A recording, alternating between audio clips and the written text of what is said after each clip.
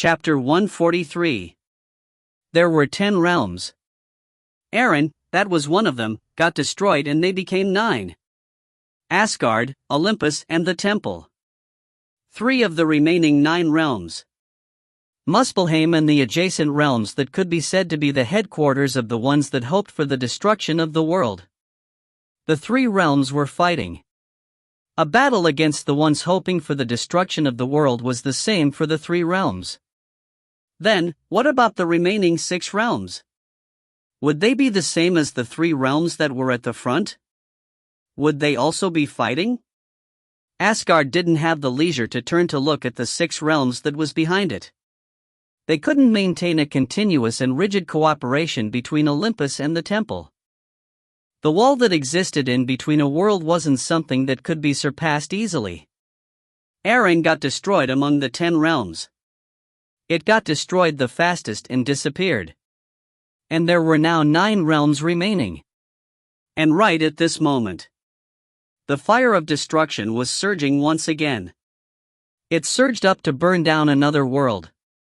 And the magician King Utgard Loki leaned on a broken wall and looked at the direction where Valhalla was. The frozen time magic was protecting Valhalla. It was a sealing magic that was much stronger than the Great Barrier spread in Midgard. About 20 days ago, several disasters shook Asgard. Heavy rains, floods, maddening infections and great earthquakes. The one among them that inflicted the most damage was the Great Earthquake. The aftereffect that shook the entire Asgard made countless fortresses fall down even before fighting with their enemy. The magician king, that had dealt damage to the core of the world tree and created a great earthquake, tried to conquer Valhalla in a hurry. The warriors of Valhalla resisted desperately on top of the broken fortresses, but it was futile. The world wolf took the lead and countless giants followed it. Even the giant kings, that were saving their strength by hiding in Jotunheim, helped the magician king as if this was the right moment. The magician king smiled bitterly when he thought of what happened 20 days ago. Freya certainly wasn't easy to deal with. She, that was known to be the most beautiful goddess of Asgard, quickly admitted the death of Odin. She took all the preparations she could instead of wasting time and sealed up Valhalla. Because of that, the magician king couldn't take over Valhalla. He did crush the fortresses near it to his heart's content, but in the first place, only lowest and inferior ranked warriors and steel warriors were at those places. He couldn't inflict a considerate damage to the real force of Valhalla. Freya gave up on the several fortresses that were around Valhalla. She acted that way even though she knew what would happen to them. It was a cruel and cold decision. But the magician king got amazed at her. He sent applauses towards her decision as a king. The king of gods Odin would have made the same decision as if it was nothing just to achieve victory, but it was different for her. He could know as he had observed her as much as he had done so for Odin. That she had come with this decision after a blood-boiling anguish.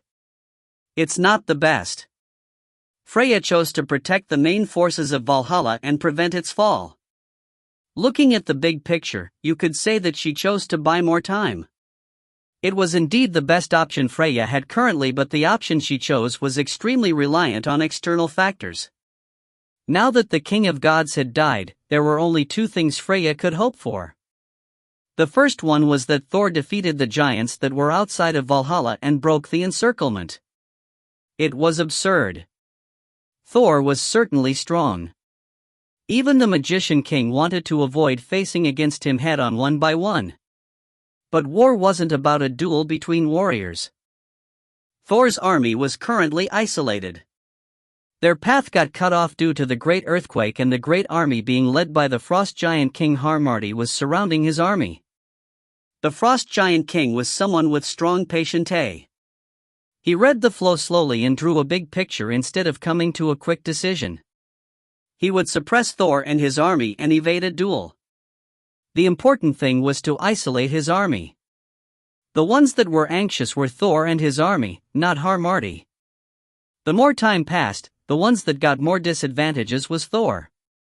Harmardi would buy time and the magician king would take over Valhalla.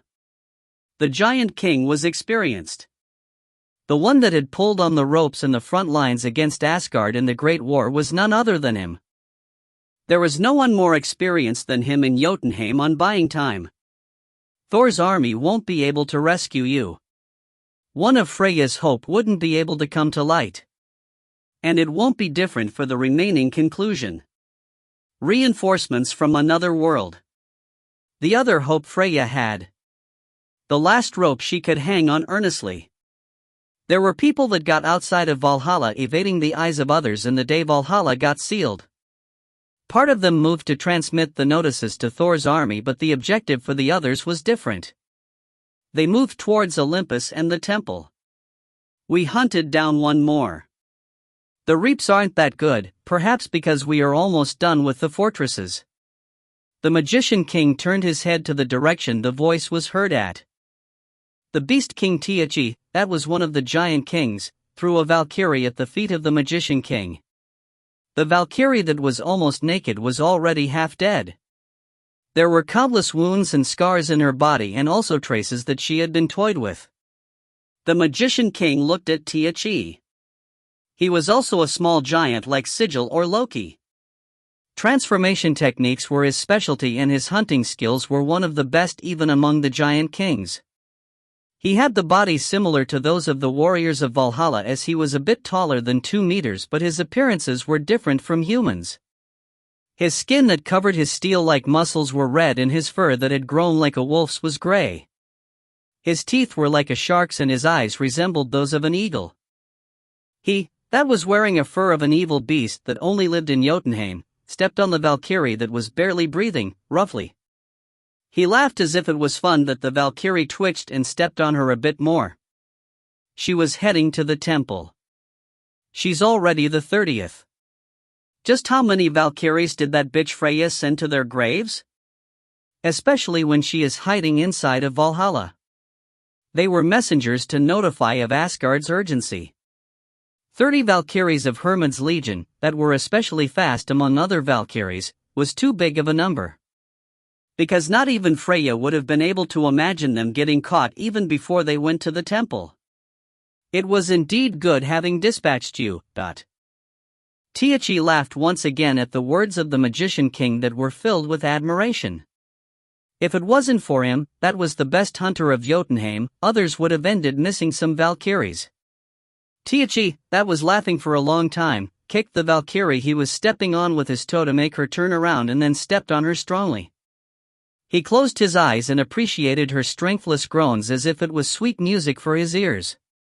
He then raised his head and said, "Magician King, I believe you remember our promise. The day we take over Valhalla, Freya and Idun shall be mine." The goddesses that were known to be the most beautiful and noble among the several gods of Asgard. The Magician King faced Tae Ho's eyes filled with greed and answered gladly. "I promise you once again, Tae Ho. They will be yours." A smile spread on Tae Ho's face. The teeth of shark that appeared from beneath shone. "I liked them since before. You can believe me on this one, it's not a lie." Tae Ho looked at the surroundings of the wall the Magician King was leaning on and then tossed the Valkyrie with his feet as if he was handling a ball and grabbed her. The Valkyrie, that got grabbed by her head, dropped strengthless, but she was still breathing. Valkyries are really nice to play because they are hard. Magician King, next time I will show you the shields I made. This bitch will also become a really nice shield. I'm already looking forward the expression the bastards of Valhalla will make when they see it. The shields Tae Ho was talking about was literally a shield. He tied up the naked Valkyries to a big and square shield and made his underlings carry them. It was a nasty hobby, but it was a really good method to drop the morale of the enemy and make them lose their consciousness because of rage. "I thank your hard work." Tae Ho clicked his tongue at Tae Ho's answer and shrugged his shoulders. Changing subjects. There is one thing I wanted to ask. Is it really fine to leave Asgard alone? The temple wasn't the only realm that was adjacent to Asgard.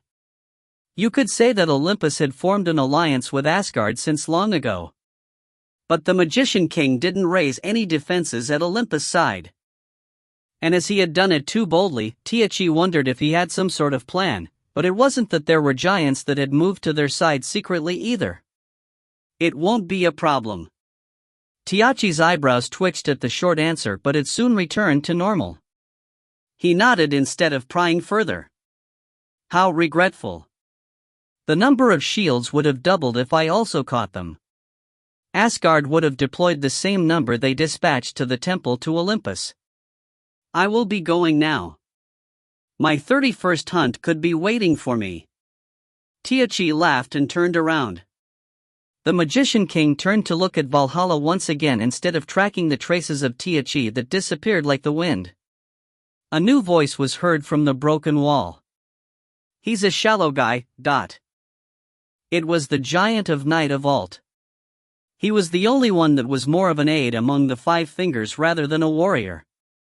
Because of that, he also wasn't picky on using dirty methods to attain victory, but he also had his limit. If the giant of strength Harad or the giant of earth Balgad were alive, they would have frowned at his nasty actions. But the Magician King rather smiled. Right, that's why it's that much easy to handle him. Compared to Hrumbak or the others.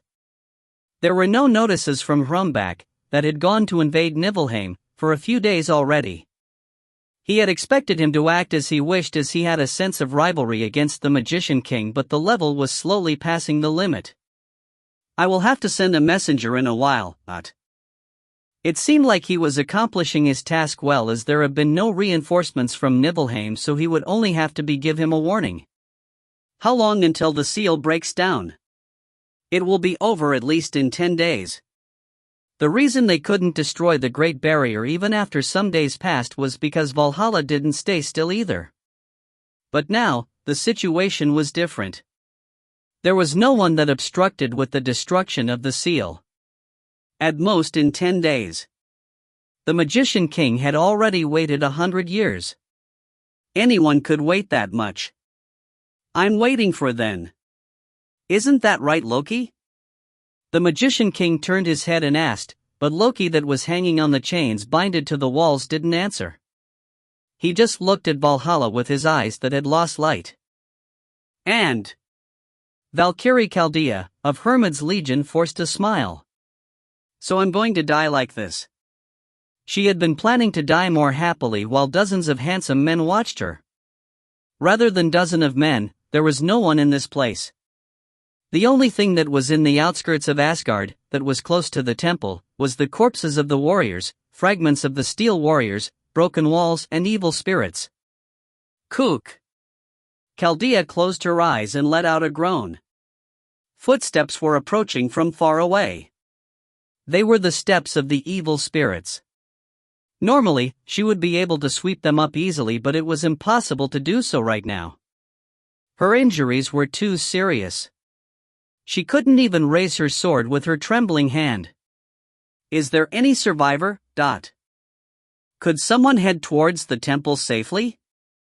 Several of her sisters got hunted down by the Beast King Tiachi, that was really like a beast.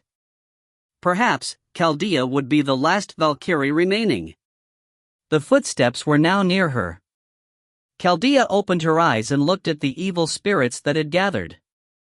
She saw that the evil spirits that approached her while letting out hot steam numbered a dozen. Dog-like bastards. It was even hard to curse out loud. Chaldea forcefully endured the pain to stand up and then raised her head while sweating cold sweat. She couldn't pull out her sword but managed to say her final words. Come at me. As she would fight until the end. If she wasn't able to swing her sword, she would bite them with her teeth. The evil spirits attacked Chaldea and she didn't put her eyes off them. That's why she was able to see it. An arrow came flying. It was a fast and strong arrow that was like a stream of light. About 10 more arrows got fired and the exact number of evil spirits collapsed as the number of arrows. And a strong wind blew. What Chaldea could see after the wind calmed down was the evil spirits that had collapsed like rotten straw. Chaldea blinked and then put a bright smile instead of forcing one. Idun's warrior. Chaldea. Tae Ho hurriedly ran towards Chaldea, that was about to collapse as soon as she finished speaking. It was the same for Siri, that fired arrows from far away, and Braki that was next to her. Tae Ho lied down Chaldea and hurriedly poured potions in the wound of her stomach. He didn't forget to put a piece of golden apple in her mouth either. "Chaldea, are you fine?" Chaldea forcefully chewed the piece of golden apple instead of answering Tae Ho. The effects were immediate, but drowsiness attacked her because of her overwhelming exhaustion. Chaldea forcefully opened her eyes that were closing and looked at the ones that gathered next to her. They were all familiar to her. Tae Ho, Siri, and Braki. "There aren't dozen of you, but I'm still glad that there are handsome men." Chaldea spoke playfully and closed her eyes. Tae Ho and the others flinched at that and then let a sigh of relief as they heard her snore. "Handsome. Chaldea certainly has eyes. Siri frowned as Braki smiled like a fool and scratched his nose. "Do you have any conscience? You should look at the mirror at times. Why the envy? You also like it." Braki acted as if he was embarrassed and hit Siri's shoulder slightly. Cuchulainn spoke the moment her face turned more terrible. "Why aren't you saying anything? Ha? You should say that the handsome one isn't Braki but you. There's no need to argue with something obvious. Shameless bastard.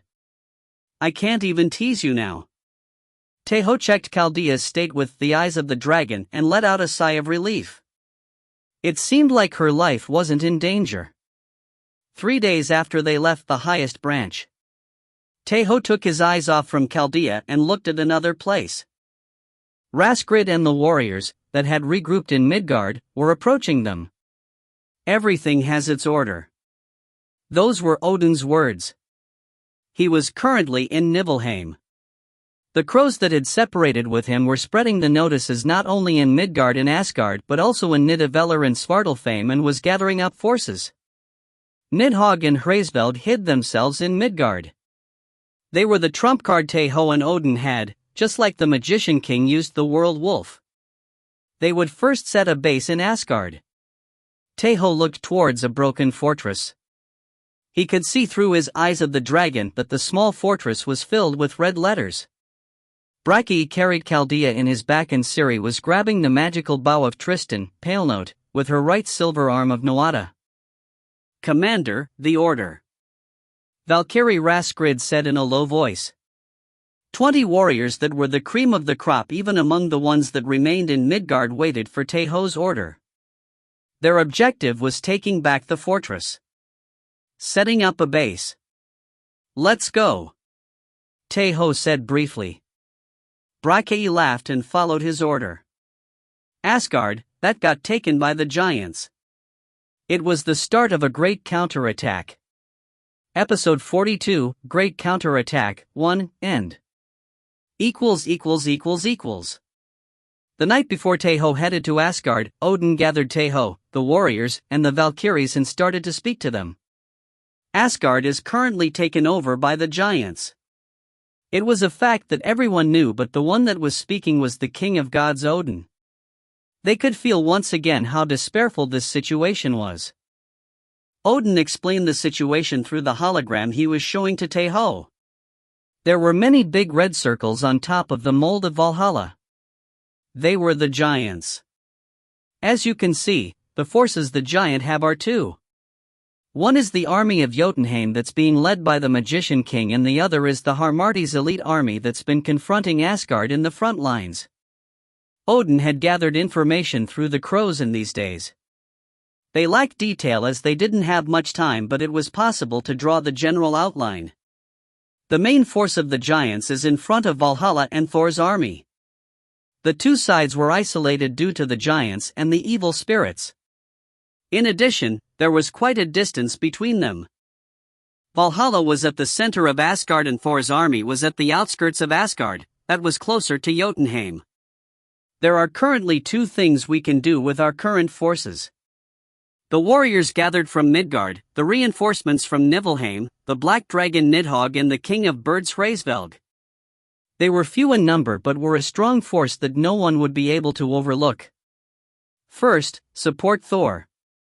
They would lend their strength to Thor and defeat Harmarti and his army. They would defeat the Magician King after that and take back Valhalla. It seemed like it would be a good method at first glance, but that wasn't the case if you looked at all the conditions. The first problem was that it took too long. There's also the possibility that Valhalla won't be able to endure it. Harmarti's army wasn't weak at all. It was certain they wouldn't be able to defeat his army easily even after joining with Thor's army. Valhalla became the most important place of Asgard after the Great War. Most of the gods of Asgard were currently gathered in Valhalla. The other one is to assist Valhalla. They would attack the Magician King and his army that is surrounding Valhalla, or at least lend them strength to strike back. This wasn't easy either. They couldn't be certain how much of a force the Magician King was holding in standby. It may be impossible to defeat him with their current forces. Whatever we choose, it's possible to inflict a significant damage. But we can't decide rashly on it. They needed more information. And also more time. Asgard is wide and the giants and the evil spirits weren't able to take over all of it. There is an opening. What Odin thought of was a guerrilla attack. They would first attack the giants of the outer areas while hiding Nidhogg and Hraesvelg. Just like said previously, even if Asgard was smaller than Midgard, it was still plentifully big. Because of that, the giants were also scattered. There were many places the survivors could hide at. There was a high probability they would think that the guerrilla attack was executed sporadically by the warriors that had survived. They would cut in from the outside. They would diminish the force of the giants little by little and gather information. But it also had its flaws. It was a method that unavoidably took time. They were in a situation that they had to create a change before Valhalla fell, so consuming time was by no means a good thing. They may also realize Nidhogg's existence with what they heard from Nibelheim. Nidhogg flinched at Odin's remark and put a frightened expression. Adenmaha, that was next to her, embraced her, telling her not to worry, so she calmed down almost instantly, but the ones that were looking at them could only put expressions filled with warmth and worry. Odin also smiled bitterly. He turned to look at another place and said, "But we still have Hraesvelg. In addition, Nidhogg's existence itself can be a means to oppress them." Hraesvelg snorted while crossing his arms. Vedrfolner nodded next to him as if it was really obvious, but Nidhogg tilted her head as she didn't understand well. The giants won't know of Nidhogg's nature, no, true color? Whatever, they won't know what kind of kid she is. The Black Dragon Nidhogg. A strong existence that could bring the end to the world. Just like Cuchulainn had said, knowing that Nidhogg had become their enemy could serve as an overwhelming oppression. Idun's warrior. Tae Ho expressed etiquette at Odin's call. Odin approached him and placed his hand on Tae Ho's shoulder. "I will leave the commanding of the warriors to you. Rescue Valhalla and Asgard as the commander of Idun." There were many superior-ranked warriors that had more experience than Tae Ho among the ones gathered. But Tae Ho was the only commander and everyone knew what merits he had raised. The warriors of Valhalla didn't get childishly jealous. The great warriors knew how to honestly respect and love. Everyone consented to Odin's decision. Tae Ho also expressed etiquette and received his order. For Asgard and the Nine Realms. For Asgard and the Nine Realms. The next morning, Tae Ho headed to Asgard with the elites he had picked. And half a day after Tae Ho arrived on Asgard, Chaldea, the Valkyrie of Hermod's legion, slowly opened her eyes. The first thing she saw from her blurry sight was a beautiful woman that gave off a wild vibe. "Are you awake?" Chaldea blinked once. She woke up a bit more and remembered who was the beauty in front of her. That's why she cracked a joke instead of answering. "It would have been better if it was a handsome man waiting for me instead of a beauty."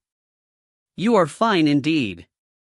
Ciri shook her head unavoidably and said, but her face was really bright. It was because she got really happy at the fact that Chaldea had recovered to the point she could crack a joke. Chaldea looked at Siri's face and then rolled her eyes. She was at a cozy room that had a wall and a ceiling. It was an unfamiliar scene, but she didn't feel fear as Siri was next to her. "The handsome man is here." A husky voice was heard. Chaldea moved her eyes reflexively and said with an exhausted voice after she looked at Bracky that was smirking, "It seems that my ears didn't heal properly, and my eyes are blurry. Just where is a handsome man here? Ah, did I miss here?" Sob sob. "They really liked my face in Midgard. Right, Siri?" "Ha?" Bracky pretended to cry at Chaldea's counterattack and then asked while pouting his head to Siri. She answered while pulling back. "I don't want to answer right now." Chaldea's eyes shone at the word "right now." She hurriedly opened her mouth and butted in. "It's a joke, a joke. I'm greatly satisfied with Bracky. He's manly, reliable, has muscles. Right, Siri?" "Ha? People have their own tastes. Why are you being like that to me?" Chaldea giggled as Siri looked at her with resentful eyes. She then grabbed her stomach as if her injury hurt. "It hurts. A lot.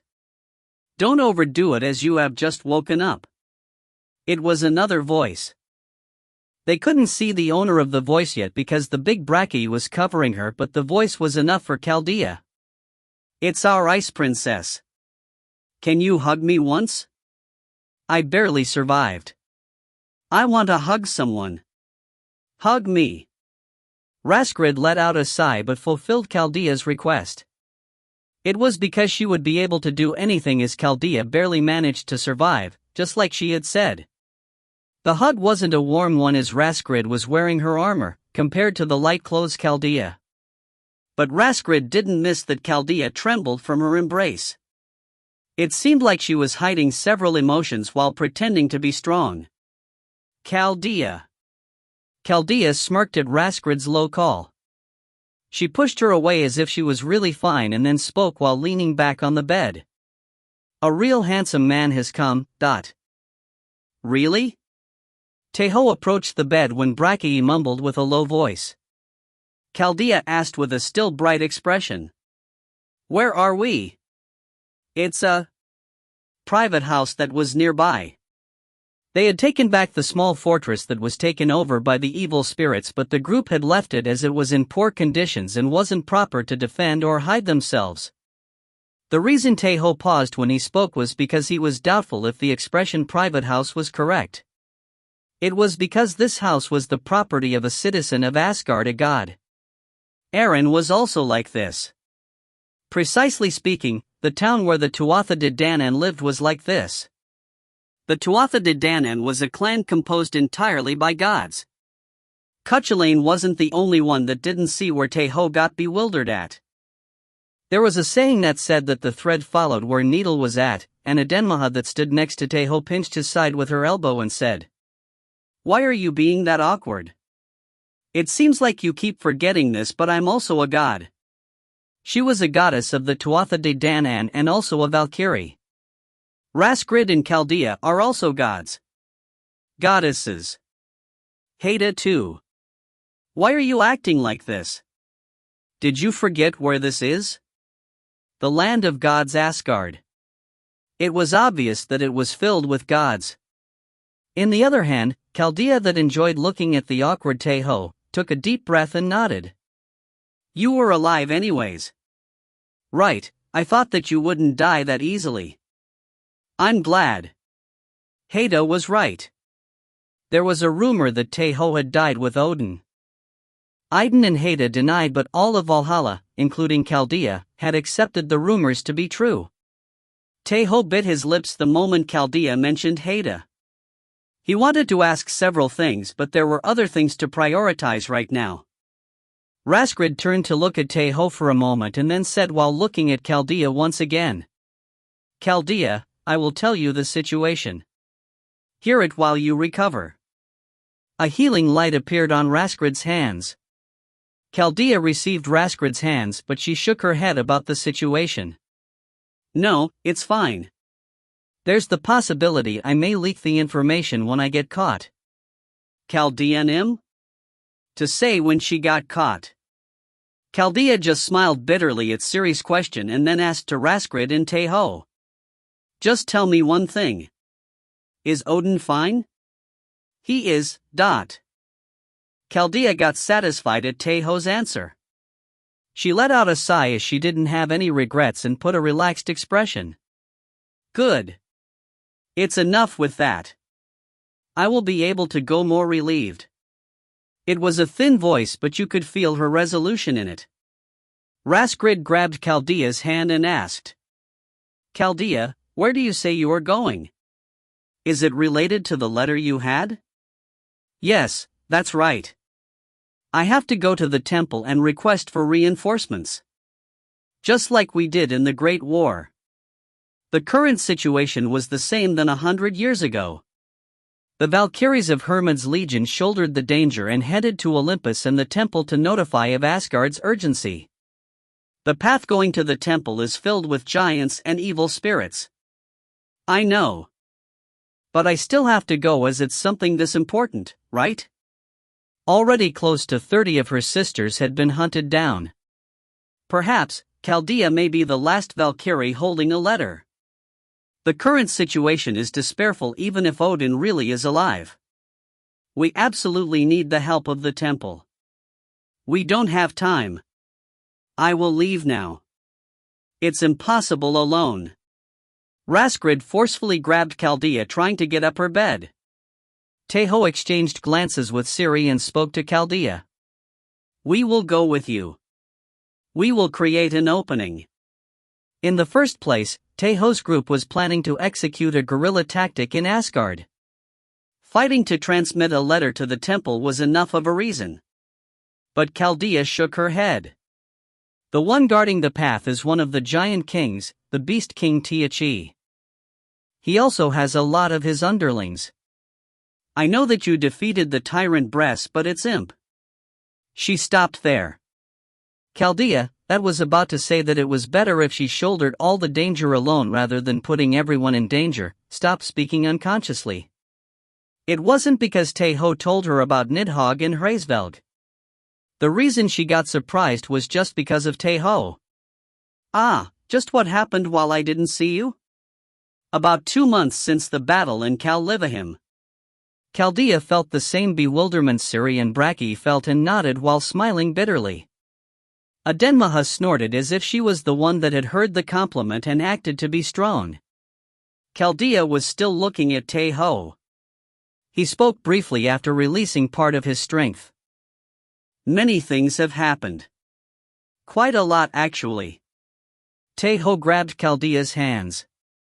He asked towards her, whose blue eyes were shining with hope, surprise and perplexion at the same time. Tell me about the Beast King Tae. Chaldea didn't decline anymore.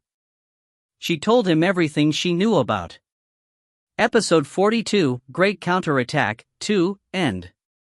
== Valkyrie Hrist was at the point of dying.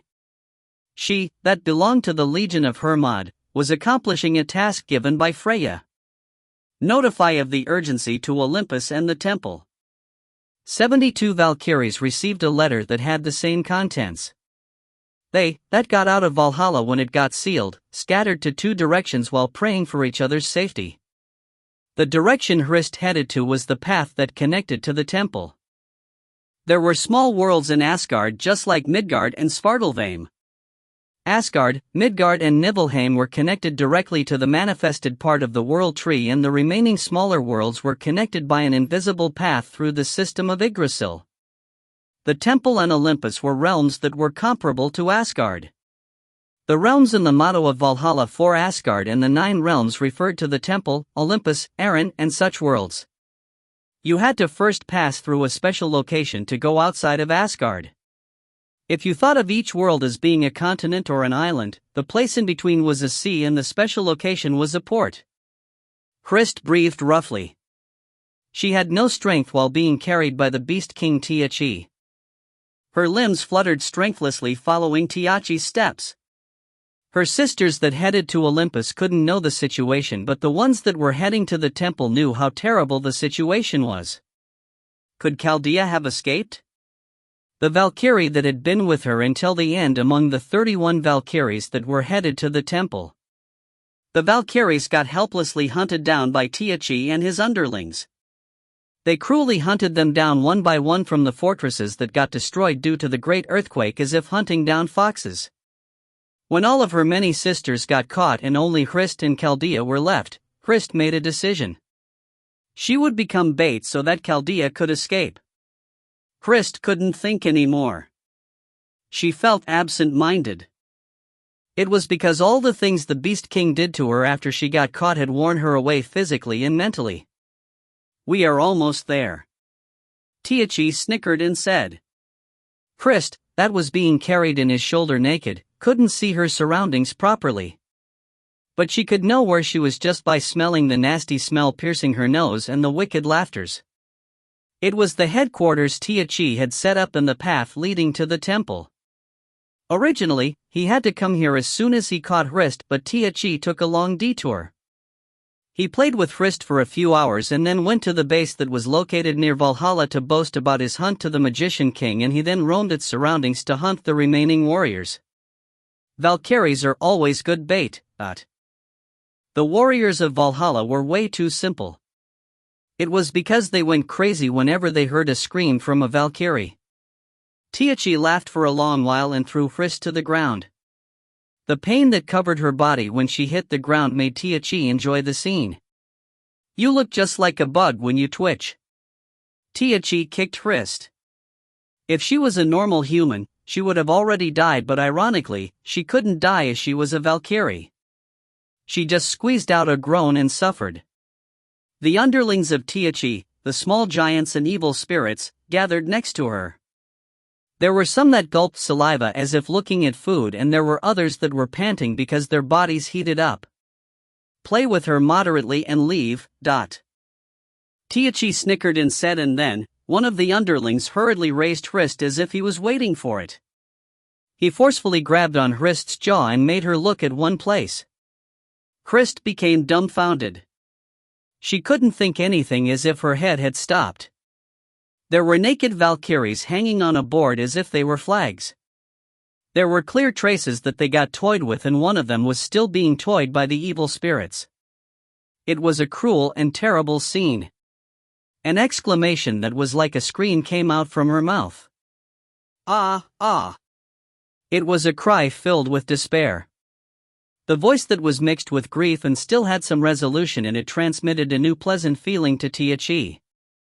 Tiachi moved his chin slightly, and then his underlings laughed and threw Hrist to the ground. They started to toy with Hrist to their heart contents while the Valkyries that were hanging on looked at.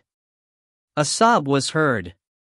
Even the Valkyries that had steel-like resolution had a limit. Tiachi could feel his breath get rough just by hearing the weak cry. The joy of dirtying a white snowfield. The pleasure of breaking a clean glass.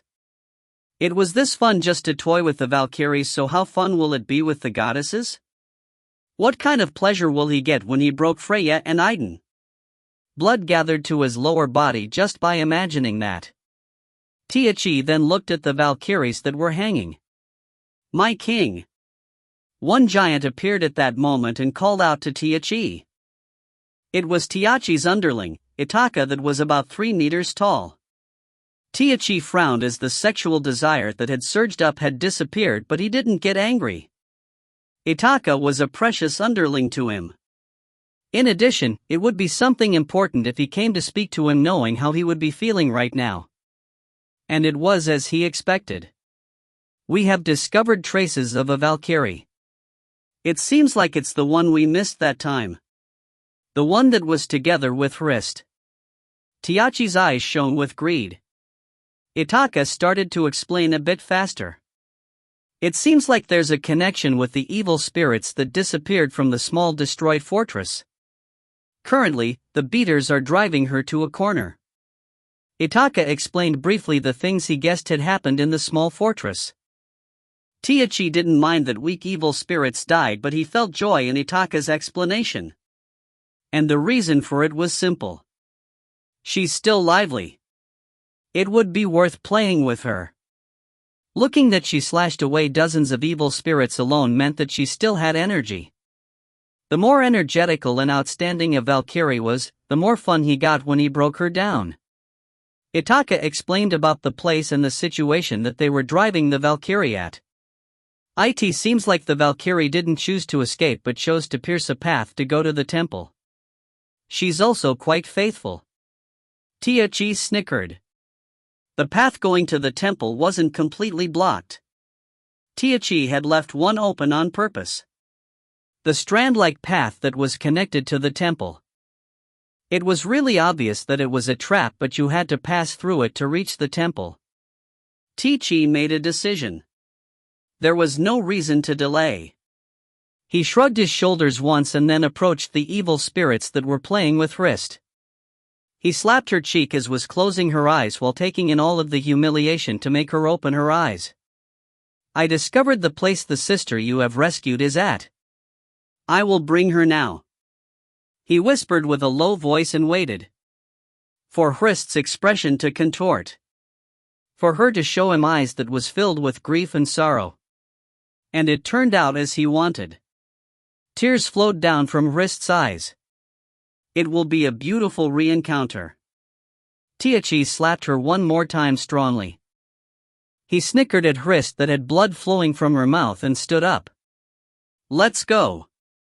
Taichi took the lead after he spoke freshly. He heard the footsteps of Itaka and the hunters from his back and the groans of the Valkyrie and looked at a distant place. He went out to hunt once again. And Valkyrie Chaldea was fleeing right now. Her unique battle uniform of Valkyries was torn and broken, and there was a big bloodstain in her stomach. The small giants chased after Chaldea, that was fleeing desperately. The beaters could catch up to her whenever they wanted, but they maintained some distance on purpose. Their role was to harass their prey, not to catch it. Chaldea panted while sweating like rain. Anyone could clearly see that she was at her limit. It was too pitiful to see her escape while limping. The beaters snickered and chased her back, and there was someone looking at that from afar. It looks real. It was worth having closed my eyes at your atrocities. Cuchulainn laughed as if it was absurd. The Chaldea that was fleeing right now was a fake made with Tae Ho's saga. But you couldn't differentiate her from being real or not just by looking at her looks. In addition, fleeing as if she was greatly injured didn't seem like an act but the real deal. The place the fake Chaldea was running at was a forest that was close to the temple. Tae Ho hid his body in the shadows and waited for the hunt to take the bait. However, beings such as the beaters weren't the hunt Tae Ho was waiting for. The Beast King Taichi. One of the giant kings that came from Jotunheim. The situation wouldn't end by simply removing him. There were many things to take into account. And among them, one of the most important thing was to send Chaldea safely to the temple. That's why they also had to remove Taichi's forces that were blocking the path. And one more thing in here. Something they must do. They had to rescue the Valkyries. Leaving them at their current state wasn't something a warrior of Valhalla would ignore. The strategy was simple. They would split Taichi from his force and then destroy them one by one. The fish is coming. Cuchulainn said, and Tae Ho turned around to look with his eyes of the dragon. Giant King. Beast King Taichi. Red words. Tae Ho looked at a more distant place. He looked at the direction Taichi came running from. And Taichi's forces that were blocking the path to the temple wasn't small at all. There were at least 100 little giants, and the evil spirits easily numbered 10,000. Even if the warriors Tae Ho was leading were the elites of the elites, it was impossible to defeat that number in an instant. In addition, they also had to rescue more than 30 Valkyries. They certainly needed additional reinforcements. We are going to get caught anyways, so let's go out boldly. A Denmaha, that hid herself on a cliff looking down at the base of Tiachi, remembered Tae Ho's words and took a deep breath. She rolled her fingers and prepared to dispel the mystical magic she had prepared with Merlin. They would strike the base head-on to create chaos, and the detached force Raskrid lead would rescue the Valkyries. Tae Ho used a new summoning rock Merlin created for this strategy. There were 3 of these summoning rocks and 1 registered being. A signal came from afar. A Denmaha, that was glaring at the evil spirits that were gathered at the entrance of the base, rolled her fingers and completely removed the mystical magic. She made the existence that was hiding in the sky appear completely. There was no loud sound or roar. But the evil spirits all looked at the sky almost at the same time. The shadow that covered them made them do that. The huge existence that couldn't be ignored forced them to do that. The evil spirits looked at the sky with absent-minded eyes. They got suppressed by the really huge existence and couldn't even scream. A black dragon that reached 100 meters. That dragon fluttered its wings. A huge wind blew on the ground and poison was spread widely along the wind. The evil spirits that breathed in the poison unconsciously screamed and collapsed. And it finally descended. The black and huge dragon landed down on the ground roughly. The countless evil spirits that were below it got crushed just by it landing in the ground. There was still no roar, but complete silence covered the base. The ones that barely squeezed out their voice were the giants. Scream, surprise, loud voices, and displeasure. All kind of voices were heard in the base, and Hraesvelg, that was looking at all of that while standing on the head of the black dragon, clicked his tongue. How unsightly. They have left their real bodies in Midgard. It was to hide their existence that would become the trump card against the Magician King. Actually, not even their essences were going to come, but a reason appeared that they had to stand on the battlefield. What do we have to do now? Nidhogg asked Hraesvelg in the heart room. It was really ironical that the voice of a cute woman was heard from the dragon that emanated an overwhelming pressure, but Hraesvelg didn't lose his composure. He let out a roar towards the giants and evil spirits that were in the base before he gave the next order to Nidhogg. He, that had the clearest eye even in the highest branch, knew what the Valkyries that were deep in the base suffering just as if they were right in front of his eyes. Lowly beings. I will kill you. A loud yell shook the sky and the ground, and the thousands of evil spirits trembled at that. Hraesvelg felt proud at that and tried to say something. But Nidhogg's bewildered voice came out a bit quicker. Hraesvelg. Tae Ho Master said that you can't say your name, ah. Nidhogg hurriedly covered her mouth, but it was too late. It was because the black dragon covering its mouth was really a strange scene and couldn't cover Nidhogg's words. Hraesvelg. Most of them didn't know him, and there were few that had heard it as Nidhogg's voice was low. But some of them heard it clearly. Their terrified expressions was proof of that. Hraesvelg, that checked the expressions of the giants with his clear eyes, closed his eyes. He wanted to go somewhere and lament himself, but he suppressed his feelings and then spoke to Nidhogg that didn't know what to do while she shrunk her shoulders. It doesn't matter. We just have to get rid of everyone in this place. If they eliminated everyone that had heard it, the secret would be protected. Oh, that's the case? Yes, it is.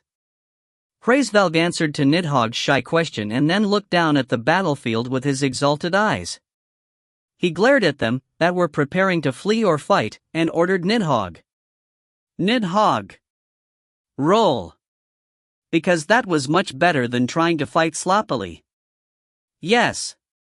I will, dot. Nidhogg answered freshly and started to roll without hesitation. The movements of a black dragon that reached 100 meters and covered its body with poison. It was enough with that. Hell spread out on the battlefield. Episode 42, Great Counterattack, 3, End.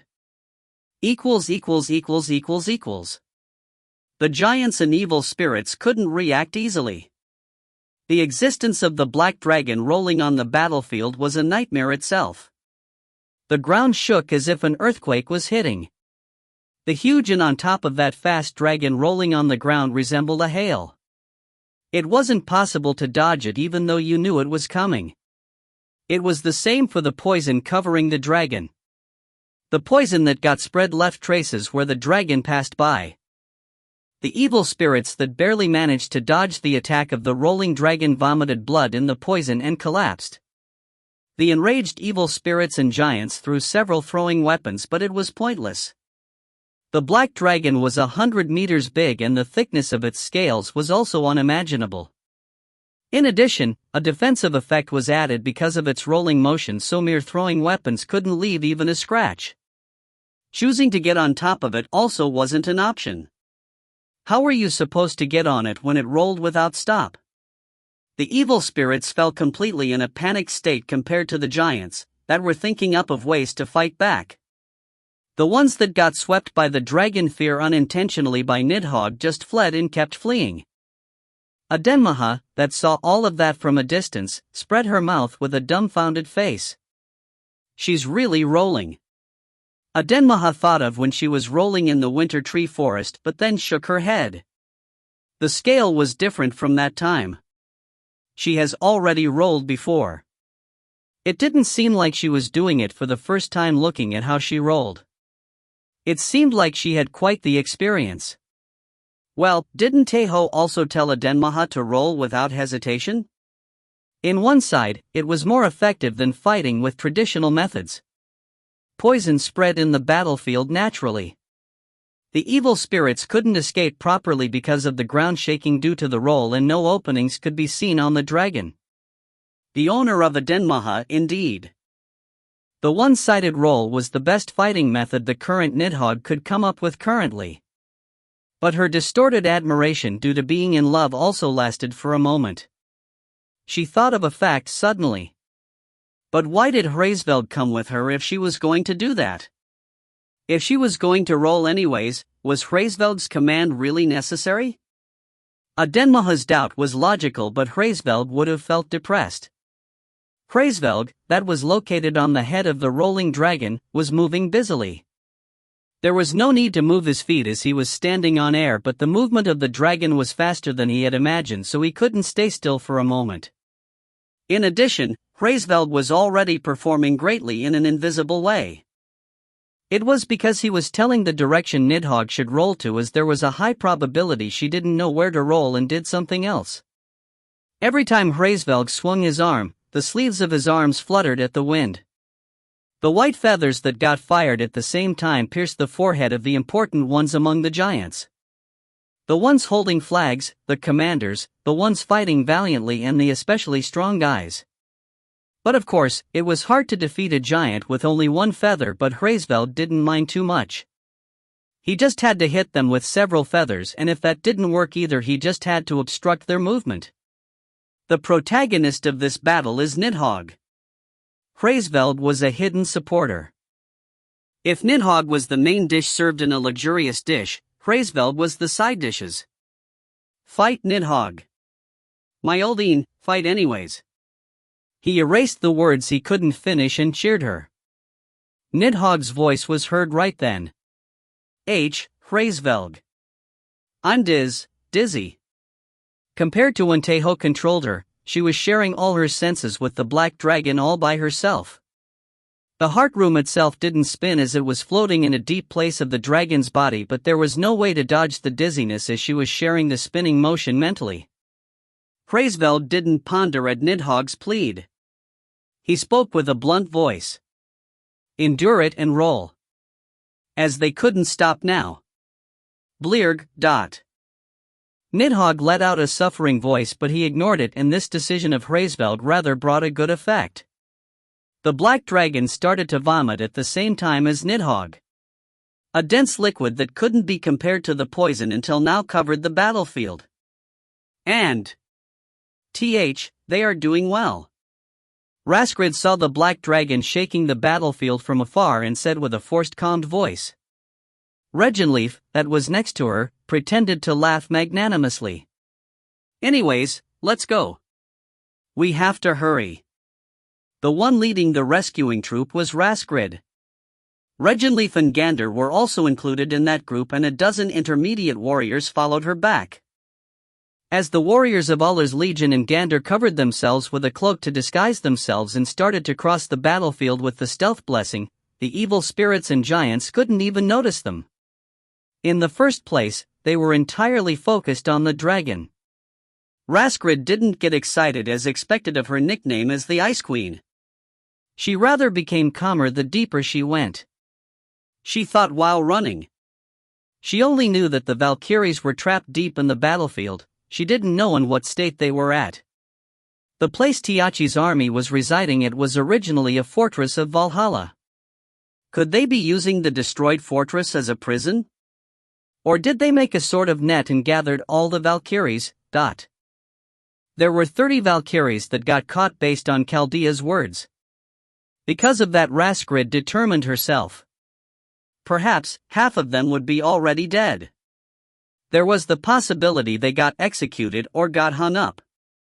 Raskrid imagined that. Just imagining it made her suffer, but she still thought of it to not get taken aback when she faced it for real.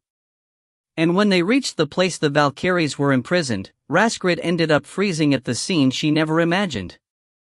Raskrid. Gander, that was always energetic and playful, said in a low voice. She, that was a shield maiden compared to Raskrid and Reginleaf, had expected the scene she was looking at to some extent. But of course, it was crueler to what she had imagined, but still, she was able to maintain her reason because of that. Our objective isn't to kill them or sweep them all up. Our objective is to rescue our sisters. Nidhogg was performing greatly, but there were still a lot of evil spirits and giants. If they wanted to safely get away with the 30 Valkyries, they had to turn their eyes away at the rage for a moment and focus on escaping. Raskrid turned to look at Gander. Her blue eyes that were usually calm were shaking with rage and grief. Gander faced her eyes fixedly and said, "He will take revenge for us. You believe in him, right? So we should do what we have to do." The Beast King Tiachi, that was probably the one that had created this scene.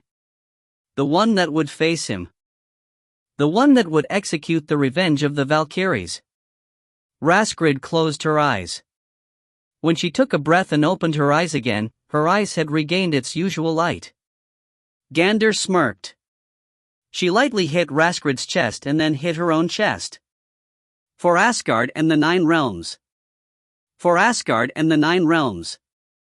Reginleaf and the warriors also regained their composure. Gander glared at the evil spirits and little giants that were near the Valkyries that were hung up. For Idun's warrior. Raskrid mumbled. She charged forward after taking a breath, and Gander and the warriors followed her back. And the Beast King Tiachi stopped at some point. The loud sound that was heard behind him from far away made him stop. There was a fuss in the direction of the base.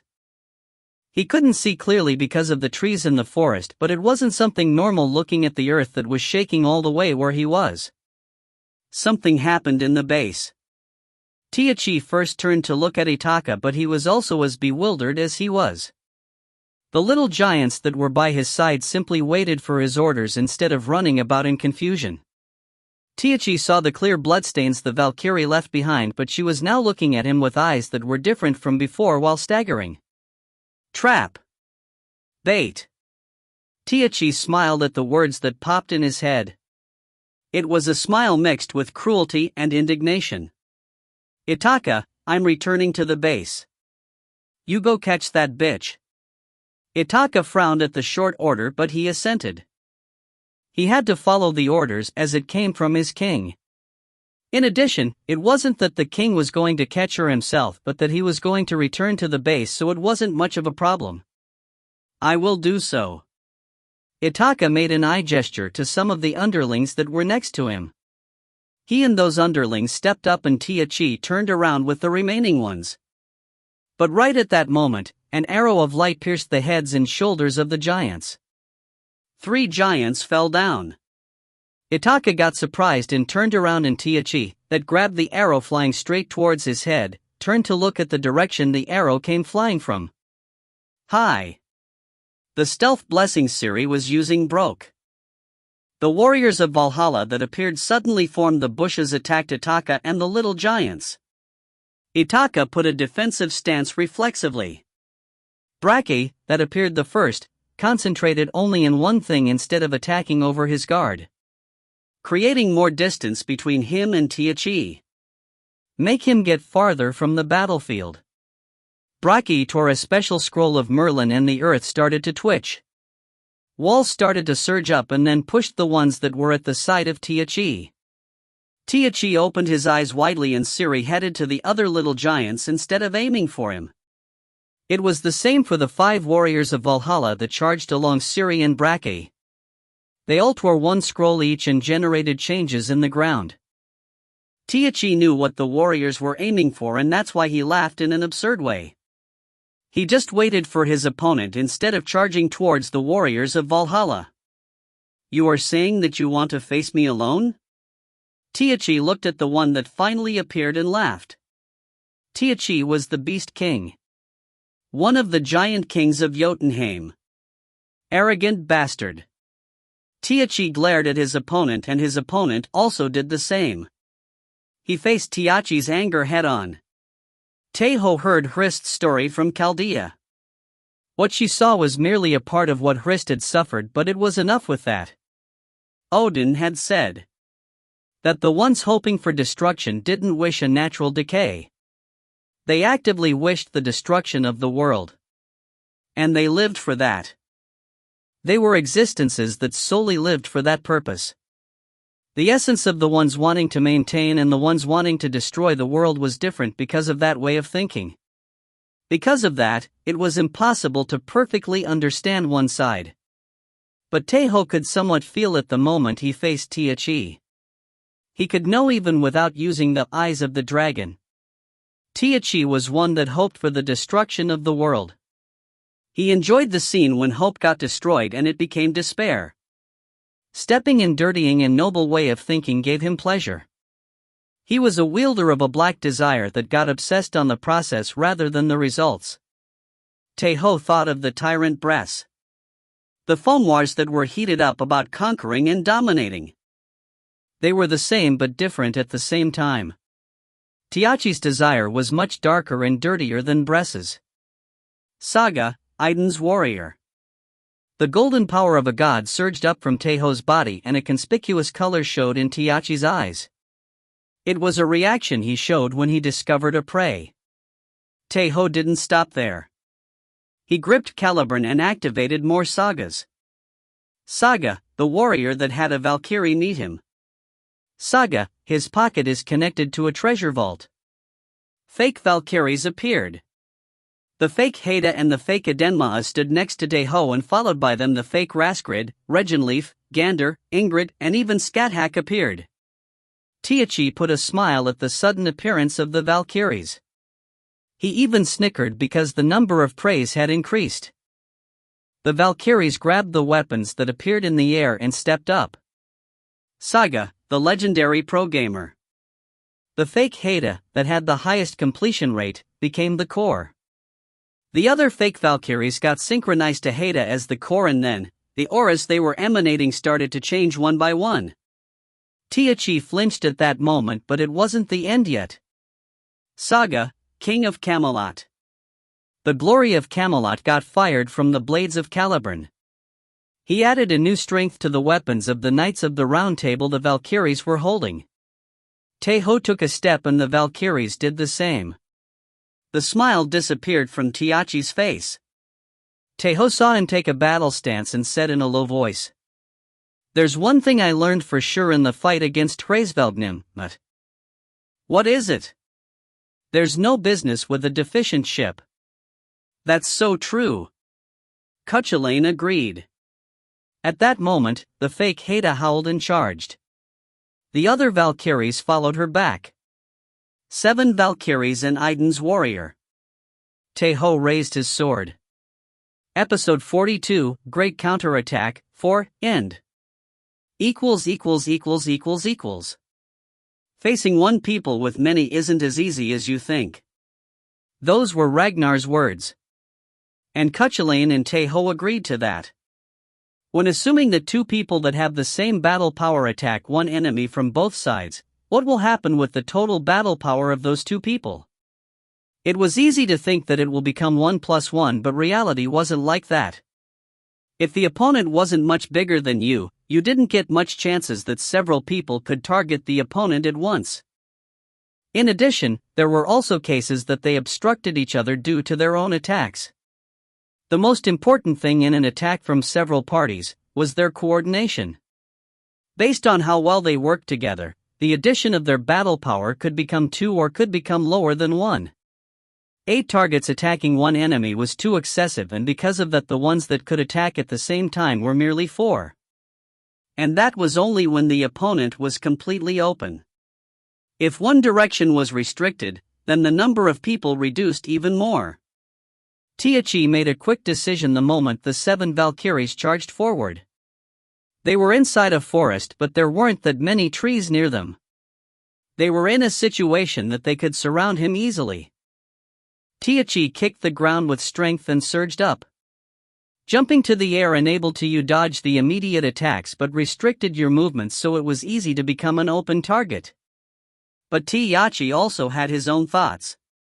The moment he spread his arms, his 2 arms became huge wings of an eagle. That was the reason why Tiachi got called as the Beast King.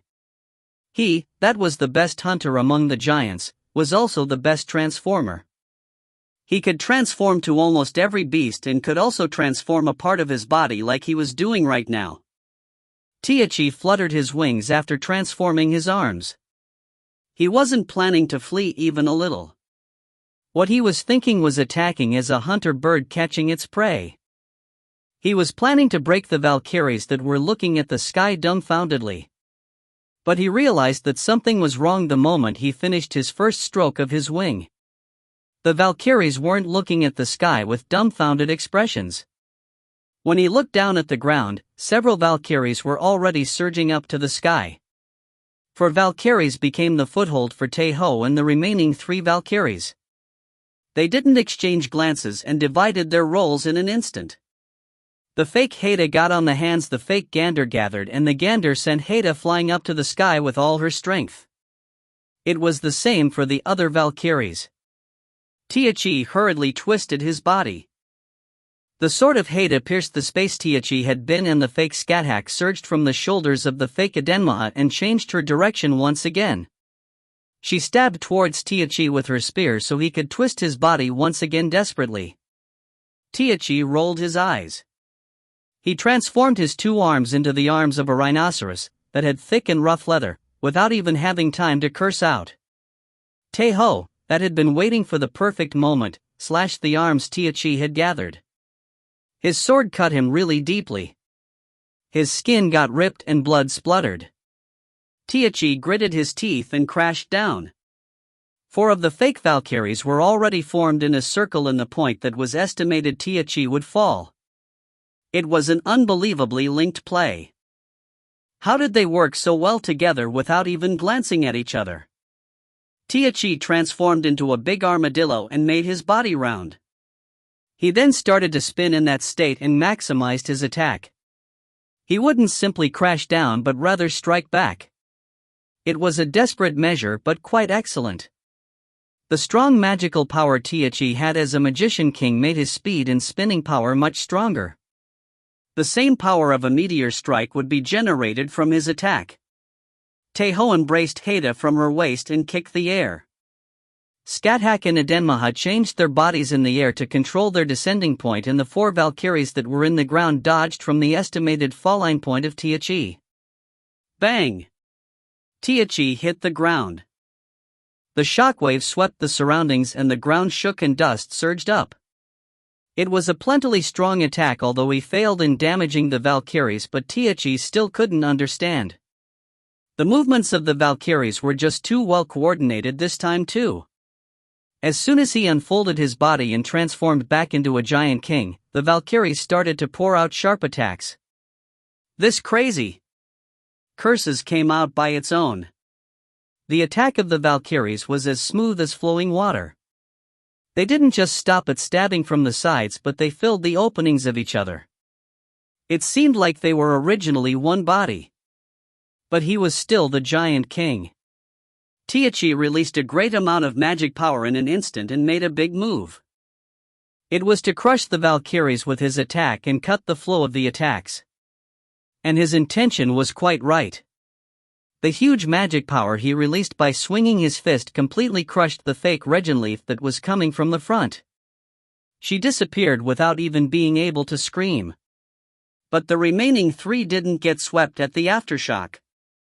The moment the fake Regenleaf got hit at the magical attack, Raskrid and Gander executed low attacks almost by lying on the ground. Their swords aiming for Tiachi's ankle were just like snakes. Tae hurriedly kicked Gander, but he wasn't able to do anything to Raskrid's attack. He concentrated magic power in his leg hurriedly, but he lacked time. In addition, there was something else that was terrible.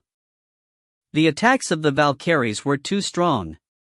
The weapons that got strengthened by the glory of Camelot displayed the same power as when it was wielded by the Knights of the Round Table. The sword of the Knight of Truth Agravain, which Raskrid swung toward Tiachi's ankle along his magic power. Tiachi's posture broke, but he was still a renowned giant king. He transformed into a big animal in that state and tried to crush Raskrid and Gander together. But it only ended in an attempt this time. Ingrid grabbed Gander by her waist and kicked the ground. Raskrid, that had succeeded in her attack, also kicked the ground and got out of Tiachi's range. And Skathak filled that empty space when she descended from the sky. The other Valkyries overwhelmed Tae Ho in an instant with their spearmanship. Hey! Why is her completion rate so high? Cuchulainn got angry. It was because the movements of the fake Skathak were too good. Just when did he increase the completion rate by that much? Tae Ho answered calmly at Cuchulainn's rage. She made Haida join in the attack with Skathak and talked back quickly. I just synchronized them? The 7 fake Valkyries were all synchronized to the fake Haida as the core. Because of that, they could greatly increase their completion rate, although not as much as Haida. The effects of the synchronization didn't end there. The reason the 7 of them could move as if they were one was also because of that. They could share their thoughts without needing to glance, so it wasn't obvious they could do that much. In addition, Tae Ho's controlling was added to this. But there was no need to control them from start to end like he did with Nidhogg. The Valkyries moved autonomously and Tae Ho just gave a strategic order in the decisive time. And this kind of battle was too familiar for Tae Ho. I feel like doing a boss raid. The team play in Dark Age. The fake Valkyries that had dodged the attack also joined Skathak and Haida in the attack. Tiachi's limbs became more confusing, and because of that more attacks started to land in him. Items boosting is really the best. The second fact. The individual battle power of each Valkyrie was nearly at the intermediate rank, excluding Haida and Skathak. But their attack power was greatly surpassing that of normal intermediate ranked warriors. Tae Ho couldn't overlook any attack at all. He excelled in strength and speed, but he was a level lower in durability due to his small body. Ba-bong! Loud explosions were heard in consecution. Those were the sounds made when Raskrid and Gander disappeared. Tae Ho poured out attacks while having become a bloody mess. He received Skathaka's attacks with his body and destroyed Ingrid by hitting her in her head. A smile stained with accomplishment and pain was drawn in Tiachi's face. He looked at Tae Ho instead of looking at Skathak and Haida. Tae Ho, that was looking at the Valkyries attacking Tae Ho from a side, answered Tiachi's nasty smile with the same smile. Skathak twisted her spear. Tae Ho let out a groan at that and swung his arm after transforming it into snakes. He bit off her neck to make blood flow out and then transformed into several beasts to heal his wounds. Haida didn't charge towards Tae Ho while Skathak disappeared. She rather fell back and created some distance. It wasn't because Tae Ho treasured the fake Haida. The reason they did that was to grab Tiachi's attention and to make an opening so that a Denmaha was able to butt in. The body of the fake Adenmaha was the same as the originals. She was proficient in magic but couldn't fight well with weapons. That was the reason she didn't participate in the attack until now and just looked from the back.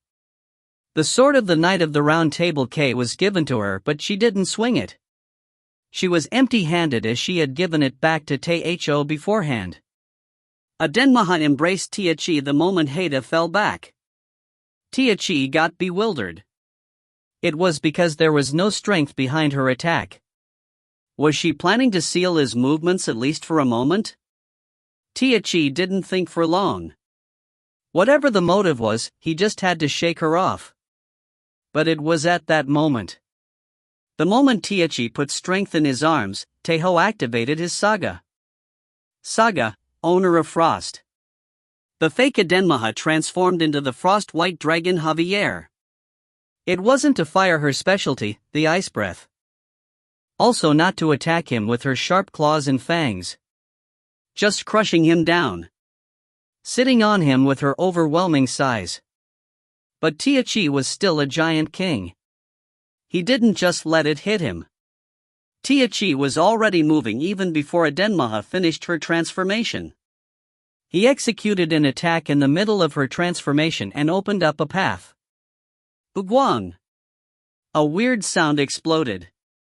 The lower body of the frost dragon that got separated from its upper body swept the surroundings. Tiachi, that barely managed to cut Adenmaha's waist, surged up. It was like Tae Ho had expected. Hello once again? Haida butted her face in front of Tiachi. Her smile was as beautiful as the smile the real Haida showed when she went to meet Tae Ho and was as scary as when she said so that was the case. Haida embraced Tiachi. Tiachi, that had just surged up, couldn't do anything towards Haida. He got grabbed helplessly in the air. And he understood. The plan. Everything was set up. The scene he saw beyond Haida's head explained him everything. Dog-like bastard. To embrace Haida even if she was a fake. Tae Ho surged up to the sky and glared at Tiachi with overwhelming eyes. Cuchulainn made fun of him, saying that he was the one that ordered her to do that, but he was also putting a cold smile. The last attack Tae Ho prepared. The finishing attack using the fake Valkyries. Gibolg, that was concentrating strength when it landed down, released a strong aura. The spear of death started to fly towards Tiachi.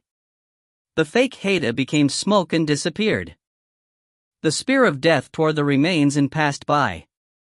It was a last attack that had no ways to dodge. Fuck.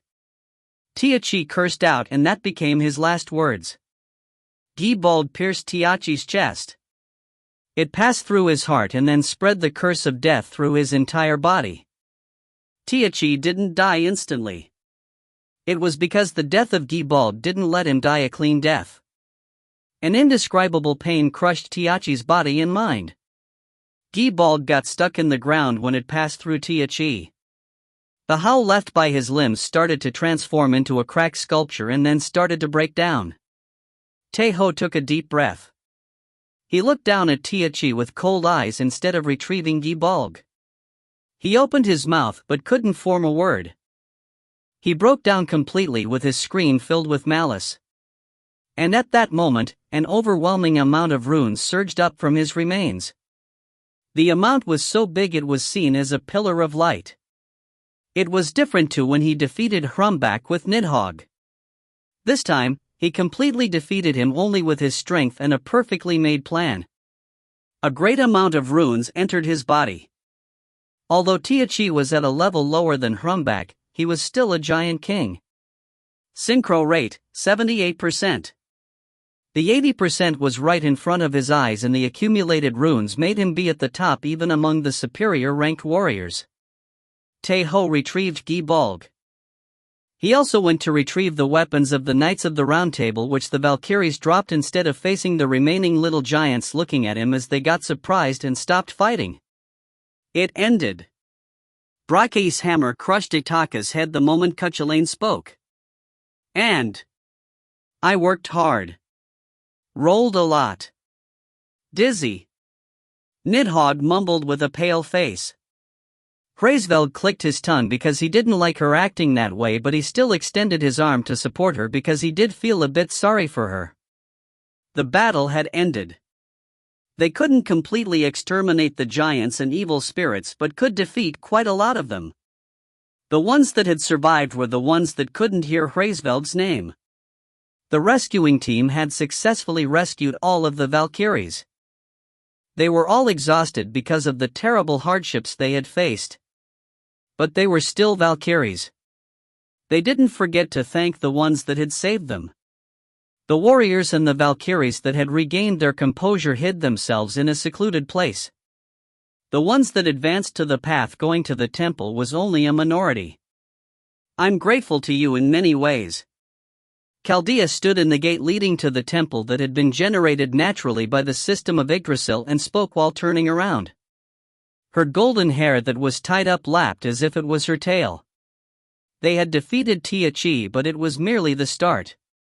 Chaldea had to go the temple as they had originally planned. Be careful. Tae Ho, that had escorted her to the gate, spoke with courtesy but with sincerity. You certainly are simple and honest. Chaldea giggled as if something was fun about that and then spread her arms. Tae Ho hesitated for a moment as he understood her meaning but still hugged her in the end and shared their warmth. I'm really grateful. I knew that you would become a big shot, but I didn't know that you would become one this fast and such a big figure. Heida's eyes are also quite something. She giggled once more and then slightly pushed Tae Ho. She then looked up at him and then put playful eyes. She gave him the best blessing in that state. It's not much, but it's still a gift. The completion rate would increase now, right? I will keep it as a secret to Haida. Chaldea winked while licking her lips. Cuchulainn laughed at that and Tae Ho put an awkward smile at the guilt he felt. I will go for real now. Let's meet later for sure. Yes, go. Right. Chaldea bid her farewell brightly until the end and took a deep breath. She had faced almost every kind of things as a Valkyrie, but it was the first time she moved to another world. She kept feeling her heartbeat. It's not because of the blessing. Chaldea pressed her chest tightly to calm herself and fixed her expression. She erased her playfulness and expressed etiquette to the commander of Iden as a Valkyrie of Valhalla. For Asgard and the 9 realms. For Asgard and the 9 realms. Chaldea turned around. She then entered the gate that connected to the temple. And the real-world tree, the system of Yggdrasil, was connected with Asgard as the center and the other 9 realms, but it wasn't the only system that completely passed through all the 10 worlds. Chaldea barely got out of the path of the system of Yggdrasil that was filled with white light and stood in front of a road that she hadn't experienced until now. It was similar to the system of Yggdrasil but different at the same time. A system that could be said to be siblings. The path connected to the temple was beautiful. The cherry blossom trees that were at the sides of the path were big and had a nice fragrance. The cherry blossom flowers that fluttered along the wind landed down on the ground as if dancing. Wow! Chaldea let out an exclamation unconsciously and her cheeks flushed. And the one that looked at that below a tree let out a laugh. It wasn't a laugh that ridiculed her, but it was the same kind as Chaldea's exclamation. It was a laughter that came out unconsciously when you say something beautiful and nice. Chaldea hurriedly turned to look at the direction the laughter was heard at.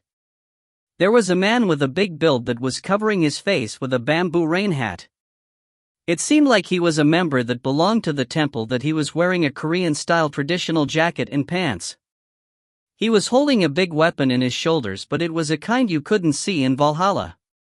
The most similar thing to it was a trident, but the weapon of the man was too different to the basic parts of a spear.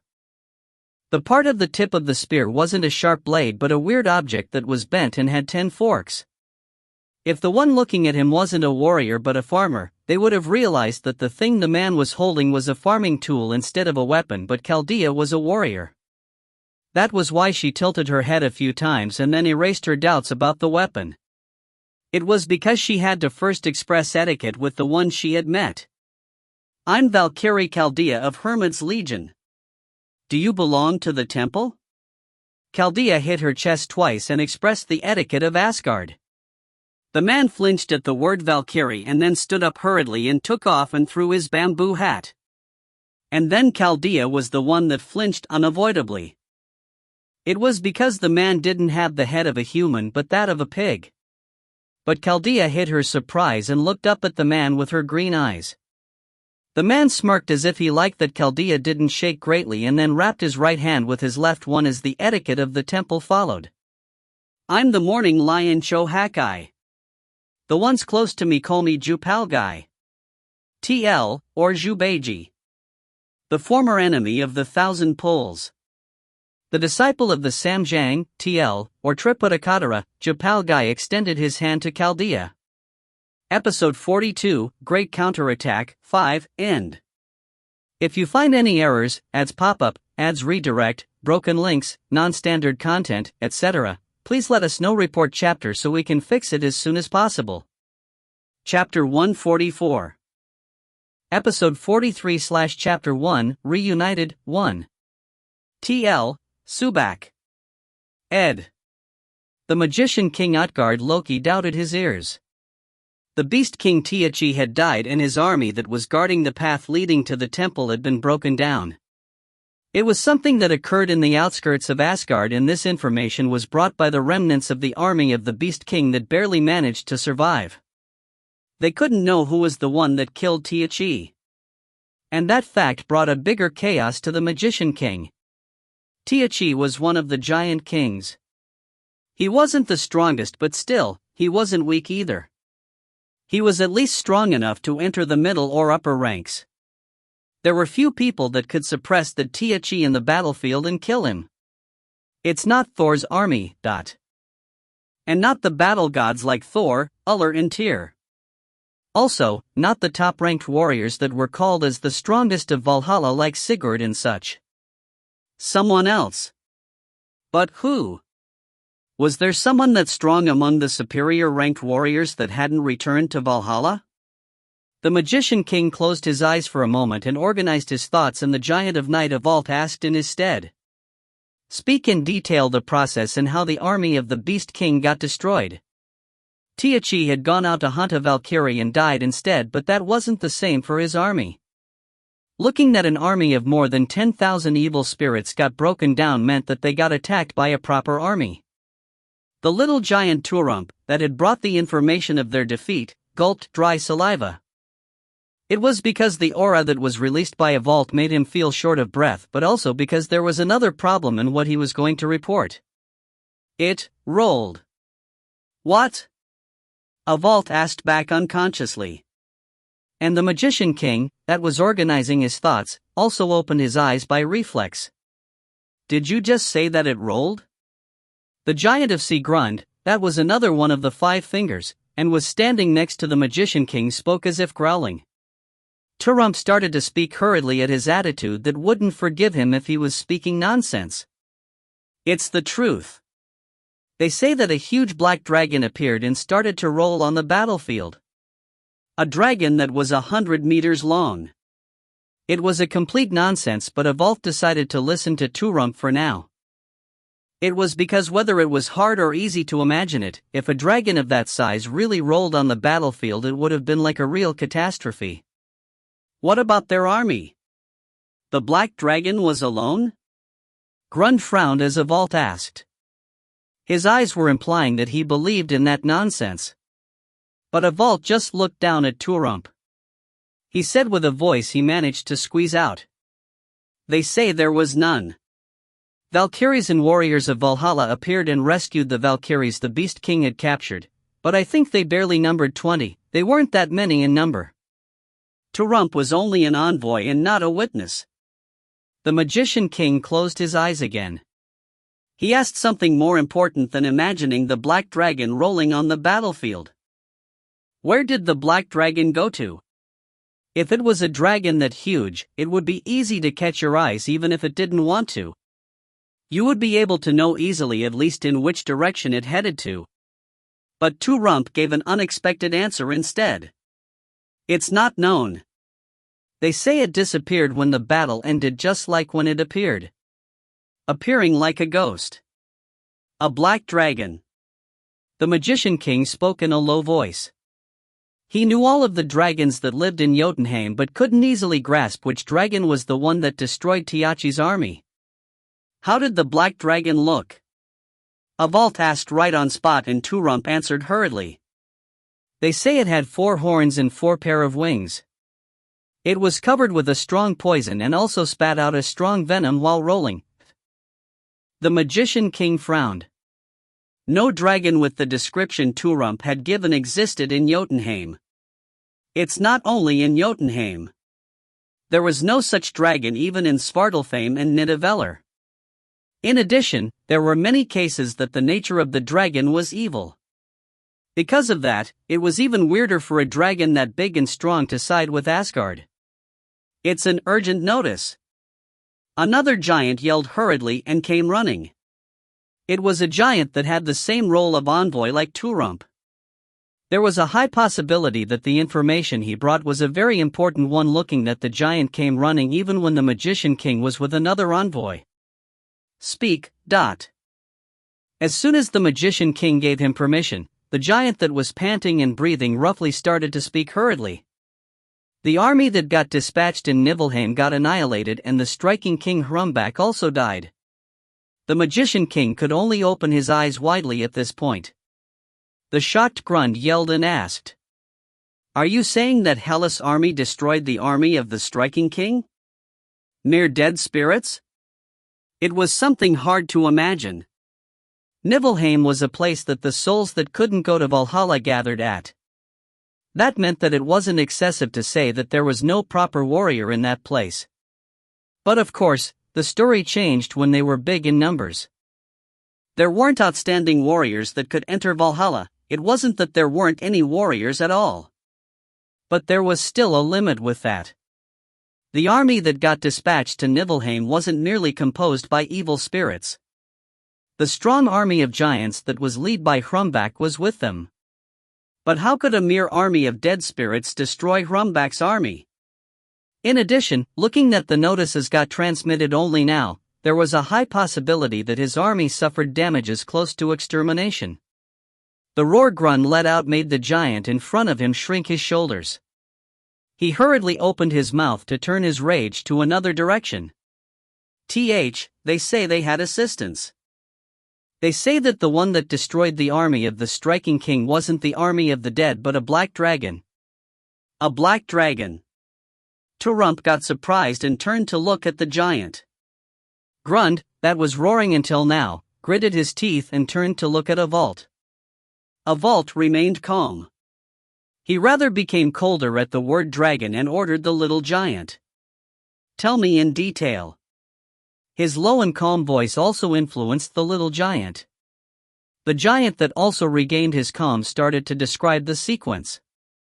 They say that before the army started the battle against the army of the dead, a black dragon appeared and attacked the army of the striking king.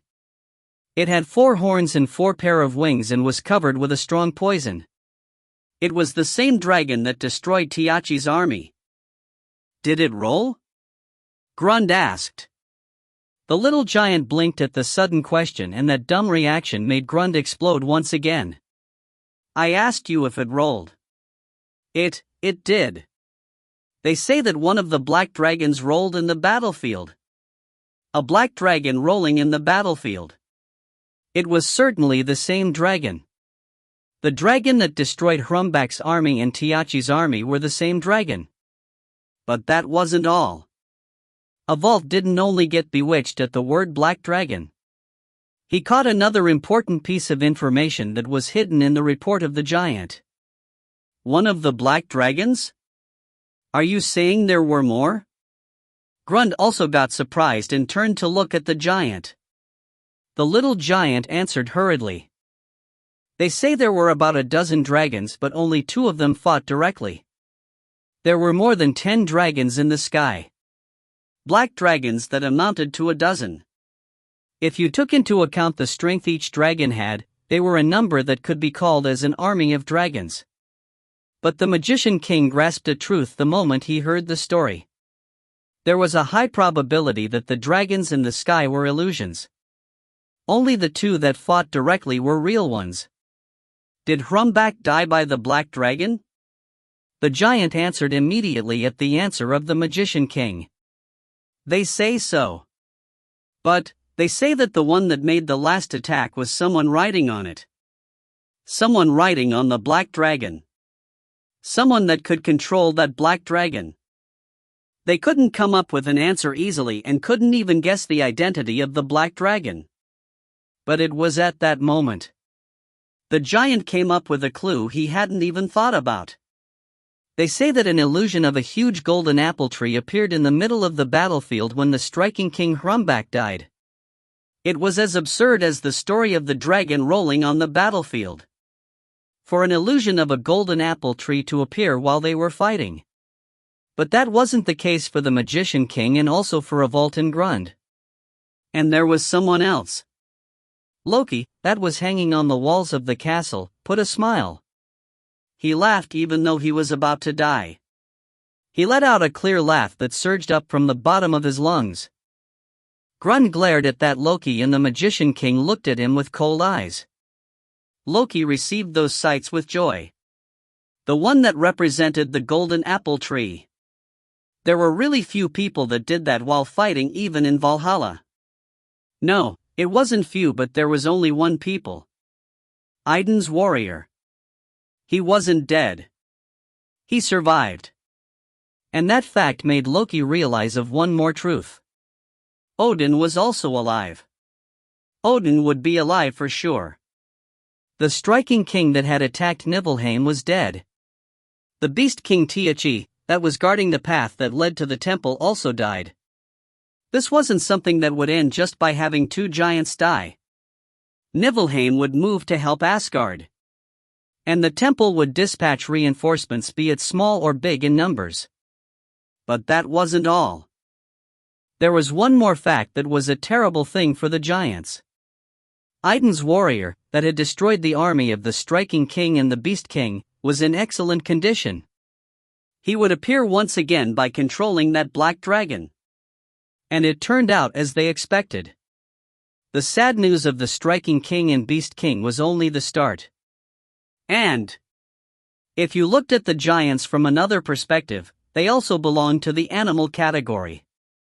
Because of that, it was important to eat, sleep, and do their necessities like any other animals. Asgard was quite a troublesome land for the invading army. And the reason for that was simple. It was because compared to its vast land, there were too few people living in it. The number of villages and cities was too small, and this meant that there were almost no adversaries to plunder. Of course, some of them were able to self-suffice themselves because there were big forests near them, but it was impossible to provide supplies stably for the evil spirits that amounted to 100,000 and the giants that ate 10 more times than humans. Because of that, the giants set up a supply route in a long and complicated way. From Jotunheim to the front lines, and the front lines to Valhalla and important points of it. And right now, one of the supply routes was burning. The black smoke that surged up with the red flames was a really terrible sight. But there was still something beautiful in that. An illusion of a golden apple tree. The warriors of Valhalla, that had set the place on fire, cheered while standing below the smoke.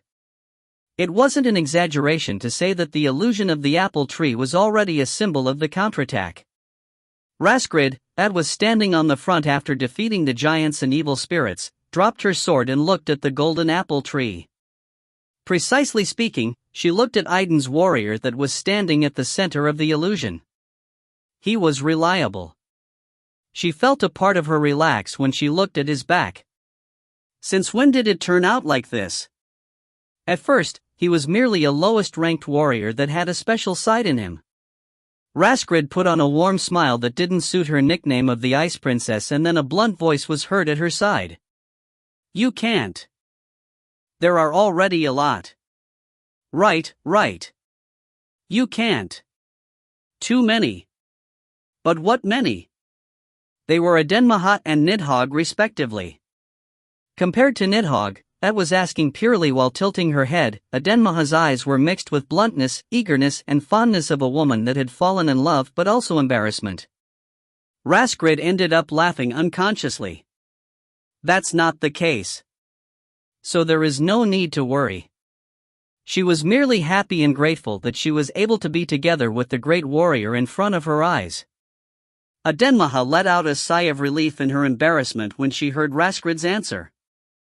She felt more embarrassed than when she told Sigrun that she couldn't do it. But it was at that moment. A group of people was running to the warriors burning down the supply route. They had gathered and came to this place after they saw the flames and the black smoke and the golden apple tree that surged up in the middle of that. Sigrun! Gudrun! Adenmaha opened her eyes widely and yelled. It was because there were really familiar people among the group that was running towards them. Senior Adenmaha! Sigrun and Gudrun also recognized Adenmaha, but they weren't alone. The lowest-ranked warriors of Idun's legion that had gone out to defend the rear were behind the two of them. Nidhogg decided to feel happy without knowing what it was about, as Adenmaha was also feeling happy. This kind of regrouping wasn't the first. Tae Ho had attacked the small bases of the giants and supply routes and set up the golden apple. It wasn't only to claim that Idun's warrior had come to get the giants. The signal sending to the warriors of Valhalla. A symbol appealing for the survivors to gather. There were several survivors gathered everywhere. Because of that, a weird occurrence that their forces increased every time they fought was happening. The Valkyries that got rescued from Tiachi previously also raised their weapons. There were already 20 Valkyries in Tae Ho's army and the number of warriors amounted 100. Adenmaha, that was feeling joy at the re-encounter, turned her head. And Raskrid, that was looking at Adenmaha with warm eyes, also did the same. It was because there was someone flying towards them hurriedly. It was a Valkyrie that had transformed into a swan. Tae Ho dispelled the illusion and landed on the ground when he sensed her approach. The swan also landed down almost at the same time as Tae Ho and transformed into a woman. It was none other than Valkyrie Hrist of Hermod's legion. Idun's commander, the army of the giants, is approaching. It's the force that the giant king Taochi is leading himself. Because the warriors of Valhalla wouldn't have been the only ones that had seen the supply route burn down. Tae Ho nodded. He then looked at the Valkyries and warriors that had gathered and were waiting for his orders and then ordered with a refreshing face. The enemy is coming. We will do as we did until now. Tactical retreat. They wouldn't fight and pull back. The warriors of Valhalla also started to smile like Tae Ho at his order. The Valkyries also raised their voices. Tactical retreat. Tactical retreat. They wouldn't fight. They would execute a guerrilla attack against the giants that were slow in comparison to them. Evil bastard. You are just like a fish that has entered a pond. It's basic tactic of a hit and run. Tae Ho answered Cuchulainn gladly and then retreated first. He was now escaping from the enemy, but Adenmaha and the Valkyries exclaimed at his manly look, and that was the same for the warriors of Valhalla.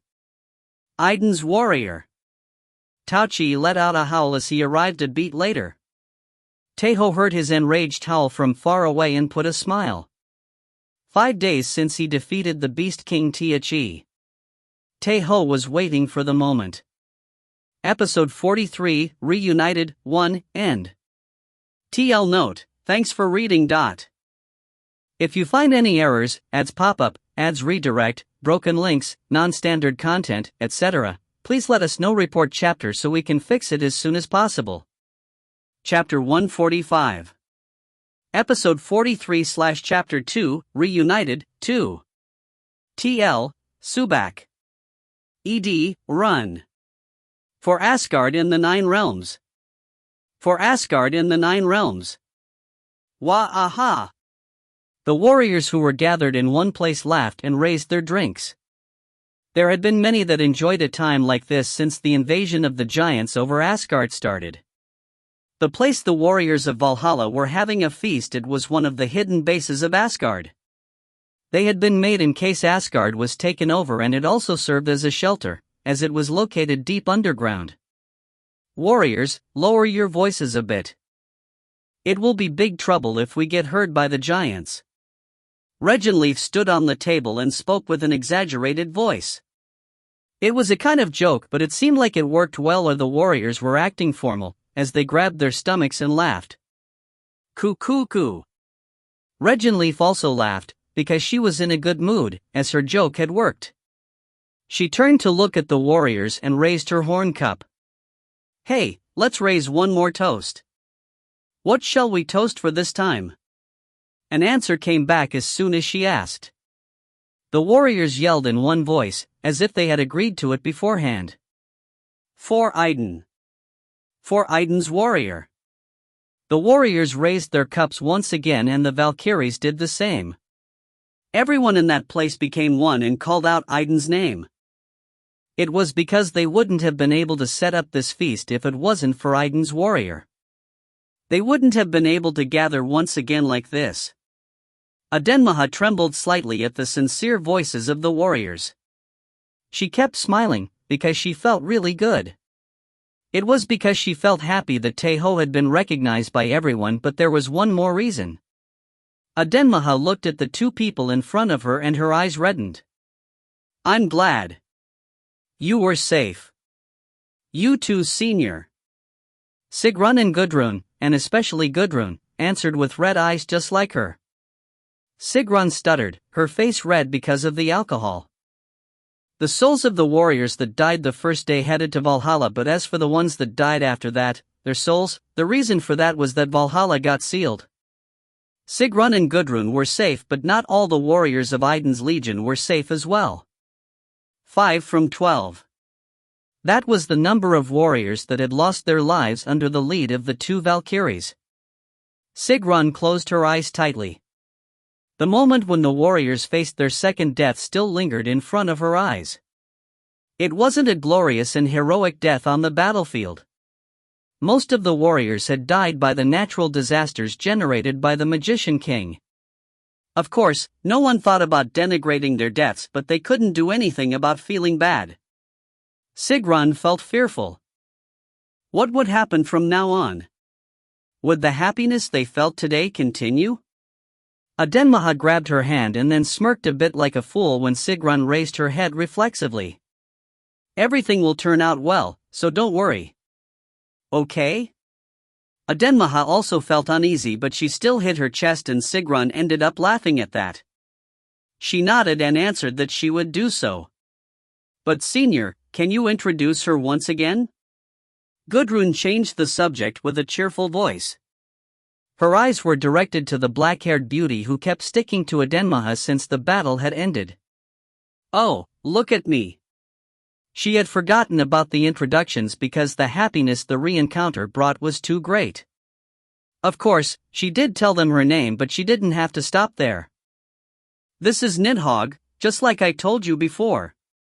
She's a Valkyrie of our legion, so she's your junior. Should I say that she's the Magne? Nidhogg blinked as Adenmaha put her hand on her shoulders and then smiled happily. I like junior. Being a junior meant that she had seniors. It meant that she wasn't alone. That's why she really liked the ring to it. I'm Nidhogg. Tae Ho Master's first, second dragon. Nidhogg was about to say that she was the first dragon, but hurriedly edited her words when she sensed Adenmaha glaring at her. Adenmaha embraced Nidhogg once again because she was really cute, and Nidhogg hugged her back. It was quite a heartwarming scene, but Sigrun and Gudrun turned to look at each other instead of smiling warmly. Gudrun frowned and asked in a low voice, Senior. Is Nidhogg that Nidhogg? She was referring to the black dragon, Nidhogg. Adenmaha nodded. She is that Nidhogg. She's really nice and big. But I think that she's a bit too fat. A reaction came back instantly as Adenmaha added some weird words at the end. Not fat, not fat. Adenmaha is lying. I really like Adenmaha, but slightly dislike her. Nidhogg pouted and started to grumble, but Adenmaha embraced her a bit tighter and whispered, "But I like Nidhogg? Hee. Actually, I also like you." Nidhogg buried her face in Adenmaha's chest. Her posture became quite weird because of the difference in height, but Nidhogg still liked being embraced like that the best. Sigrun and Gudrun blinked. Adenmaha, who induced this situation on purpose, smiled brightly and patted Nidhogg's back. "Just as you see, she's harmless." "No, is she harmful because she makes my heart beat roughly because of her cuteness?" "Senior, you are still the same." "Right." Adenmaha's eyes sharpened as Sigrun and Gudrun spoke exasperatedly. "Wait, what does that mean? What could that mean?" Then when the two of them looked at each other and were about to bring out an excuse. "She is like a lone beautiful flower that bloomed in the battlefield." For Ciri. "Hey! Brake!" Brake raised his cup with a bright face and Ciri yelled with a red one. The warriors of Valhalla laughed at that and enjoyed themselves. "How noisy." "Right. It's nice to see this."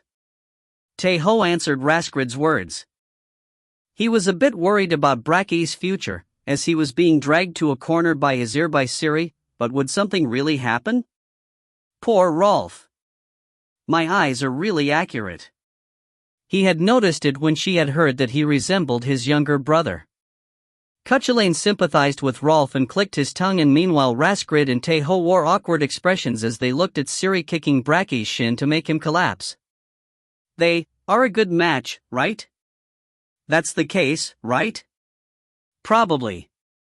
Ciri dragged Brake once again and went somewhere out of sight. Hey, chase them quickly. Or at least throw Gi Bolg near them. Let me see something nice. Tae Ho ignored Cuchulainn's nonsense like always and concentrated on Raskrid. She continued looking at her cup, and then spoke while looking at Tae Ho. Is the next dispatch tomorrow?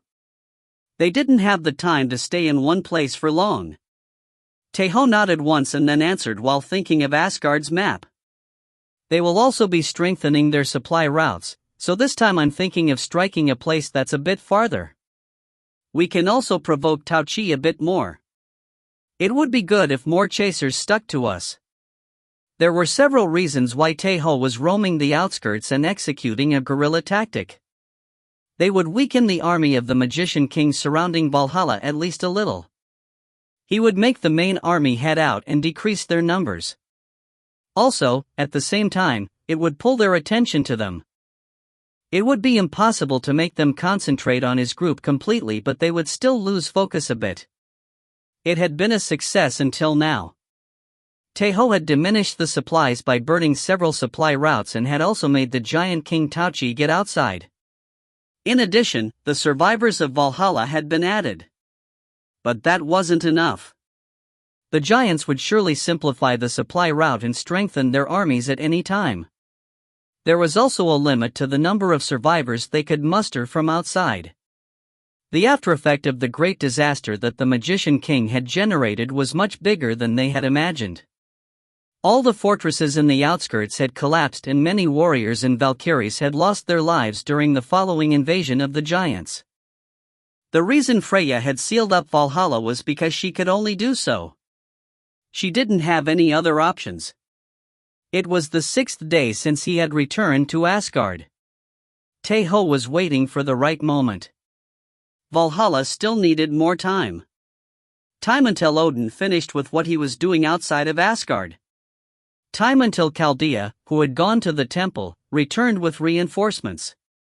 Tae Ho knew of it, unlike the other warriors. He knew that Valhalla wouldn't be able to endure for much longer. It would be able to last a few more days, at most. Odin will soon transmit good news. Raskrid spoke while smiling. It seemed as if her smile was faked, but she was trying hard to make Tae Ho feel comfortable even by a little. Tae Ho also smiled, because Raskrid would also be feeling uneasy. It was good to laugh, at least for the other. Of course. Chaldea would have already reached the temple by now, right? Probably. Honestly speaking, I can't say for sure as I don't know much about the temple. But I believe Chaldea will be doing well. Moving to another world wasn't common, even for Valkyries. Even Hildegard, the Valkyrie of Freya's legion, who was the one to bring Tae Ho to this world, had said that she had only experienced moving to another world once. Don't worry too much. The temple has a blood alliance with Asgard since the Great War, so they will also send reinforcements this time. Tae Ho nodded at Cuchulain's words. Raskrid, who was aware of her surroundings, raised her cup lightly and said, "Let Idun's blessing accompany you." Let Idun's blessing accompany you.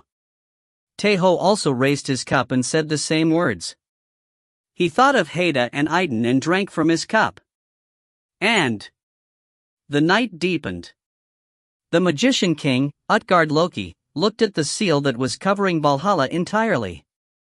It was a circular barrier that emanated a faint light. It had a simple structure that only blocked things from outside and inside, but it was also quite sturdy. You could say that that was the archetype of the Great Barrier surrounding Midgard. The magician king opened his eyes sharply. The seal was now weakened to the extent that he could see it with his eyes, even when he didn't use magic. It would probably be able to endure for 4 more days. I won't get toyed with by you. The magician king had ordered the giant king, Tauchi, to chase Idun's warrior, but he hadn't thought about it further than that. It was because his objective was clear anyways. Pouring in forces just to catch him was a really childish thing to do. A decisive battle in a short term. This battle wasn't a long-term one at all. He would send in forces to Valhalla when its seal broke and invade it. He would kill the gods and warriors of Asgard and destroy the last fortresses completely.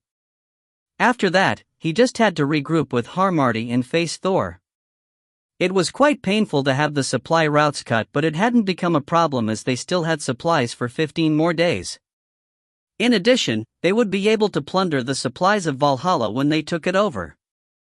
The battle had already tilted to one side. Idun's warrior wouldn't be able to influence the battle greatly just by executing a guerrilla tactic. But there was still something bothering him. One doubt remained in him. How did it happen? Didn't Idun's warrior die by the world wolf? Or perhaps, he had mistaken Idun's warrior for another warrior. It was entirely possible. Everything had happened in an instant and the magician king hadn't seen Idun's warrior directly. He had only heard what others told him. In addition, it was also true that he was more focused on Loki and Odin than on Idun's warrior. There's a high possibility that another warrior died in his stead on that day. It was more natural to think that way.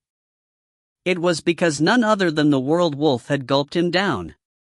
But if the one that had trespassed the day was really Idun's warrior, and if he was still alive regardless of that and was executing a guerrilla tactic, the magician king closed his eyes. He could only think of one name. Odin. The king of gods. He was born with the fate to die by the world wolf, but regardless of that, didn't stop resisting. So he was a childish yet clever god of war. There were also possibilities that he was alive. But those possibilities were low. It was because he had suffered severe wounds even before getting eaten by the world wolf. Perhaps, Odin had made Idun's warrior escape alone by struggling for the last time. That's more likely. It was more likely, because Odin's aura had completely disappeared. Even the world wolf, which was connected to him by fate, was certain that he had disappeared. But the magician king didn't come to quick conclusions. He still took into account the possibility that Odin was alive. But it won't change much. Even if Odin was alive and the black dragon Idun's warrior controlled was Nidhogg. 4 days from now. It was the time left until the seal on Valhalla broke.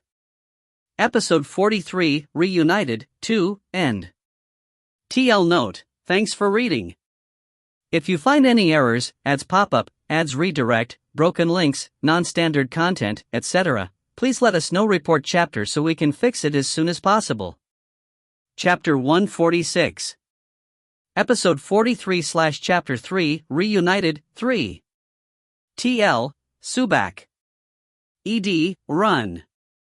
The throne of the king of gods, Odin, was empty. Freya looked at the throne, flashily adorned with gold decorations, and then sat on the floor next to the throne instead of the seat. She was the second most important person in Valhalla. When Odin lost Balder, who was the original successor, in the Great War, he had selected Freya to be the new heir. Because of that, the empty throne of Odin now belonged to Freya. But she didn't have any thoughts of sitting on it. It was because she would really admit that Odin was dead if she sat on it. What are you doing like a fool when he's really dead? Freya cursed out in a low voice and laughed like a fool. Bastard. If he had set up that kind of great plan, he should have at least told her. For him to have planned things with Loki and have tricked her and the whole world. And if he had prepared to that extent, he should have succeeded. He should have come out victorious, as the god of war. Bastard. She cursed out once again, but her anger wasn't soothed at all. Why did he step up directly? Why did someone that was supposed to be the king go to the front lines? What of the others if he died? Freya cried in a heartbroken way. It wasn't because she was scared of what might happen after the seal broke. It was because she wanted to see her king, who was sitting in a corner like always while wearing an absent-minded expression.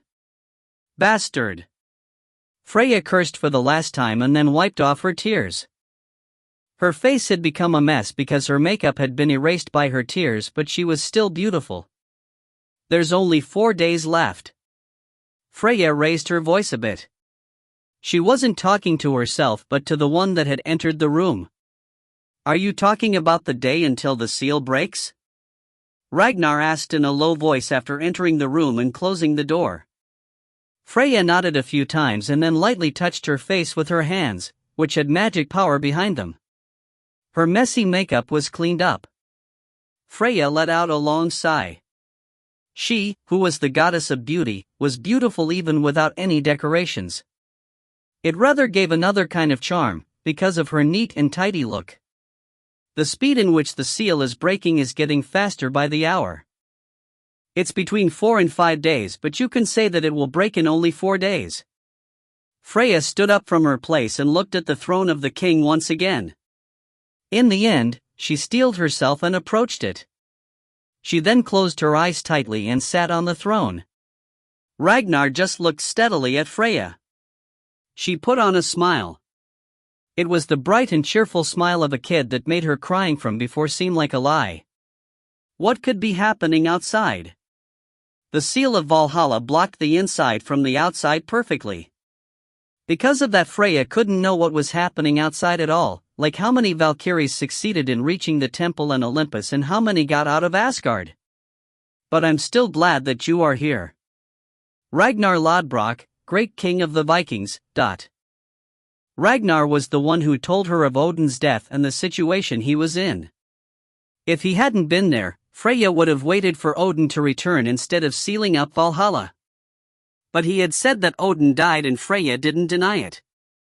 No, she did so inwardly 1,000 times and rejected it to the point that she merely admitted it, but she still thought quickly and made a quick judgment. Instead of being swept by the giants and the great fire, she sealed up Valhalla to buy a bit more time and made the inspiring deed of reserving the forces of Valhalla. Can it really be called an inspiring deed? Freya mumbled to herself and then extended her hand to the air. She lightly clenched the air and pulled, and then a beautiful necklace, which was difficult to describe, appeared in her hands. Brisingamen. It was the name of the most beautiful and luxurious necklace of Asgard, which suited the most beautiful goddess, Freya. Freya wore the necklace on her long white neck. It was an object she treasured so much that she put it in the treasury, aside from when something important arose, but her heart still beat like the first time every time, even though she had obtained it 100 years ago. How is it? Pretty, right? Freya asked with the pure expression of a kid. Freya wearing the Brisingamen was so pretty that she looked like she was covered in bright white light. You really are beautiful, and that isn't just an empty compliment. Ragnar gave up on expressing himself poetically and spoke in a simple way. But Freya nodded, as she liked the sincerity held in his simple words. That's obvious. Do you know how hard I worked to get this? She laughed like a kid once again and then dropped her shoulders exhaustedly. I won't simply die. I'm the prettiest goddess of beauty of Asgard, the goddess of magic. I'm planning to crush the heads of the giants and also their souls, Freya said as she leaned back on the throne. What remained instead of the purity and beauty of a kid was a goddess of magic faced with death. We may win, Ragnar said. There was nothing like passion burning from his wolf-like eyes, but there also wasn't the coldness of someone that had given up. Freya nodded. Right, we don't know the situation outside, so a prince riding on a white horse may appear to rescue us. Although what I'm expecting is the prince riding on lightning. The one she was actually expecting the most was Thor and his army. Wouldn't he defeat the frost giant King Harmardi and come to rescue Valhalla? Wouldn't they be able to drive back the giants with only the strength of Asgard? Freya's clever mind didn't accept that expectation. The probabilities for that were too low. Waiting for reinforcements from the temple and Olympus was more realistic. Although even that won't be easy. The temple and Olympus were also at war with the ones hoping for the destruction of the world. They wouldn't be able to help them that easily. Ragnar also knew what Freya did, but he still hadn't given up. The walls of Valhalla were high and there were still many warriors. I'm really glad, She was really glad that Ragnar was there. If he wasn't, she would have already collapsed inwardly. Freya snickered and fixed her expression. She assumed the same curling position as Odin and spoke to Ragnar. For the last of the last, you know, right? I'm sorry to have put you in this. I'm satisfied only with being able to take down one more giant. Freya was planning on self-destruction. She would drag the most giants possible near her and explode the entirety of Valhalla. The giants wouldn't be safe if it was a strength that could split Asgard in two. But of course, the same goes for us. The last method. Ragnar remained calm and Freya understood why he was the greatest king among the many Viking kings. The warrior that she wanted but couldn't lay her hands on. She didn't go telling this to others because she was embarrassed of it, but Idun's warrior wasn't the first. The first one had been that great Viking king, Ragnar Lodbrok. And that kid? Ragnar wore a calm smile for the first time since he entered the room. He thought of the goddess that was wearing the same eyes as Freya and answered. She's also preparing for the last. And the residents of Idun's legion was silent. It was different to the other legions that were preparing for the last battle. Originally, this should be the normal deal. Heda looked at the drill ground where the warriors were training and spoke in a low voice. Idun's legion was originally quiet. It was a silence that had maintained itself for 100 years since the Great War. It had become noisy after that, but it didn't last long. Only 2 months lasted since the lowest-ranked warriors entered the legion and raised their voices at night and in the afternoon. However, regardless of that, she felt like a hole had been made in a part of her chest. No, it was certainly a big hole. Heda walked for a bit. The rock serpent, McLaren, was lying down quietly, as if it had become a rock. The wives of Rollo and his children who were near recognized Heda, but they simply lowered their heads calmly because of the heavy atmosphere pressing down on Valhalla.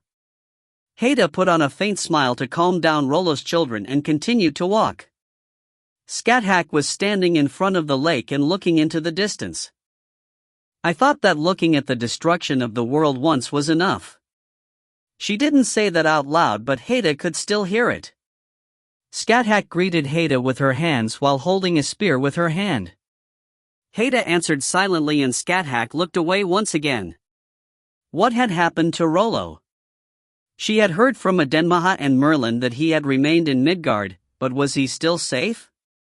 What about Sigrun and Gudrun? And the new lowest-ranked warriors that had entered?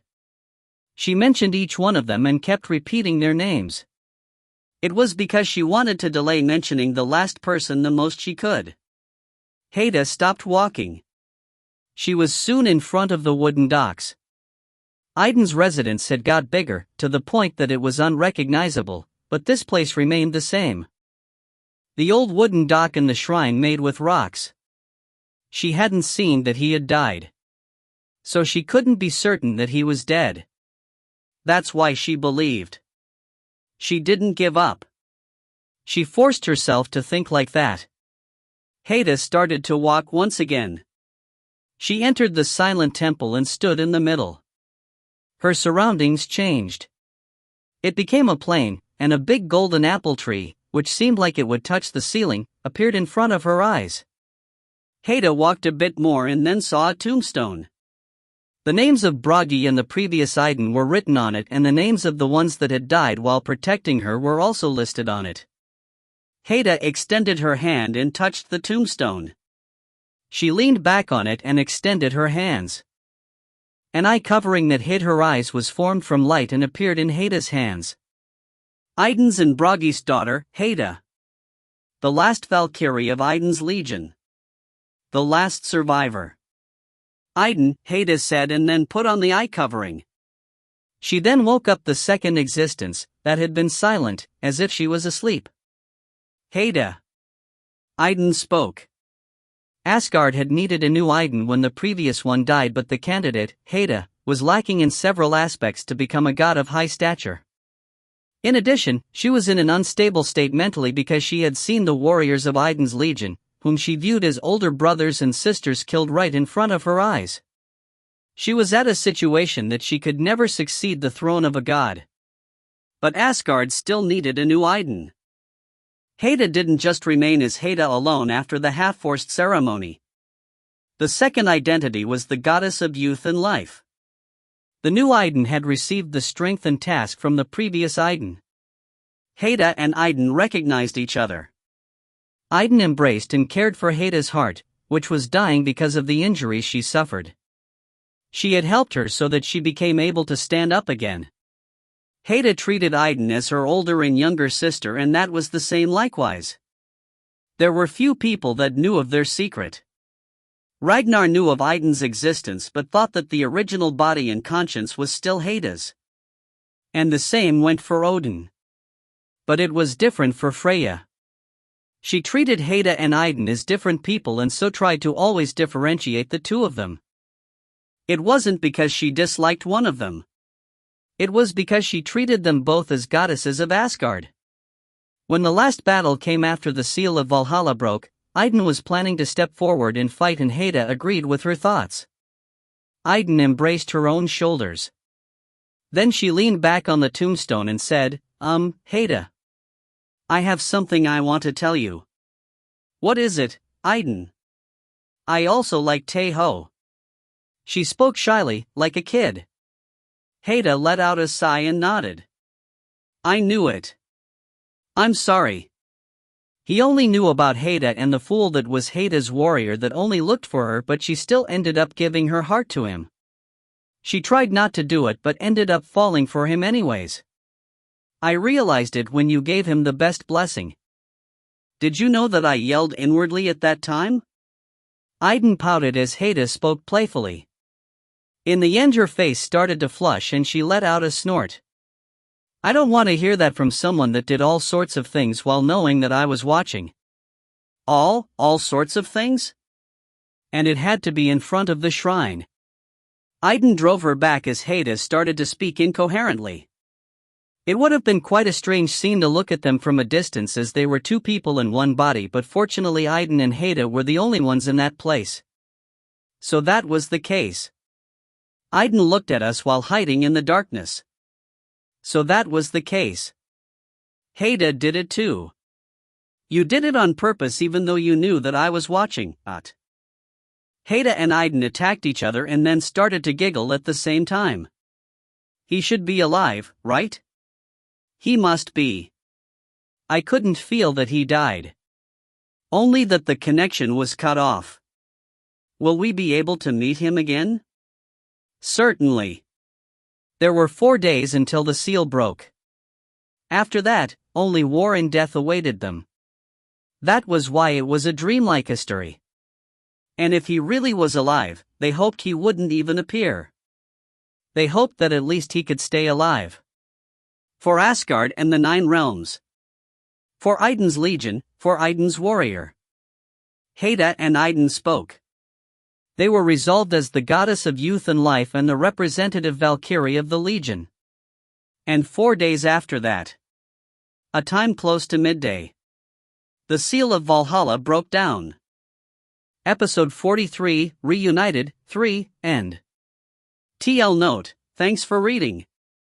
If you find any errors, ads pop up, ads redirect, broken links, non-standard content, etc., please let us know. Report chapter so we can fix it as soon as possible. Chapter 147. Episode 43/Chapter 4, Reunited, 4. TL, Subak. ED, Run. A crack formed on the curtain of light which was emitting 7 different colors, like a rainbow. The fragments of the barrier broke along with the sound of glass breaking and then scattered and fell down. The inside and the outside, which had been isolated, were connected once again. You could see the outside from inside and also could see the inside from outside. Valhalla was huge.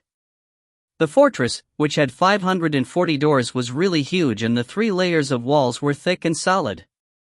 Freya recognized that the number of their forces were insufficient to protect all of Valhalla, and because of that she gave up entirely on the part of the fog lake that had the islands of the legions in it.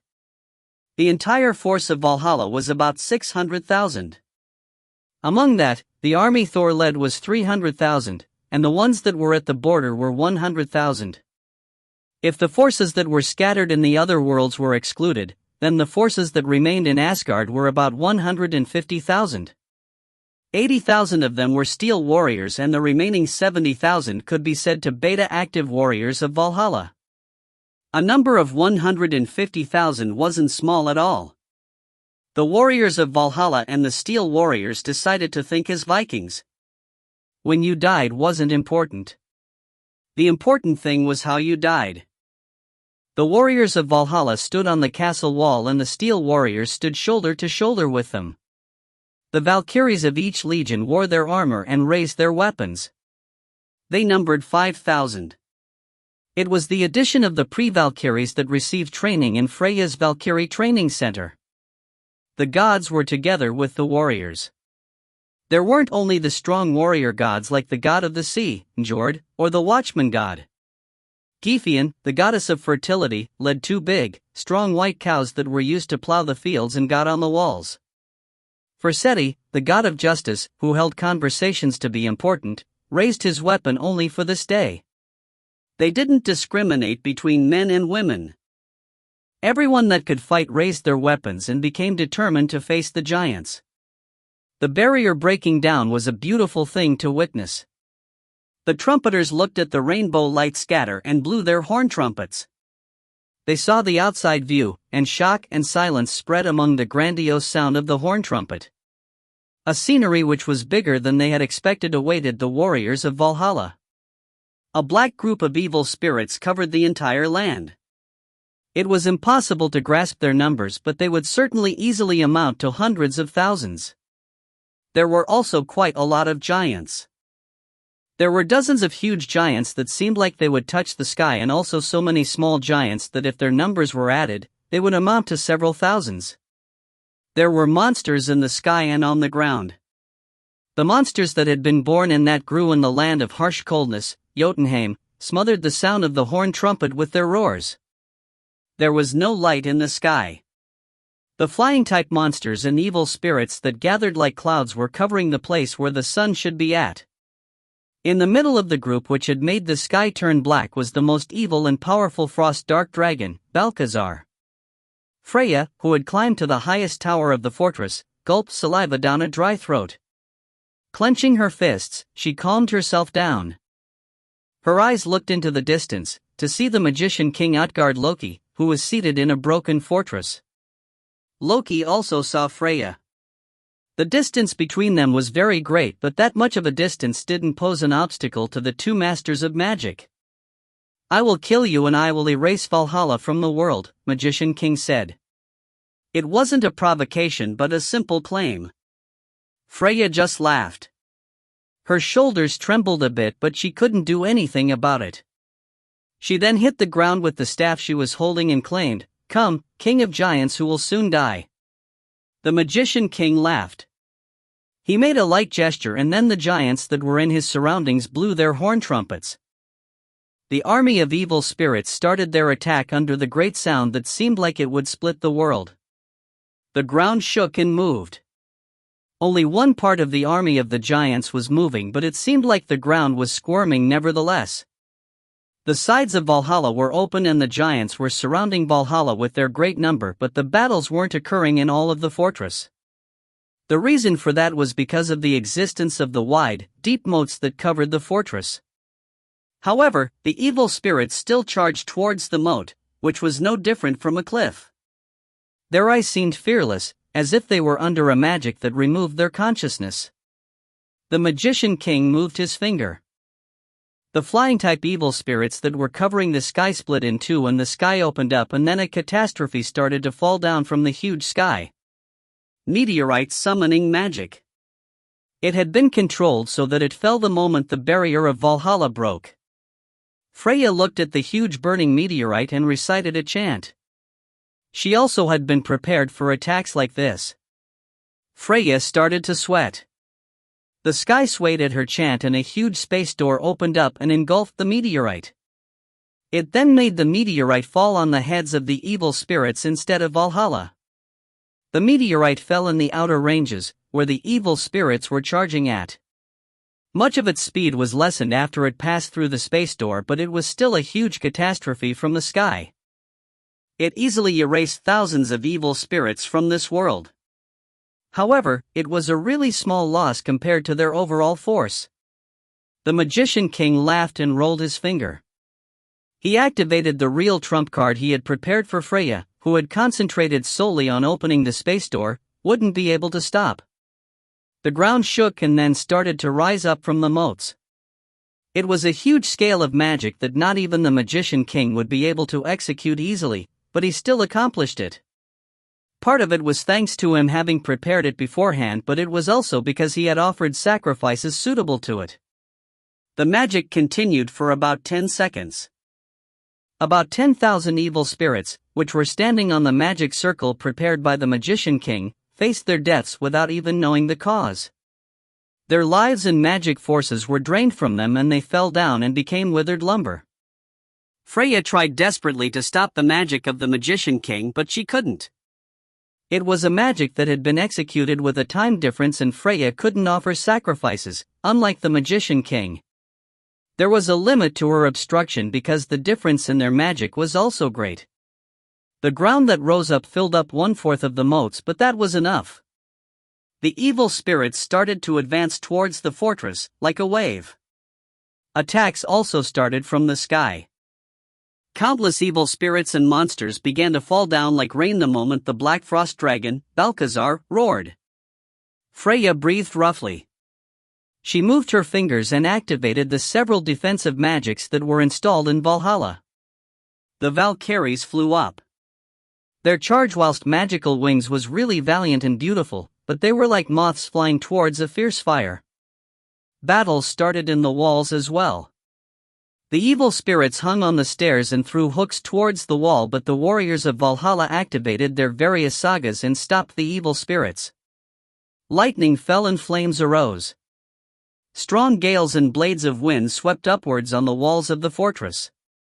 However, the fortress was just too wide and there were a lot of evil spirits. The giants and monsters' bodies were hit with the attacks of the warriors of Valhalla. Ragnar, who was making commands at the walls instead of Freya, who was drawing up magic circles, admitted that defeat was sure if they kept going like this. It was only a matter of time. But even so, they couldn't just give up. The warriors of Valhalla and the gods were struggling, even though they knew that only destruction was waiting for them. Balkazar opened its huge mouth. He bit the air and the evil spirits and Valkyries were crushed. Balcazar closed its mouth again. It crushed the things that had gotten stuck in its teeth and then looked at the Valkyries and steel warriors, which were flying up like moths. Balcazar, which had experience from participating in the Great War, discovered the one that was more eye-catching than the others. It thought of the name of the woman that emanated a particularly bright light among the beautifully shining Valkyries. The Queen of the Land of Darkness, Skathak. Just why was she here? Why was she wearing the same uniform as the Valkyries? It wasn't important. Balcazar laughed and then started to fly towards Skathak. The goddess of life and youth, Idun, was in the middle of the second wall of the 3 layers. She spread her arms and released her divine power. An aura of life covered the warriors of Valhalla. It gave them the energy and strength to fight. But it wasn't enough. Heda, who was more proficient in battle than Idun, knew it, but she remained silent. Idun also concentrated solely on releasing divine power silently. How long had passed since the battle started? Only tens of minutes had passed, but death overflowed from the sky and the ground. The evil spirits only looked forwards, and the giants also did the same. The monsters in the sky also looked at Valhalla.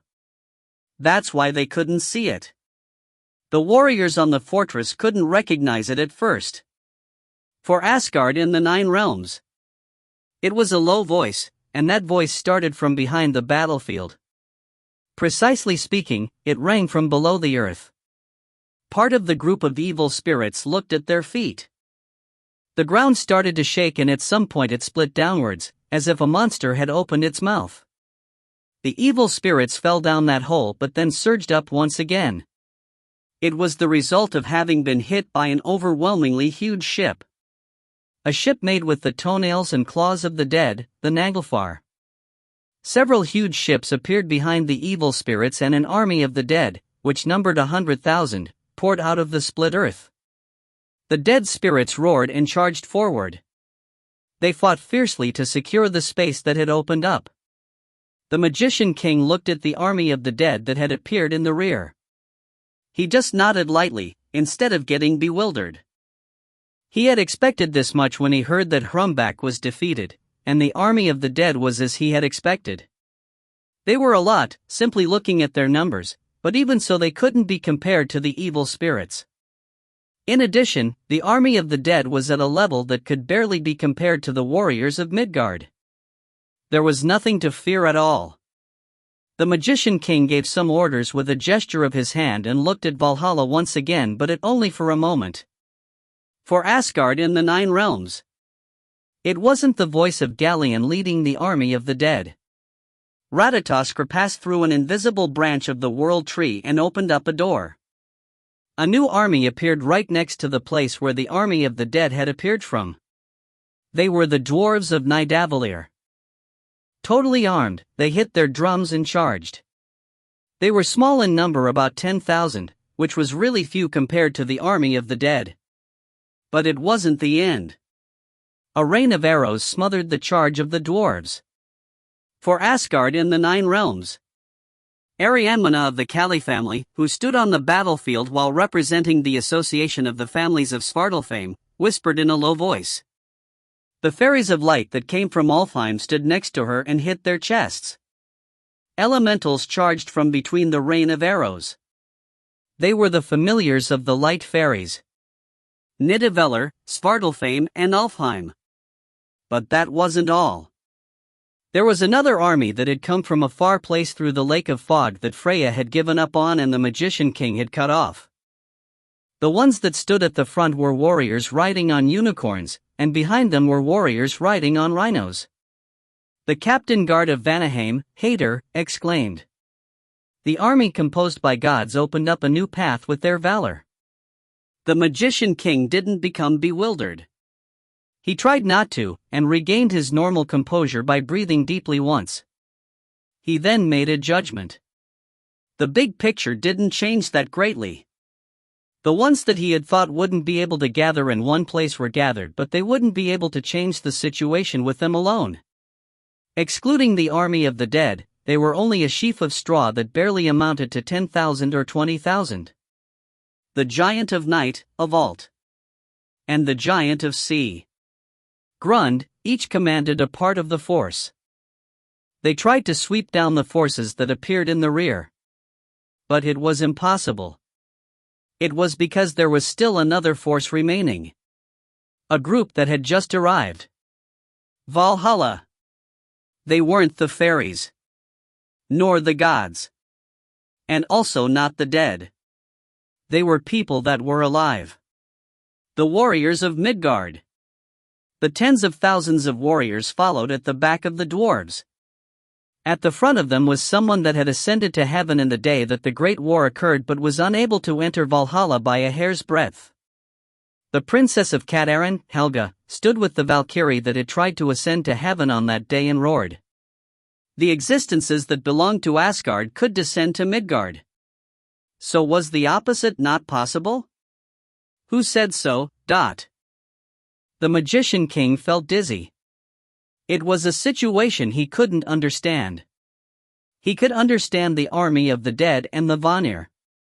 But even if he tried to concede and understand how the dwarves, dark fairies, and light fairies came to this place, he would need to try 100 times. However, it was utterly impossible to do so with the warriors of Midgard. The humans of Midgard were split in groups of 10 and 100 and were bearing their swords at each other. It was impossible to gather them to one union and make them fight together. "It's not impossible," Loki, who was hanging on the walls of the fortress, said. He couldn't even open his eyes properly, as his magical power had been squeezed out by the Magician King, but he still spoke with his thin voice and smiled. "You should also know the one that made this possible." The Magician King gritted his teeth. He glared at the army that had appeared at the rear and yelled in indignation. Odin, the king of gods. The one who could lead the warriors of various worlds. The one who could gather the warriors of Midgard that had been fighting among themselves and raising feuds in one. This is the battle of a king. Standing at the front and fighting wasn't the only battle a king could do. A king was someone that led. Someone that gathered existences that would otherwise be weak alone but strong when they were together. Odin was sitting on the head of Ratatoskr in a curled-up position. He then waved his hand once again instead of going out to fight directly.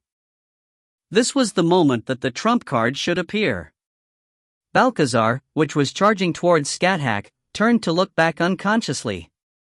It was because a shadow had been cast over its head. A place higher than the sky had been taken over by the monsters. A strong gale occurred and that alone made the hundreds of flying evil spirits dizzy, and they crashed down. It was an existence bigger than the frost black dragon. The real supreme ruler of the sky. "Damned bastards," the king of birds, Hraesvelg, snorted and said.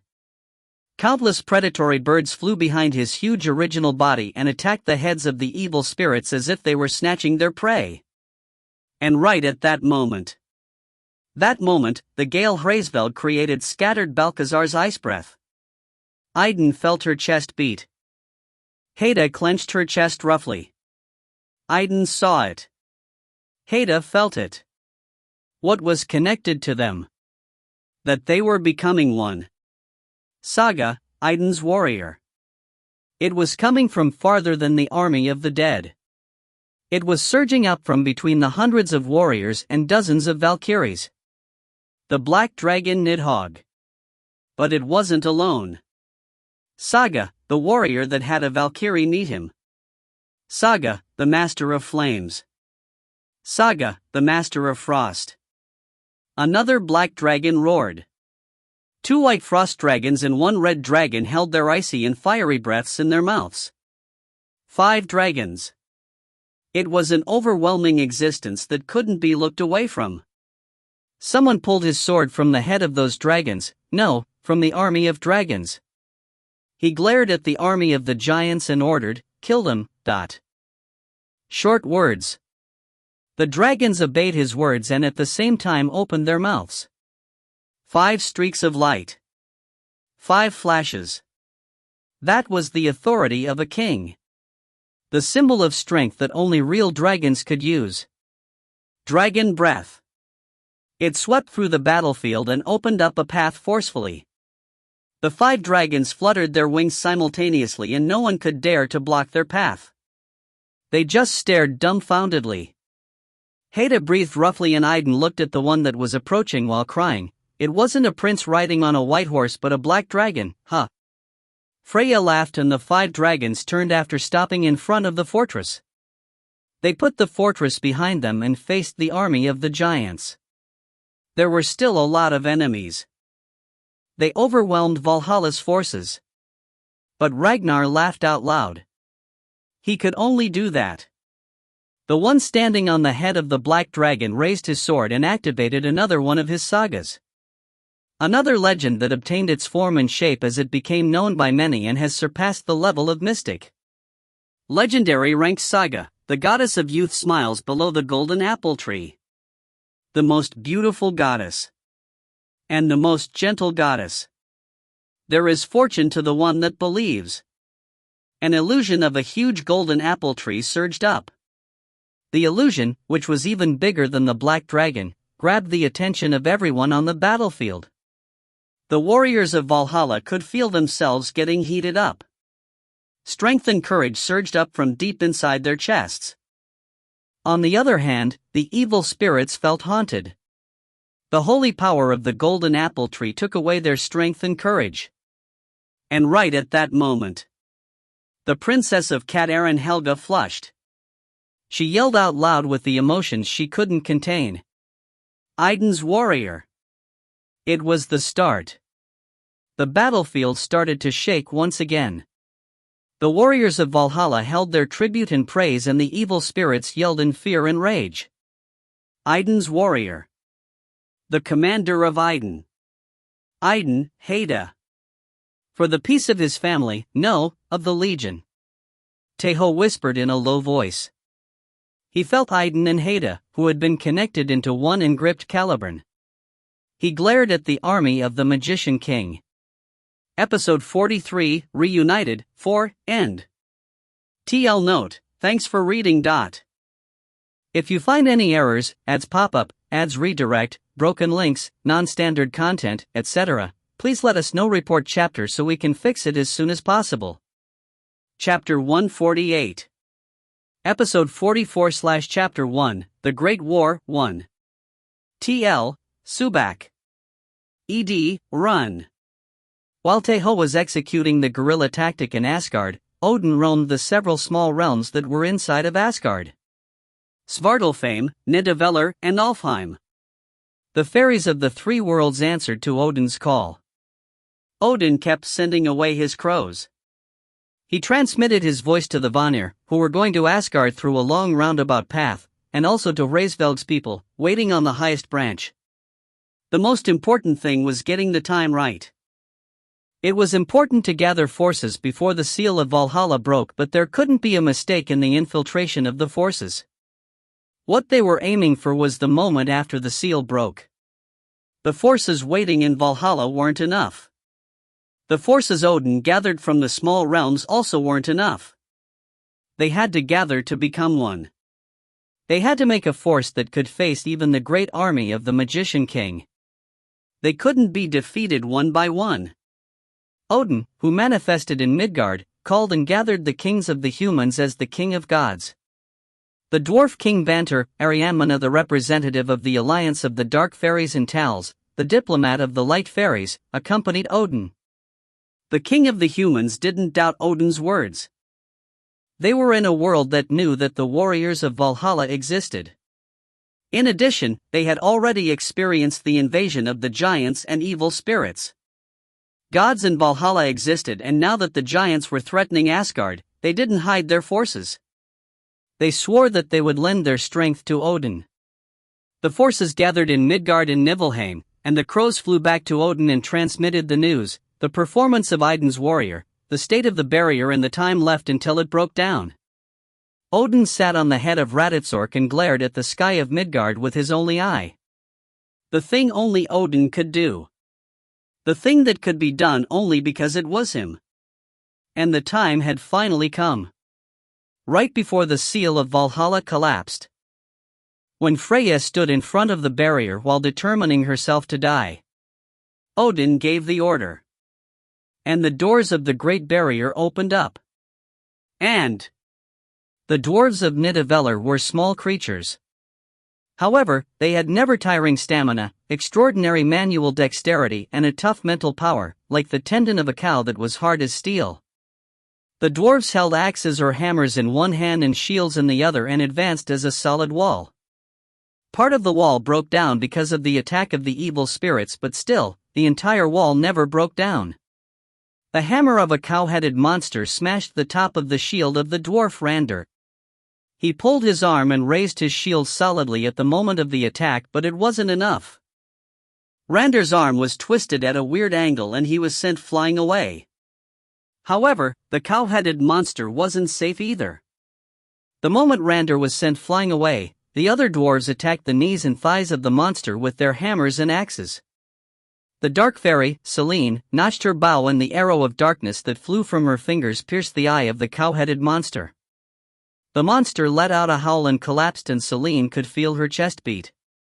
The accomplishment of having hit her target and the fact that she was standing on the battlefield made her excited. That was why she couldn't see her surroundings. An arrow came flying towards her from a distance.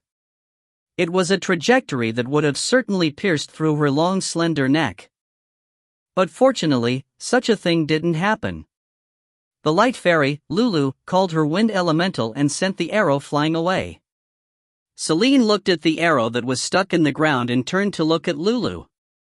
Selene was a beauty that gave the impression of a really mature woman with her long white braided hair.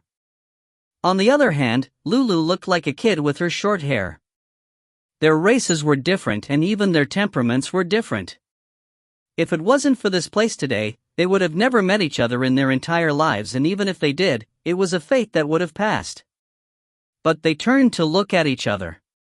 Lulu laughed first and Selene also did the same. The dark fairy expressed her thanks with a silent bow and glared at the battlefield once again. She notched her bowstring once again, to help the charging dwarves. The dead spirits charged. They had already lost their lives once. They didn't have a mortal body, like the warriors of Valhalla, and few of them had the honor of a warrior. But they still charged forward. It wasn't because Hela had used an evil conjuring and manipulated their minds, and also not because they had the huge consciousness of fighting for Asgard in the 9 realms like the warriors of Valhalla. Midgard was their hometown. Their families and friends were still in this place. The majority of the army of the dead weren't warriors. Even the ones that were warriors were the ones that couldn't enter Valhalla. But it didn't matter. Their feeling of wanting to protect it was similar. The dead spirits were swept away and got stepped on by the giants. The ones that were already dead experienced death once again. The warriors of Midgard cried out to Valhalla. Advancing and retreating, they didn't turn back in a battlefield in which only the front and the back existed. They just looked forward and advanced and shared the same place with the ones that were already dead and with the ones that lived in the same time, although in a different place. The princess of Cat-Erin, Helga, roared at the front. Her body had become messy because of the blood and flesh of the evil spirits and monsters, but she didn't mind it one bit. She could see a golden apple tree from far away. Just looking at it gave her strength. The battle cry of the warriors was heard from next to her. They didn't step back, even though they were in a place where death spread like fire. For Asgard in the 9 realms. Helga yelled with the voice she managed to squeeze out. The Valkyrie that was next to her got her chest pierced by the spear that an evil spirit thrust forward. Helga didn't scream, and the same went for the Valkyrie. Rather, she grabbed the spear to immobilize her opponent. The Valkyrie laughed with her lips, which were dripping blood. She released her magic power and Helga swung her sword and cut off the head of the evil spirit. "March forward," the Valkyrie said. She pulled out the spear and used recovery magic on herself. A water elemental, that came flying from somewhere, treated her injury. Helga followed the order of the Valkyrie. She took one more step, instead of looking back. towards Valhalla. Helga swung her sword one more time. And Odin looked at the battlefield, and the Magician King also did the same. It was a battlefield where hundreds of thousands clashed. A great number of deceased appeared the moment the two sides clashed. But the two kings weren't planning to stop, even a little. The giants started to move earnestly as the Magician King gave the order. They crossed the battlefield to crush down the army of the dead. Freya, who was using all kinds of magic from the highest tower of Valhalla, didn't miss the changes in the battlefield. She looked at the place Ragnar was at, and he understood her meaning even before she used message magic. The Viking king, who received the supreme command over the warriors of Valhalla, made a decision. Open the gates. Join with the brothers that are outside of Valhalla. They had to join with the forces that were fighting at different places. Going out only with the warriors of Valhalla was a crazy thing, but the story changed if they could join with the alliance Odin had brought. They wouldn't just focus on defending the fortress by being stuck in it. They would join their forces and face the army of the giants. 30 of the 540 doors of the fortress opened up, and the steel warriors charged forward from all of those doors. Val dash. Ha! LLA. They were warriors that couldn't use their sagas anymore, but they still had their steel bodies, and also the soul of a warrior that didn't fall behind to their solid body. The front broke down and crumbled. There was no next time for the steel warriors that had already died once, but they didn't feel fear or regret. They just ran while looking forward and didn't cower at all in front of the great army of the evil spirits. Go, go, go! Warriors of Valhalla! Freya yelled with all her strength. It was actually close to a howl, and actually, she was even crying. Saga, son of a god. Bragi released his power of a god. Siri, who was next to him, transformed into a wolf goddess and subsequently pulled the trigger of her crossbow. The arrows of light became a rain and annihilated the enemies in front of them. At that moment, Bragi charged and joined with the steel warriors. A change occurred in the flow of the battle. The warriors that had gotten out of Valhalla started to face the giants, and the alliance of the small worlds turned to the sides and set up a line. And right at that moment, no, a bit earlier than that, Tae Ho took a deep breath. He could feel Idun and Heda. He heard her voices. My warrior Tae Ho. My warrior Tae Ho. Idun repeated the same words. He could feel a corner of his chest become sour at her crying voice. Hello once again? Heda spoke while crying. Tae Ho was curious as to how he could hear Heda's voice, but then understood. It was because he had noticed it somewhat from before. Idun, Heda. Heda, Idun, he whispered playfully one more time, and Idun and Heda cried while laughing. Only calling the two of them, Nidhogg pouted and mumbled in a low voice. Adenmaha glanced sideways, as she was feeling the same. Tae Ho felt a bit embarrassed, but it wasn't the time to ponder about these things. Idun gave strength to Tae Ho, and the golden apple tree amplified Idun's divine power. Tae Ho ordered with the abundant feeling.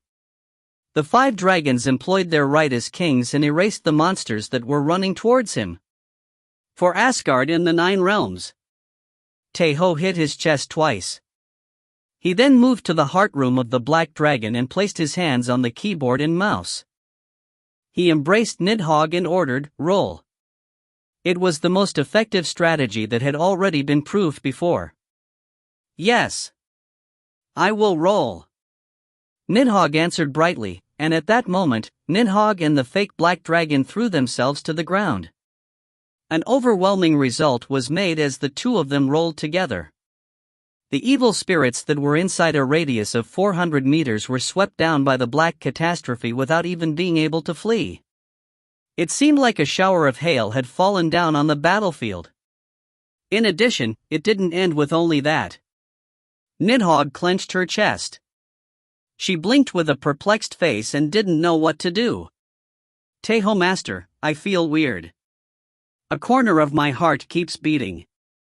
I feel really weird, Tae Ho hurriedly used the one that controls dragons and checked on her state and then laughed. He understood why her heart was beating that way and why she was acting like that. Idun's Valkyrie. Nidhogg wasn't a seed of destruction that was only stuck in the roots of the world tree. She was a black dragon and at the same time, a Valkyrie of Valhalla. Tae Ho lead her. Nidhogg gulped saliva down a dry throat and followed Tae Ho's order. Saga, Rolling Catastrophe. Nidhogg's Saga. Something everyone in the battlefield could only remember. A change had occurred in the role of the black dragon. The earth had started to boom with the beat she was rolling. It wasn't simply because of the weight of the black dragon. A strong shockwave had spread through the ground and a dragon's fear was transmitted. The poison had also changed. It spread to the places the rolling disaster didn't reach, as if it had become a living being, and exterminated the enemies. Adenmaha, the fake Adenmaha and Rollo guarded the black dragon from the sky. Indeed, the fated enemy of fire, Hraesvelg said while standing at the highest place of the battlefield. Actually, it was unsightly to look at, but the story changed when the scale was that big. The dragon roll had already reached the level of being a wonder. Hraesvelg laughed and looked at another place. He looked at the black frost dragon Balcazar, which had pulled back but was preparing to charge once again, and also at the monsters and giants charging towards the dragon from the ground. He didn't give her a warning or help her. It was because there was no need to do so. The warrior gods that were in Valhalla moved. The messenger god, Heimdall, and the god of the sea, Njord. The two gods went ahead of the black dragon and they faced the monsters and giants with their divine power.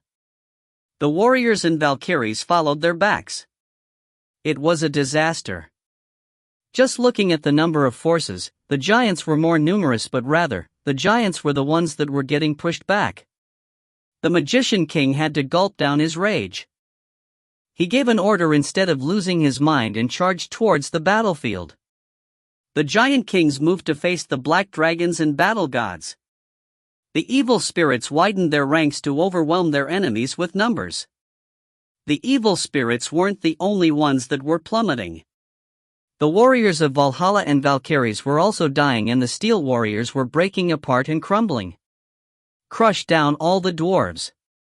Tear apart the fairies. Balcazar charged towards Hraesvelg from the sky. The flying-type monsters and Valkyries crashed down from the sky. It was a nasty war of attrition. A war where you killed and got killed. The scale moved. The scale, which had a tight balance, started to lean towards the side of the giants little by little. But Odin didn't lose his composure. The giant king, who was thinking only of offense, started to think of pulling back at one point. The reason for that was simple. Tae Ho saw it from inside the black dragon, which had stopped rolling. Bragi and Ciri also stopped fighting and looked into the distance. From the east of Valhalla, another army was approaching.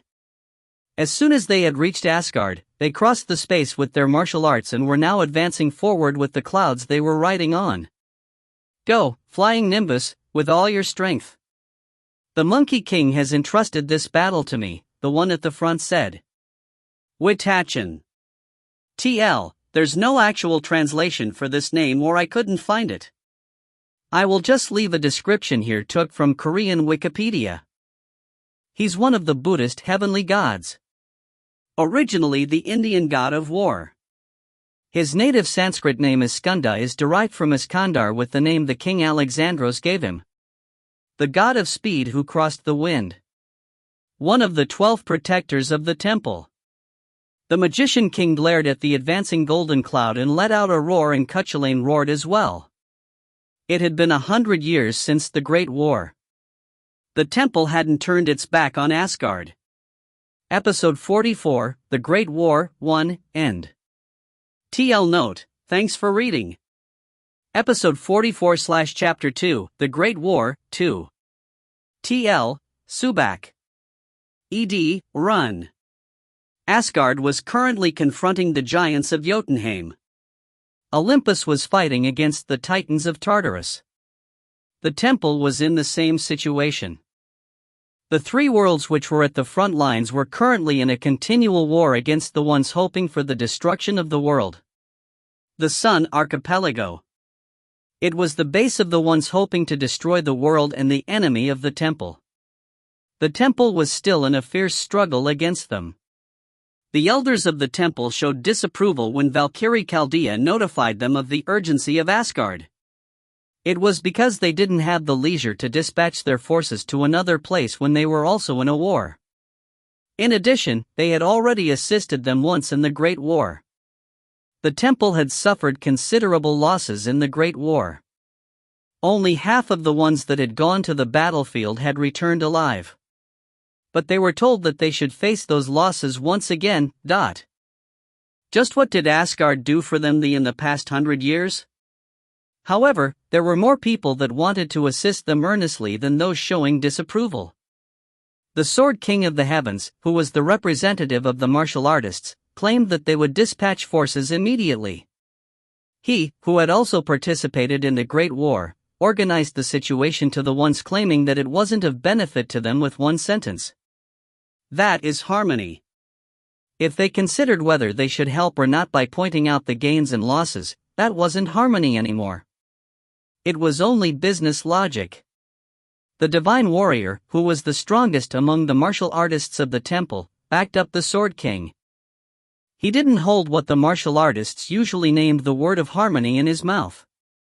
What he spoke about was a much simpler and easier to understand logic. You should keep justice. The temple and Asgard were allies, because they were from the same side. The Battle King, who was ranked at the top even among the 12 protectors of the temple. Sun Wukong laughed at that claim. He giggled and tried to support them. Let's help them. That Palgi completely fell for the Valkyrie that told of us the urgency. Well, it happens all the time. Hey Hyungnim, why are you saying that here? Japalji flushed and protested, but Sun Wukong just picked his ear. Sha Wujing, who was behind the two of them, shook his head, and meanwhile Sun Wukong told the elders of the temple that they should help once again. It wasn't only because of Ju Palji and also not because of the military way of thinking that they should help their allies. One world was at the verge of destruction. Then, wasn't it obvious for beings wanting to maintain the world, as humans to help them? As most of the martial artists that had actually fought said that they should help them, the elders that were against it could only place their hopes on the strongest people of the temple. But they also expressed the same thing as the martial artists. We can't send a lot of forces in this instant, however we will send strong people. The captain of the Pure Ones, Yuanshur Tianzuan, spoke to Chaldea while representing everyone. One of the 12 protectors, Witachin, was selected to be the one that would lead the troops, and the strongest followers of the Sword King and Battle King stepped up to help Witachin. In addition, Yuanshur Tianzuan provided them with giants that possessed divine power and gods that possessed their own thrones. Sun Wukong also didn't stay still, as he was the one that had claimed the dispatchment of reinforcements earnestly. He entrusted his most treasured companion, the flying Nimbus, to Witachin. You don't have anything for us, Shi Wanmu? Asked Sun Wukong with a humorous expression. Shi Wanmu laughed as Sun Wukong spoke and then lightly clapped her hands. The celestial maid stepped to the front and then placed 5 celestial peaches on the floor. It could be said that Shi Wangmu, who was the commander of the Celestial Maidens and the administrator of the Celestial Peaches, had the same role as Freya in Asgard. Sun Wukong became amazed at the generosity of Shi Wangmu and then turned to look at Ju Palji and requested, "It's a precious object. Don't eat it all in the path." Atta, Hyung Nim. Why are you like this? And are you one to speak? Did you already forget who was the one that cleared up all the peaches before at a moment's notice? Ju Palji grumbled. He used quite a serious speech in front of others, but his words became rough when speaking with Sun Wukong. If you wish, you can stay here and rest. You should be really exhausted after having come a rough and long path. Yuanshur Tianzuan spoke gently to Chaldea, but she declined politely. She thanked the goodwill of the temple deeply and answered that she would return with the reinforcements. The day after was the day of the dispatchment. The martial artists who hadn't gone out to the front lines gathered in one spot and sent off the reinforcements heading to Asgard. For Asgard in the Nine Realms. Yuanshir Tianzuan said, hitting his chest twice. Chaldea became moved at the best of goodwill that one of the most influential people sent. Her eyes reddened and she answered with the etiquette of the temple. Let the light of the temple be eternal. Time passed. The reinforcements of the temple, which had advanced day and night, finally reached a place they could see the battlefield. Witachin, the god of speed, comforted the warriors of the temple. Chaldea looked at Valhalla, which could be seen from far away, and the warriors of the various small worlds that had gathered and shed tears of inspiration. But they weren't alone. Just like the reinforcements of the temple saw Valhalla and the temple, the ones standing on the battlefield also saw them. They sensed that they were approaching. The magician king made a quick judgment. He made a bold decision and the giant kings didn't resist his order. Krumbak and the others who could stay next to the magician king had already died or were in another place. Hurry up before the guys of the temple arrive. Deal them a good blow and create some distance. Karasifa, who was one of the giant kings and specialized in necromancy and handling the dead, made the dead arise. At the same time, the entire army of the giants started to move, as if it was a single living being. The front lines itself was really wide as it was a battlefield where hundreds of thousands fought at the same time. The giants concentrated their power on one point and attacked the alliance of the small worlds that were at their side. On top of that, it wasn't a simple attack. The evil spirits charged solely to enter the enemy ranks and self-detonated. An empty space could only be formed as thousands of evil spirits exploded simultaneously. The intention of the magician king was to pull back their forces. He couldn't know what result would appear with the warriors of Valhalla that were riding on the momentum, and on top of that, the warriors of the temple had joined the battle.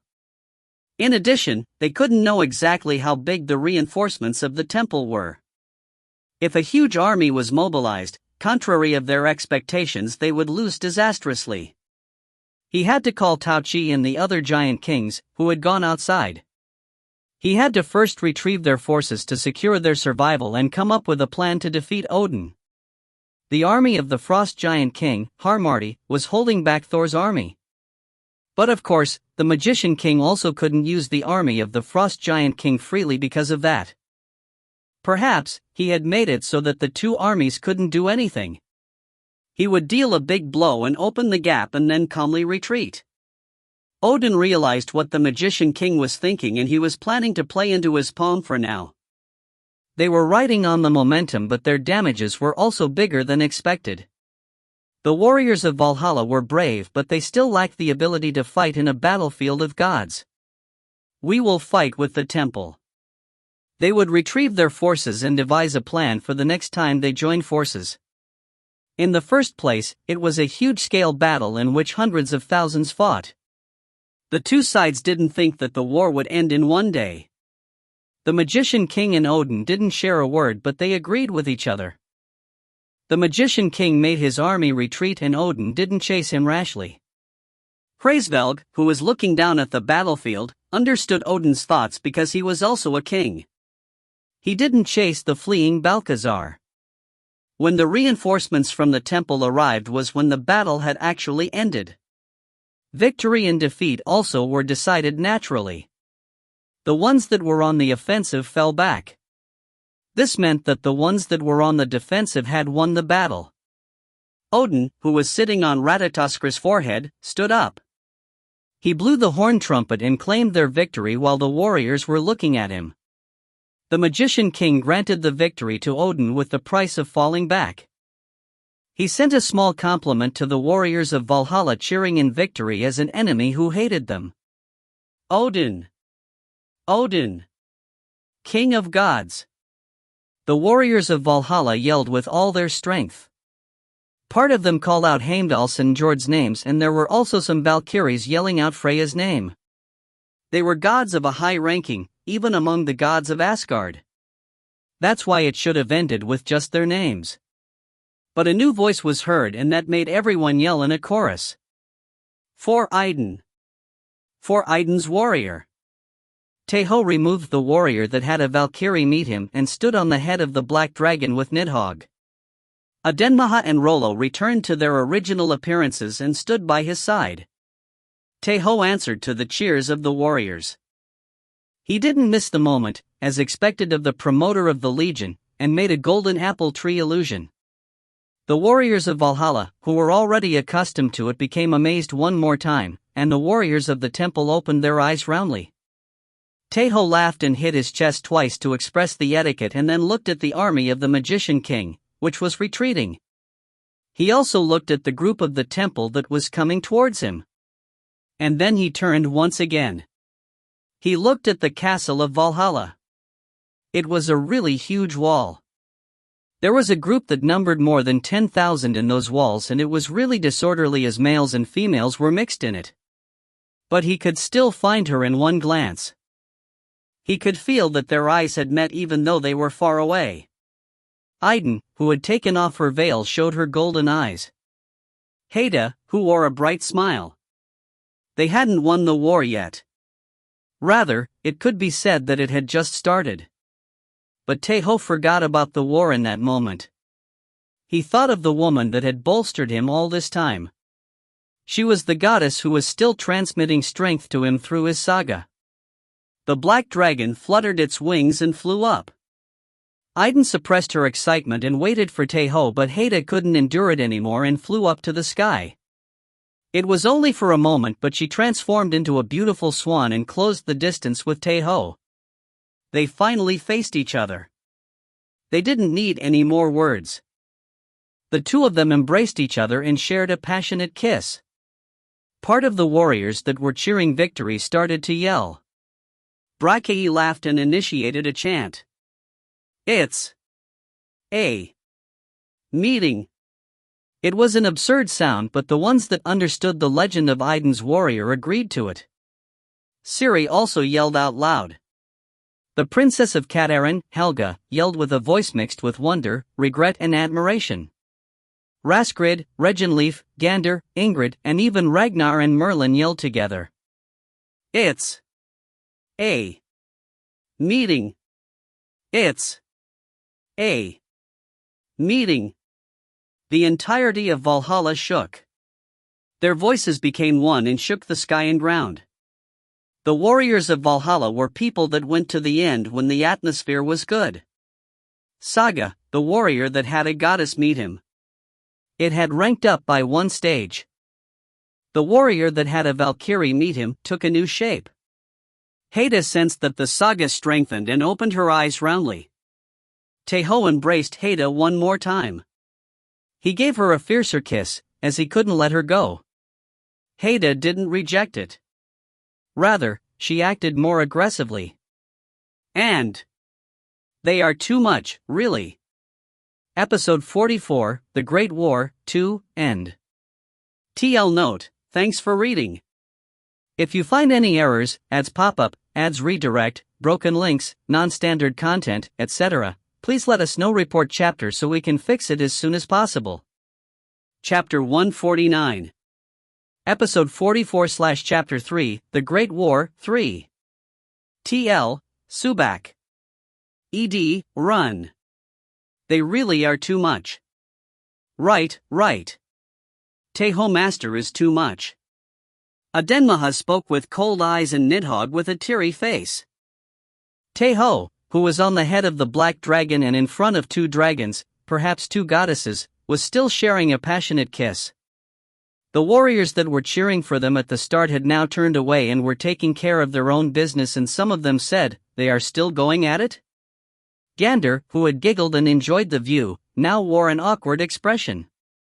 Brachii, who was the first to set the atmosphere, turned to look at Siri and she frowned at his expectant expression. She made a light gesture with her chin and said while looking at him with eyes that only the two of them understood, "Not now." There were too many people near them. In addition, the timing was completely off. They didn't know if it was just when Tae Ho and Heda had started to kiss, so to say, when they first felt the happiness of having one, but it was too late now. The warriors and shield maidens and even the Valkyries that had shared kisses and hugs because of the happiness were now taking care of the battlefield with embarrassed faces. Adenmaha's eyes became close to the absolute zero, and when Nidhogg was about to start crying, Tae Ho's and Heida's blessing ended. A superior-ranked Valhalla warrior and a representative Valkyrie wouldn't be out of breath in normal battles, but now they could only pant because they couldn't breathe properly. Heida bit her lower lip, embarrassed, and Tae Ho felt Heida to be too lovely and felt the urge to kiss her once again. However, he held himself back, because they had shared a kiss for close to almost 20 minutes. Cuchulainn clicked his tongue and let an absent-minded voice flow in his mind. How great, too great. How are you able to do that? I saved it for myself. It was also like this before, so to say, that day. Another voice interrupted. It was none other than Idun. They knew even without any explanation of the day Idun was speaking about. The day of the announcement that Tae Ho got promoted to the superior rank, when Heida gave Tae Ho the best blessing in front of everyone. That really was to show it to others? It was to show Raskrid and the other Valkyries, don't look at him, he's mine. So don't even touch him. No one said anything, but everyone thought of the same thing. Heida's red face became even redder and she explained hurriedly, that's not the case. It's not like that. There was no logic behind it. She was just forcing herself to say it, and because of that, Idun's calm voice suppressed Heida's useless resistance. It is like that. She also spoke without logic but had an incredible persuasiveness behind it. It was because she had done the same this time. She used the kiss, which had continued for 20 minutes, so that everyone engraved it thoroughly in their heads, to the point they disliked it. Heida bit her lower lip once again and gritted her teeth. She spoke sharply, as she couldn't endure it anymore. Then, you are also the same, Idun. I don't know what you were talking about, Idun countered. Heida's eyes became sharper. Oomph, so you are going to come out like that, huh? Then Tae Ho is mine now. He's Heida's warrior. He will give up on being Idun's warrior. We weren't talking about that. What is this chaos and destruction? This situation that makes others that are watching burn with rage? Cuchulainn mumbled in a reverent voice while Heida and Idun were arguing with each other. Tae Ho felt that he should get the situation under control. It was because he had to protect the peace of his family, no, the Legion. Heida? Idun Nim? He called them both for now. Heida raised her head and looked at Tae Ho when he realized. Idun Nim? So you can differentiate. Idun. Idun smiled with a bright face, and this time, Heida's voice rang in her head. It seemed as if the rights over their body had passed from Heida to Idun. My comprehension isn't able to catch up, Cuchulainn spoke with a suffering expression. Tae Ho also wanted to nod, but he was in a different situation from Cuchulainn. It was because Tae Ho was the involved party compared to Cuchulainn, who was a spectator. He spoke carefully to Idun, whom he had recognized by the really lovely face that she wore. We have lots of things to talk about, right? That's right. And it seems like we also have to listen about her, and there are things you should explain. Idun's eyes became sharp. Her golden eyes, which were usually covered with a veil, were a bit different to Heida's. It was a very slight difference, but it had more dignity and fierceness. Nidhogg was where Idun's eyes were looking. She had approached Tae Ho and was grabbing at his clothes while mumbling in a low voice. She's certainly strong. Too strong, she said. She felt like she had been smashed to pieces. Idun's eyes weren't only looking at Nidhogg. It was because she wasn't the only dragon and goddess there. Adenmaha, who had approached at some point, grabbed the other part of Tae Ho's sleeve. And the king of gods, Odin, went to the place the throne for the king was at. Hlidskjaf. The throne of the gods, on which only its king and his proxy could sit. Odin, who had protected that seat for a long time, sat on the throne with accustomed movements. He then buried his body in it while curling down and then raised his head while closing his eyes with a modest face. A sharp sound was heard. Freya breathed hard after slapping Odin's cheek while gritting her teeth. Odin took a deep breath and opened his only eye to look at Freya. "You can hit me more if you wish." "Of course. Do you think I won't be able to if you speak like that?" Freya really didn't stop. She kept slapping Odin's cheek several more times. Really? Really? Really? If he was leaving, he should have told her something. And told her something if he had set up a plan like that. How was she the mistress of Asgard? How was she the commander of the Valkyries and landlady of Valhalla? She had been tricked for more than 100 years. No matter the intention, Odin had hidden things from her for 100 years. Why hadn't he told her? Why did he make her curse Loki for that long? She knew the reason. There was no way that she would miss the reason, as she was wise. But her emotions had exploded. The violent thoughts were pressing down on her consciousness. Freya cried. She cried and hit Odin. In the end, she buried her head in his chest and then burst into tears. It was thanks for being alive. For having returned. Because Freyr hadn't returned. His foolish brother had left his only sister alone. Odin embraced Freya. He patted her back and soothed her. "I'm sorry. If you know, you should do things properly." Freya pouted and pushed Odin away. With a messy face, she took a breath and then asked, "Are you okay?" "I am." "Probably. If you are, you should just say so." "What is the probably?" "That's so petty." Freya grumbled as she healed Odin's wounds with recovery magic. It was because his cheek was swollen, as she had hit him so hard and repeatedly. Following that, Freya also used recovery magic on herself. She didn't get hit, but her eyes were red and swollen for having cried too much. Odin regained his normal self. Freya, who had barely regained her composure, gave a short and sharp blessing to Odin. "We can let them in now, right? They must be waiting. Let's hurry." Freya nodded. She rolled her fingers and sent a signal to a distant place, and the Valkyries of Freya's legion led the honored guests to the room of the king. The first one that entered was Hader, who led the warriors of the Vanir. Followed by that, the representative of the light fairies Farian and the dark fairy, Arianmona, entered, and then Gundr, the representative of Nidavellir, followed their back. There were several representatives of Midgard, as it was separated in several parts. 7 human kings entered the throne room with very honored expressions. The last one that entered was Hela. The Queen of the Dead entered, escorted by the best warrior of Nibelheim, Galien, and then sat in the seat that was below and at the right of Odin. They were reinforcements from the small worlds inside of Asgard. Freya expressed her thanks to them and Odin gave blessings towards them. After a while, the last guest entered the room. The one that came from outside of Asgard. The other realm that hadn't turned their backs on Asgard.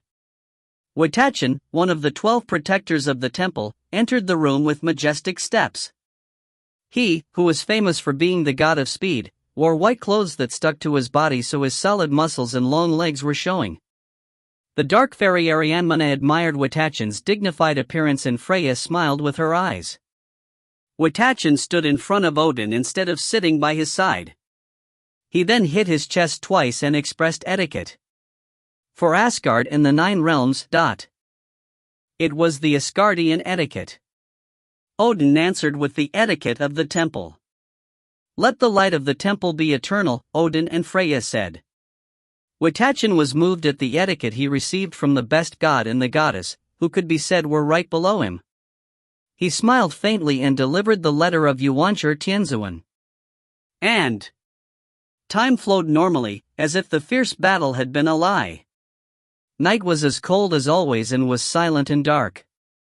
The steel warriors decided to look out themselves. It was because they didn't get exhausted, with their steel bodies.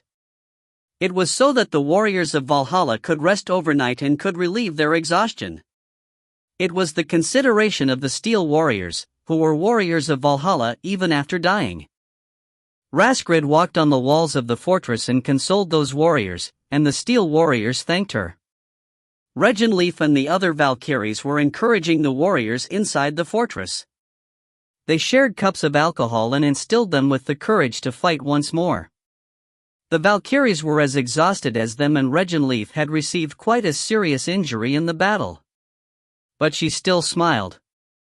Ingrid cared for the injuries of the warriors rather than herself. They had won, but the damages were great. Countless warriors had become Steel Warriors, and thousands of Steel Warriors had faced their real end. There were also many injured and dead among the Valkyries. The ones that fought in the sky suffered especially severe losses.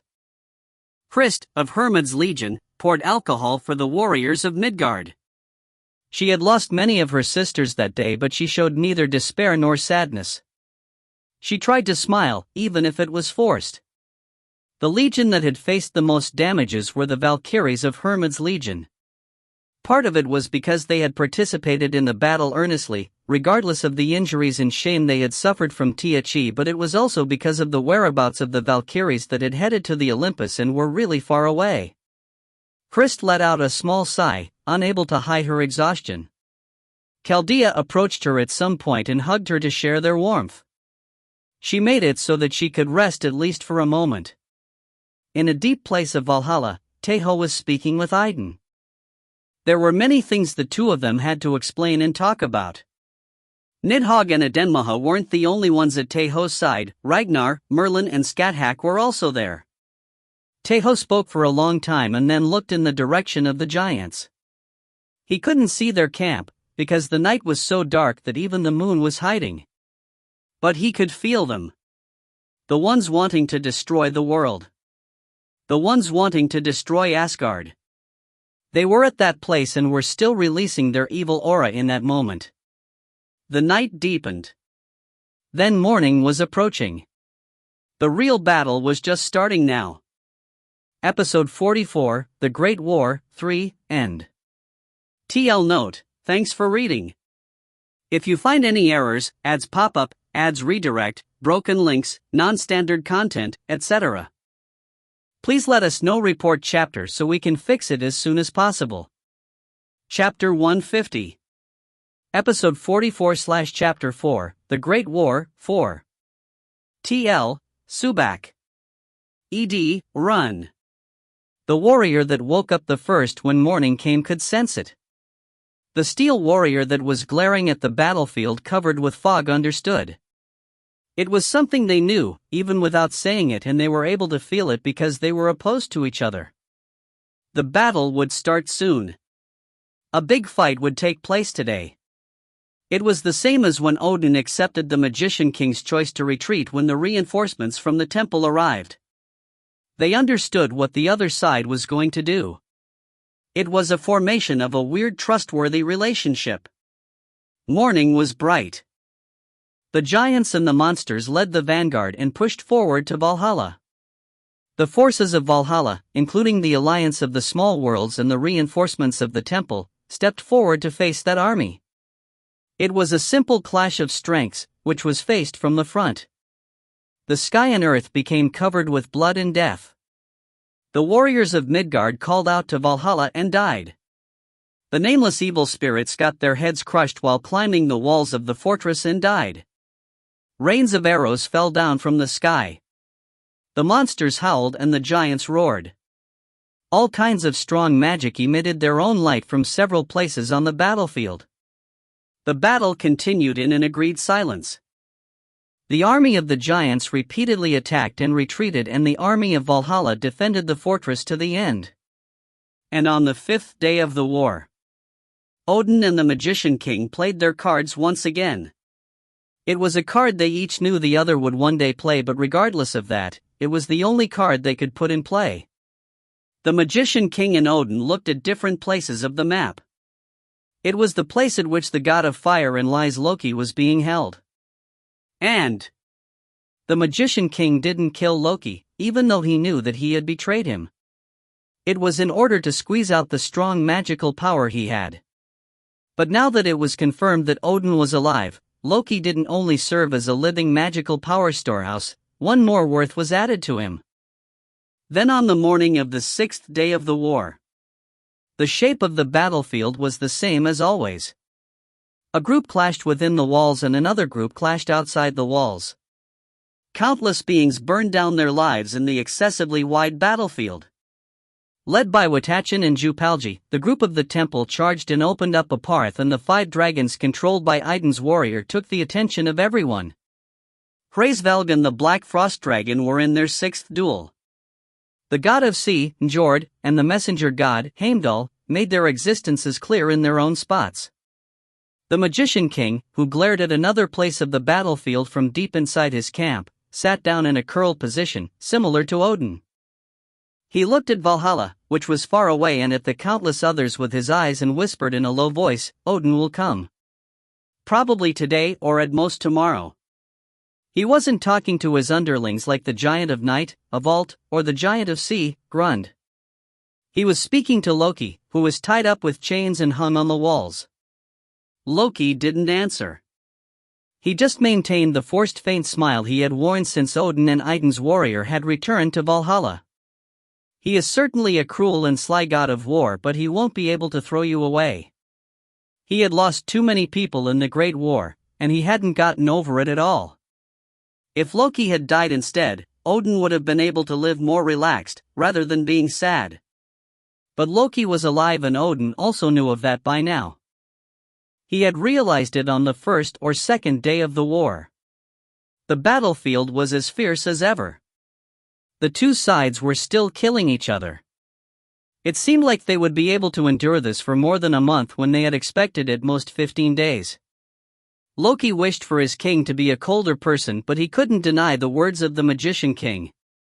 Odin would come, to rescue him, the man that had sacrificed himself for more than 100 years. The Magician King stood up slowly from his place and stepped forward. If the hunter was next to the trap, no matter how dumb the prey was, he would obviously stop. The Magician King started to walk. And Loki closed his eyes. And Jupalji, who was swinging his steel chains that had 10 blades in them, felt a sense of incongruity at some point. He opened his thin eyes more sharply and glared at the battlefield. One giant was hit by an attack from Watachen, filled with his energy, and collapsed. The one that was surveilling him, jumping over the collapsed giant lightly and charging like lightning again, became certain. He noticed. An uneasy and nasty smell was felt.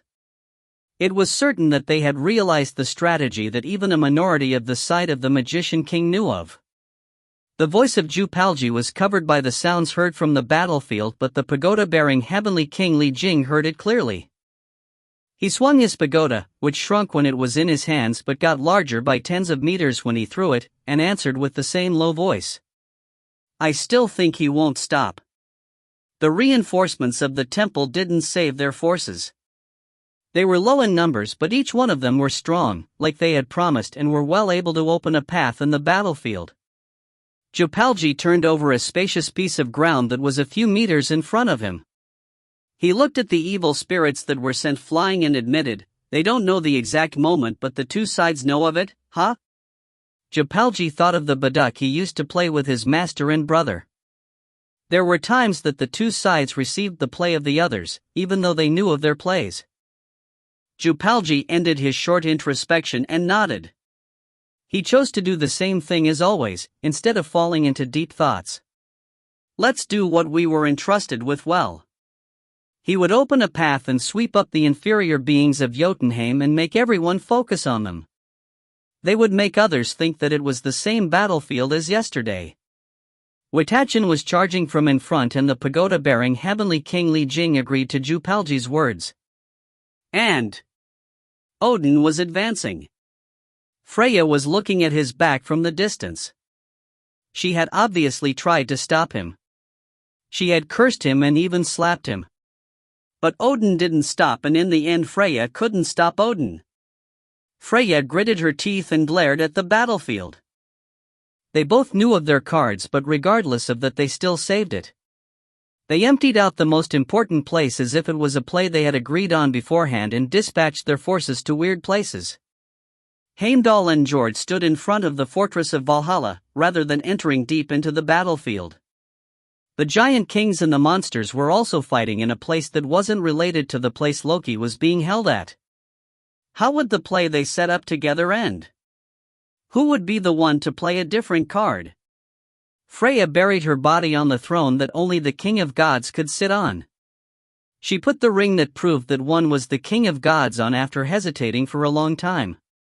Then she started her first task as the King of Gods. The first duel of the Magician King and Odin that notified of the start of the Second Great War occurred while the two of them hid their cards thoroughly. They each took out one card that the other was unaware of and got closer to victory. But this time, it was the opposite. The two of them knew of the cards the other had. There were no more hidden cards.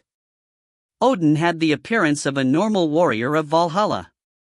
He hid himself with magic and changed his hairstyle and the color of his hair with his magic. Transformation magic was a very easy thing for him, as he was also the god of disguise. He would fight normally and advance. Bragi and Ciri fought next to him, but it was only for a moment. Odin didn't stay next to those that had already reached the level of superior warriors for too long. Heimdall and Jord were fighting in a distant place. Odin, who had even hidden his presence as a god, defeated the evil spirit in front of him with difficulty. He could see a crumbled fortress from far away. Loki was hanging from it. The foolish yet wise King of Gods. It was the nickname the head of Mimir used to call Odin. It was certainly a contradictory word, but those were words that described him too well. The one that resists the destiny he can't avoid. The one that is wise yet chooses the foolish option. Odin laughed unconsciously. Perhaps, it might be the last laughter in his long life. Odin took one more step. It was a normal step, but he could feel it the moment his feet left the ground. He had crossed the line. Odin looked at Loki once again. And Loki was also looking at him. And Loki smiled the moment they exchanged glances. In the end, his hopes had collapsed. He had hoped that Odin wouldn't come, because he would certainly do it otherwise. But what Loki hoped for was a bit different.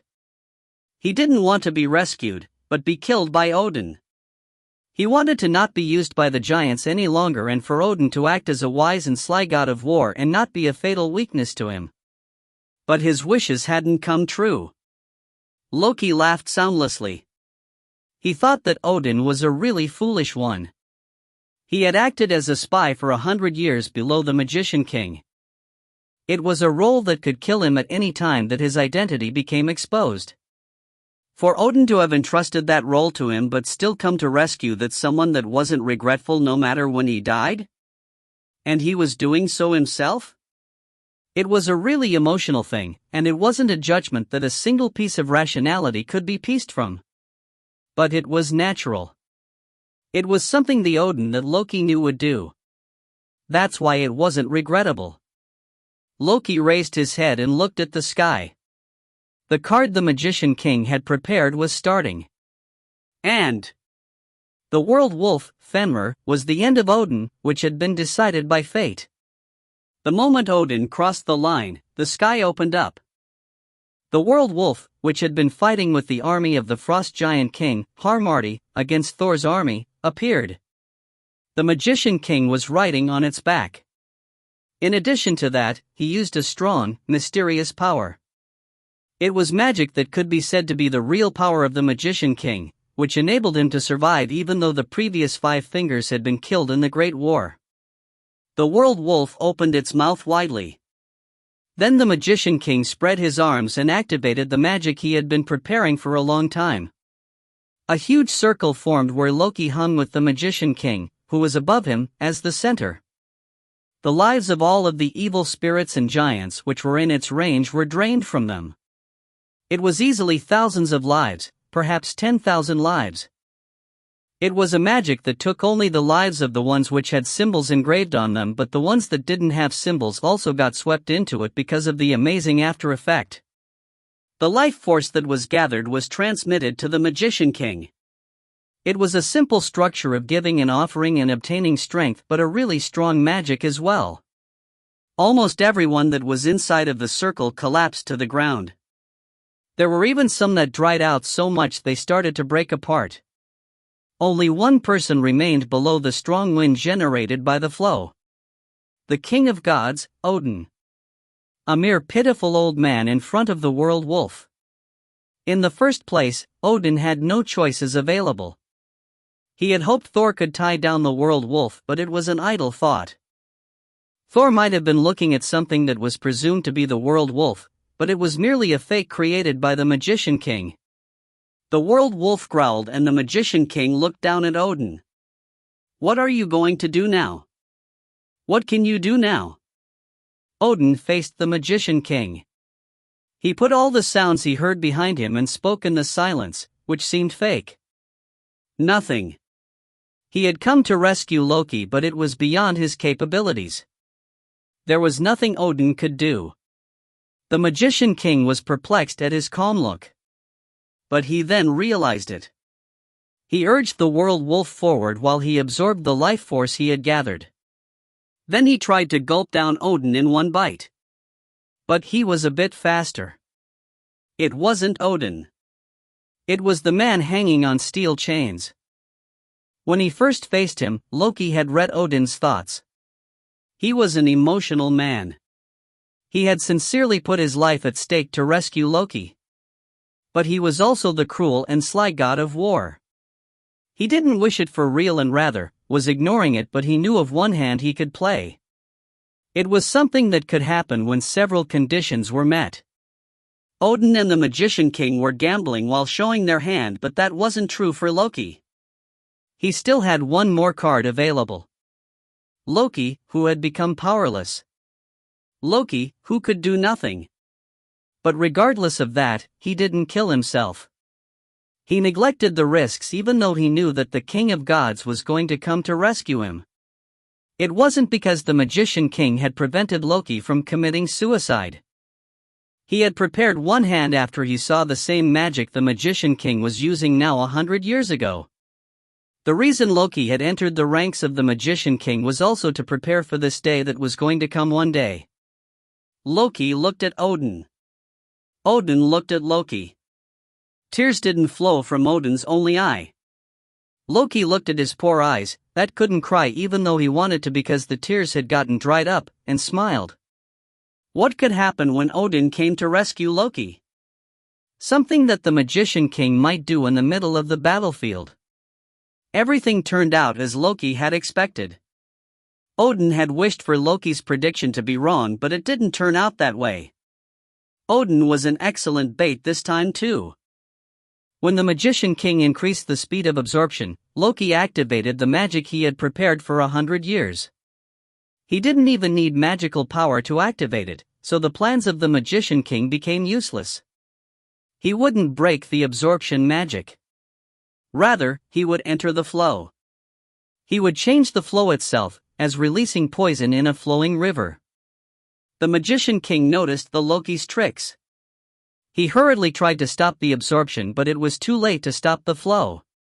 Loki's life and magical power were mixed into the flow. They became a lethal poison and were transmitted to the Magician King.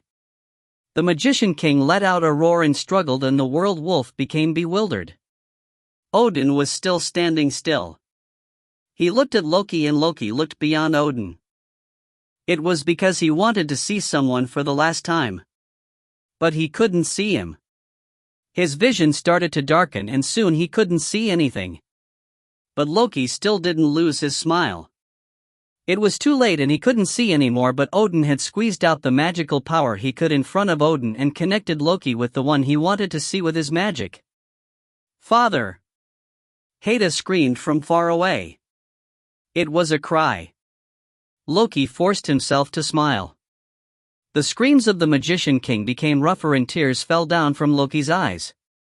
He raised his head and tried to look at Fenrir, but it was impossible now for him.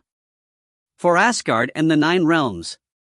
It was the price for giving birth to 2 existences that wished to destroy the world. Loki's heart exploded.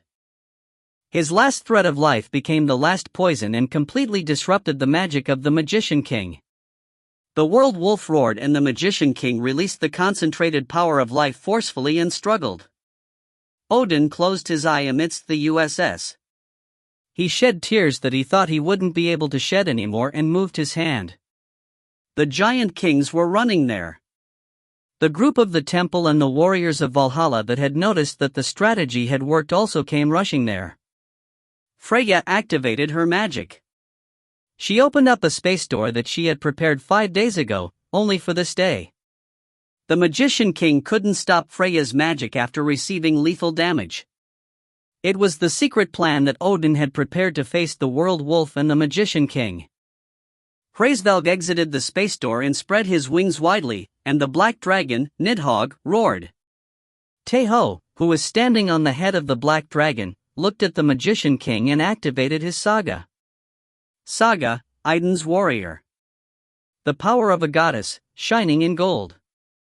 Hraesvelg and Nidhogg charged towards the world wolf. Tae Ho roared and several others that were only waiting for that moment clashed, with the Magician King and Tae Ho at the center. Everyone knew. Today, right at this moment, this battle would decide the Second Great War. The battle had started. It was a time when the sun was at its peak. Episode 44, The Great War, 4, End. If you find any errors, ads pop up, ads redirect, broken links, non-standard content, etc., please let us know. Report chapter so we can fix it as soon as possible. Chapter 151. Episode 44/Chapter 5, The Great War, 5. TL, Subak. Ed. Odin dropped his shoulders. He didn't collapse after using the last of his strength, but he looked to be at his limits, as if he would break down at any moment. Odin shed tears. The tears that fell for the first time in 100 years didn't know when to stop. He knew it. He didn't wish it, and it needed a procedure that several conditions had to be met. But in the end it ended up happening. What would Loki do, and what kind of fate would he face? At the end of the Great War, he wasn't able to stop him when Loki said that he would enter the ranks of the Magician King. But he ended up relying on his sacrifice. And this was the same. He had come to rescue Loki, but in the end he made himself die. The foolish yet clear king of gods. The cruel and sly god of war. Odin clenched his chest. He grabbed his chest that seemed like it would tear at any moment and raised his head. He turned to look up at the world wolf that was roaring in rage. Win. As it was the last stage Loki had made. It would be the last opportunity. The Magician King vomited blood because of the lethal blow that was inflicted with the explosion of the absorption. The world wolf, that seemed to have no consciousness, seemed to have detected the death of its father and increased its size in an instant and got more enraged.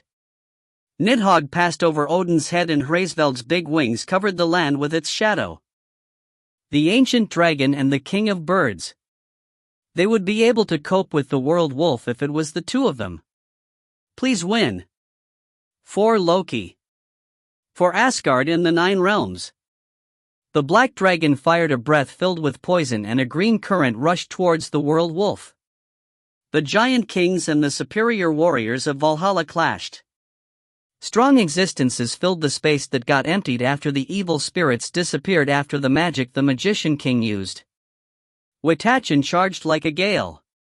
Brachiae awakened as the son of a god and fired lightning. Siri transformed into a wolf goddess and put Ullr's divine power on her arrows. My king.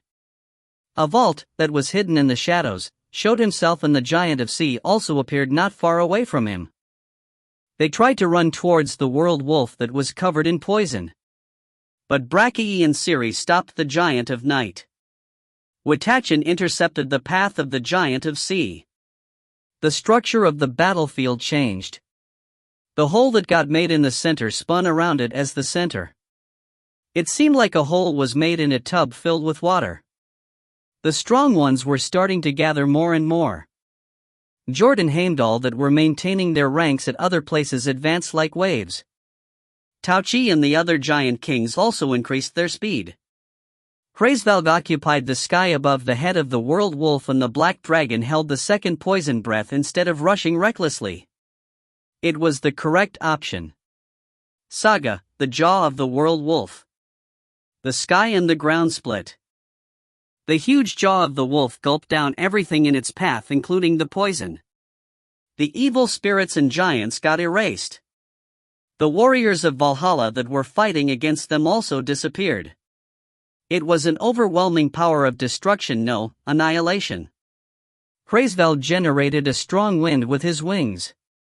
He pressed down the world wolf from above and at the same time fired his feathers that were like blades. The black dragon moved sideways to dodge the jaw of the world wolf and fired a poison breath once again. The world wolf acted calm as if the poison didn't pose a problem to him at all, but it was the same as Hrumbak. The poison would certainly show its effects in the later stages. In addition, the Magician King wasn't the world wolf. He had to desperately use magic to block the poison even while he was vomiting black blood. Loki! Loki! Loki! The Magician King screamed in rage, and that rage reached to the one that was standing on the head of the black dragon. Idun's warrior. The commander of Idun. The world wolf roared once again and moved. He went against the gale generated by Hraesvelg with his overwhelming power. He received the falling feathers with its body and took a leap, but the height of that jump transcended imagination. The world wolf bit the empty air. It was the place Hraesvelg was at just now. Hraesvelg barely managed to dodge the attack of the world wolf by twisting his body and dripped cold sweat. The physical abilities of the world wolf had transcended his expectations. Bastard, dot. But he couldn't lose to it. Hraesvelg let out a cry and charged towards it. It was to deal a blow to the wolf that couldn't move freely in the air. The world wolf looked at him, and it didn't move its body on purpose. It rather glared at Hraesvelg and released a strong magic power. Saga, the one that conceived a catastrophe. The cry of a queen banshee exploded in the air. It wasn't a cry that spread everywhere but was only directed to Hraesvelg. The invisible strength hit Hraesvelg. Hraesvelg twisted his body instead of facing the attack head-on. It was a wise judgment. The world wolf bit the air this time too and fell. And the black dragon charged towards it. It wanted to bite down the world wolf that was defenseless because it used consecutive skills towards Hraesvelg. The black dragon bit the stomach of the world wolf, and the world wolf bit the neck of the black dragon. They both crashed in the ground. The world wolf gnawed at the neck of the dragon. The teeth of the black dragon bit the stomach of the world wolf, but it couldn't gnaw on it. But it was enough. Because the one that got tangled with the wolf was the fake one. The black dragon stroked its wing and opened its mouth widely to bite down the neck of the world wolf that had now become as big as the black dragon. The world wolf laughed with its eyes. It looked at the black dragon and opened its mouth like it. It was to face each other once again. Saga, the warrior that had a goddess meet him. Right at that moment the saga got activated. The location of the fake dragon that was about to disappear because its strength got almost used up changed with Nidhogg. She then fired a poison breath towards the world wolf that had approached her in an instant and then bit its body. They were the teeth of a real black dragon. The world wolf made an action filled with madness compared to before that only had its leather pierced. It put strength in its legs and moved its body by its own. The piece of flesh that got bitten got ripped off forcefully and then turned itself to bite the neck of the black dragon. A big wound was made in the stomach of the world wolf, and the poison of the black dragon entered the body of the world wolf. But the wolf didn't care about it. It destroyed the scales of the dragon with its teeth and then bit the flesh. Kayak! Nidhogg screamed at the unbearable pain. Tae Ho hurriedly cut off the connection with Nidhogg's body with the one that controls dragons. He called the fake Nidhogg next to himself and changed its location with the real Nidhogg. He embraced Nidhogg that had started to cry while grabbing her neck and jumped from the head of the black dragon. A strong poison got released from the body of the black dragon after Nidhogg left it. Green poison covered the body of the world wolf in an instant. Tae Ho leaped in the sky consecutively and looked at the sky. Hraesvelg was gathering strength. It was to deal a decisive blow to the world wolf that lost strength because it suffered a big injury. Saga, the one that conceived a catastrophe. Saga, the jaw of the world wolf. Two sagas got activated at the same time. The cry of the queen banshee scattered the poison and the jaw of the world wolf swept down the sky and the ground. The eyes of the world wolf had blood congested in it. Its breathing was rough and an overwhelming amount of blood flowed from the wound of its stomach. Hraesvelg charged towards that world wolf. He drew a trajectory between the two sagas that was close to perfection. It was a body slam. It was an attack that fired off his body, that emanated magic power, like a projectile. Hraesvelg surged to the air. The king of the white birds, his huge body clashed against the world wolf. The world wolf screamed. It got tangled with Hraesvelg and got sent flying a few kilometers. Just its aftereffects made everything in its surroundings disappear. Hraesvelg stood in the air and breathed roughly. Tae Ho, that was still embracing Nidhogg, gripped the summoning rock, and at that moment Rollo and Adenmaha got summoned, and after they transformed into dragons they fired the right of the king. The world wolf couldn't dodge it this time either. The ice and fire breath covered it. But it didn't fall. It stood its messy and bloody body up. Its body that had grown to become as big as the black dragon shrunk once again to become a few meters big and had even received lethal damage, but it didn't fall down. It was a nasty vitality. In addition, the magician king was riding on its back. He started to recite a chant with a maddened voice after he shook away the after effects of the magic. The world wolf charged forward while losing blood. The strong curse magic became 5 spheres to roam the surroundings of the world wolf, and the wolf charged forward. He rushed towards Tae Ho at an overwhelming speed. Hraesvelg flew towards Tae Ho. Tae Ho understood his intention and threw Nidhogg to the air. When Hraesvelg snatched Nidhogg in the air and embraced her, Tae Ho faced the spheres of curse head-on. He swung the sword he was holding with strength. Saga, Sword of the Sun. The sword Gallatin of the Sun Knight Gawain. They were almost in the afternoon, so the power of the saga greatly amplified Tae Ho's divine power. The huge blade of sun made with golden light swept out the cursed spheres. Quagagagung. Fierce explosions fired off in consecution. Adenmaha and Rollo threw themselves towards the world wolf. The world wolf used the jaw of the world wolf, but Rollo twisted his body and dodged the attack. Adenmaha fired an ice breath on the head of the world wolf. She then landed on the ground and swiped her tail towards the world wolf, precisely speaking towards the giant king riding on its waist. But it didn't happen. She did delay the world wolf for a moment thanks to her ice breath, but the tail sweep went wrong. The giant king grabbed Adenmaha's tail. He showed his strength even though he was at the verge of dying.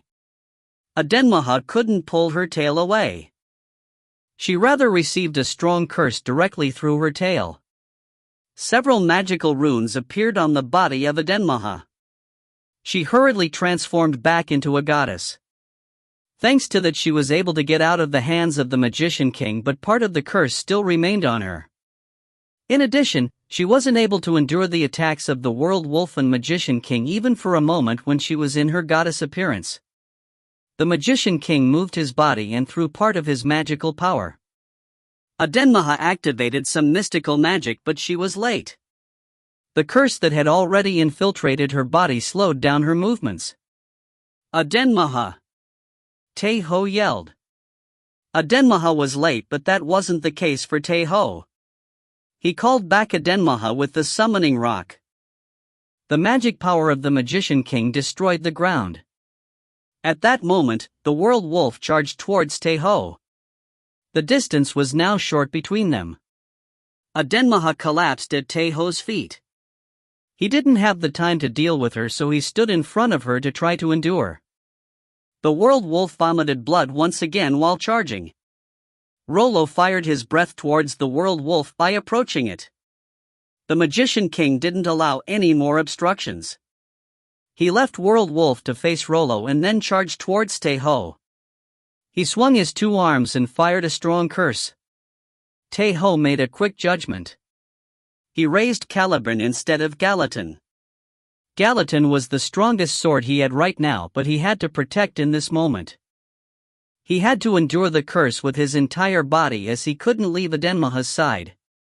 He needed the holy glory of Caliban rather than the power of the sun. Saga, King of Camelot. The glory of Camelot emanated its light. He raised up his sword and emitted his strength, and an invisible wall was formed and blocked the power of the curse. But it didn't end at that. The Magician King landed in the ground and extended his arms forward after letting a roar. His posture was one that was pressing down at Tae Ho and Adenmaha. The magic power of the Magician King became one stage stronger. It seemed like the curse also became stronger because of its influence that Adenmaha let out a groan and struggled. The world wolf bit down a wing of Rollo and made him crash down. Nidhogg screamed.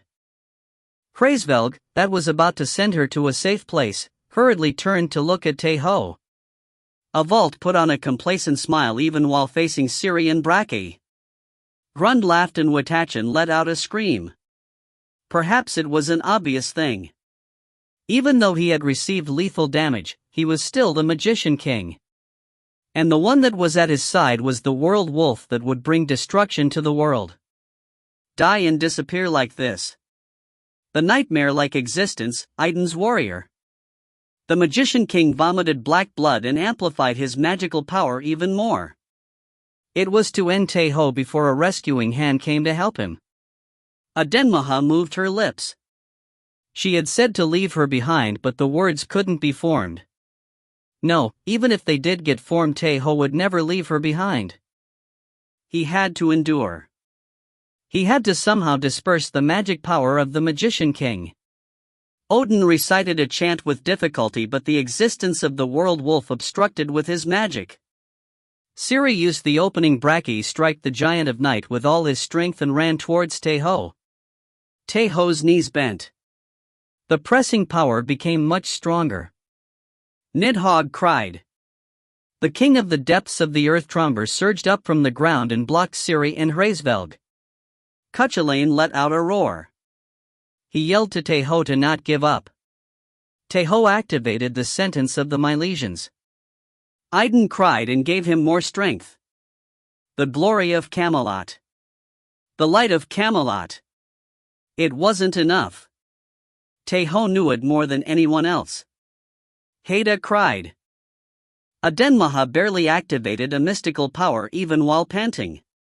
She tried to assist Tae Ho with the little strength she had. Tae Ho, my warrior Tae Ho. Aiden's voice reached him and Haida's cry was heard. And right at that moment, when Adenmaha's mystical power reached Tae Ho, a voice was heard through the sentence of the Milesian.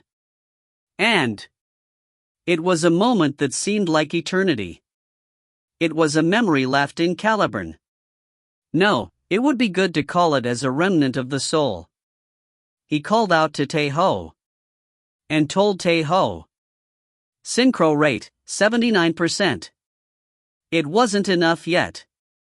That was the reason he wasn't able to hear the voice even though he had held Caliban for a long time. But right at this moment his voice reached him. It may be a miracle made by Aiden's and Haida's eagerness. It may be a necessity created by Adenmaha's hope. No, everything. The miracle made at that moment when the hope of the girls and the yell of Cuchulainn became one.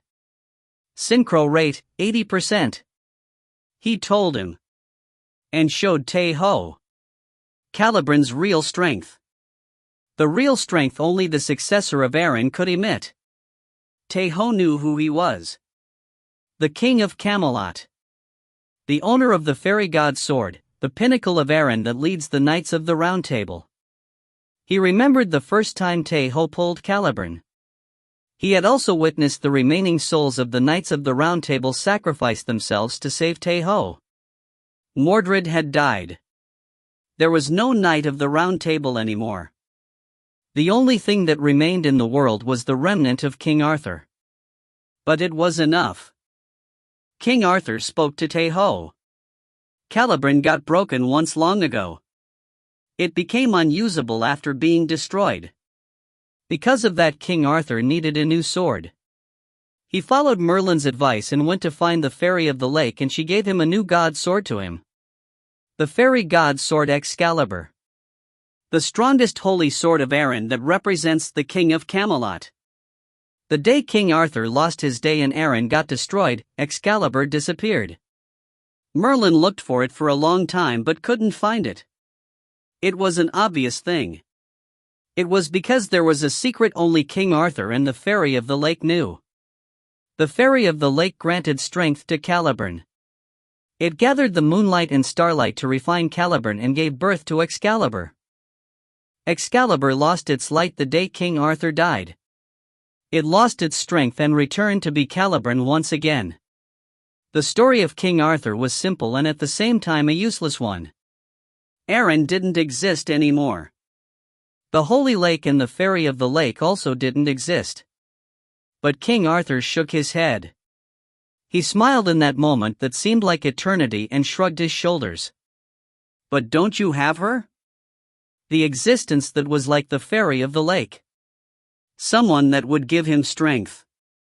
It's now time to hatch from your egg, new King of Camelot, successor of Aaron. The remnant of King Arthur smiled. He then became light and disappeared. Synchro rate, 81%. The moment of eternity ended.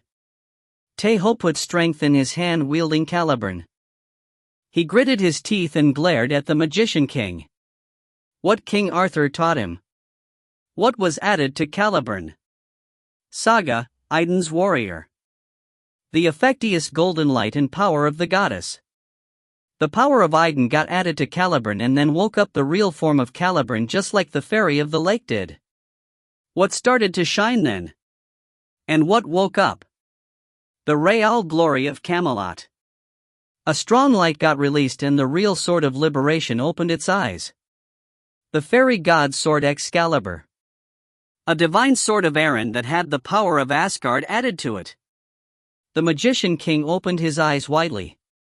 He had already seen the light emanating in front of him before. That's why he wasn't able to believe it, and that's why he let out a roar. My king, ...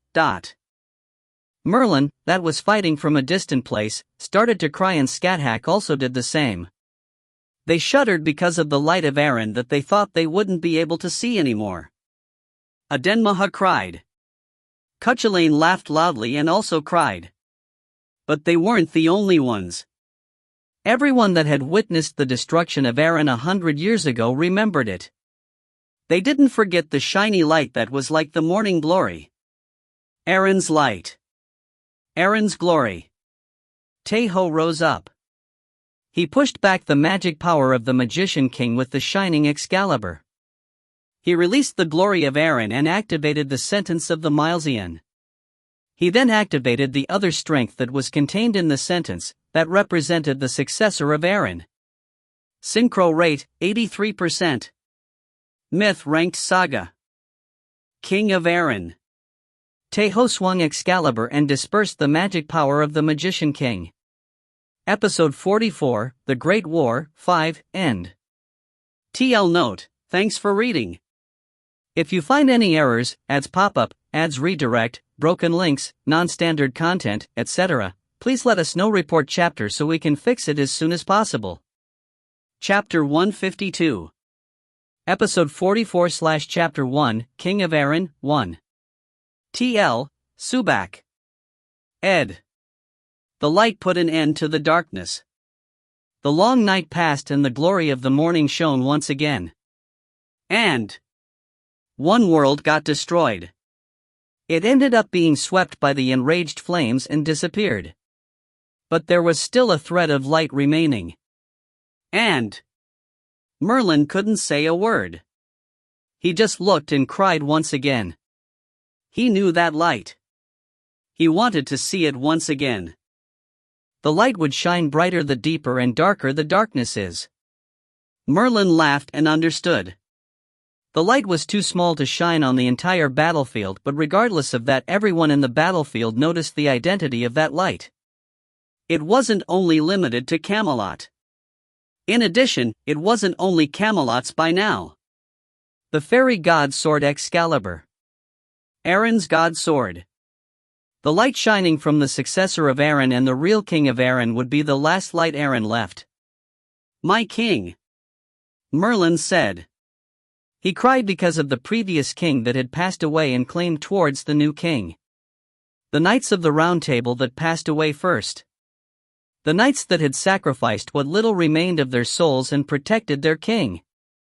He looked at him instead of them and faced him. The light surged up. It extended through the sky and split the clouds. The golden light split the world like the light of the creation of the world.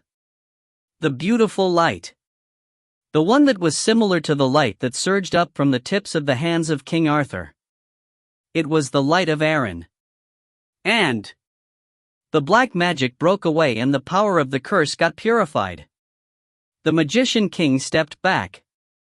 He got pushed back as much as he was pushing down. The golden light completely covered his eyes.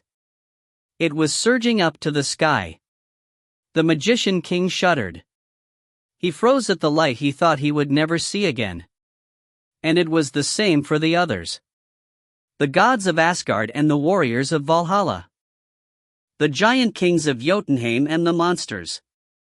They were all looking at one place and they soon realized.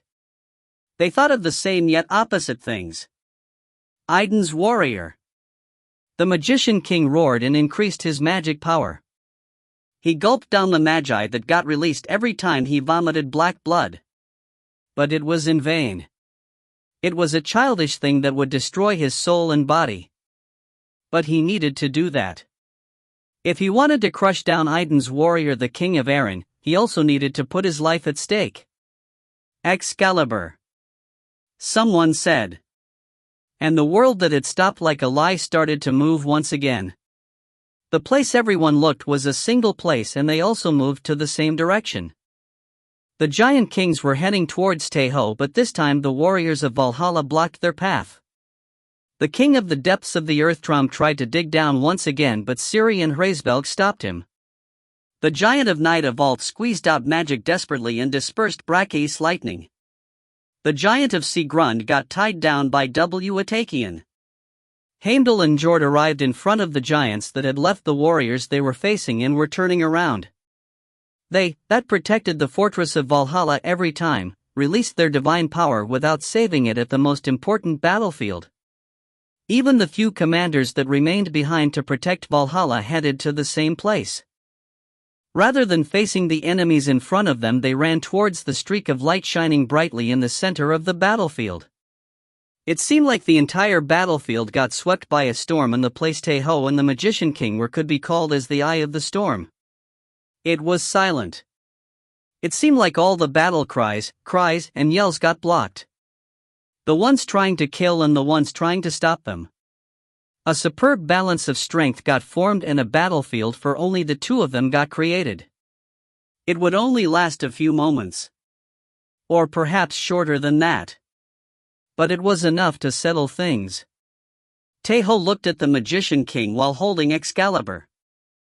He grasped the strong magic the Magician King was preparing with the eyes of the dragon and then moved his mouth faster than him. Saga, the warrior that had a goddess meet him. The Valkyries got summoned. He cursed out to things like the battlefield meant only for the two of them and activated several sagas. Saga, the warrior's equipment. Saga, the legendary pro-gamer. Saga, the hammer of the blacksmith doesn't slip. The Valkyries stood their weapons and spread. Then charged towards the Magician King. The fake Regenleaf blew the Valkyrie horn and amplified the strength of the 9 Valkyries that got summoned. Bastard! The magician king let out a roar. He emitted a strong curse magic to try to scatter the fake Valkyries, but it wasn't possible. The glory of Aaron was protecting them. Raskrid slashed the ankle of the magician king. Ingrid stabbed an opening in his armor with her holy spear. It was the spear that had defeated the first field monster, the Kraken. That wasn't the end. The fake Scathach, that was particularly strong even among them, messed up with the magic of the magician king that was about to be completed with the sword of light that she swung. The magician king moved his hands roughly and the fake Gander disappeared at that rough attack. Raskrid got crushed and Ingrid got thrown to the ground and couldn't move. The magician king still looked at Tae Ho at that moment, but Tae Ho decided to wait for that magician king. He made him not able to look at another place by chasing his movements. Aden Maha. There was no need to call for her. She wasn't incompetent at all. She stood up and transformed into a sea serpent. She fired an ice breath at his chest that got exposed because he was too concentrated on Tae Ho. It wasn't possible to inflict a fatal damage, but it was an unforeseen attack. The head of the magician king got dizzier and he lost Tae Ho for a moment. He turned around immediately, but Tae Ho had already disappeared. Where? He rolled his eyes and could see him.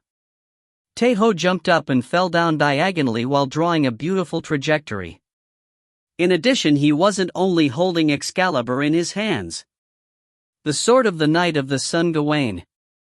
His sword of the sun that was like his trademark. Saga, Sword of the Sun. Gallatin shone in his left hand and it emitted an overwhelming power as if to prove that the time was close to midday. Tae Ho poured down attacks. It was a technique that only belonged to Kalstad's techniques and didn't have Scathach's techniques in it. The two-hand sword techniques that was executed by using two swords. Martial arts like this couldn't exist in reality at all. But it did exist in Dark Age.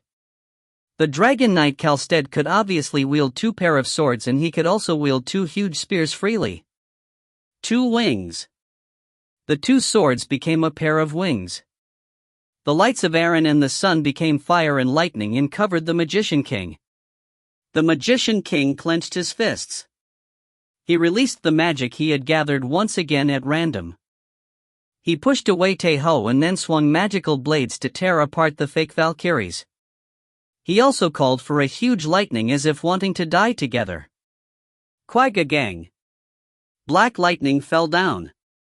It then split in 100 and covered the ground. Jord didn't turn to look around. He just focused on cutting the path from reaching Tae Ho and the magician king by creating waves and hails. It wasn't different for Heimdall. Brachii and Ciri also did the same. The ones that rather got impatient were the giants. The world wolf that increased in size once again roared. It stepped down on Rollo and tried to charge to the place the magician king was at. But Nidhogg also didn't stay still. She let out a roar instead of trembling. She made her body rose even though its neck got torn off. Because it wasn't her essence. It was her magic armor. She could fight even though she got her neck torn off and could still fight even if she became worse than that. That's why she had to fight. She had to stand up and stop it.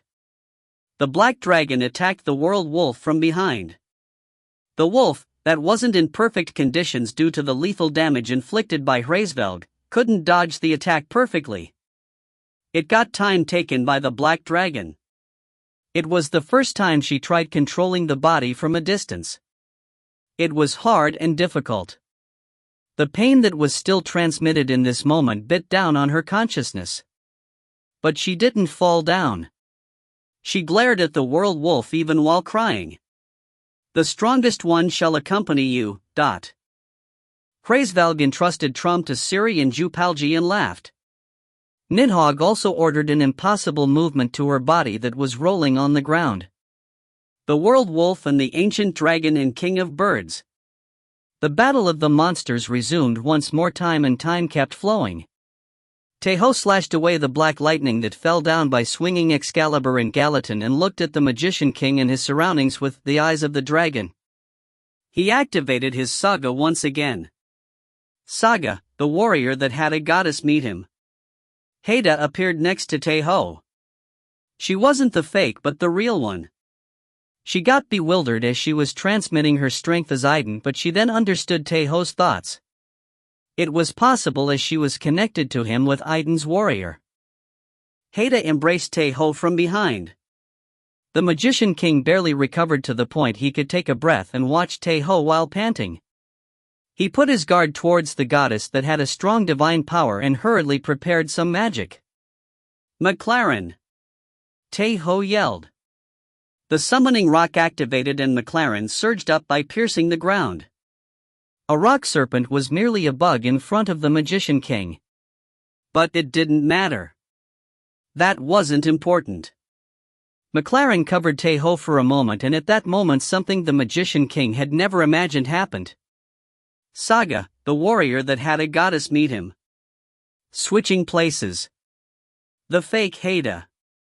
She was in the group of 9 that got summoned at the start, but she didn't attack the Magician King like the others. She just hid herself. Black lightning fell and McLaren surged up. The fake Haida stood behind the Magician King. She took a leap the moment McLaren surged up to stand behind him. The fake Haida disappeared and the real Haida appeared in that place. Tae Ho, that was embraced treasuredly by Haida, also crossed space. The Magician King realized it. He got surprised, but he couldn't look back. It wasn't because it was too late. There was another reason. For Asgard and the 9 realms. The last words Loki left behind and the nasty curse his last will made.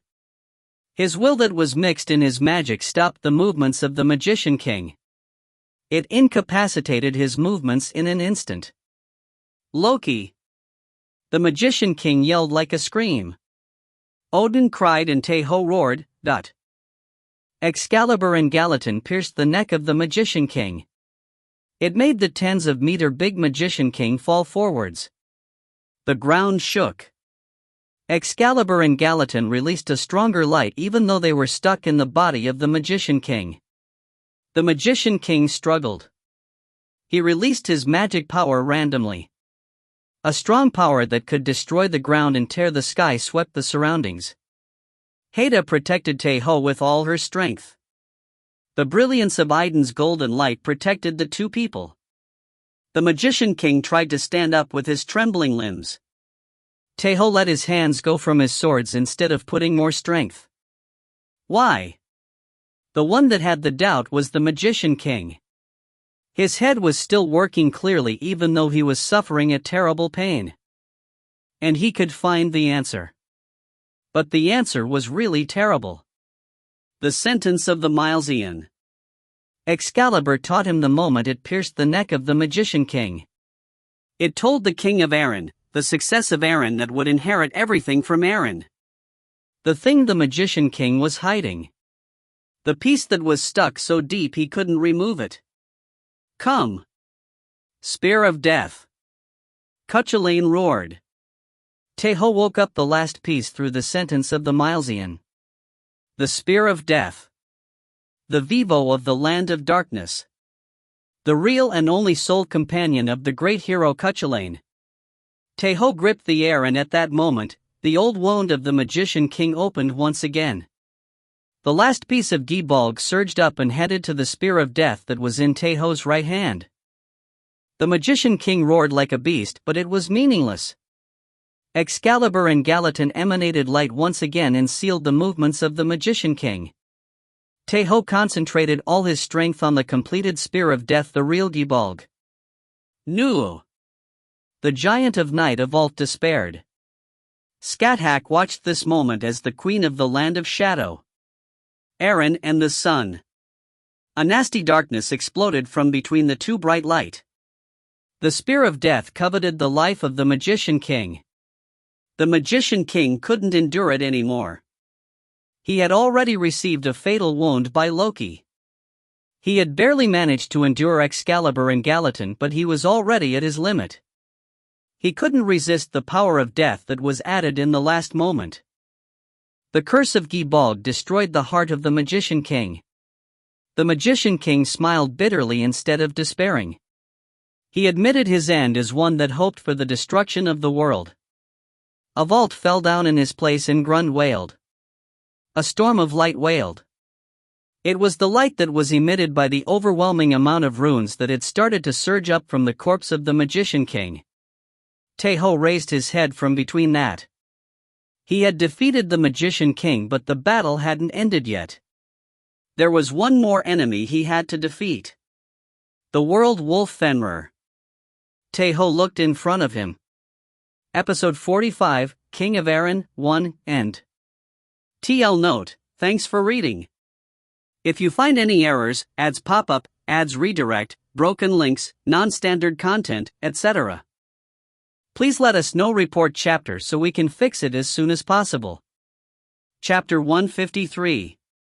vs Episode 45 Chapter 2. Episode 45/Chapter 2, King of Eren, 2. TL, Subak.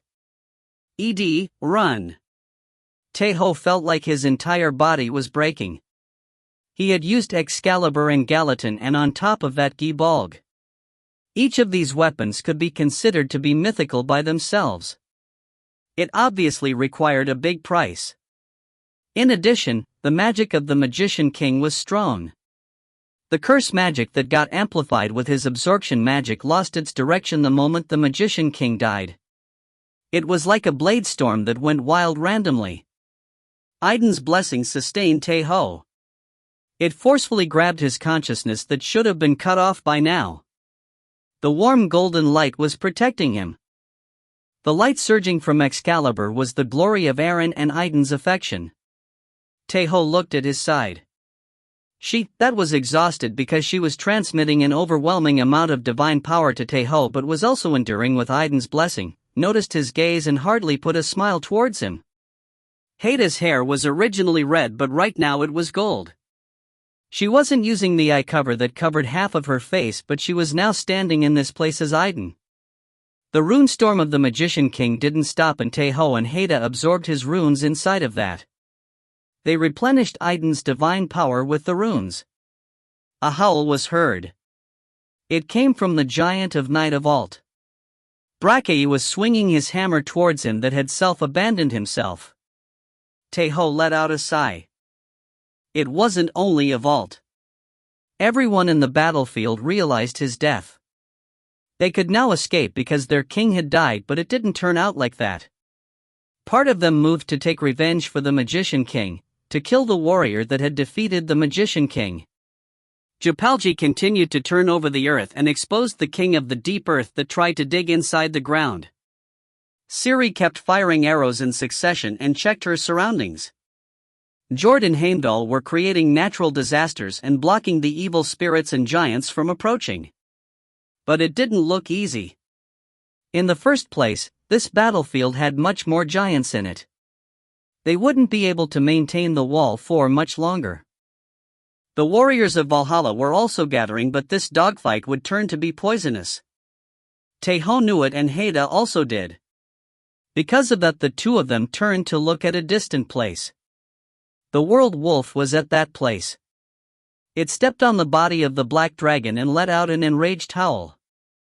Hraesveld's body, that had now lost one wing, was currently facing it. He wouldn't be able to last much longer. That fight would end as the victory for the world wolf. But the world wolf wasn't safe either. Its injuries were big.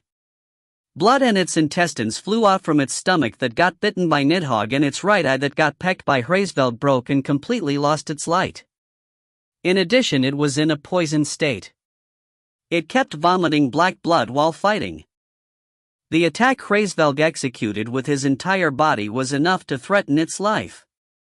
The sky and the earth rang after looking at the world wolf for a few seconds. The superb balance that was created by the gods and warriors of Valhalla and the giants and evil spirits of Jotunheim was breaking apart. Tae Ho closed his eyes. He thought in the flow that seemed like it had stopped. It was enough, as they had killed the Magician King. It would be better to retreat and reorganize themselves. Now that they lost their pillar called the Magician King, the army of Jotunheim would certainly become weaker. It was logical. And Tae Ho shook his head at that thought. The world wolf Fenrir. Odin's end. The beast of destruction that would bring the world to an end. They only had this moment. Now was the only opportunity, as it was weakened due to Nidhogg and Hraesvelg. Hraesvelg got his neck bit. Tae Ho opened his eyes and grabbed Hada's hand, and she also nodded. A scream was heard. Jord let go a part of the giants. The cry of all kinds of monsters was transmitted from the sky. Tae Ho and Hada looked at the same place. There was someone that stood up from that place. Adenmaha transformed into a goddess and knew what she had to do. Tae Ho extended his hand towards her and activated his saga and transmitted part of the strength absorbed from the runestorm to her. Saga, Master of Frost. Adenmaha transformed into the white frost dragon Javier. Tae Ho and Hada rode on her. Let's go. Adenmaha flew up. The sky was filled entirely by flying-type monsters, but they didn't fear. Saga, the charge of the warrior is like a storm. Saga, the one that handles lightning and gale. Thunder was heard and lightning and storm protected Adenmaha's path. Tae Ho activated his saga once again on top of her that was flying with all her strength. Saga, the warrior that had a goddess meet him. The Valkyries gathered. They weren't the fakes but the real ones. The summoned Valkyries knew what they had to do. Raskrid used flight magic. Reginleif blew the Valkyrie horn. Gander and Ingrid led the other Valkyries and protected Adenmaha's sides.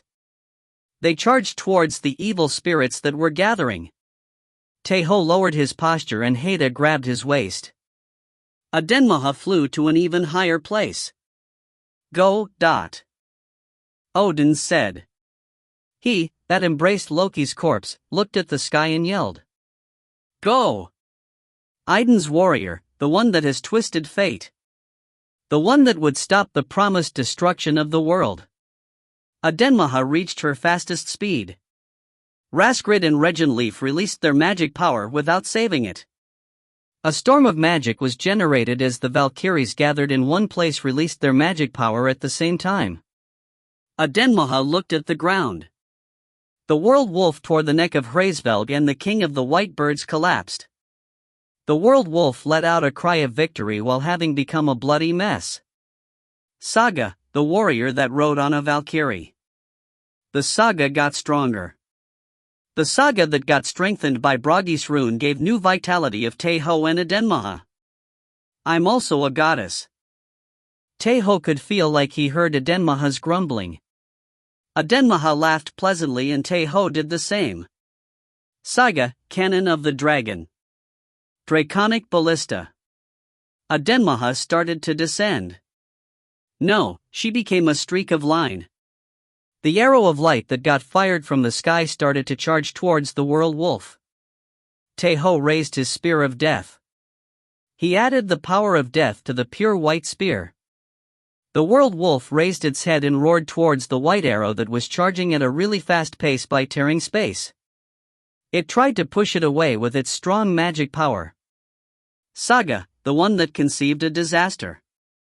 The Queen Banshee cried and a magic wall blocked Tae Ho's path. But it was meaningless. The white arrow broke every obstacle in its path. It tore space and broke the magic wall.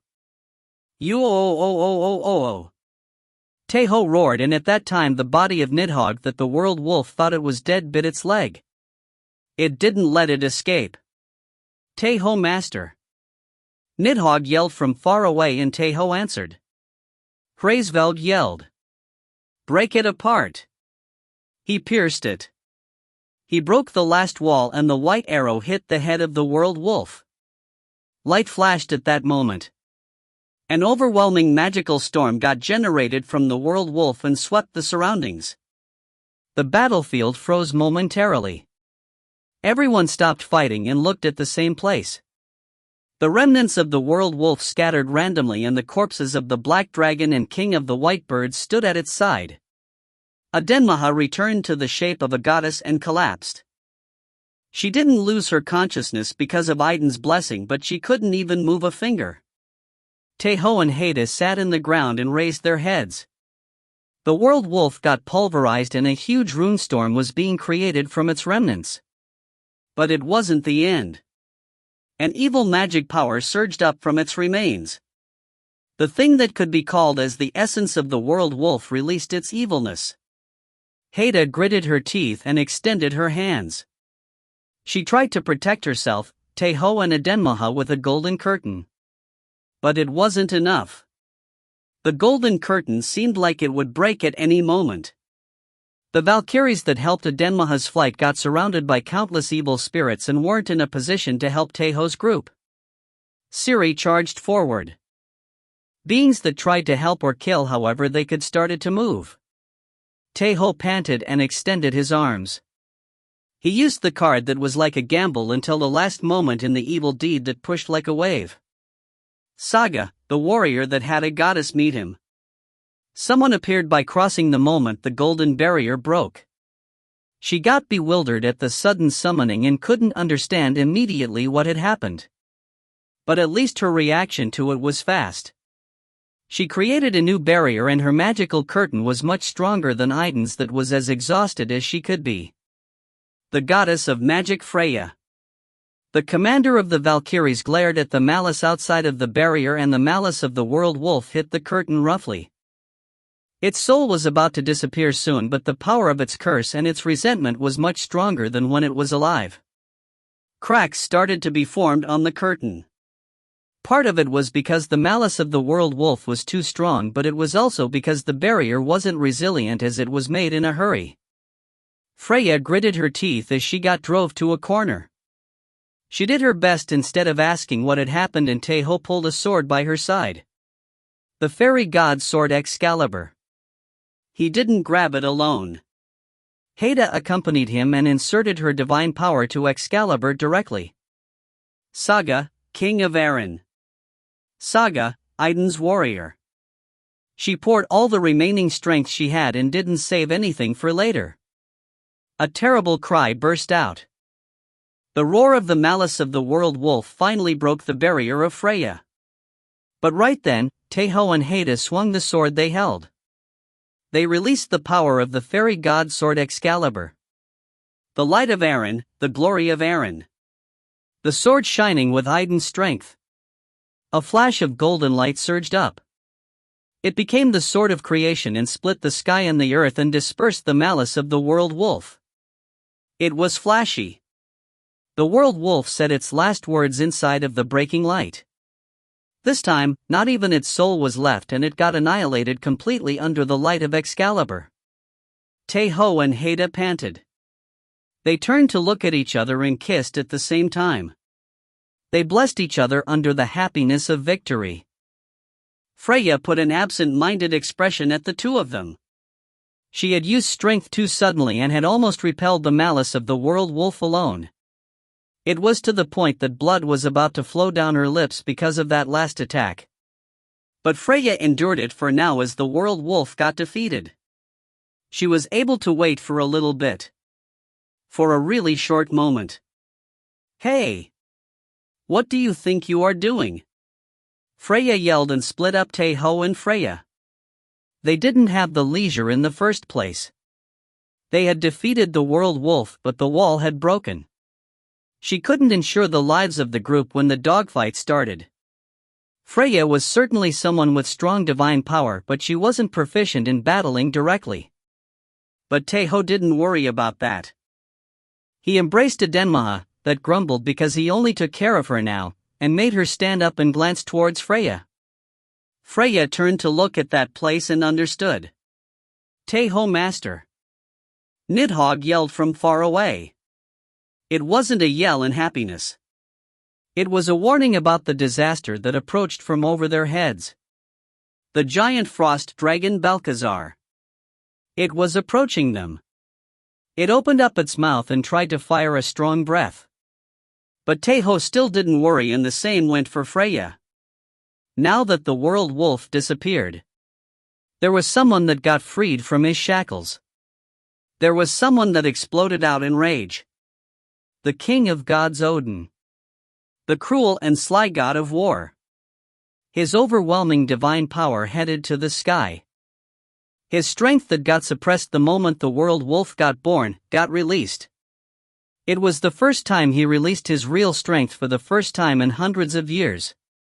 The sky and the earth shook. Balcazar got pressed down in an invisible strength and crashed in the ground. He wasn't the only one. Freya also released her strength. It was a card she had prepared to rescue Odin. The Rain of Steel. The structures that got fired from Valhalla flew towards Tae Ho's group. The black trajectory itself became a weapon and charged over while crossing over the evil spirits. The giant kings sensed their defeat and they chose to save themselves instead of fighting pointlessly. Deserters started to appear. Tae Ho decided to stab the wedge. Now that the flow had completely turned over to their side, he decided to spread the news far away in the battlefield. And there was only one method to do that. Heda blessed Tae Ho and Idun also did the same.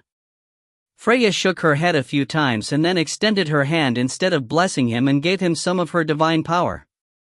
Tae Ho raised Excalibur high to the sky. The golden light that extended to the sky was the same as always, but what happened after that was different. Saga, the goddess of youth, smiles under the golden apple tree. The golden flash changed in shape. It became an illusion of a huge golden apple tree. It was an illusion created by Freya's divine power, but the light certainly belonged to Idun. Adenmaha, that was being embraced by Heda, looked at the sky and laughed like a fool. Nidhogg opened her mouth widely while running towards them, and Hraesvelg smiled bitterly. For Asgard and the 9 realms. Someone said while looking at the rain of steel that was falling down. Someone else added while looking at the illusion of the golden apple tree. For Idun's warrior. For Idun. The battle hadn't ended yet. They had defeated the Magician King and the World Wolf, but there were still many giant kings remaining in the battlefield. The army of the Frost Giant King Harmardi was fighting with Asgard's elite forces that included Thor and Sigurd. But they forgot about it for a moment. Idun approached Tae Ho under the golden apple tree that was shining brightly. Heda blessed Tae Ho and he did the same for her. He couldn't endure it anymore and collapsed on her embrace, but no one mocked him. "My warrior Tae Ho," Idun said while holding Tae Ho dearly. Tae Ho smiled in a nice mood at her affectionate voice. He closed his eyes under her embrace and let go of his consciousness. Episode 45, King of Erin, 2, End. If you find any errors, ads pop up, ads redirect, broken links, non-standard content, etc., please let us know. Report chapter so we can fix it as soon as possible. Chapter 154. Episode 46/Chapter 1, Idun's 1. TL, Subak. Ed. 2 battles were occurring at the time when the sun passed its highest point. One was in Valhalla. The armies of Odin and the magician king Utgard Loki clashed head-on. It was a bloody battle where neither side planned to delay. The other battle was occurring at the outskirts of Asgard. It wasn't excessive to say that the scale of it was a few times bigger than the one occurring in Valhalla. It was too far away from Valhalla, but the strongest warriors of Asgard and Jotunheim were in this place. The strongest battle god Thor led the warriors of Valhalla. His army wasn't only composed by the god of hunting Ullr or the god of courage Tyr, but it was also formed by the strongest warriors of Valhalla such as Sigurd. The forces of Jotunheim which they fought against wasn't easy either. The giant king Harmardi, that was called as the strongest giant king of Jotunheim and was able to stand face to face with Thor, led that battle. His army was composed by several giant kings and strong monsters. The shape of the battle was opposite to that occurring in Valhalla. The giants were the attackers in the battle in Valhalla and the warriors of Valhalla fought to stop them. Contrary to that, the warriors of Valhalla were the attackers in the outskirts of Asgard. They wanted to pierce through the giants and evil spirits surrounding them and open up a path connecting to Valhalla. Thor received information about the situation of Valhalla through one of Odin's crows and poured out fiercer attacks than usual. But Harmardi didn't answer to Thor's heated attacks. He made his defenses more solid instead of facing Thor with all his strength. He just fought to protect. It was really a battle between a shield and a spear. So the battle got naturally prolonged. The battle didn't show signs of ending even after the sun passed its highest point. The dragon slayer Sigurd let out a long sigh. He defeated a monster that had the bloodline of a dragon with his god sword Gram and looked at a distant place. Thor was fighting. The sound of thunder shaking the sky and earth never stopped. Sigurd liked Thor just like most warriors of Valhalla. He respected him deep in his heart. But Sigurd was a bit different to Thor. If Thor was a hot and huge fire that anyone could recognize it, Sigurd was a cold flame. He had a strong love towards the Valkyrie Brynhild, but his battles were basically cold. The battle would get long. A conclusion wouldn't be made today. Both sides were exhausting their forces, but it was only that. Only the size was shrinking, victory and defeat wasn't decided. Sigurd knew the reason for that. There were no variables in this battlefield. The battle in the front lines that continued for 100 years made the two sides know each other too well. The frost giant King Harmardi was an experienced and outstanding strategist. Just by looking at how strong one was as a warrior, Sigurd would side with Thor, but their capabilities for leading an army was different. Harmardi's capabilities as a commander was higher than Thor's. And that Harmardi fought a battle where he just had to defend. He stopped variables from appearing and made the battle continue normally. The forces of the Magician King attacking the forces of Valhalla. They were obviously below in numbers and in quality from the elite forces Harmardi led, but it wasn't a weak army either. You could say that they were a few times stronger than the defending forces of Valhalla. The giant King Harmardi would buy time for the Magician King to make Valhalla sink in. The strategy of Jotunheim was simple and the army of Thor could only fall for its simplicity. We need a variable. Something to break the shape of the battlefield. Something to change the situation. Thor couldn't become a variable, and it was the same for Sigurd. The situation would stay the same instead that they fought a little better. Thor also knew of that very well. And Harmardi obviously knew that too. A fight without variables. Sigurd's judgment was correct. No variables occurred from inside. It couldn't happen. Sigurd held Gram and tried to charge towards the giants once again. But right at that moment Sigurd stopped himself. He stopped his momentum and looked at a distant place once again. A herd of crows was flying to this place and they talked in a loud voice as if they wanted to transmit the information to the entire battlefield. The variable in the outskirts. The notice that would completely change this situation. Idun's warrior. Sigurd said and put a small smile that wasn't like him. The battlefield didn't change that greatly. It was the same from before the crows. But it would change now. It was unavoidable. Because the basic structure that decided on the shape of this battlefield had broken. The Magician King had died. And Valhalla won. Now, Jotunheim were the ones that would get at a disadvantage if they prolonged the battle. Thor's lightning became louder. And the flow of the battlefield changed.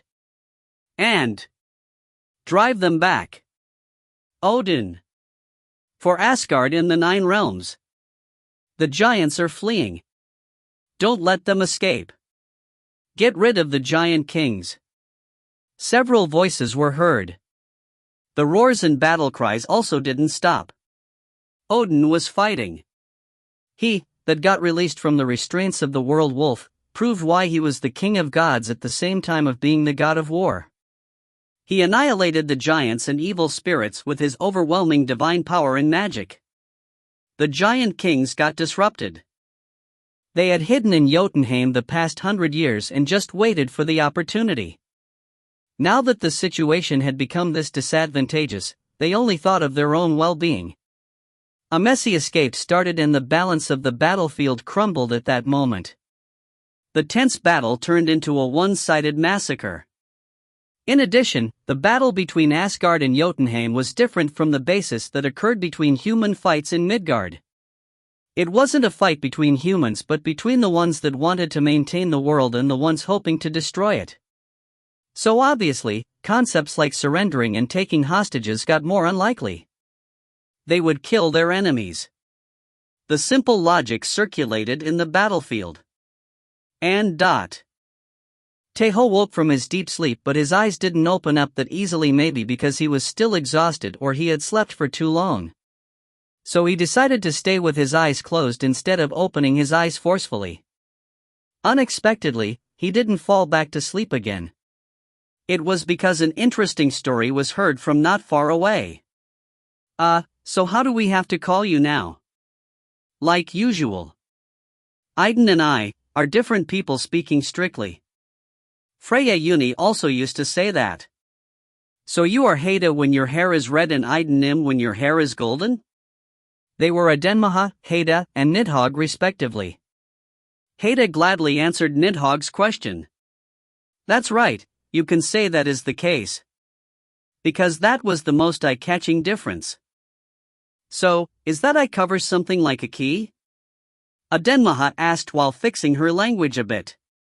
She was using words she used when she spoke to a close sister of hers like she usually did with Heda.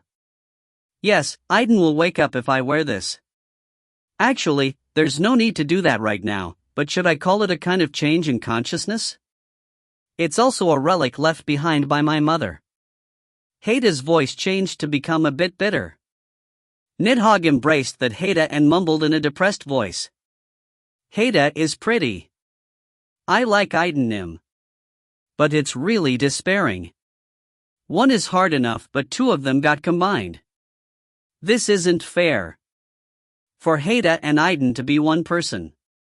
She didn't think she could win when she was only one person, but what was she supposed to do when two of them became one? Heda laughed bitterly at Nidhogg's despair. Adenmaha, that also laughed the same way, raised her hand and asked. Can I ask you one thing? Yes, whatever. How did you do it then? Did what? Well, Master was usually with Heda when he entered the shrine. So did you hurriedly turn around and enter it from the back when Master entered it? Heda flinched at Adenmaha's question and then flushed. She nodded really slowly. Yes. Wow, really? And you transformed into Aiden in that time? Yes. She would enter the shrine from behind while Tae Ho entered the door and transform into Aiden while Tae Ho walked inside. She forcefully calmed down her breathing in front of Tae Ho and act calm. Just as nothing had happened ever. Adenmaha imagined that and bursted out of laughter, and Tae Ho did the same. Tae Ho Master. Nidhogg raised her ear and moved from Heda's embrace to Tae Ho's. She hugged him and put a bright smile. But it was short. Heda grabbed Nidhogg's back of the neck like moving a kitten and moved her to a side. She opened her eyes sharply and said while looking at Tae Ho. So that was the case. You were already awake but were eavesdropping at a girl's conversation. That was the case. It was cold, but Tae Ho already knew everything about Heda. He could know how she was feeling even without using the eyes of the dragon. She's embarrassed. So she's acting that way to appease herself.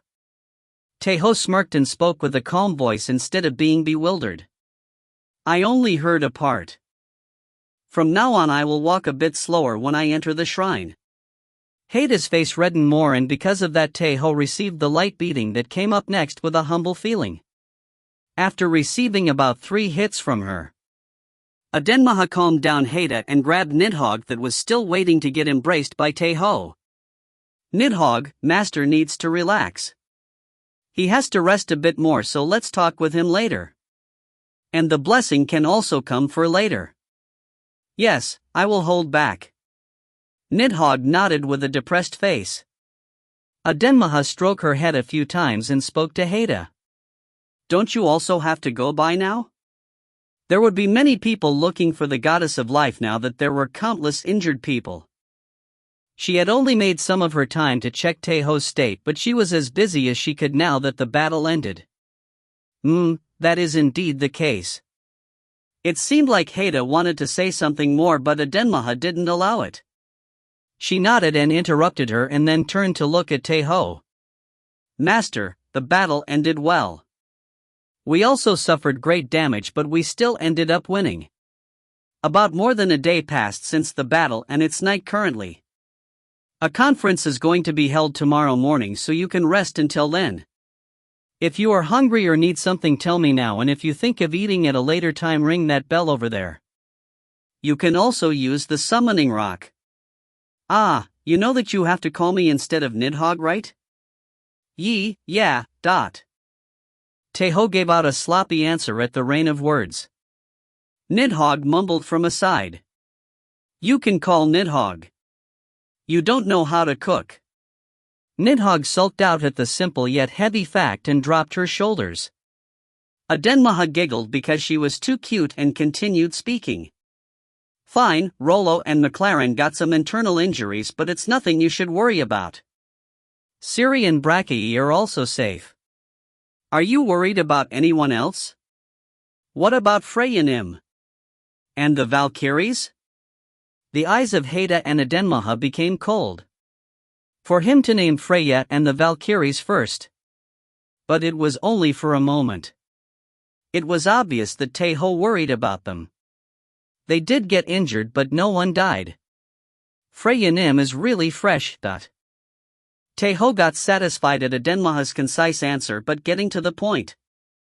Haida touched Tae Ho's cheek as he dropped his body unconsciously.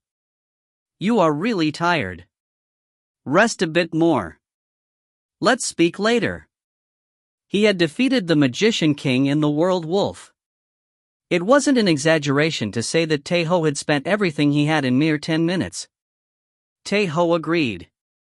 If it wasn't for Aiden's blessing, he wouldn't be awake right now. Let Aiden's blessing accompany you. Haida gave Tae Ho the best blessing. Nidhogg struggled from the back saying me too, but it wasn't possible. Haida took Nidhogg and got out of the room while smiling brightly. She doesn't have any openings. Adenmaha spoke while speaking bitterly and then told Tae Ho to rest one more time and followed Nidhogg's back. The room turned silent after the three people left. Cuchulainn was also silent, probably because he aided him with a lot of strength when executing the attack with Gibolg. Tae Ho looked at the room where the three people left and then looked up at the ceiling. He closed his eyes lightly and let out a long sigh. We won. They had won. Tae Ho put a smile and then fell in a deep slumber. And so you woke up. Episode 46, Aiden's 1, end. TL note, thanks for reading. If you find any errors, ads pop up, ads redirect, broken links, non-standard content, etc., please let us know. Report chapter so we can fix it as soon as possible. Chapter 155. Episode 46/Chapter 2, Aiden's 2. TL, Subak. ED, run. So you woke up. A voice was heard even before he opened his eyes. Tae Ho opened them slowly and then blinked a few times. He felt refreshed, as if he had slept a sweet sleep, relaxed, with no exhaustion. Because of that, Tae Ho could reply to the voice almost instantly. Master Ragnar, he said. I know that you are disappointed, as a man is the one that greets you as soon as you open up your eyes. It's definitely written in your face. Cuchulainn's voice was heard as well. Tae Ho laughed unconsciously and then faced Ragnar, who was sitting on a chair in front of him. You were safe. Ragnar was his usual self, he didn't seem injured at all. He smiled bitterly and shrugged his shoulders. Well, I had the role of a commander inside the fortress. I'm glad that you are safe. You were out for 3 nights already. 3 nights? 2 days have already passed since you woke up for a brief moment. They didn't worry too much as you were sleeping too well, so don't worry. Tae Ho heard Cuchulain's explanation and turned to look at himself. It did feel like he had slept for a long time, but for it to be that long. My exhaustion and magical power had reached its bottom.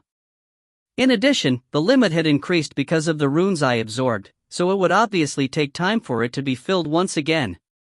Viewing it with a game-like view, it meant that it took more time for his increased HP to recover again. You did well anyways.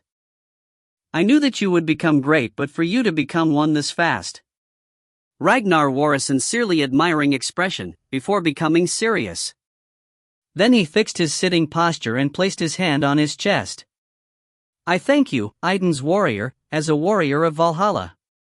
You have rescued Valhalla, Asgard. It was the thanks of none other than the Viking king, Ragnar Lodbrok. Tae Ho already knew Ragnar very well, but he couldn't help but feel moved. No, it was even more so, as they knew each other very well. Hey, at this point shouldn't you say something like, it's thanks to Cuchulain Nim having lead someone? It wasn't by my strength alone? Cuchulain cracked a joke to make him relax. Tae Ho agreed to that and so also expressed etiquette. It was thanks to everyone in Valhalla, he replied. That was indeed the case. The reason he was able to defeat the Magician King was thanks to Loki's sacrifice. If Loki hadn't inflicted a lethal wound on him, Tae Ho would have been the one to get done by. It was the same for the World Wolf.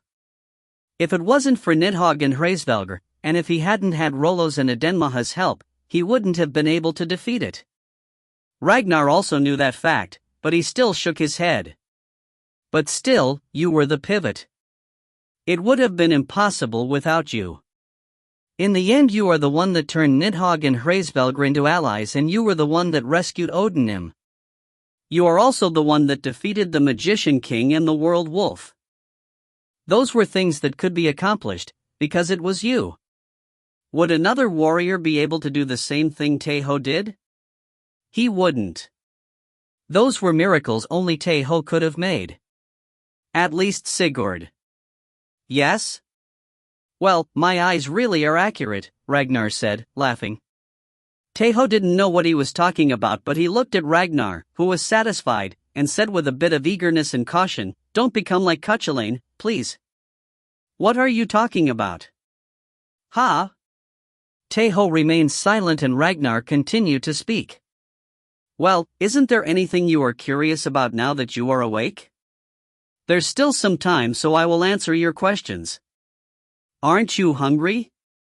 I'm fine for now. I do want to eat something, but I do feel fulfilled. It was a bit weird, but he really did feel like that. Ragnar nodded.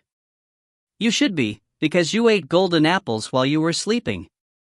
Heda and Edenmaha gave you liquefied golden apples 2 times a day. Wow, I'm such an honored guest. It was because he ate golden apples 2 times a day. It was a treatment that not even normal gods could receive.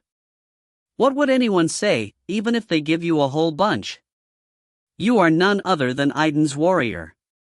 It was also thanks to Idun, who had strongly claimed that there was no problem with using her apples however she wanted. Let's leave the meal for later, but what did you mean by you still having some time?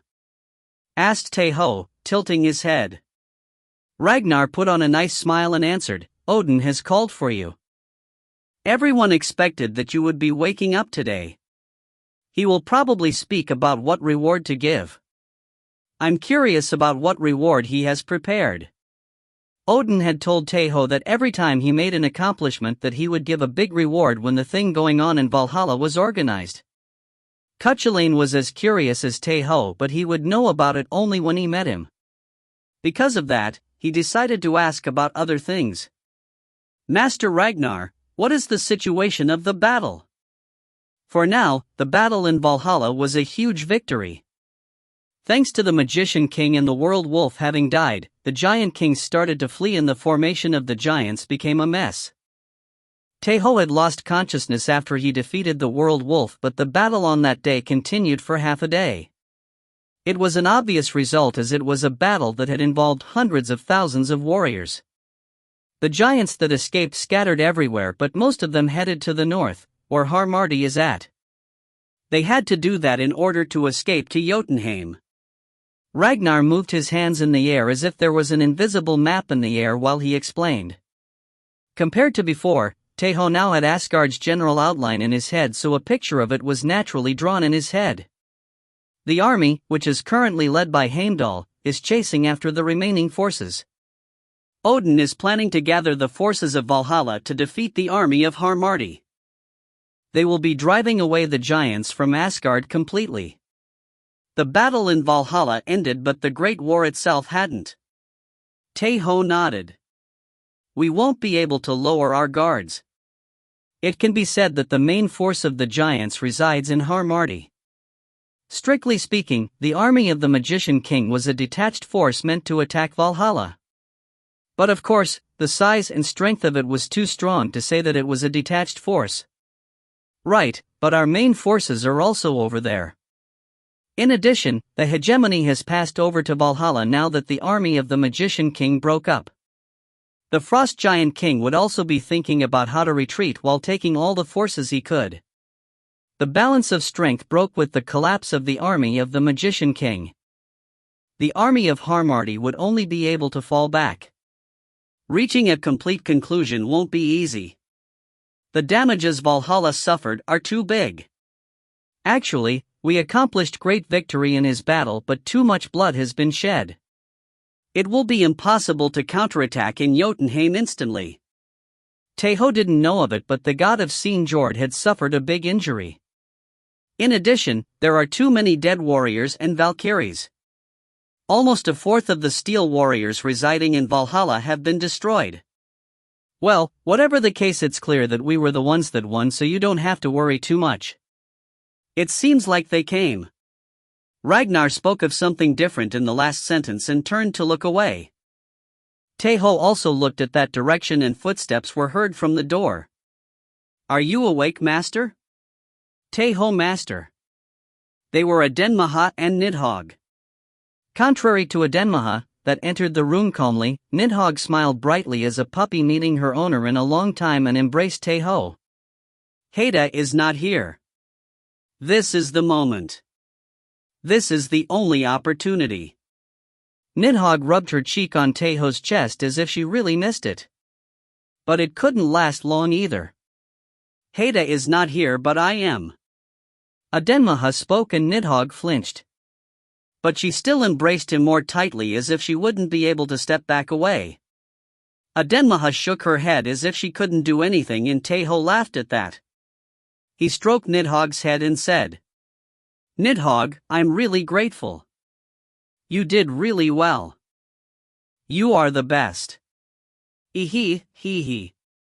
Keep complimenting me. You fought well and endured it well. Everyone should be grateful towards you. I'm also grateful. He was being sincere. Nidhogg fought really well.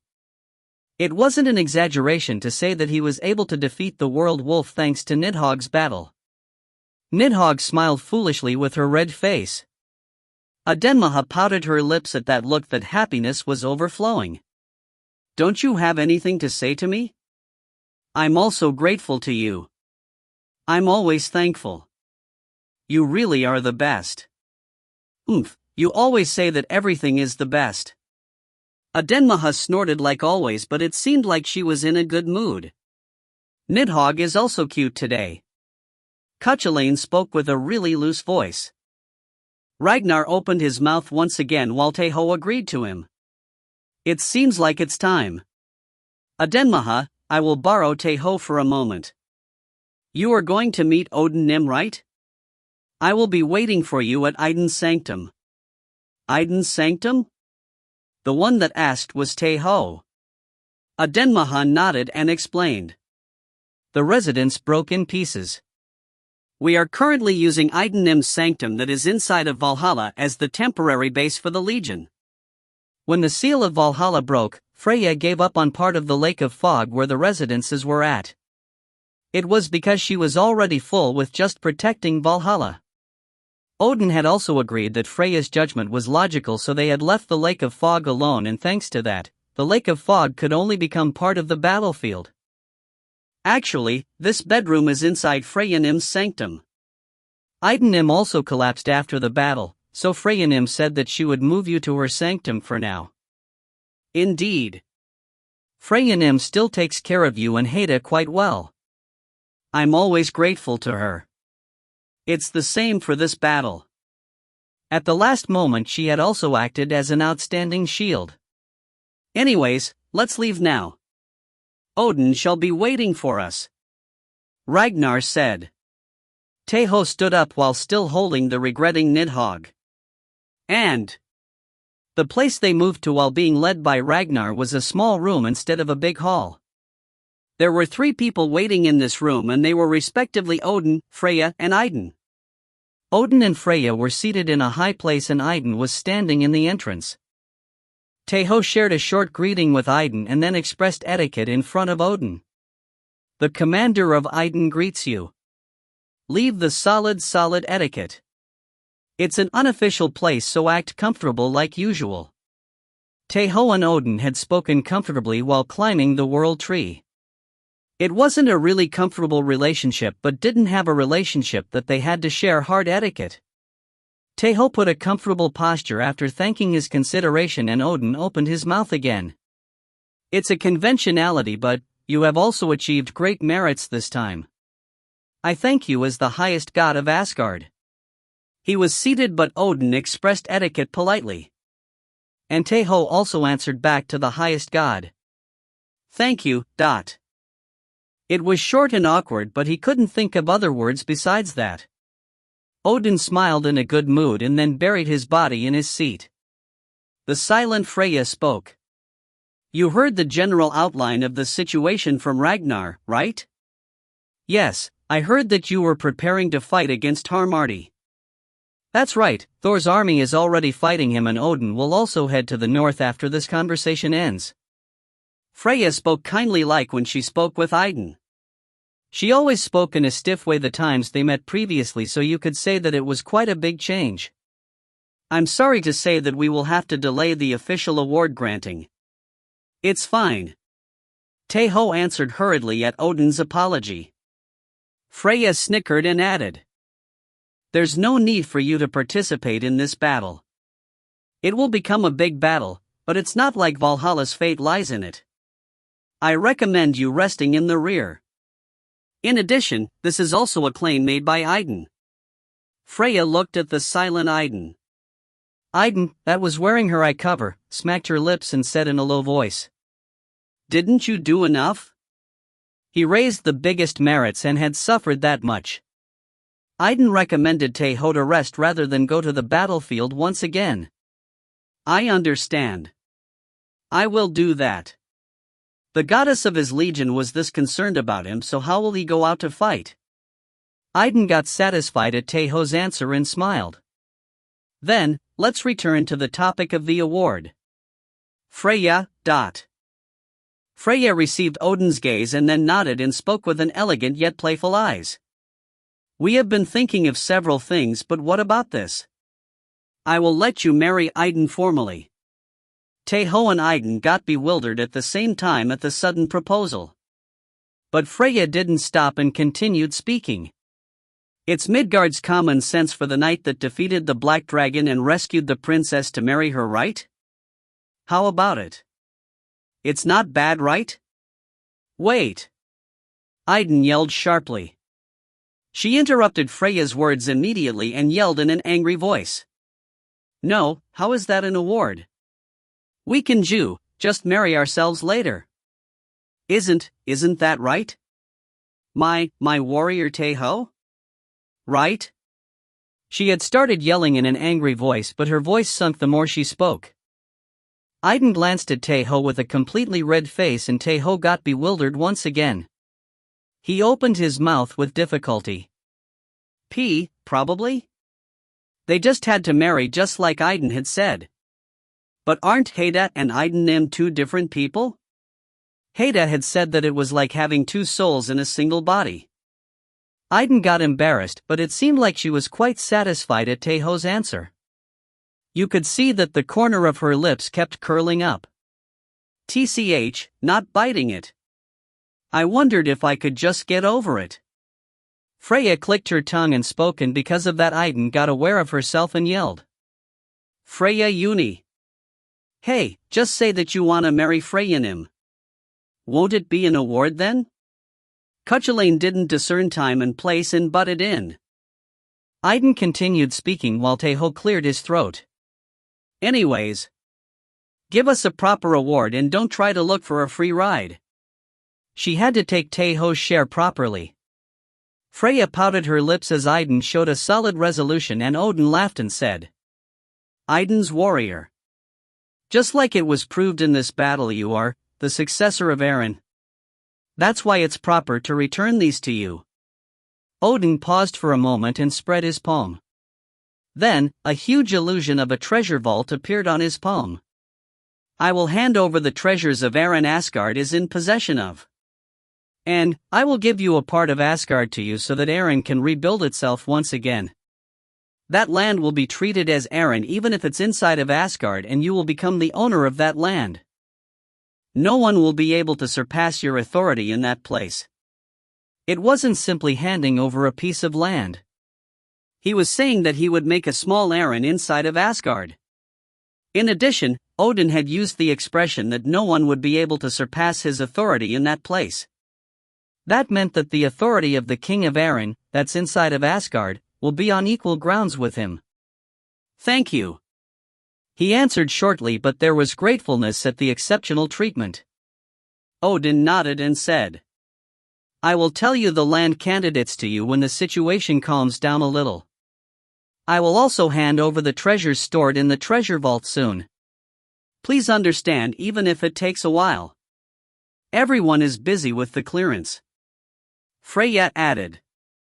Aiden stepped forward and butted in while Tae Ho answered yes. But Freya Uni, don't you have something else besides the land and treasure vault? The land is one thing, but it's obvious for the treasures of Eren to return to the successor. That was indeed the case if you look at it from another perspective. Now that Asgard had recognized Eren's authority, the treasures of Eren weren't artifacts without owner anymore. It belonged to the successor of Eren, Tae Ho. It belonged to Tae Ho in the first place, but to say that it was a prize, it wasn't improper at all. Look at you. Aren't you too much? Freya spoke with a dumbfounded face. Aiden's words were true looking at logic, but that was only when looking at logic. Realistically speaking, the treasures had already entered Asgard's hands. They were giving those away, so how was that no award? But Aiden still shook her head? What are you speaking about? It's an obvious right. If Tae Ho wasn't here, Valhalla would have collapsed already. You also admit that, right? Right. So tell her that you want to marry Freyanim. Cuchulain's intrusion was as sudden and sharp as always. Tae Ho barely forced the cough that was about to come out, and Aiden and Freya stared at each other. In the end, Freya gave up first and clicked her tongue while dropping her shoulders. TCH, can't do anything then. Do you have anything else that you want? She asked to Tae Ho instead of Aiden. Odin added as he didn't answer immediately. Aiden's warrior, you can think about it slowly. You shouldn't feel troubled when you are the one receiving the award. It was a benign voice, but Freya grumbled once again. No, Odin. How much are you planning on giving him? You didn't forget that I'm the one doing the housekeeping, right? How could I? But don't you also know well that there are times that you should save your pocket and times that you shouldn't? Well, that's right. Just like Aiden had said, if it wasn't for Tae Ho, Valhalla and Asgard would have been destroyed. It didn't make sense to save treasures to the savior. Fine, I put my mind on this. I will pick about 20 of the prettiest and nice girls in the Valkyrie training center and send them to your legion. You like it, right?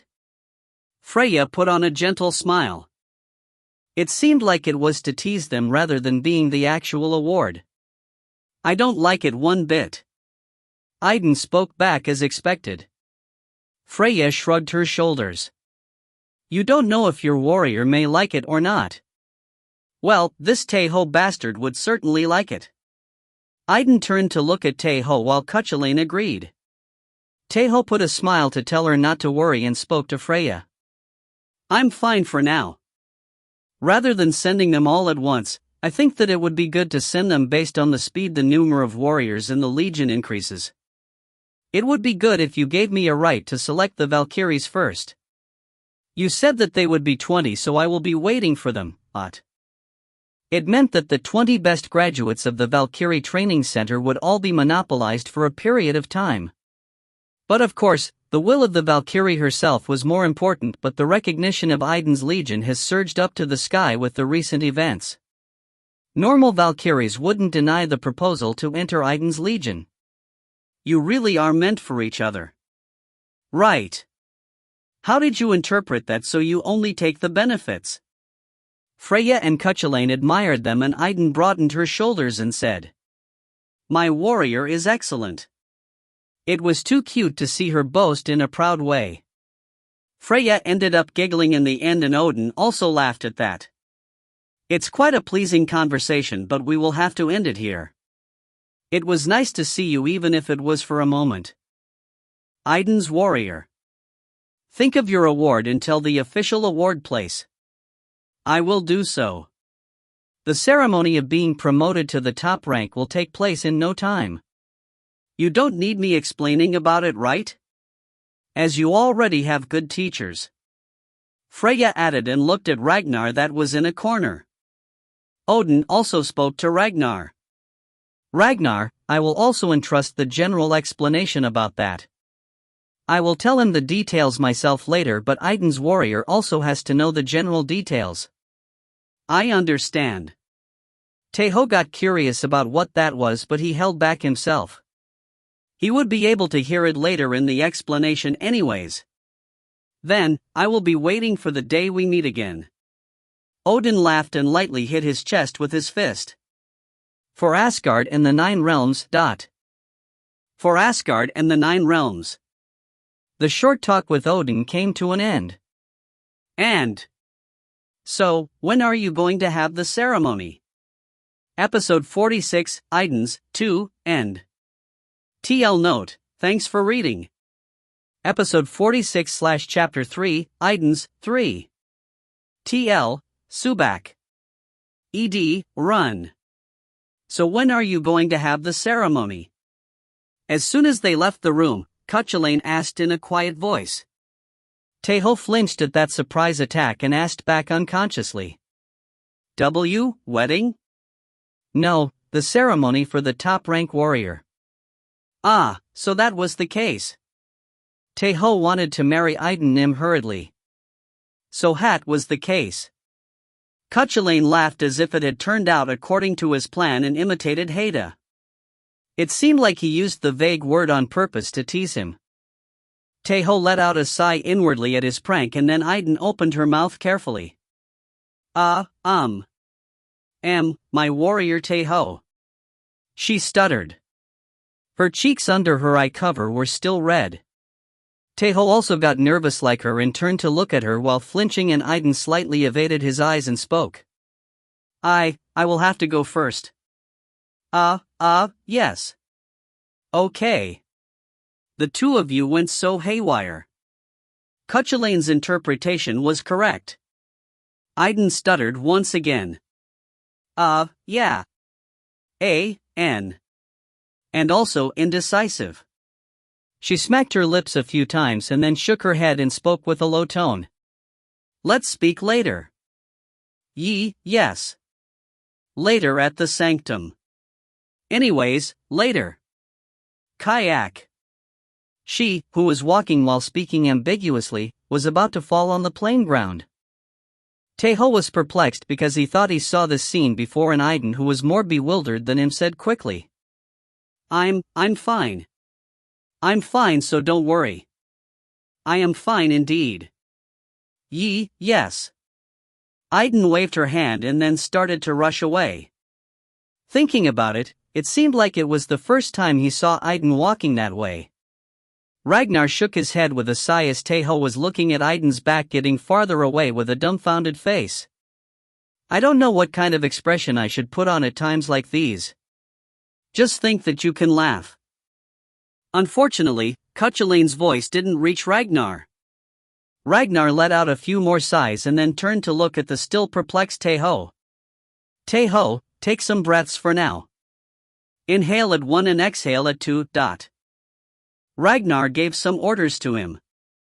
Whatever the case, Tae Ho's expression turned much better after breathing. His excited face also returned to normal. Did you calm down? Yes. For now. Ragnar frowned at Tae Ho's answer, but he didn't say anything else as it seemed impossible to make him calm down any further. So he brought out a completely different subject. Fine, I have to explain many things to you. The conversation will likely be long, so do you want to go to another place first? Another place? Compared to you, your allies will be participating in the next battle. Today is the day if you want to see their faces, since they will be departing tomorrow. He was talking about Ciri, Brachi and the Valkyries that had a deep relationship with him. Then I will see Ciri and Brachi first. He had heard that the two of them were safe from Adenmaha, but he would be at ease only when he saw them directly. Right, then I will go to Idun's sanctum first. See you later. Ragnar patted on Tae Ho's shoulders lightly and walked away in the opposite direction Idun had. Tae Ho calmed down himself and Cuchulain asked him. But hey! Do you know where the guys are at? I can just ask. Tae Ho took out a summoning rock from the air. Adenmaha. Lullaby and good night in the sky stars are bright, master? Adenmaha, who was humming in a low voice, was surprised and turned around to look at Tae Ho. Adenmaha was summoned in a sitting position as if she was sitting somewhere before being summoned, so Tae Ho hurriedly grabbed her and then asked. A lullaby? The reason he was surprised was because he was seeing Adenmaha sing for the first time. It seemed like she was singing a lullaby judging by her humming sound, the melody, and the lyrics. Adenmaha flushed at Tae Ho's question and then answered while pouting. I was putting down Nidhogg to take her nap. You also sing lullabies? Tae Ho blinked once again and asked. It was surprising for Adenmaha to take care of Nidhogg's nap and more so for her to also sing a lullaby. No, well, I can do it for her. Why are you acting that way? Adenmaha spoke with a quite prim air. It seemed like it was to hide her embarrassment. Cuchulain put on a warm smile at that. How nice, nice. She's a real sucker. How is that related to each other? I don't know. Anyways, she's nice. Really nice. But doesn't she have to return quickly if she was putting her to sleep? Nidhogg should be confused now. It was quite understandable. He could imagine Nidhogg's teary face. It seemed like Adenmaha also thought of the same thing as she spoke before Tae Ho could even ask. Don't worry about Nidhogg. She always pesters me to sing a lullaby every day, but she falls asleep even before I finish some verses. I was just finishing the song, so she must be deep asleep by now. I'm glad then. Tae Ho also knew that Nidhogg was the type that fell asleep as soon as she lay down. She may be in another world by now, just as Adenmaha had said. Anyways, what happened? Did you finish speaking with Odin Nim? What did he say he would give you as an award? Adenmaha's eyes that requested for more awards became the same as Idun's. Tae Ho smiled bitterly and said, We didn't finish speaking completely. I will tell you the details later, as I also have to debate it with you anyways. Debate? He told me to think about what I want. But what he promised me for now. 20 Valkyries? Adenmaha opened her eyes sharply and raised her voice. Tae Ho was currently holding Gibalg in his hands, even though he had no memory of grabbing it, so he was certain it was Cuchulain's doing. What? It's true. Cuchulain spoke shamelessly and Tae Ho explained quickly. We will be getting the top 20 graduates. But what's more important than that is the land and the treasures. The land to set up Aaron and the treasures of Aaron. Adenmaha finished listening to Tae Ho's explanation and then opened her eyes roundly and was happy. Wow, they are giving more on top of that? Well, you did accomplish a great merit. Yes, right. You have plenty of rights. Yes, yes. Her getting excited and boasting as if it was her own doing was exactly the same as a certain someone.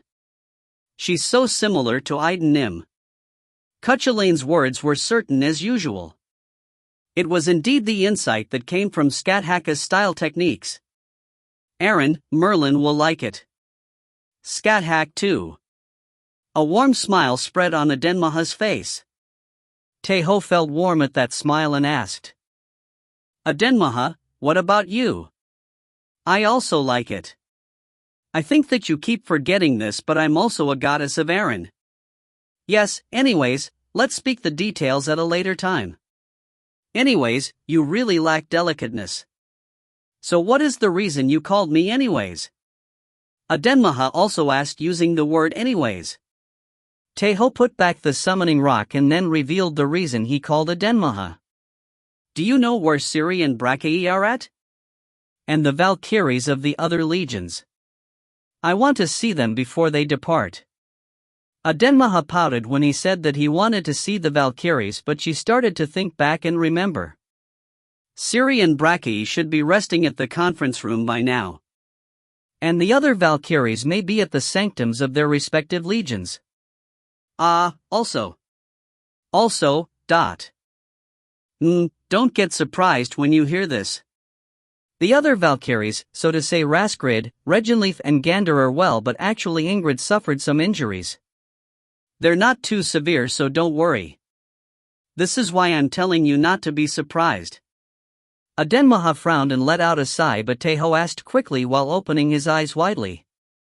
She's fine, right? She's not, as it is an injury, but it isn't threatening to her life at all. I know that she's resting at the sanctum of her legion, so calm down. Right. Let's go meet Ingrid first then. The usually calm and sincere Ingrid. She seemed to be hard on people, but that was because she wasn't skilled at dealing with people. She was really a gentle Valkyrie. Tae Ho still worried about her even though he had heard that her life wasn't in danger. He wanted to check how she was doing as soon as he could. But Adenmaha stopped Tae Ho. Ciri and Brachiae should be on the way, so you should go see them first. Just like I told you before, her life isn't in danger, so calm down. You know what I mean, right? I understand. Fine. Let's move then. Follow me. Adenmaha grabbed Tae Ho's arm naturally and started to lead the way. And... oh, Iden's warrior. Iden's warrior. The warrior that had a Valkyrie meet him. The warrior that rides on Valkyries. Giant Slayer. The one that defeated the Magician King. The calamity of the world wolf. The Valkyrie Master. Those were the voices that were heard from the surroundings as Tae Ho entered the conference room. Their yells were so loud it shook the entire conference room, and Cuchulain mumbled with a sick voice. The warriors of Valhalla really like to make nicknames. It was at that moment that a huge man that was a head bigger than the others approached Tae Ho. Tae Ho! Brachiae! Ciri! Tae Ho smiled brightly and said. Brachiae and Ciri were also putting on the same bright face. Let's hug for now. Brachiae gave a fierce hug to Tae Ho suddenly. Tae Ho experienced that his body was getting crushed and then hugged Brachiae back. I'm glad you are safe. I'm also glad that you are safe. Tae Ho's hug was filled with emotions compared to Brachiae's hug. Brachiae saw Tae Ho and Ciri hugging each other and then slightly pulled on Tae Ho's shoulders and asked. I heard that you passed out and couldn't wake up, but will you also be participating? No, I'm going to rest this time. I'm sorry. Why be sorry? It's also time for you to rest. No, you should rest a few more times. Only then will I be able to catch up to you. Brackey was much stronger than Tae Ho when they were at the lowest rank. But Tae Ho had become a lot stronger in no time. But thinking about it, Brackey and Siri were also amazing as they were catching up to him. You became strong. Tae Ho was amazed after he looked at Brackey and Siri with his eyes of the dragon. The two of them had accumulated twice the runes they had since he saw them in Midgard. We fought with strong enemies. But of course, it isn't be as much as you. The two of them had fought against giant kings, but still, they couldn't be compared to Tae Ho, who had fought against the Magician King and the World Wolf. You will become superior ranked warriors, right? It's not enough, but I think that we will become soon. Then, you will become a top-ranked warrior? Probably. Tae Ho smirked and answered Siri's question. Brackey laughed once again and then spoke while embracing Siri by her shoulders. You are the pride of our night. Right, Siri? I'm not yours. It seems like you keep forgetting this, but I'm your senior by a lot. Siri glanced at him and surprisingly enough, she didn't push away Brackey's hands. Tae Ho opened his eyes sharply and Cuchulainn laughed wickedly. Meanwhile, Brackey leaned his face close to Siri's and said, "EY, what meaning does that have between us?" It was a vague voice. Siri put on an expression as she didn't like it, but it didn't seem like she really disliked him. What an estimation. Cuchulainn said, and Tae Ho agreed to his words. Adenmaha's eyes also shone. The two of you. Hoo, you noticed? Did you notice? Brackey spoke triumphantly. Siri let out a sigh but then put a smile as if she couldn't do anything about it. Not being negative but positive. Tae Ho asked hurriedly while his interest peaked up. When did it become like this? Hoo, that is when he got dispatched to Midgard. When Odin disappeared and everything fell in chaos. That overcame all kinds of dangers, becoming closer every time. But one day, when the rain fell down heavily, Brackey, who was having fun talking, leaned over and grabbed his shin. Siri punched Brackey in the stomach after making him lower his body by kicking him in the shin and said with a sigh, "Let's say that what happened that day was certainly a mistake." Hey, ask if it happened that day or at night. Hurry! It was the stubborn Cuchulainn. And in the other side, Brackey spoke in a tricky voice as if he didn't receive any damage. Hey, don't be shy, ugh. He got hit one more time. It seemed like he got hit properly and couldn't utter a word. And after some time passed. Time flowed really quickly because it was fun just to be with them. Captain Siri, have a safe trip. Don't overdo it. And if possible, take care of Brackey too. I told you to not call me Captain, right? Let's meet at the promotion ceremony. For Tae Ho, Captain Siri was none other than a nickname. Tae Ho shared a hug with Siri and then turned to look at Brackey. You too, have a safe trip. I will entrust Captain Siri to you. Don't worry. It may be impossible to protect the tip of her hair, but I won't let her get hurt. Tae Ho also shared a hug with Brackey and then left the conference room. Then, Cuchulainn clicked his tongue and spoke. Poor Rolf. You don't even ask about him anymore. He could also be considered as a comrade. Ah, now that you mention him. He had completely forgotten about him. Rolf must have also participated in this battle. Nothing would have happened, right? Well, he should be safe.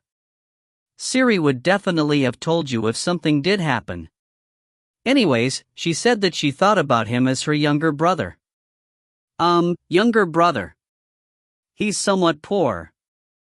But he's still handsome. He will get a new relation. Tae Ho finished speaking to Cuchulainn and walked away to meet with Ingrid. Commander Nim? It's a meeting. Tae Ho went to the injured ward as soon as he entered Njord's sanctum and smirked. It seemed like Ingrid was receiving quite good treatment since she was given a one-man room. Thank you for visiting me. I told you not to use formal language in informal occasions. Ingrid rose up with difficulty and Tae Ho helped her raise herself. Ingrid sat with difficulty and then spoke while laughing after hesitating for a bit. I'm glad to see you safe. Me too. Do you know how surprised I was when I heard that you got injured? I will get better after I rest a bit. You should. And here. She had bandages wrapped all over her body, but it seemed like the problem was internal rather than external. Because of that, Tae Ho took out something he had saved. That's... Take it. No, eat it. It's a piece anyways. Don't feel troubled by it. A piece of a golden apple. It was one of the many Aiden had prepared for the fight against the Magician King. It was a piece, but still it wasn't something a Valkyrie could eat easily. Ingrid hesitated for a moment and then put a faint smile. Thank you. I will eat it gratefully. If you are grateful, get cured completely. All right. It was a bit stiff, but her smile was warm as usual. And after some time passed. Let Aiden's blessing accompany you. Let Njord's blessing accompany you. They blessed each other in their foreheads and put a smile at the same time. And it seems like you had many places to visit. It somehow turned out that way. Is it to increase the completion rate of your saga or your heart is black? I want to know that. Because he had met all the Valkyries he knew. Adenmaha was putting sharp eyes as if she was thinking of the same thing as Cuchulainn and then let out a long sigh and spoke to Tae Ho. I will be going to Nidhogg then. It's about time she woke up. She's a real mom. Looking at how she cared for Nidhogg, she looked more like a mom rather than in uni.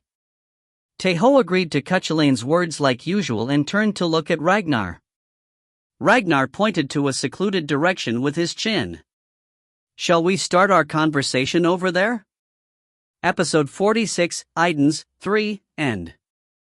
If you find any errors, ads pop up, ads redirect, broken links, non-standard content, etc., please let us know. Report chapter so we can fix it as soon as possible.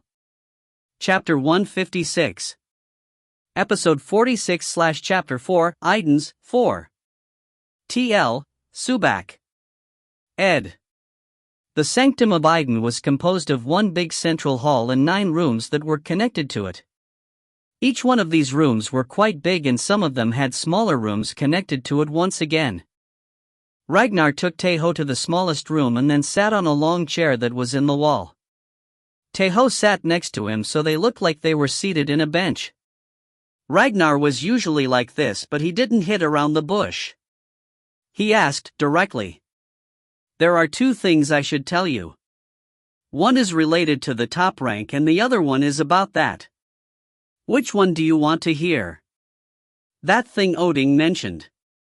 Tae Ho was really curious about that, but he put his curiousness aside for now. Let's hear about the top rank first. I think that the order will fit in then.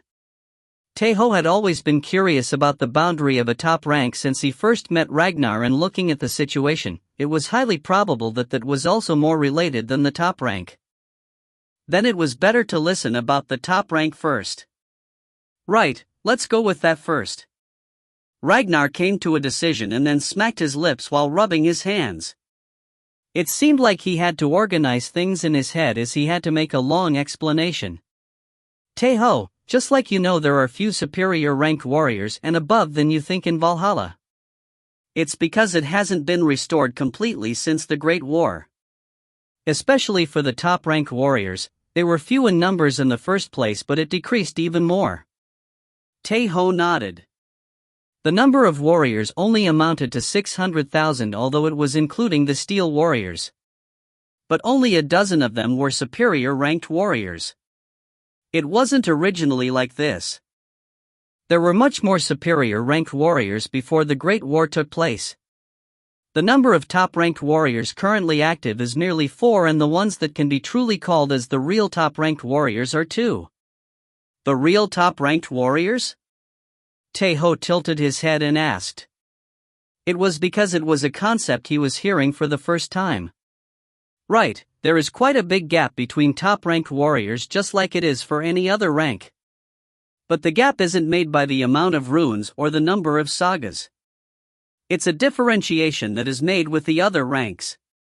The amount of runes and proficiency and attributes was the most basic gap. But of course, you weren't always strong just because you had a lot of runes as the warriors of Valhalla had their sagas. There were plenty of cases that the differences in ability got shortened based on the characteristic of a saga or their abilities. The lowest ranked class is the stage where you learn about accumulating runes. The inferior class is the stage that prepares you to receive the strength of a god, and the intermediate class is the stage that you start using the power of a god. Ragnar spoke of something basic and looked at Tae Ho's eyes fixedly and continued speaking. If you become a superior ranked warrior, you are able to use the power of a god full-fledgedly, and due to that, ordinary sagas are able to surpass their limits and reach the myth rank saga. Then, what is a top-ranked warrior? Is there a rank above the myth rank?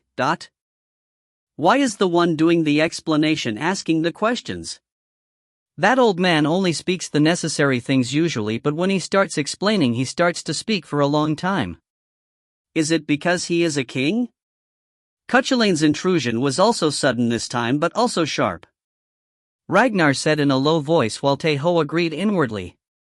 If you become a top-ranked warrior, you obtain a divinity of your own.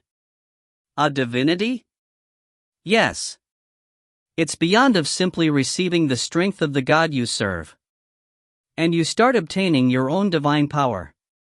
The power of a god which you started to handle from the intermediate rank had its base on the god of the respective legion. And the power of a god that was generated by a warrior was also like that. Tae Ho's divine power, that was a warrior of Idun, was similar to Idun's, and Ragnar's divine power that was a warrior of Odin was similar to Odin's.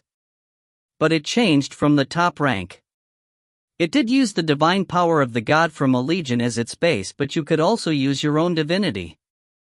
But obtaining a divinity isn't an easy thing. No, precisely speaking, should I say a strong divinity? Asgard was a land of gods. The Aesir and the Vanir were all composed by gods. Because of that, looking at it with another perspective, there were thousands of divinities only in Asgard. You can say that you become a half-god the moment you become a top-ranked warrior. There's a clear difference with the superior rank, but looking at it from a distance it's not that different. The divinity you obtain at first is really meager. A divinity similar to a baby of the Aesir. Tae Ho, it's a bit disrespectful, but if you were to differentiate the gods of Asgard, how many ranks do you think they have? 3, no, 4. Tae Ho answered quickly, and Ragnar put a satisfied smile at the answer of his disciple. Right, just like you said, they can be differentiated in 4. We will differentiate them as inferior, intermediate, superior, and top rank due to the convenience. Ragnar spread all his fingers excluding his thumb and started to speak. The gods that belong to the inferior rank are the citizens of Asgard, the normal gods of the Aesir and the Vanir. They do have a divinity, but it's not that amazing. You can say that most of the Valkyries also belong to this rank. Adenmaha was a goddess just like she claimed to be one, and the Magnes of Idun's legion Sigrun and Gudrun were also goddesses. The gods that are at the intermediate rank are the ones we know of but aren't that powerful. They get equality in their divinity and also have their roles set, but they aren't gods that great to have a legion. Air, the goddess of healing, and Var, the goddess of marriage oaths, belong to this category. The gods that belong to the superior rank are the ones that have their legions or possess strength comparable to them. Idun also belongs to this rank. The battle gods like Hermod and Ullr that had their legions, and the gods that have the same divinity as the battle gods even though they don't have their legions, just like the goddess of fertility Gefion.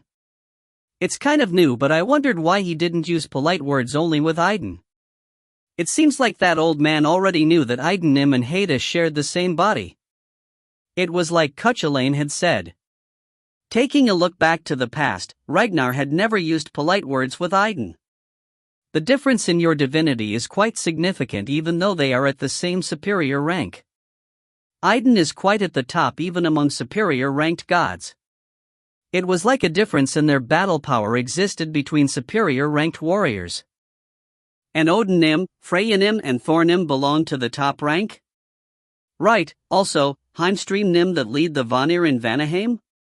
Odin was the king of gods and Thor was the most powerful battle god in the entire Asgard. The only ones that could stand shoulder to shoulder with them were the housekeeper of Asgard Freyja or the captain of the Vanir, Heimstream. Returning back to the topic, you will obtain a divinity when you become a top-ranked warrior. It's a divinity that there's no need to put a qualifier and there's no need to. Just a god. The normal gods that compose most of the Aesir and the Vanir. The divinity doesn't simply get strong just by accumulating runes. You get strong only when you raise great merits, just like when a saga is made. The top-ranked warrior has to make a myth of himself. Ragnar paused for a moment and took a breath. He looked to a distant place instead of Tae Ho and continued speaking. Idun is the goddess of life and youth. Thor-nim is the goddess of thunder and Freyja-nim is the goddess of magic and beauty. A deity suitable to the strong divinity tends to be added. A qualifier that gets added to your divinity. The name that represents the divinity of a god. A real top-ranked warrior is a warrior that has a deity and their divinity is at least at the intermediate rank. It was the most decisive factor why differences existed between top-ranked warriors. If you compare the lowest-ranked warriors to the grains of sand in a sandbox, the top-ranked warriors are only a few grains that can climb to the top. Yet once again, only a minority can become a real top-ranked warrior and obtain a deity. Back in the days before the Great War, that there was comparatively more top-ranked warriors, the number of top-ranked warriors that possessed a deity could only be counted on one hand. I'm saying this to you, but not even I could obtain a deity. I reached to the point right before I received one, but I ended up receiving an injury that forced me to retire. Compared to the intermediate gods, the top-ranked warriors are still warriors. So it's close to impossible for someone that has left the top rank to obtain a deity. I explained them grouping up the intermediate gods due to convenience, but actually, the process which you obtain a divinity and the principle behind it is different. The injury Ragnar suffered wasn't simply physical. Ragnar's soul and his divinity received damage. Before the Great War, there were more than 5 warriors that had climbed to the real top rank, but now there are only 2. One is someone you already know of. The dragon killer Sigurd. His name came out from his mouth by its own. Ragnar smiled bitterly and nodded. Right, his deity is Dragon Killer. Dragon Killer God Sigurd. The strongest warrior of Valhalla and the one that possessed the divinity of a superior god that surpasses any battle god. He became stronger from the Great War. Even if we count all the gods of Asgard, no, in the first place he's also a god, so it wouldn't matter. Anyways, he's certainly one of the strongest guys. Cuchulainn added some words. His words, that came from the mouth of a master of Skathaka style techniques, could be trusted. The other one is the one that seeks revenge, Bali. He's not as strong as Sigurd, but he's still a strong warrior that obtained a deity. He's not a pure human but a demigod. He's one of the guys that Odin conceived before the Great War. Sigurd also had the blood of Odin flowing in him, but it couldn't be compared to a god of Odin. But regardless of that, Sigurd was the strongest warrior that had a stronger deity than Bali. You will also be able to obtain your own divinity after going through the top rank ceremony. After that, the deity you obtain will depend on your accomplishments. It was the same as the saga. You couldn't obtain a deity that you wished. You needed to do actions suitable to the deity in the world, and the people had to recognize it. You won't become the god of Valkyries, right? Tae Ho flinched at Cuchulainn's mumbling, and Ragnar, that misunderstood his flinch as being nervous, said, "Well, there's no need to be that nervous. A deity isn't something you can obtain that easily anyways. Don't be in a hurry, and you should just act as you have been doing until now. I understand. Right, cheer up. You should also increase your rank if you want to marry the goddess of youth. Yes. Ragnar smiled as if he wanted to ease his nervousness. You could also see the look of an old master from him. Let's talk about the top rank at a later time. Then, I will explain about that. Ragnar stopped speaking for a moment, maybe because he finished a long explanation and then smacked his lips. Tae Ho hurriedly took out a barrel of wine from the air and gave it to Ragnar. You are quick-witted. Well, I'm your disciple. Ragnar smirked and drank some of the alcohol Tae Ho gave him. The honey wine was refreshing and sweet. Asgard is currently fighting against the giants of Jotunheim. The reason for the battle is simple. We are people that want to maintain the world and they wish for its destruction.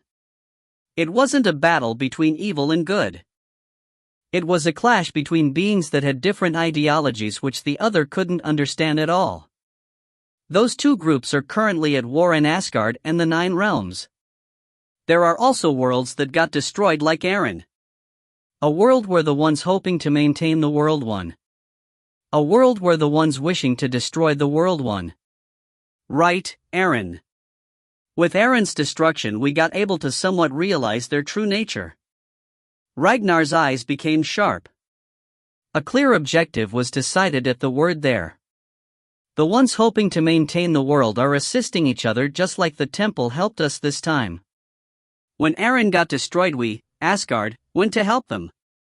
Because of that we also thought that we would obviously get linked to the ones wishing to destroy the world. But it was beyond our expectation. The ones wishing to destroy the world gathered to become one, but there is a strong organization that commands them all. The temple didn't know of Asgard's danger before they requested for help. It was unavoidable. They were allies but weren't completely one.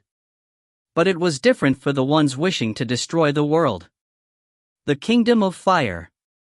It was a name Loki had once named. Ragnar started speaking quickly. The giant of Fire Surtur, that burnt down Eren, isn't a giant of Jotunheim nor a Fomor of Eren. He's also not a titan of Olympus or a monster of the temple. He belongs to the Kingdom of Fire, Muspelheim. The great war that got carried out in Asgard and Eren. Several superior-ranked warriors and above lost their lives in the process. But the ones that took their lives weren't only the Fomors nor the giants of Jotunheim.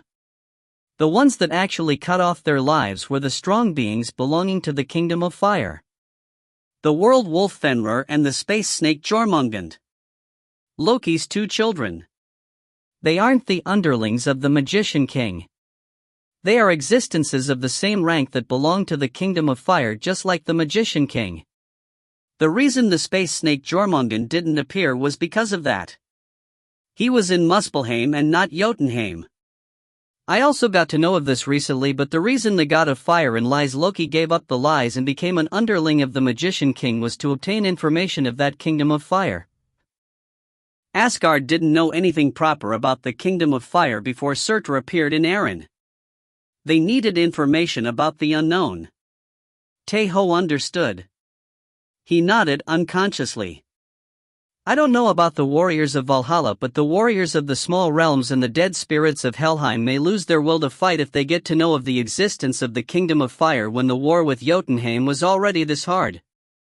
We won in this war and accomplished the task of having killed the Magician King and the World Wolf, but the Kingdom of Fire still remains. The giants of Jotunheim didn't get exterminated completely. Ragnar closed his eyes and then spoke refreshingly, as if trying to push away all the seriousness until now. Well, I'm just saying. Enemies still remain, so get strong quickly and protect Asgard. And obtain a deity. Isn't the conclusion too shabby? But it's still the truth. It really was the case. They spoke really seriously, but looking at it from a distance, only simple a fact remained. Tae Ho Master. Nidhogg's voice was heard at the right time. You really are popular. The door opened up the moment Ragnar spoke. Nidhogg seemed to be brighter than usual, maybe because she enjoyed her nap plentifully. She embraced Tae Ho and Adenmaha shook her head from behind like she couldn't do anything about her and laughed. Cuchulainn clicked his tongue and spoke. Won't your deity become something like God of Dragons or something alike? Adenmaha is a dragon and Rollo is also a dragon for now. And McLaren is also of the dragonkin. God of Dragons. That interests me a bit. But he still couldn't know what kind of deity he would obtain. And time passed once again. The 6th day since the army led by Odin left Valhalla. Raskrid, that was searching for the remnants of the forces of Jotunheim that dispersed in the outskirts of Asgard, discovered something weird. There's no traces of the path having been cut off. She interrogated the remnants just in case, but only the same conclusion came up. The Magician King cut off the path leading to the temple. He made the Beast King Tiachi catch the Valkyries and stop them from warning the urgency to the temple. But the path to Olympus didn't get cut off and they didn't even try to catch them.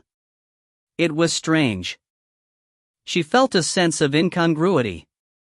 Why didn't they cut off the path? And one more thing. Something she couldn't help but wonder. Why didn't they return when the path wasn't cut off? What happened with the 30 Valkyries that headed to Olympus? Raskrid returned back to Valhalla hurriedly. Episode 46, Idens, 4, End. If you find any errors, ads pop up, ads redirect, broken links, non-standard content, etc., please let us know. Report chapter so we can fix it as soon as possible. Chapter 157. Episode 46/Chapter 4, Idens, 4. TL, Subak. ED, slow as lightning. Valhalla was busy. Originally it should have been as leisure and solitary as they only left behind the necessary defense forces and most of the others left with Odin on the expedition to the north, but it was different this time. It was because the restoration of Valhalla was taking place. The restoration project could be divided in two big parts.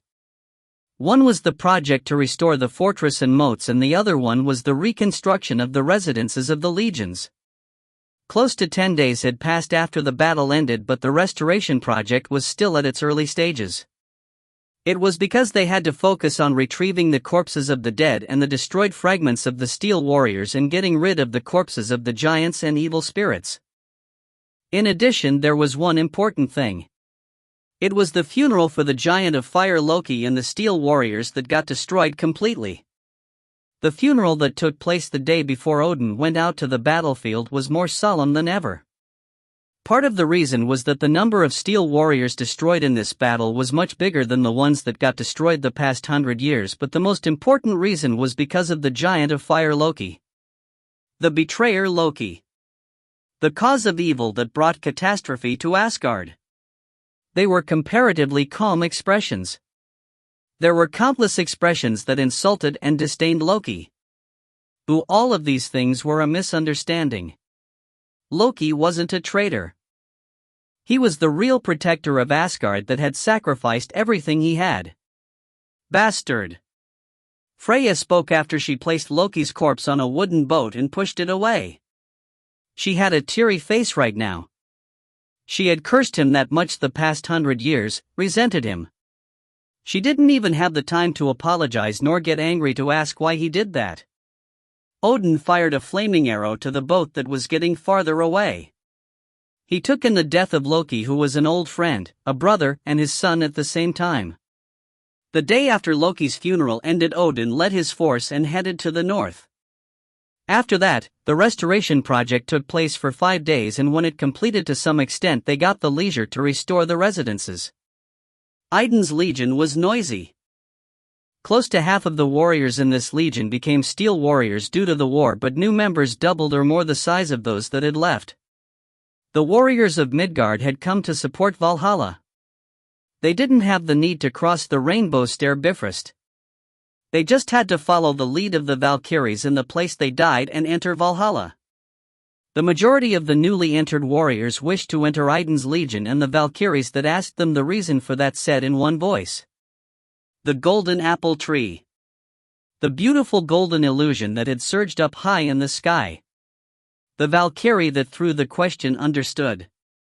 It was because she also remembered the scene of that day when she closed her eyes.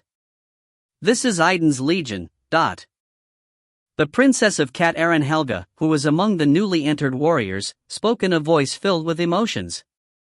The warriors that were next to her were putting the same eyes. It's just like Iden's warriors said. Oh. They were different to their seniors that entered before them. Until then there were a lot of things that were exaggerated, but now all of those things turned real. First, there were a lot of majestic ships. Half of them were ships of Eren that Odin gave him, and the remaining half were gifts from Freya. Because the newly entered warriors easily surpassed 100. Freya didn't have the justification to decline Iden's strong claim to give her some ships. But of course, it wasn't that Freya didn't want to provide her with ships, as she was sincerely grateful towards Tae Ho. She did show some pertinacious sides as she was the one doing the housekeeping, but still she knew how to use things when she had to. Look over there.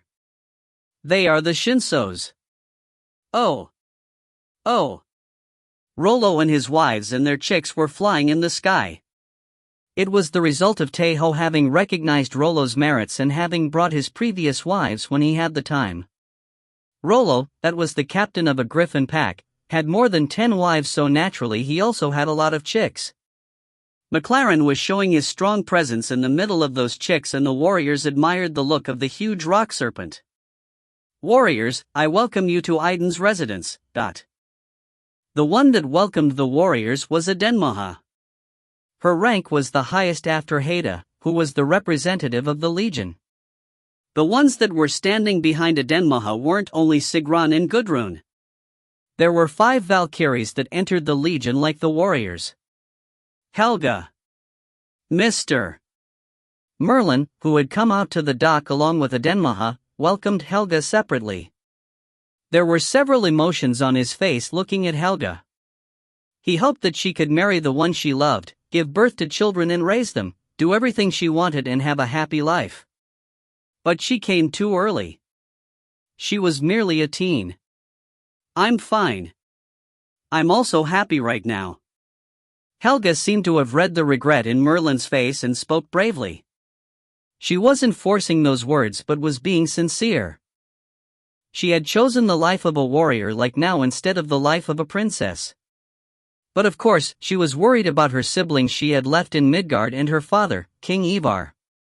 She had a big difference in age with her siblings, so she raised them as if they were her own children and also wanted to see the youngest sibling that treated herself as being the mother. But even so, she didn't regret entering Iden's Legion. She had entered Valhalla like everyone desired, so her family would probably be proud of her. Right, it's good if you are satisfied with it. Because it was none other than her life. Before that, it's kind of amazing. My body is the same as when I was alive. No, it feels like it became better. It should be, as that is the new body Odin gave you. You will also start accumulating runes. This was the reason why you had to die first to enter Valhalla. All the warriors that enter Valhalla would receive a new body over their souls. The rune accumulating system that Odin and Freya developed.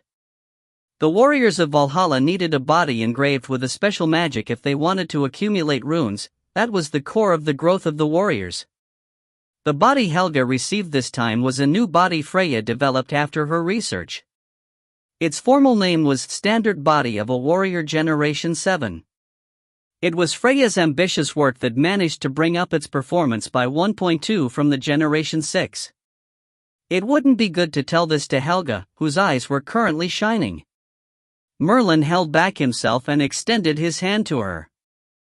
It was to introduce her to the residents. Although we will be focused on rebuilding for a while. Iden's Legion was also as destroyed as it could. But Helga smiled brightly as if she still liked that and grabbed Merlin's hand.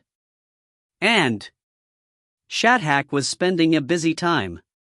Part of it was because the number of warriors she had to nurture increased from 10 to more than 100, but the bigger reason was because she now had more members that she had to train individually. The king of birds Hraesvelg and the black dragon Nidhogg.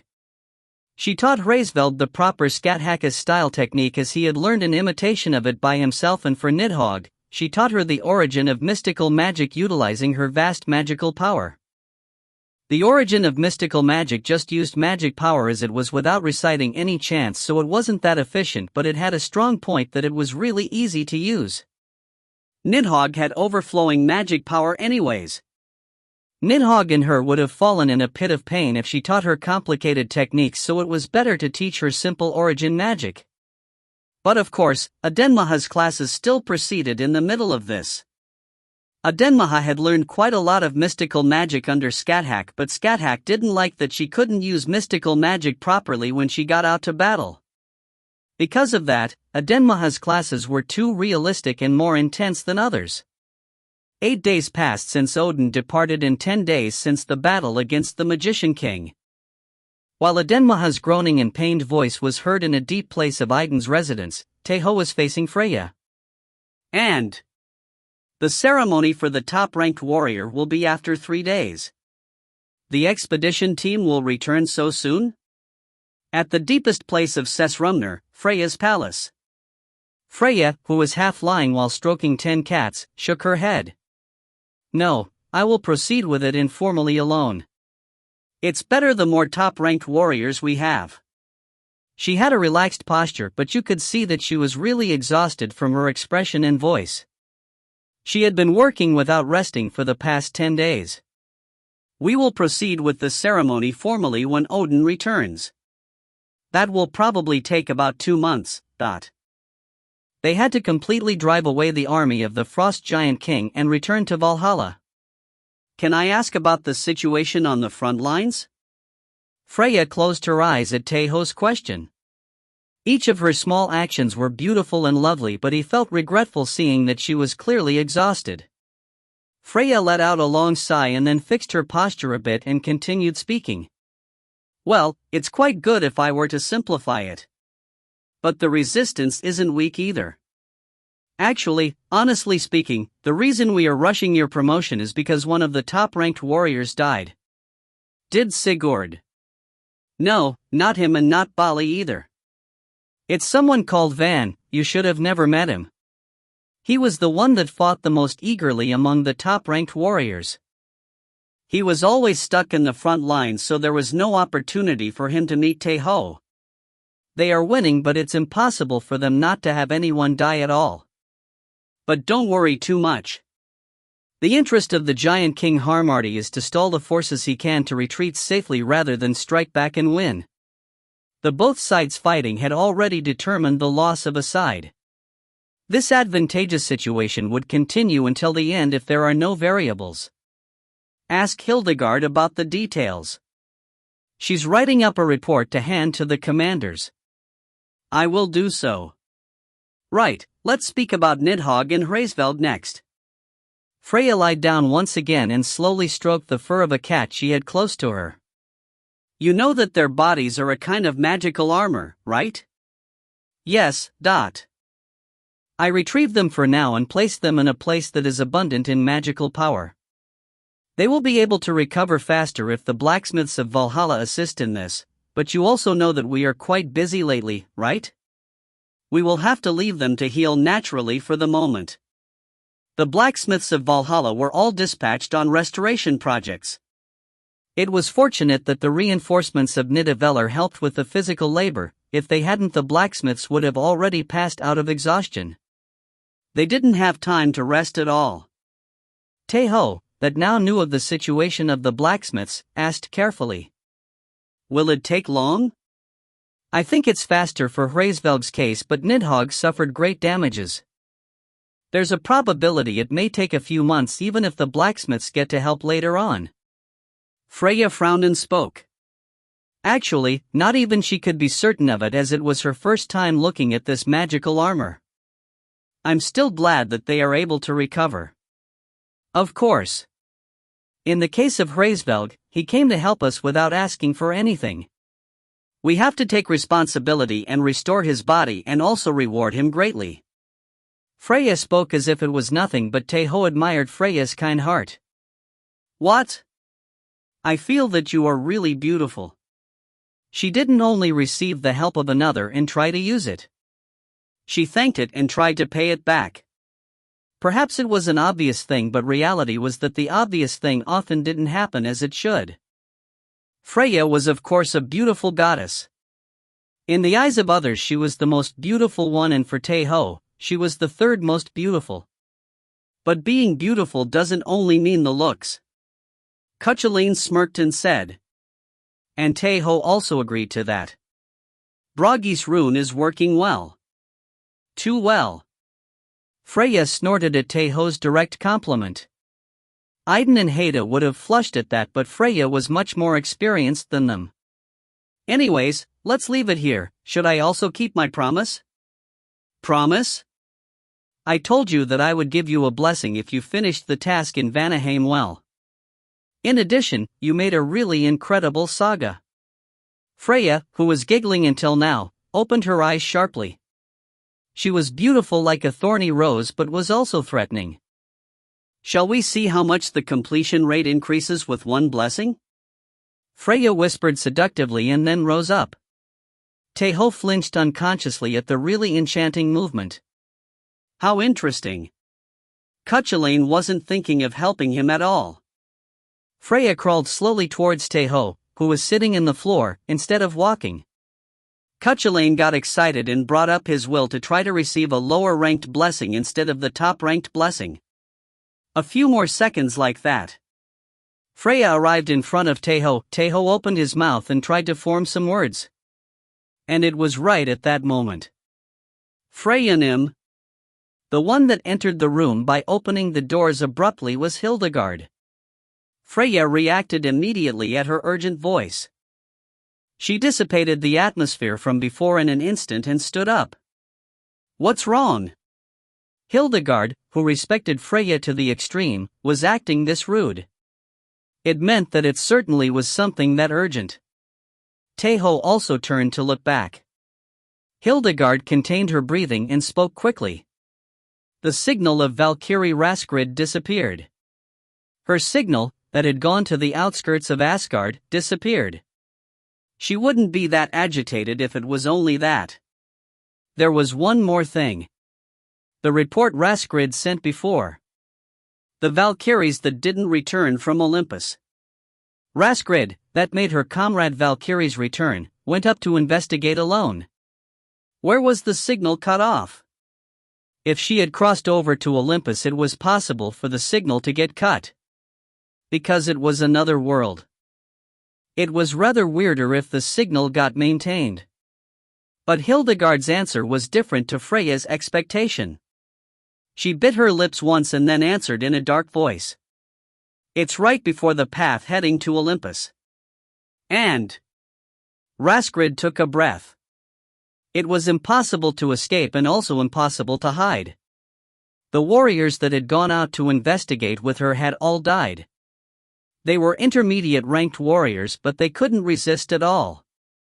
The barrier that covered the surroundings was really strong. It blocked everything from inside and outside. Raskrid, who was looking for a hole to get out, closed her eyes tightly. It was because she realized that the owner of the barrier had reached behind her. Raskrid took a breath for the last time. She then turned around and put strength in her hand holding the sword. The owner of the barrier. The one that defeated several intermediate-ranked warriors easily as if flicking his hand. Raskrid opened her eyes widely. Her opponent wasn't a giant nor an evil spirit. You are. It ends here. The existence didn't let her speak anymore.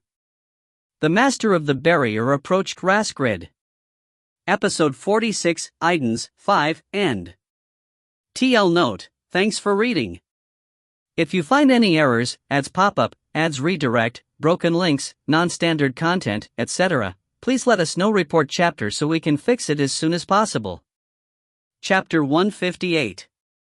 Episode 47/Chapter 1, The Fastest One, 1. T.L. Subak. Ed. The signal of Raskrid disappeared.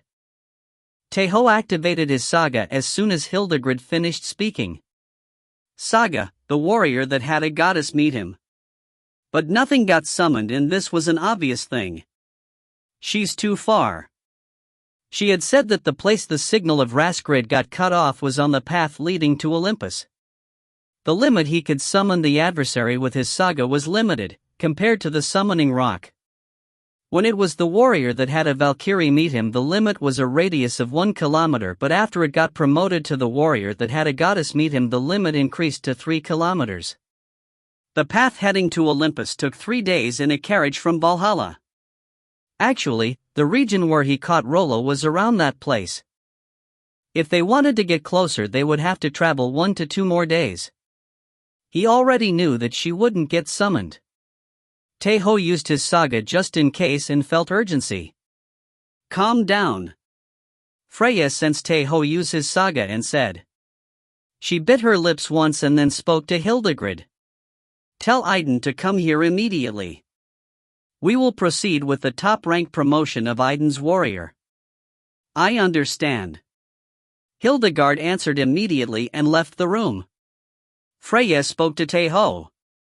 I know about your relationship with Raskrid. You have known her since you were a lowest-ranked warrior, but calm down. It will be meaningless to charge over there right now. Tae Ho was agitated and Freya looked at his eyes properly. She explained with a calm voice. We can guess 2 things with the signal getting cut. First, Raskrid died completely.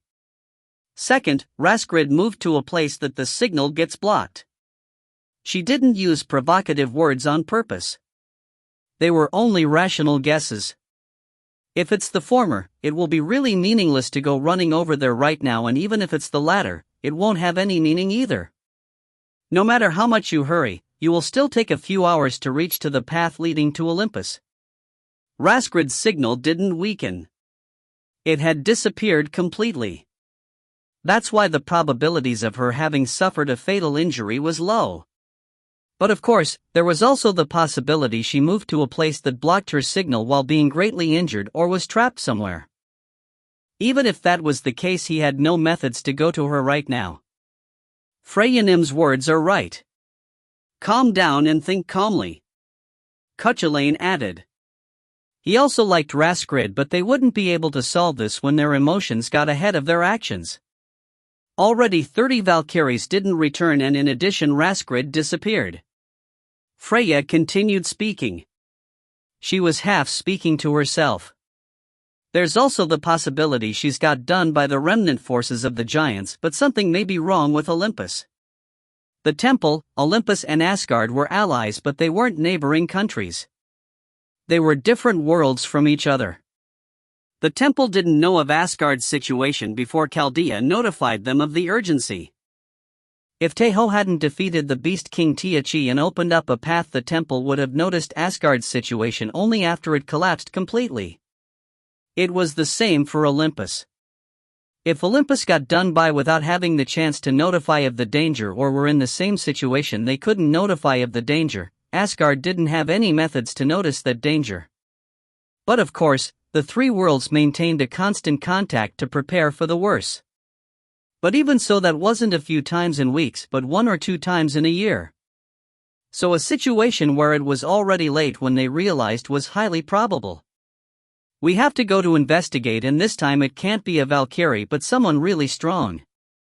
They should be at the class of a commander. Right, like you, Tae Ho. If they sent someone weak, they would just get defeated. Freya grabbed Tae Ho's hands. She acted as the housekeeper of Valhalla and commander of the Valkyries. I will send you even if you don't request it. No, I would like you to go. Currently there are only 2 commanders left in Valhalla, including you. But I can't just send you like that. I will send you after I strengthen you a little bit. That was the reason she called Aiden. She would turn Tae Ho into a top-ranked warrior and grant him with a divinity. How long will the ceremony take? It was a ceremony that was planned to take place after 3 days. Freya frowned at Tae Ho's question and answered. Aiden and I will have to work hard, but we will be able to end it in some minutes. If it's too much, there are times that we have to overdo it. Freya smirked and spoke. That look was far from being elegant, but Tae Ho felt that Freya was really beautiful. She's strong. It seems like light is shining from her. Tae Ho agreed to Cuchulain's words. Odin didn't give her the position of Valhalla and Asgard's housekeeper for nothing. Do you feel like falling for me now? Freya's playful voice turned Tae Ho back to reality. He shook his head and Freya snickered. It will take some time to prepare the ceremony. Actually, I was planning to prepare it slowly starting today. That's why you will become a top-ranked warrior after a few hours. It was a ceremony granting a divinity.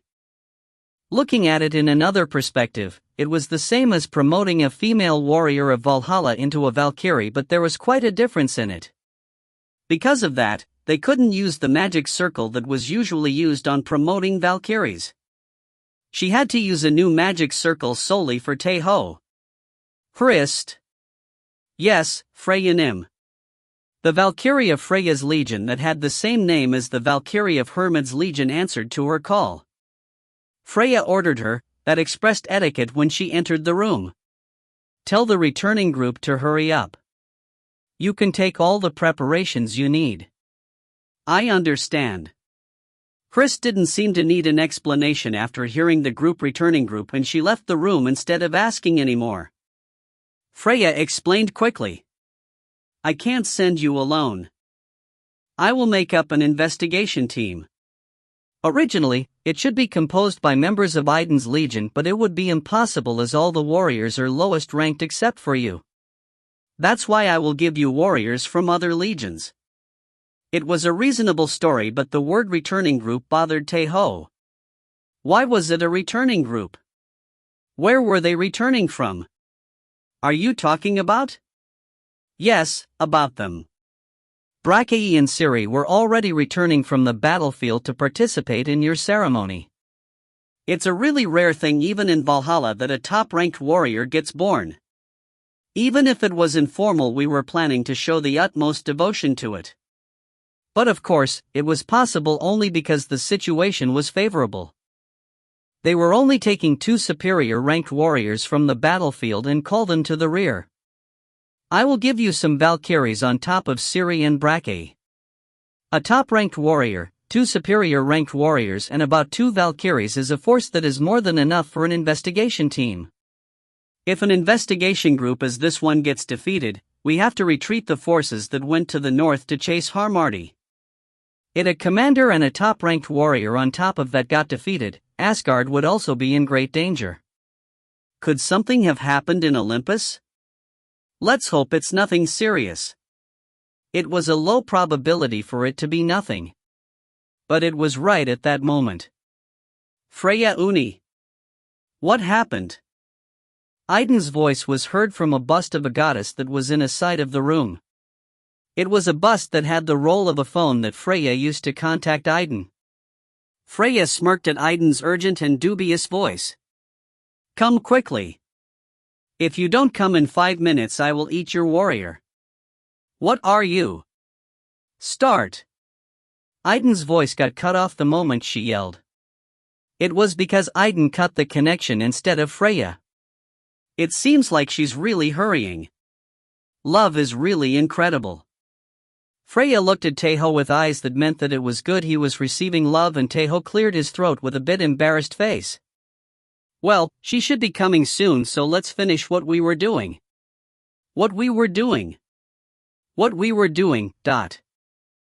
Freya opened her eyes sharply and approached Tae Ho with one step, and Tae Ho flinched when he thought of what happened before Hildegard intruded. Envious bastard. Cuchulain said, and Freya put a playful smile once again. Pant. Aiden actually arrived at Freya's room after some minutes while panting heavily, and Freya giggled while stroking the cats.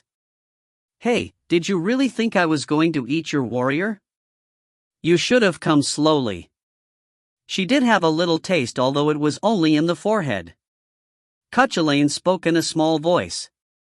And at that moment Idun glared at Freya and yelled, "Uni! No, Aunt!" There was no way Idun heard Cuchulainn's voice, but she was still angry that Freya had used Tae Ho. Freya opened her eyes sharply at Idun's changed way of addressing Freya. "Hey! I told you not to call me Aunt but Uni." "What Uni? You are an ant." Freya and the previous Idun were like sisters, so actually, Aunt was the correct expression for the daughter of the previous Idun. "You really? Really what?" It was completely a fight between sisters. Tae Ho butted in hurriedly. "Idun, calm down. We have to hurry." It was certainly effective. Idun, that was breathing hard while looking at Freya, calmed down her breathing and asked Tae Ho quickly, "My warrior Tae Ho, just what happened?" The signal of Raskrid that was investigating the path leading to Olympus disappeared. The answer came from Freya. Idun blinked a few times as she didn't know what she was talking about, but soon understood the seriousness of the situation and also understood why Freya had called her. Let's start with the ceremony of the top-ranked warrior. Freya stood up from her seat. And the preparation of the ceremony took place in Freya's room. Freya ordered the Valkyries to prepare for the ceremony and drew a complicated magic circle in the middle of the room with Idun. It seemed like not anyone was able to do it, as the process took an abundant amount of divine power. In addition, it wasn't something that ended in a short moment, just like Freya said. About 3 hours passed until Idun and Freya completed the magic circle. Freya got wet with her sweat. She stood in her place with Idun while placing Tae Ho at the center of the magic circle. She recited a chant to make a part of the magic circle shine and continued to recite new chants. About 10 minutes later, Freya stopped her chants when the entire magic circle started to shine. She took a deep breath and spoke to Tae Ho. "There's only the last step left. It is to engrave the name of a new god in the real-world tree of Yggdrasil. They would make the world aware of the birth of a new god." Idun approached Tae Ho and made a light hand gesture. A nameplate of light appeared in the air. "My warrior Tae Ho. Write your name in this." Freya gave Tae Ho a feather made of light this time. Tae Ho pondered for a moment but then wrote his name in Korean, and Idun and Freya tilted their heads because they didn't know the characters he wrote but didn't think about it for long. It was because the meaning behind it was more important rather than the letters or symbols. "Good, we are done with the formalities. I will now lead your divine power with Idun. Close your eyes and concentrate." Tae Ho closed his eyes at Freya's words. He calmed down himself like meditating and concentrated the power in the inside of his body. Idun's divine power. Tae Ho's own magic power. The blessings of the several Valkyries. He felt a familiar yet unfamiliar strength between those. You can feel a strength different from Idun's divine power, right? Although it's small and weak yet. Freya spoke and increased her divine power. Idun did the same, and the power of the two goddesses brought up the power of a new god. It seemed like a flower had blossomed. It was too small compared to Idun's or Freya's divine power, but Tae Ho shuddered at that strength. Tae Ho's soul yelled, "Congratulations, my warrior Tae Ho." Idun spoke as if whispering. Tae Ho opened his eyes slowly and looked at his surroundings. Nothing had changed externally, but something had certainly changed. Divine powers don't always repel each other. In the end, it depends on you, but your divine power will grow in a direction that suits with Idun's divine power well. Freya said with a relaxed face. Idun grabbed Tae Ho's hand. "I'm really proud of you. The birth of a top-ranked warrior was really rare, even if you looked at the history of Valhalla. Because of that, you could say that the birth of a top-ranked warrior was the pride of a legion."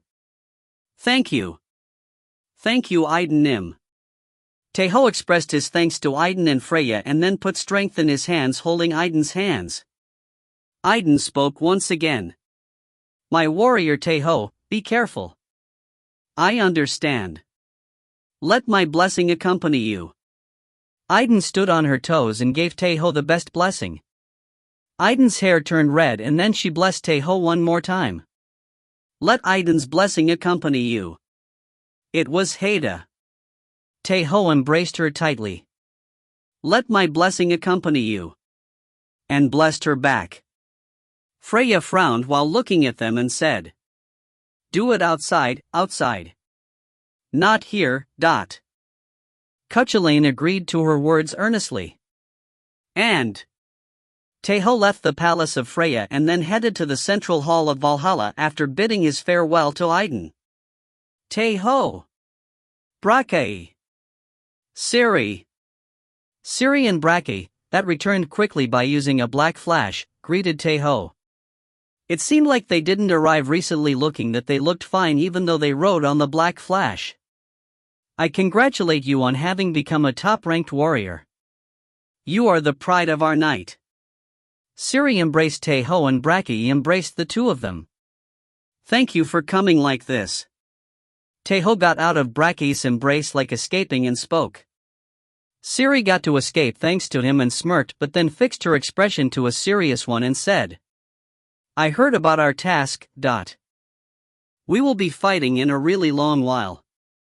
An investigation team with Tae Ho as the leader. The two people had already heard of Raskrid's disappearance along the other Valkyries. Tae Ho nodded once and looked sideways. It was because a familiar aura was approaching. Valkyrie Ingrid of Njord's Legion greets the commander of Idun. Ingrid? She used polite words once again as it was a formal occasion. It seemed like Ingrid was one of the Valkyries Freya had said they would accompany him. Ciri opened her mouth to explain. Ingrid will accompany us along with. I will also go. Gander. Gander, that was hidden in the opposite direction of Ingrid, jumped up and appeared. It's a mixed team. As for the Valkyries of Idun's Legion, Haida will have to remain on Valhalla like usual, and you can call Adenmaha and Nidhogg whenever you want with your summoning rocks. The remaining two are newbies. We can't entrust a task this important to newcomers. That's why the veteran Ingrid and I will be going with you. It wasn't as much as Ingrid, but Gander had stayed back on Valhalla because of the injury she suffered in the last battle. I'm happy I'm able to help Commander Nim. Ingrid expressed etiquette once again. Her voice and attitudes were stiff, but she was filled with warmth like usual and worry about Raskrid. Thank you. Let's depart immediately. They had spent quite a lot of time already. There was no need to waste more time now that all the members were here. Brake checked his surroundings and asked, What about the transportation? Is there a space door, or so it was that? Brake's voice became depressed and Ciri put an expression as she had gulped something bitter. Tae Ho nodded with a determined face. And after a while, in the sky of Valhalla. My lower body feels tired. 5 black flashes crossed the sky of Valhalla. And are you awake? Episode 47, The Fastest One, End. TL note, thanks for reading.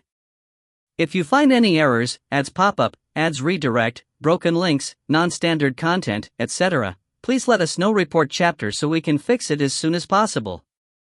Chapter 159. Episode 47/Chapter 2, The Fastest One, 2. TL, Subak. ED, slow as lightning. 2 hours since leaving Valhalla. At first the black flashes were filled with screams, but it was silent when it arrived at its destination. The reason was simple. Can't get accustomed to it. It was because the black flash was hard to ride no matter how many times you rode on it. Even if you accumulated runes and increased your stamina, you still felt dizzy, so one thought that it wasn't a physical problem but a mental one. Tae Ho staggered out of the black flash and looked at his surroundings. Ciri was crumpled down with a pale face next to Brake, who had started to throw up as soon as he got down. She was praying in thanks for the solidness of the ground. Ingrid tried hard not to vomit and Gander concentrated on inhaling some air. A few minutes passed. The group barely managed to recover and then started to search their surroundings. The first one that reacted was certainly Gander. "I smell blood." She was a Valkyrie of the god of hunting Ullr.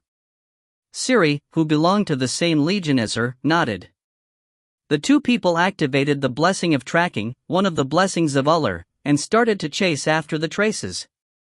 "How gruesome," Braque said after passing through some bushes. The scene in front of him left him speechless. They could see the corpses that were estimated to be the warriors that were investigating the surroundings along with Raskrid. The bodies of the intermediate ranked warriors maintained their shapes even after they died, but as for the lowest and inferior ranked warriors, their bodies were to the point you couldn't recognize who was who. They couldn't grasp the strength of their opponents. Cuchulainn said in a low voice. He frowned while looking at the corpse of an inferior ranked warrior's exploded body. "He's quite skilled. It doesn't look like there are several enemies. At most two. No, this was all done by one person." There was no need for Tae Ho to transmit Cuchulainn's opinion. Gander, who was checking on the corpses of the warriors, bit her lips and said, "It's more than a hunt rather than a proper battle. One enemy ambushed them while traveling and massacred them." An idea formed in Gander's head. Someone attacked Raskrid's group, that was moving in a determined direction, and immediately annihilated them. It seems like Raskrid Nim chose to escape or let some warriors escape while she stopped the enemy. Siri paused after speaking and then looked at a distant place. The traces of blood still continued. "Angerta!" Ingrid yelled. Tae Ho hurriedly looked at her direction and then gritted his teeth. The corpse of a Valkyrie that had her chest cut was in the embrace of Ingrid, who was sitting down. Odin's Valkyrie Angerta. Gander knew her. That's why a curse came out, but she was a Valkyrie of the god of hunting. She couldn't lose her composure when they were tracking their enemy. About 2 hours passed since the signal of Raskrid disappeared and we departed. Almost 4 to 5 hours passed including the time it took to get here, so it's been more than enough time for the souls of the dead warriors to head to Valhalla. The souls of the warriors of Valhalla would always return to Valhalla no matter where they died as long as they were inside of Asgard. So this meant that it was possible to hear the situation directly from the concerned parties. They'll become steel warriors as soon as they return? Braque asked hurriedly. If that was the case, the current doubts would all be solved. But Gander shook her head at his question. They need some time. Time to regain their consciousness and get accustomed to their new steel body. It will take at least a few days. The reason Freya dispatched an investigation team was also because of that. If she could turn the souls that returned into steel warriors, she wouldn't have even dispatched an investigation team. They didn't return to Valhalla. It was then. Ingrid, who was holding the corpse of Angerta, said in a low voice. She, who wielded the divine power of Njord in her eyes, carefully placed down the corpse of Angerta and then stood up and turned to look at Tae Ho. Commander, it seems like the enemy has retrieved the soul of the warriors. If they return to Valhalla, a trace should be left in their corpses, but I can't see anything. In addition, the decisive thing is that the soul of Angerta was forcefully removed from her body. It's beyond a simple death. And I'm certain that her soul was taken by them. It wasn't her usual calm and flat voice. There was a grief she couldn't hide in her voice. Gander was surprised at Ingrid's words and hurriedly checked Angerta's corpse. She then cursed out. It was like Ingrid had said. The souls of the warriors didn't return to Valhalla. They were trapped somewhere or retrieved by the attacker. They put in a lot of effort to hide their identity. There's a high probability they retrieved the soul of the warriors to prevent them from transmitting information after they became steel warriors. Tae Ho also thought the same thing as Cuchulainn. Perhaps, the ambush itself may have been planned beforehand. While Gander continued to check on the corpses of the warriors, Siri moved alone to a distant place while following the traces and raised her voice. I can't see the corpse of Raskrid Nim.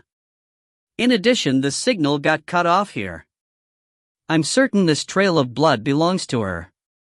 She was received the favor of the god of hunting Uller, could use more varied senses compared to other warriors. Just by bringing the trace of blood to her tongue, she could know who it belonged to and in which state they were at. The possibilities I can think of are 2, no, 3. The attacker killed Raskrid and took her corpse or kidnapped her just like the Beast King Tiachi did. And the remaining one. Raskrid didn't leave behind any traces and escaped from the attacker. The probabilities for it were too low. It should be one of the first 2 options looking at reality, and the one that had the highest possibilities among them was the second, as Angerda's corpse was thrown. There was no reason for the attacker to take the corpse of a Valkyrie. But Tae Ho thought of something different. He may be thinking to a favorable side for him, but something still bothered him. The opponent didn't want his identity to be revealed to the point he retrieved the souls of the warriors of Valhalla, but he had left behind the corpses. However, more traces got left in a corpse than you thought. What weapon they used, what was the height of the attacker, which was the dominant hand, etc. In addition, he was skilled to the point he massacred several intermediate-ranked warriors by himself. So naturally, the range of suspects could only shorten. If a warrior had a saga that specialized in getting all of this information, it may have been possible to grasp exactly who was the perpetrator. But regardless of that, the attacker still left behind the corpses. Why? How so? Because he had something more urgent to take care of. Something more important than having his identity exposed through the corpses. Tae Ho thought of the possibility of Raskrid having escaped. If she had escaped alive, the attacker would certainly target her since she was alive rather than the already dead warriors. Saga, the warrior that had a goddess meet him. He activated his saga one more time. He couldn't call Raskrid like when he activated his saga as soon as he got down from the black flash. But he knew something thanks to using his saga continuously. Raskrid was alive. She wasn't dead. And the reason she didn't get summoned wasn't because she was too far away. There was something blocking Tae Ho and Raskrid. Tae Ho could sense the direction she was at. Olympus. The place Raskrid was at.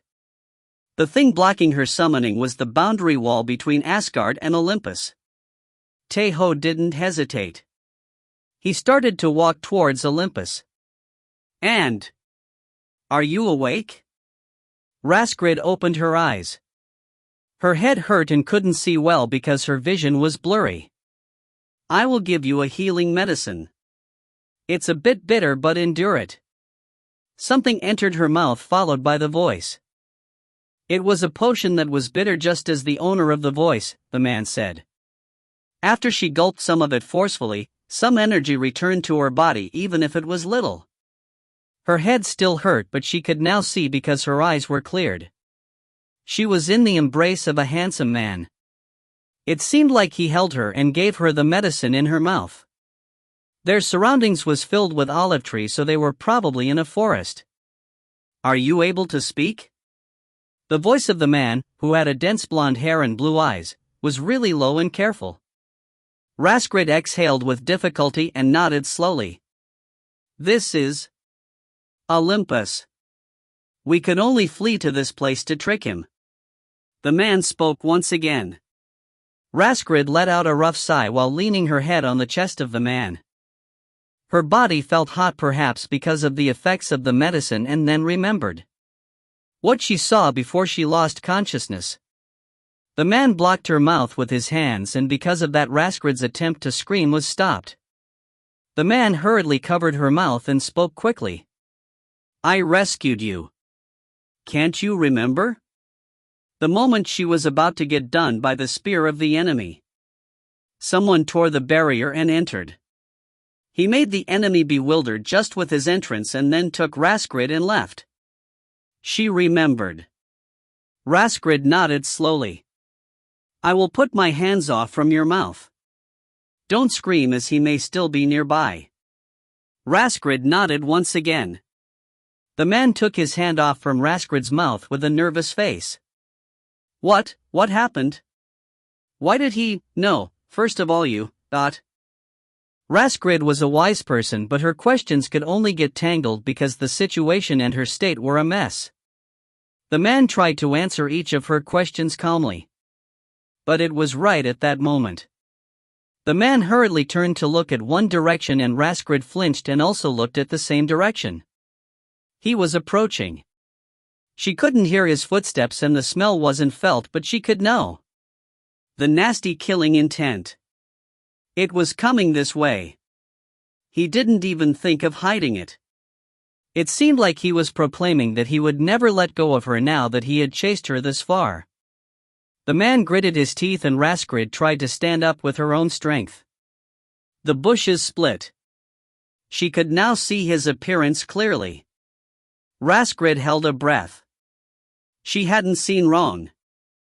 It really was him. He massacred the warriors of Valhalla, killed Angerda, and also tried to kill her. Why? How? Because of what? It was when she was about to yell and was taking a fighting stance however she could.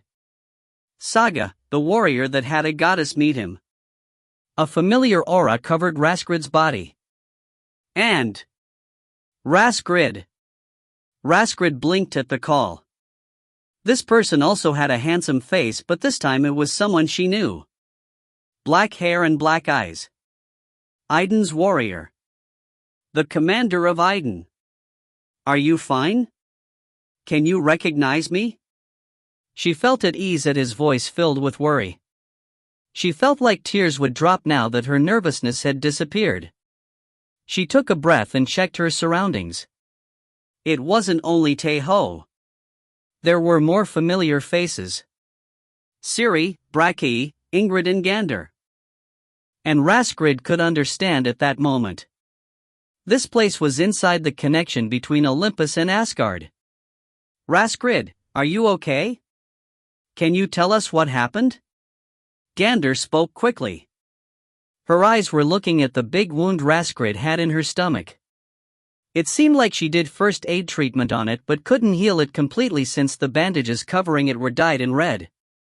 Raskrid nodded. She had to transmit the information even if she was in a worse state. The one that attacked the warriors of Valhalla. The one that attacked herself and her benefactor in a not distant place. Raskrid opened her mouth. At that moment, Tae Ho and all the others looked at the same direction. They could only do so. A strong power that shook the entire place. It swelled up big and made his existence clear. Gander and Ingrid were bewildered. Ciri opened her eyes sharply and took out the bow of Tristan. Bragi enhanced his fighting spirit so that his strength surpassed that of normal giant kings. It seemed like the enemy also noticed them. The strong aura started to move towards them. In addition, there were several of them. They weren't as strong as the strongest aura but were auras that couldn't be ignored at all.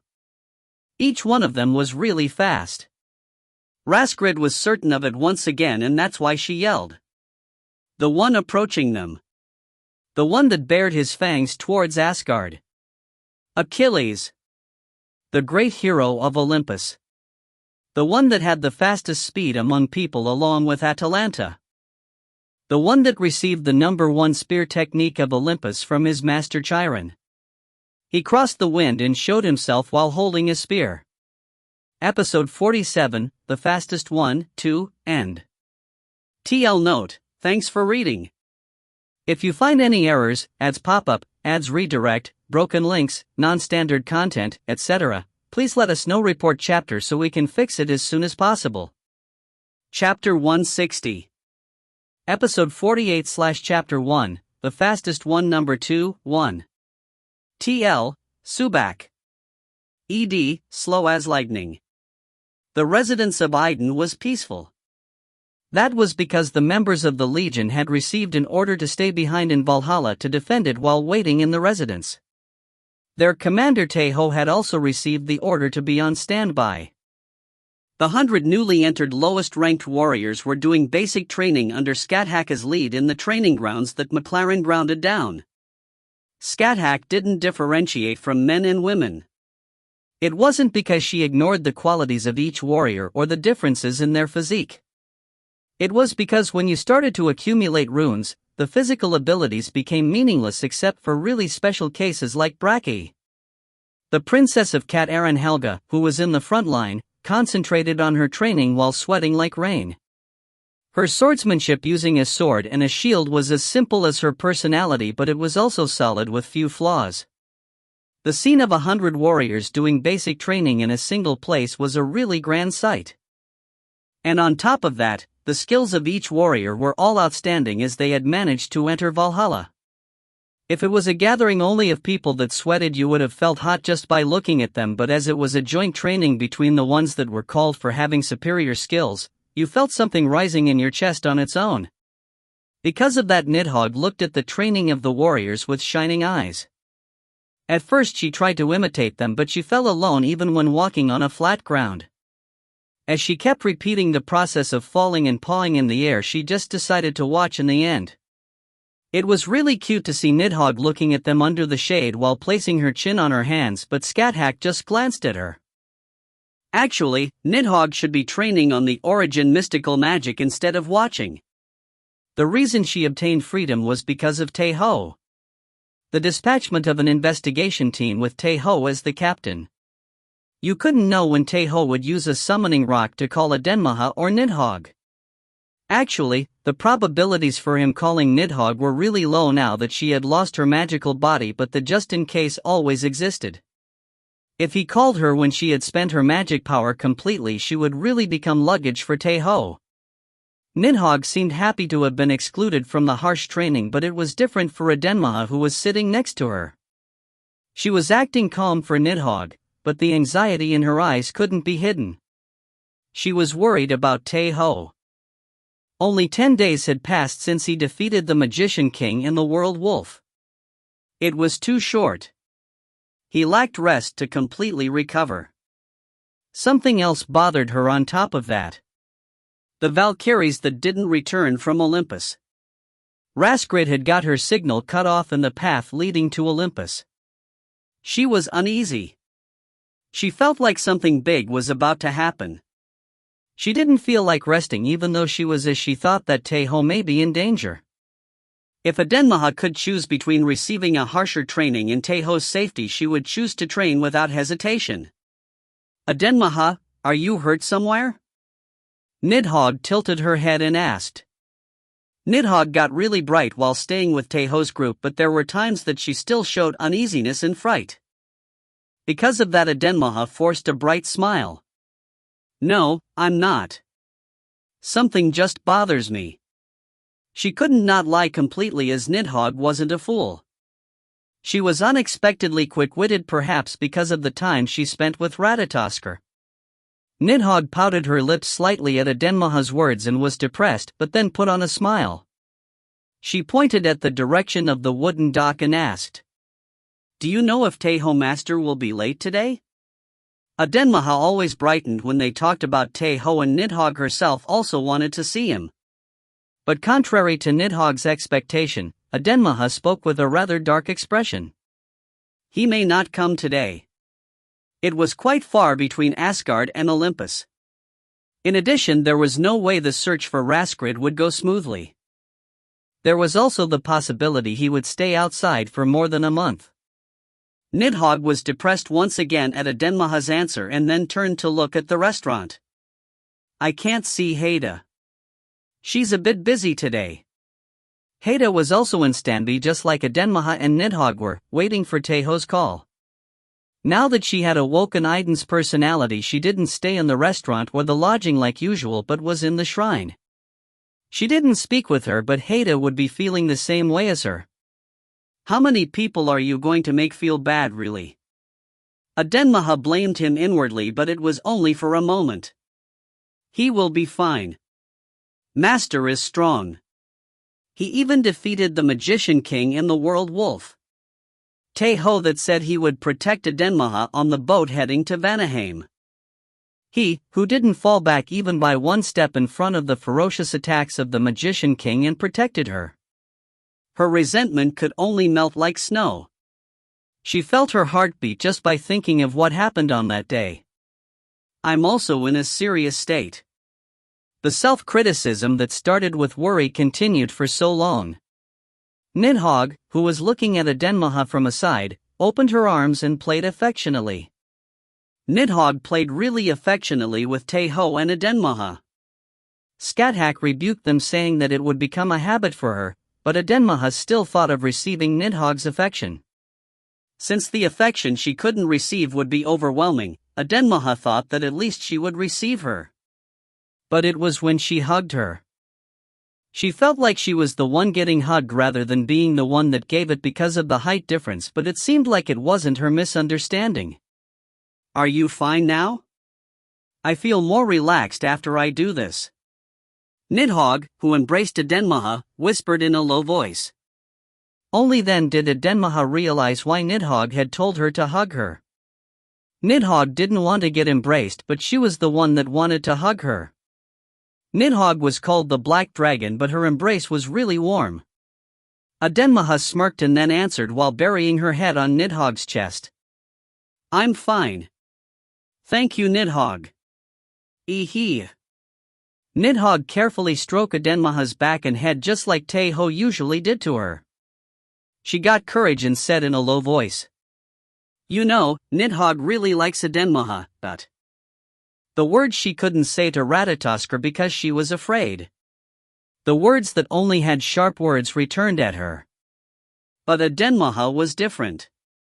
No, in the first place Nidhogg was also different because she liked Adenmaha for real compared to Ratatoskr, who she had to force herself to like it.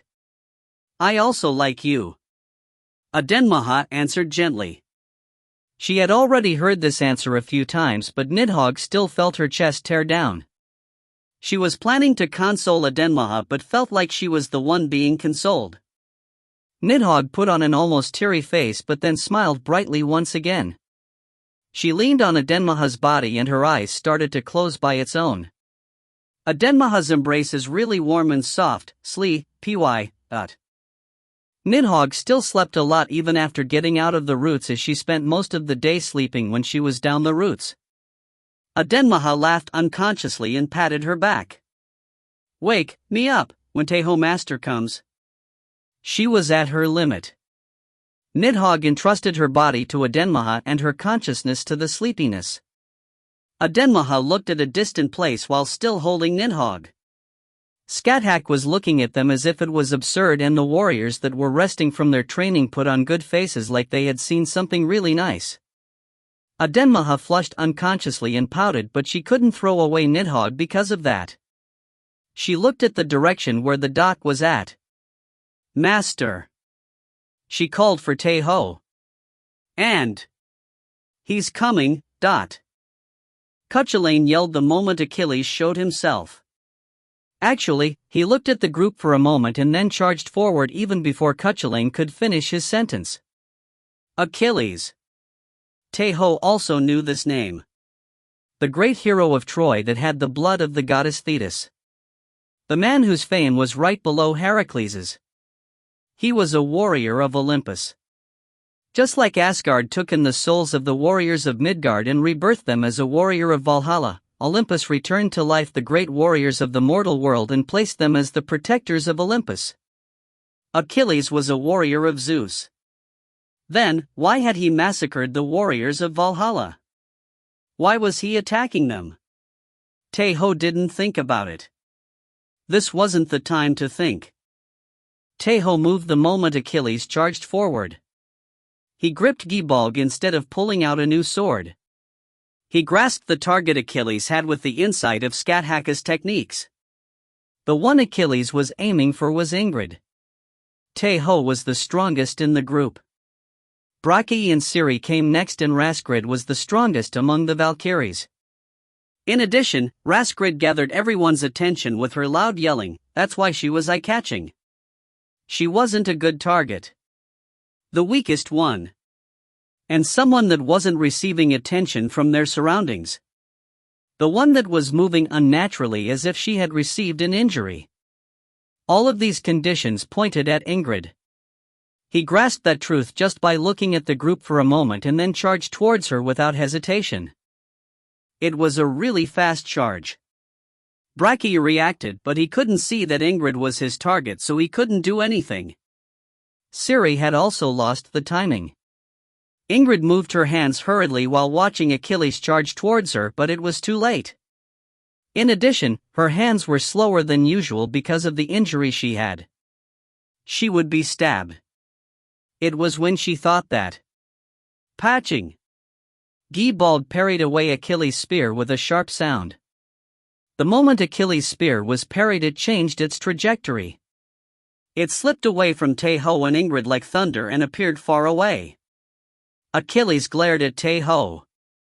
Tae Ho covered Ingrid and glared back at Achilles.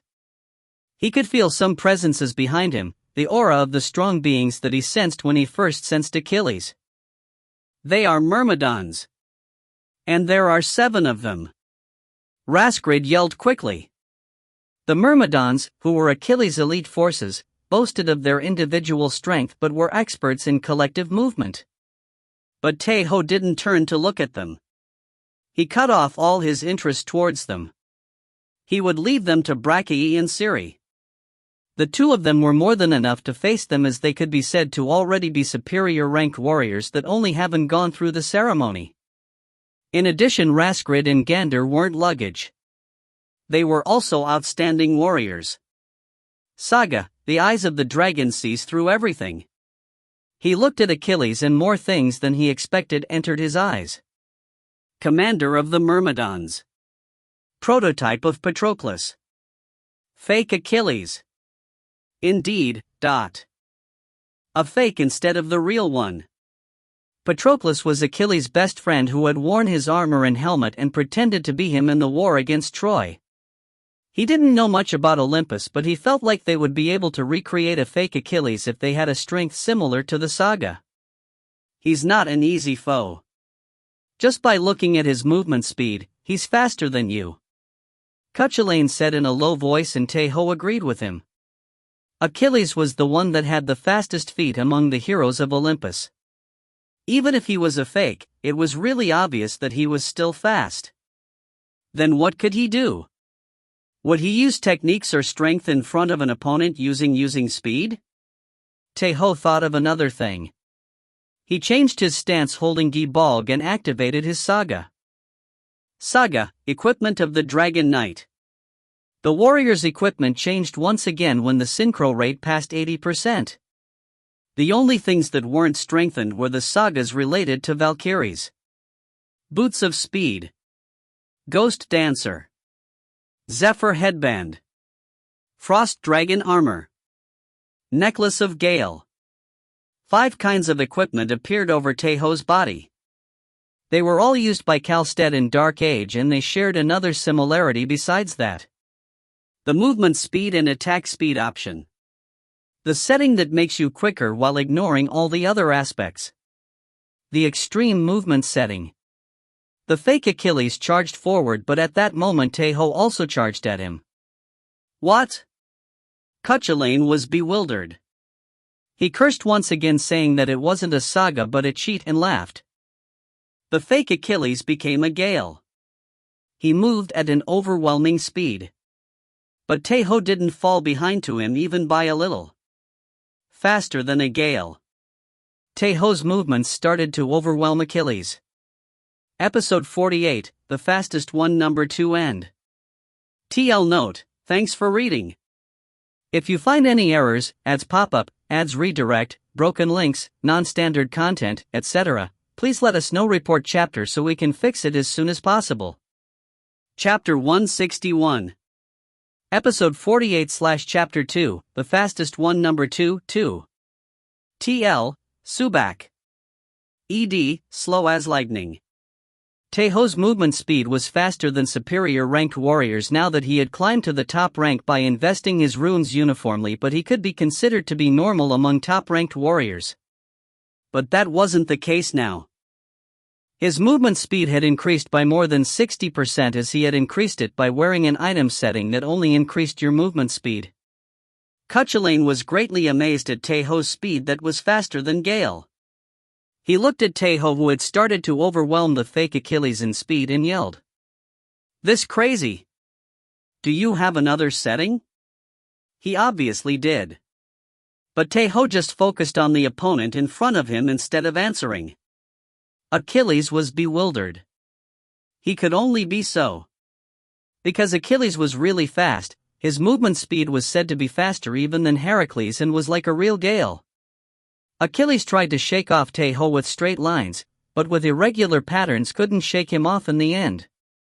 The few seconds before Cuchulainn could even finish his sentence, Achilles started to use his unique footwork to increase his movement speed even more. But it didn't matter. Tae Ho didn't stand still while his movement speed got faster. Saga, Idun's warrior.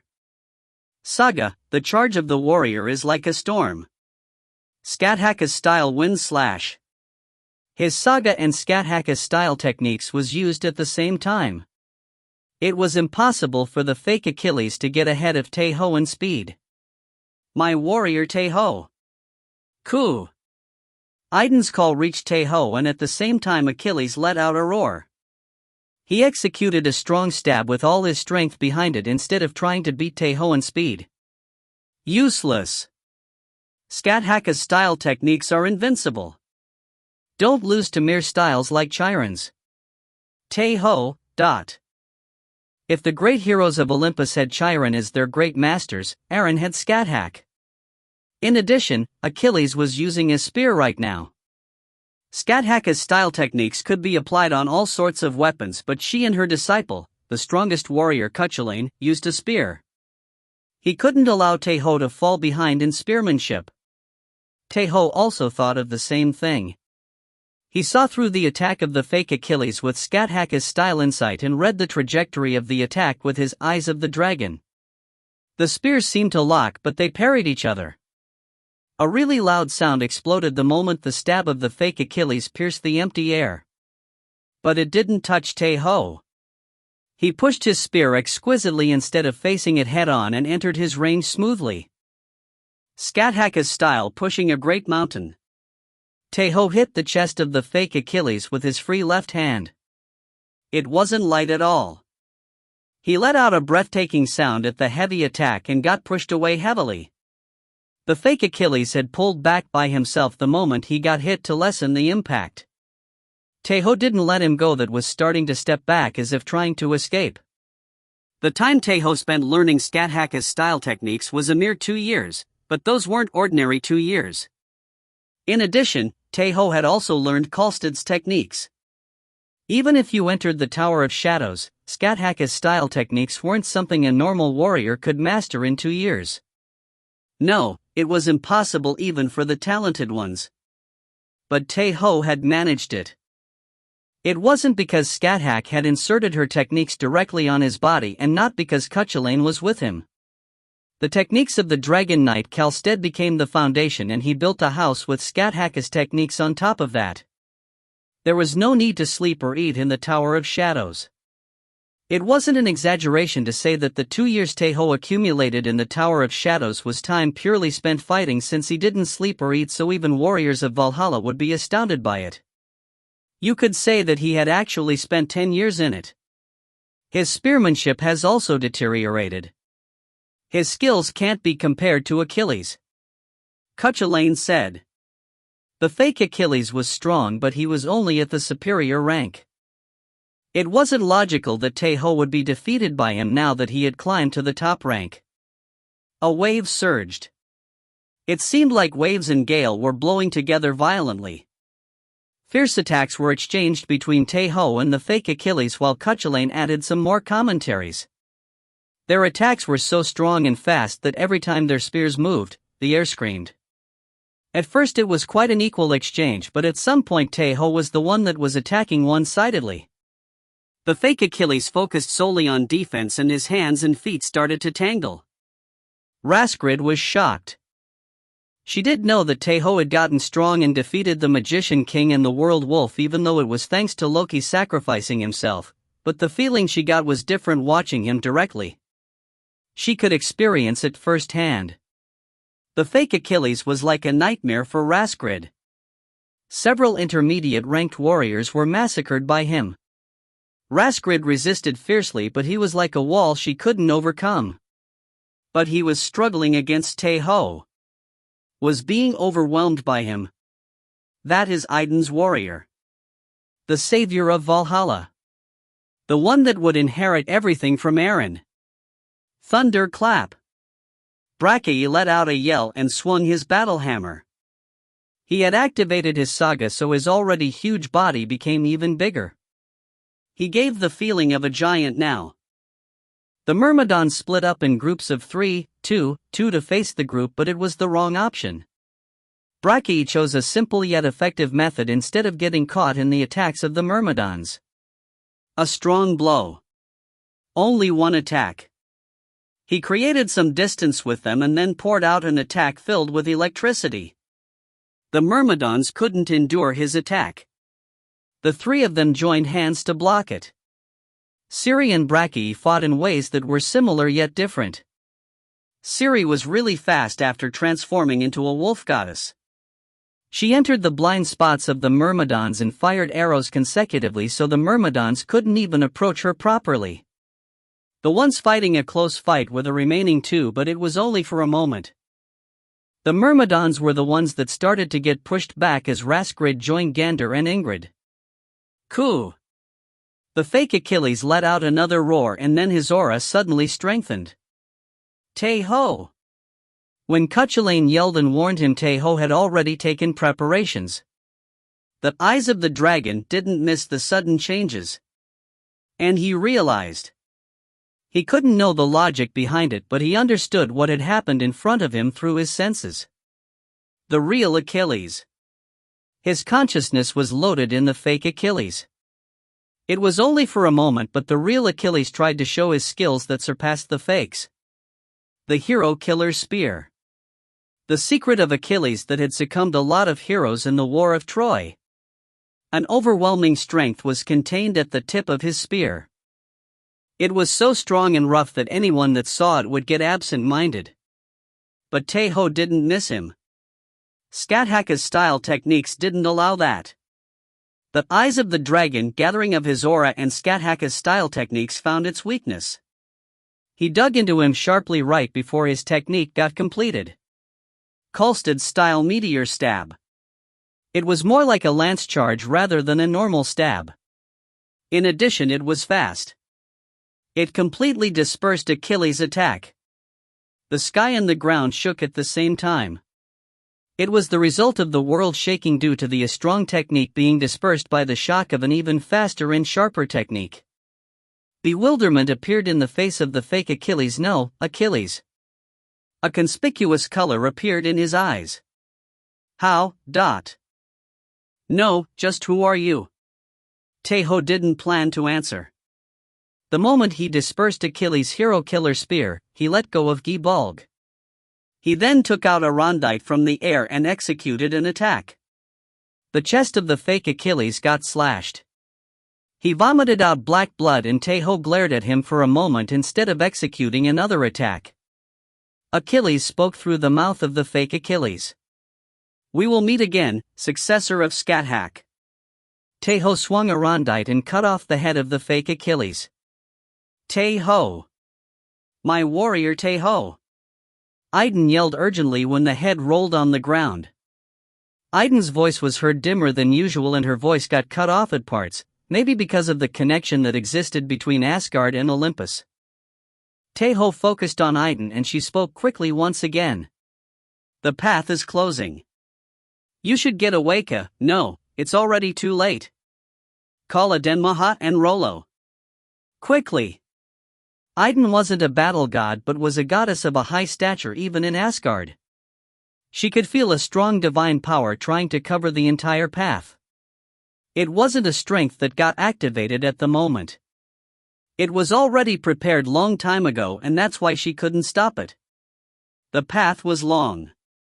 Even if Tae Ho was fast, it was impossible for him to return to Asgard before that force covered the path. What could she do then? How would she be able to help Tae Ho? The answer Idun came up with at the desperate moment was that she would assist him with more strength. Tae Ho followed Idun's words and fulfilled her wish instead of asking. Because she was Tae Ho's goddess. Each and every action of hers was for Tae Ho. Adenmaha. Rollo. Tae Ho gripped the summoning rocks and yelled. Rollo appeared while holding a fish with his mouth. Adenmaha got summoned over him and fell with her but on top of him. Master? But it wasn't only Adenmaha. Nidhogg was also with her as she was in her embrace. Ugh, Tae Ho master? She spoke with an absent-minded voice as if she had just woken up. The summoning rock was only limited to the summoned objective, but Nidhogg was also an existence that was a subordinate of Tae Ho. It seemed like he was able to summon the two of them as they were holding each other. Tae Ho! Be careful! Valhalla will go to help soon. Tae Ho! Idun's and Haida's voices were heard. Tae Ho's connection to them got cut off even before he could answer. Tae Ho raised his head. Brackei also looked up at the sky after crushing the Myrmidon warriors. A golden light. A strong divine power covered the path and swept everything in it. And it was a mess. The moment the power of a god poured down, Adenmaha held Nidhogg tighter as if she was a mother embracing her child. Tae Ho moved. He rode on the confused Rollo and released his power of a god the most he could and covered his surroundings. Everything was chaos after that. He felt like he could hear the voice of someone in the middle of the surging whirlpool of divine power. He moved desperately toward the voice that seemed like it was calling to him. And how much time had passed after that? Tae Ho opened his eyes again and realized that he was inside a big cave. Rollo was lying down behind him unconscious and Nidhogg and Adenmaha were lying on Rollo while still holding each other. The two of them were also unconscious. Brackei. Siri. Ingrid. He just yelled for now and looked at his surroundings. Fortunately, all of them were inside the cave. Brackei was lying down while extending all his limbs and Siri was lying down in his arm. Raskrid was also lying down in her folded cape. Tae Ho, are you okay? You aren't hurt anywhere? I'm fine. Tae Ho briefly answered Cuchulain's question and checked his surroundings hurriedly. He activated the eyes of the dragon and leaned his ears, and then the sound of footsteps was heard not far from him. Are you awake? It was a refined, sweet voice. Tae Ho looked at the owner of the voice. There were green words on top of his head instead of red ones. Lion of Athena. Patroclus. He wasn't the fake Achilles and not a prototype but the real one. My name is Patroclus. I was going to Asgard to notify of the emergency in Olympus. The danger in Olympus. The attack of Achilles. The connection with Idun that got severed just like the time he was down to the roots. I have an ominous feeling. Cuchulain said and Tae Ho agreed. He expressed etiquette to Patroclus, that was putting an anxious face, and introduced himself. Episode 48, The Fastest One, Number 2, end. TL note, thanks for reading. If you find any errors, ads pop up, ads redirect, broken links, non-standard content, etc., please let us know. Report chapter so we can fix it as soon as possible. Chapter 162. Episode 49/Chapter 1, The Goddess of Warfare Athena, 1. TL, Subak. ED, slow as lightning. Several gods existed in Olympus just like it was the case for Asgard and Eren. Gods that were close to being fairies. The small gods that were born with holy power by receiving the blood of gods but weren't treated as such. The ones that became underlings of a strong god and received a portion of their divine power and fame. The ones that were originally human but raised great merits and became middle gods. If you counted all of them, they easily surpassed the hundreds and the thousands. Gods that possessed real strength existed among them. The 12 gods of Olympus. Gods that had a big influence in the mortal world and also in all of Olympus. At the front was certainly the king of gods, Zeus. He, who swung the sacred lightning that was called the wrath of the sky, possessed more strength than the remaining 12 gods together, and he was really someone suitable to be called king of gods. The other 12 gods excluding Zeus were like this. Zeus, partner and protector of families, Hera, the god of the sea, Poseidon, the goddess of the grain, the god of light, Apollo, the goddess of the hunt and the moon, Artemis, the goddess of beauty and love, Aphrodite, the god of war, Ares, the goddess of warfare, Athena, the god of metalworking, Hephaestus, the god of communication, Hermes, the god of wine, Dionysus. But of course, there were gods that were stronger than them. The owner of the underworld, Hades, and his consort Persephone, the goddess of the hearth, Hestia, that gave up her seat as one of the 12 Olympians in favor of Dionysus, the god of the sun, Helios, etc. The reason there were so many gods in Olympus was simple. Olympus still hadn't faced a huge-scaled war unlike Erin and Asgard. Even though 1,000 years had passed since the world was made, it maintained its structure without any big changes. That was why Olympus was strong. It possessed incomparable strength that Erin and Asgard couldn't compare to. And Idun was running right now. There were few cases that she left her sanctum where the golden apple tree was at. It was because Heda woke up in her stead whenever she got out of her sanctum. But it was different this time. She didn't have the leisure to wake up Heda and change bodies. She was just filled with thoughts that she had to run faster. Idun was heading to Freya. The Valkyries of Freya's legion were bewildered at the sudden visit, but Idun didn't make a proper explanation to them, even though they were asking the reason for her visit. She just said that she had to meet Freya and headed to her palace. She felt like her chest would burst. Tae Ho's connection was cut off by force. This wasn't the first time it happened. It was the second time, and that's why she felt all the more anxious. The fear she felt when the connection got cut off at the first time was starting to come back. It will be fine. The situation is different from then, Heda said. Idun also knew this. The first time the connection got cut was really the worst. Tae Ho was eaten by the world wolf and the connection got cut.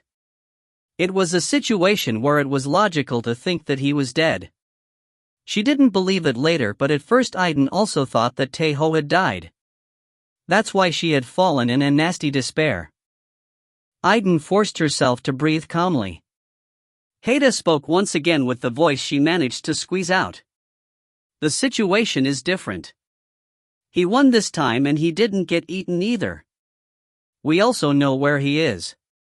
The connection between Asgard and Olympus has been severed, that's all. That was the case. Tae Ho had won against the fake Achilles and didn't get sent to another place. But they couldn't feel relieved. Why did the connection get severed? Why did the fake Achilles attack Tae Ho and the Valkyries? They felt an uneasy feeling, and the cause for that was in the strong divine power that closed down the path. Idun could sense who it belonged to. She wanted to deny the truth, but she couldn't. Why? For what? Freya Nim has said that she will meet you immediately, but a Valkyrie of Freya's legion said. It was a Valkyrie she knew the face of. Christ. It was the Valkyrie that had the highest rank among the ones serving Freya. Idun calmed her troubled face and took a deep breath once again. She calmed down herself but couldn't stop the tears from flowing down. Only 10 days had passed. It hadn't even been 15 days. The fierce battle that occurred in Valhalla. The battle he put his life at stake by facing the Magician King and the World Wolf. It was too short. The time Tae Ho could relax and rest and the time they could spend together. Compared to Heda and Freya, who thought that Idun was one independent goddess, Idun thought that she was Heda's assistant. Because of that, she had always suppressed her emotions by standing behind. That's why she felt more pain than Heda. She couldn't endure the burst of emotions. Idun clenched her chest and gulped down the grief, and at that moment the door to Freya's room opened. Freya showed herself. Idun. Freya called for her. She looked at her messy face and embraced her instead of asking what had happened. It was warm. That's why she couldn't suppress her emotions anymore. Idun burst in tears. She explained what had happened to Tae Ho while crying. And I will introduce myself once again. My name is Patroclus. I'm the Lion of Athena Nym that received an order to notify Asgard of the danger Olympus is facing. Raskrid held her breath for a moment at Patroclus' introduction and glanced at Tae Ho. Tae Ho nodded and asked as everyone's representative. Patroclus, can you tell us what happened in Olympus? And also about why the great hero of Olympus, Achilles, attacked us. He hadn't seen wrong. The one that had attacked the Valkyries and the warriors of Valhalla suddenly was Achilles, and the warriors that had appeared to assist him were the Myrmidons. Patroclus nodded instead of making an excuse. He spoke with a calm voice once again. I will tell you everything one by one. First, the one that attacked us was really my best friend Achilles.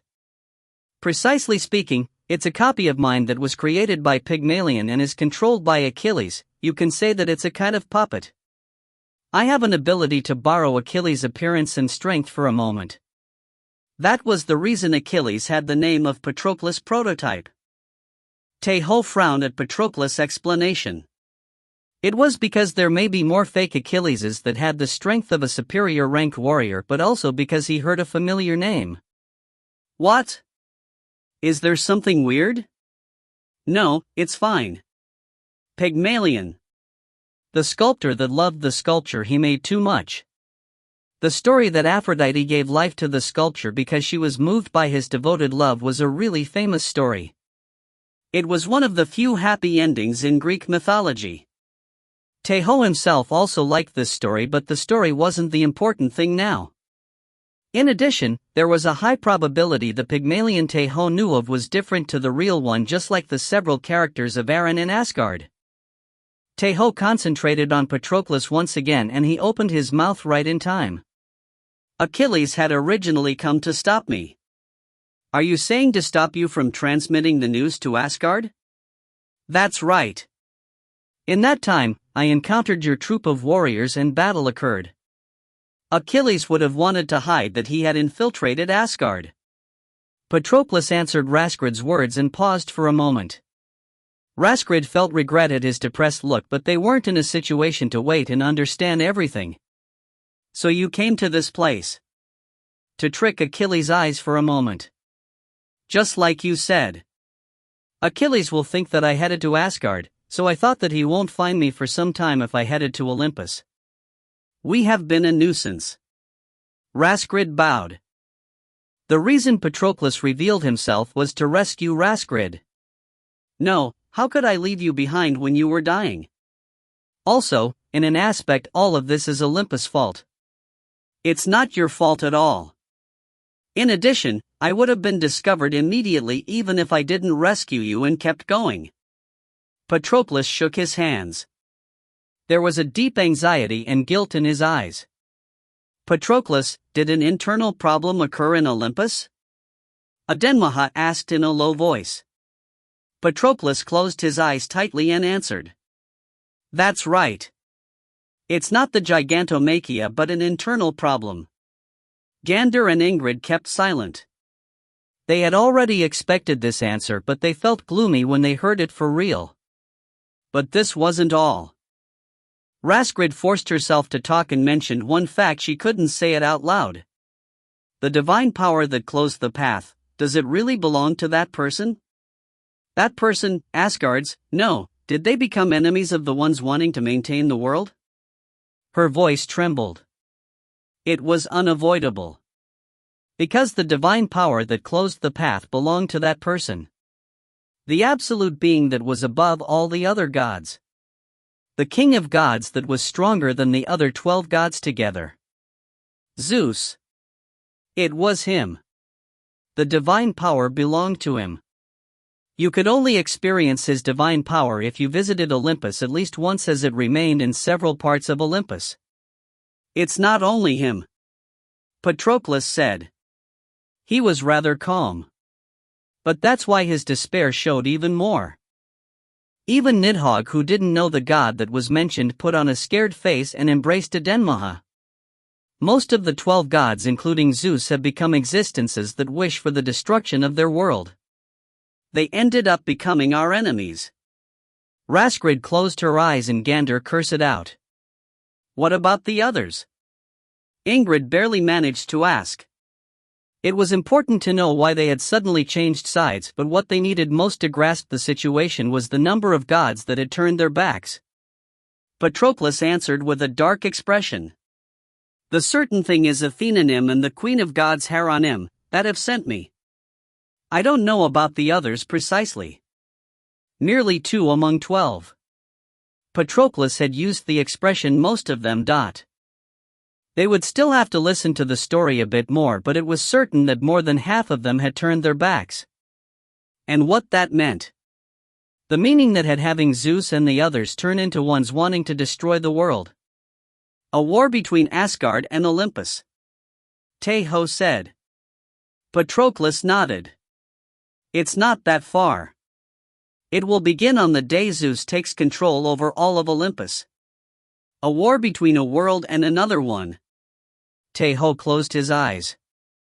He thought of Idun's and Hada's face, which he saw before the connection got severed.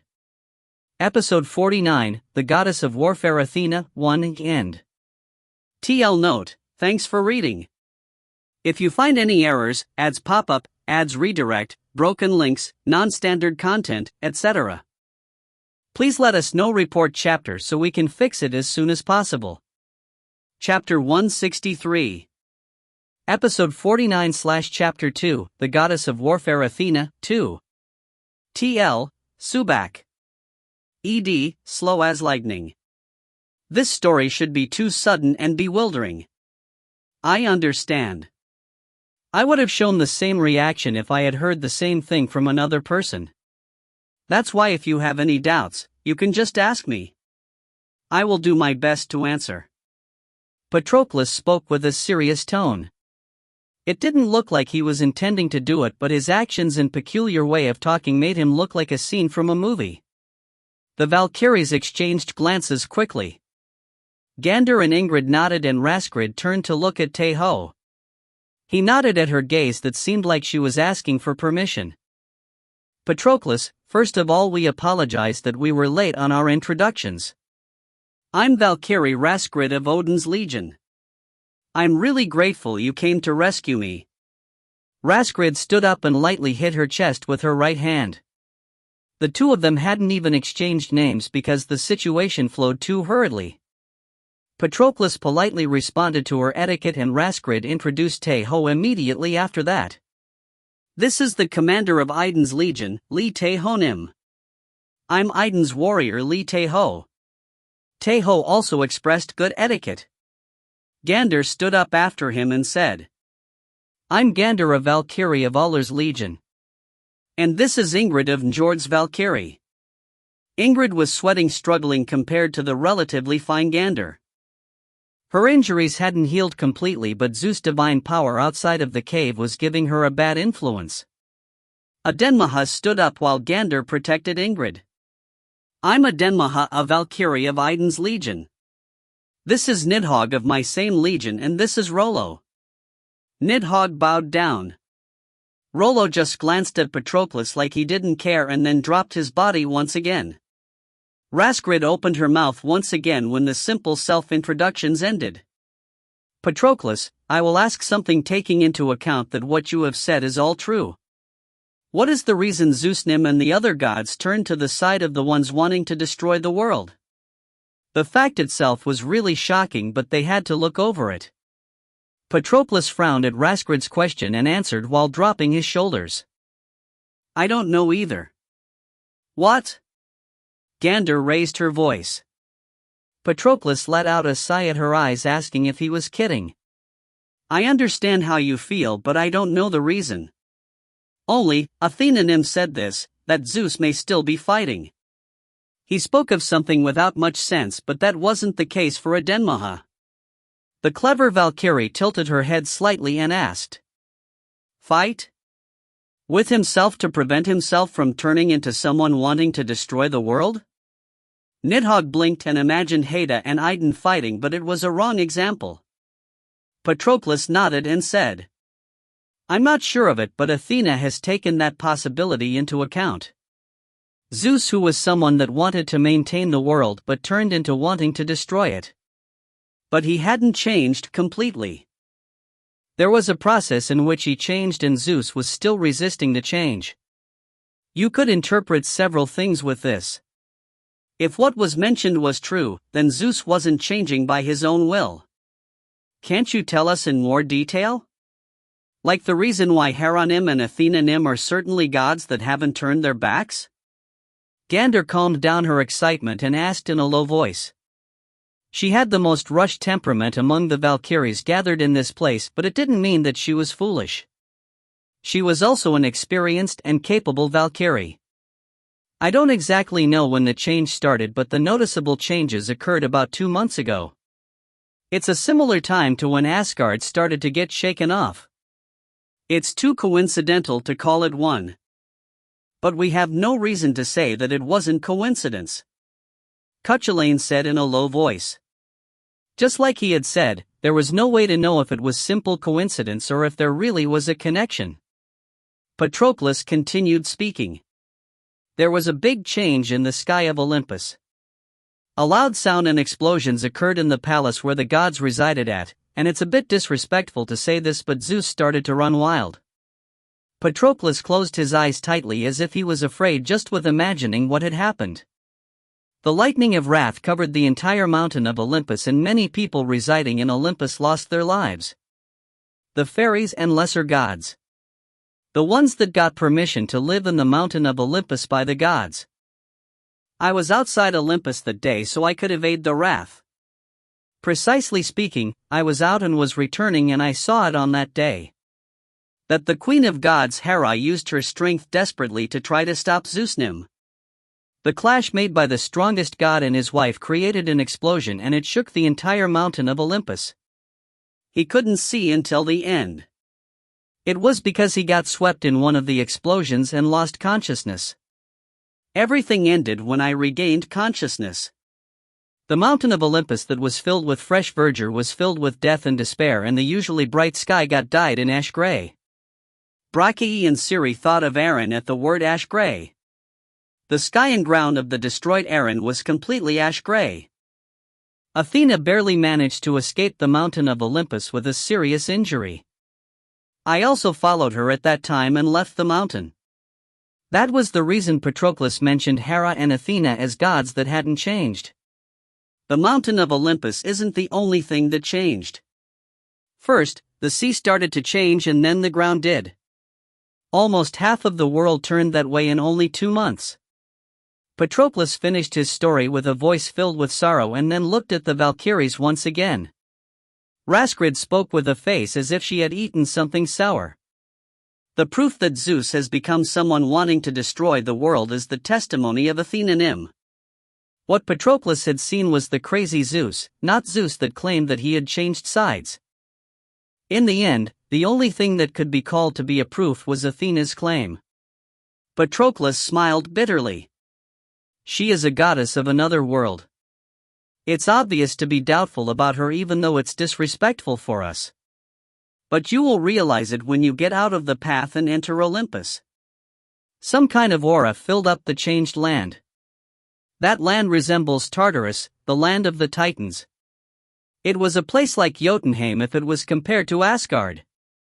Just like you have felt it earlier, the divine power that cut off the path belongs to Zeusnim.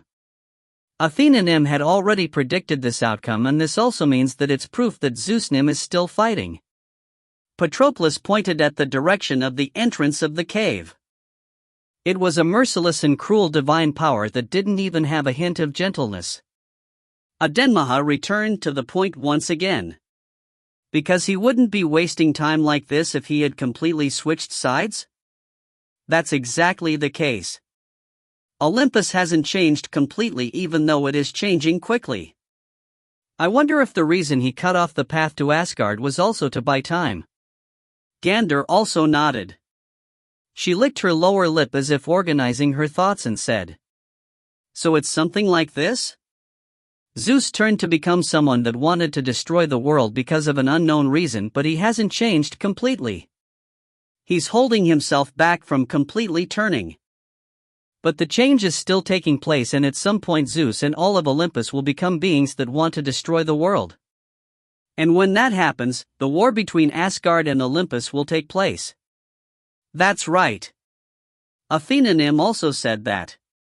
It was a clean summary. Tae Ho thought over the story. So Olympus will become Jotunheim.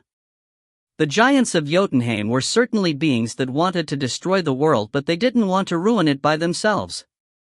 If Olympus turned to become like Jotunheim, it wouldn't be weird for them to attack Asgard. Even if they prioritized the destruction of Olympus, there was a high probability that the forces would go to war with the ones wanting to maintain the world of another world, just like it was the case for the Fomors after the destruction of Eren. The Kingdom of Fire. The existence of the association he heard from Ragnar gave persuasiveness to the story. Tae Ho could understand why the Magician King didn't cut the path leading to Olympus. If all of this is true, who is the one behind it? Gander said in a low voice. She spoke as if asking it to herself. Not even the Magician King could do something like this, and that was the same for the King of Fomors. The Kingdom of Fire. Tae Ho thought of them once again. But they were mere probabilities. He couldn't be certain of it yet. But if it's really their doing, this could also happen in Asgard. I know what you are thinking about, but don't rush it. Asgard and Olympus are different, just like Eren and Asgard are different. There are two big groups divided in beings wanting to destroy the world and maintain it, but the roots of the gods of Olympus and Asgard is different. That also goes for the titans of Jotunheim with the giants. Cuchulainn spoke quickly. He didn't lose his sharp insight suitable of a master of Skathaka's style techniques. Tae Ho also nodded. There were still many things he didn't know about the current situation. He needed more information. If your doubts have been cleared to a certain extent, I think that we should leave this place first, but... Patroclus looked at Ingrid. It wasn't as much as a Denmaha or Nidhogg, but she hadn't been a Valkyrie for long like Raskrid or Gander. In addition, she was a Valkyrie that was originally a shield maiden. Her capacity to resist her own divine power or from others could only be weak compared to Raskrid, who was Odin's direct daughter. Gander carefully caressed Ingrid's pale cheek. And it wasn't only because of Ingrid. If they didn't hurry, the path would completely close and they wouldn't be able to return to Olympus. Do you know somewhere we can hide? Patroclus smiled bitterly at Adenmaha's question. There's a place I hid for a moment before heading to Asgard. And for now, I'm planning to return to Athena Nim. He had failed his job of notifying Asgard of the danger. Now that it turned out like this, he just hoped that some other person succeeded in his job. Tae Ho thought of Aiden once again. If it was Aiden and Haida, they would have determined the general situation to some extent, even if it wasn't to the point of the story they heard from Patroclus. It seems like the best we can do now is to help Athena. Cuchulainn's words were right. Tae Ho stood up from his place and said that he would help Patroclus. I understand. Follow me then. The path is harsh, so be careful. Patroclus forced a smile and then moved deeper into the cave rather than the entrance. Gander grabbed Ingrid with both of her arms and approached Rollo.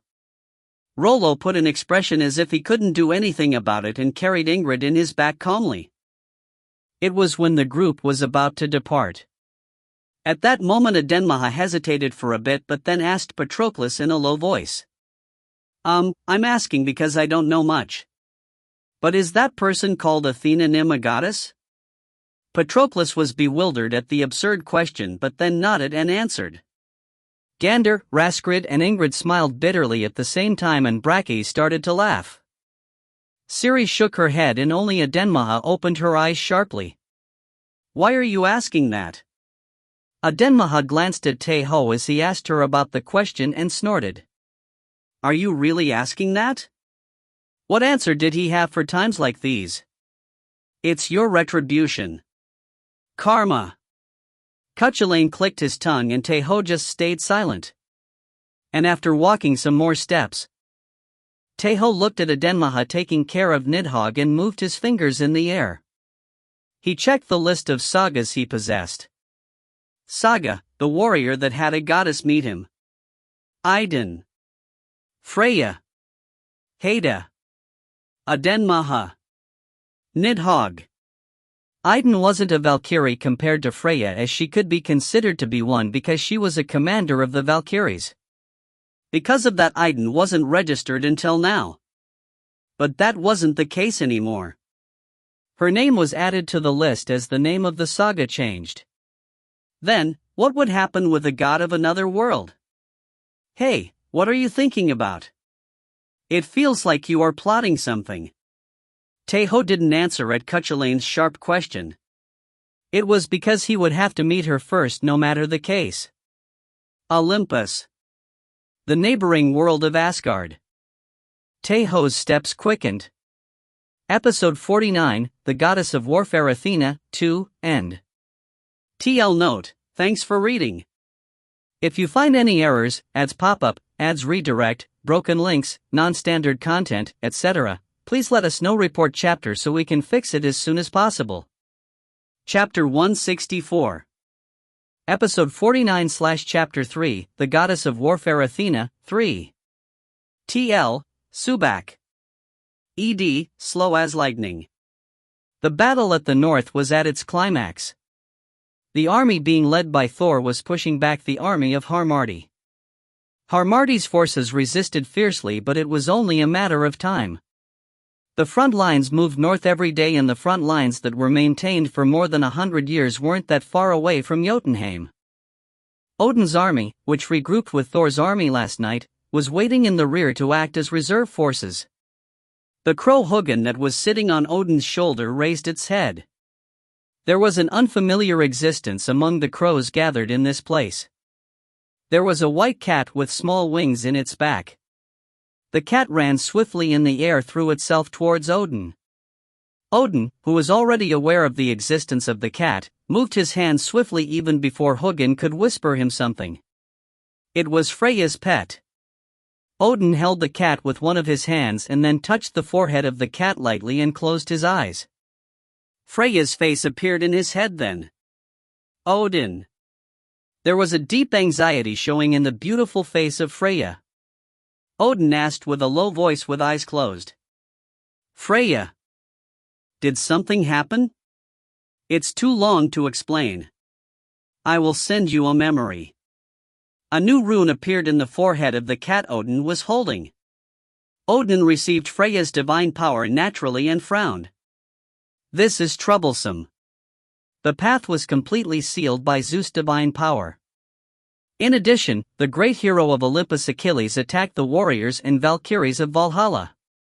Freya bit her lips at Odin's calm voice. Odin, this isn't something that's simple.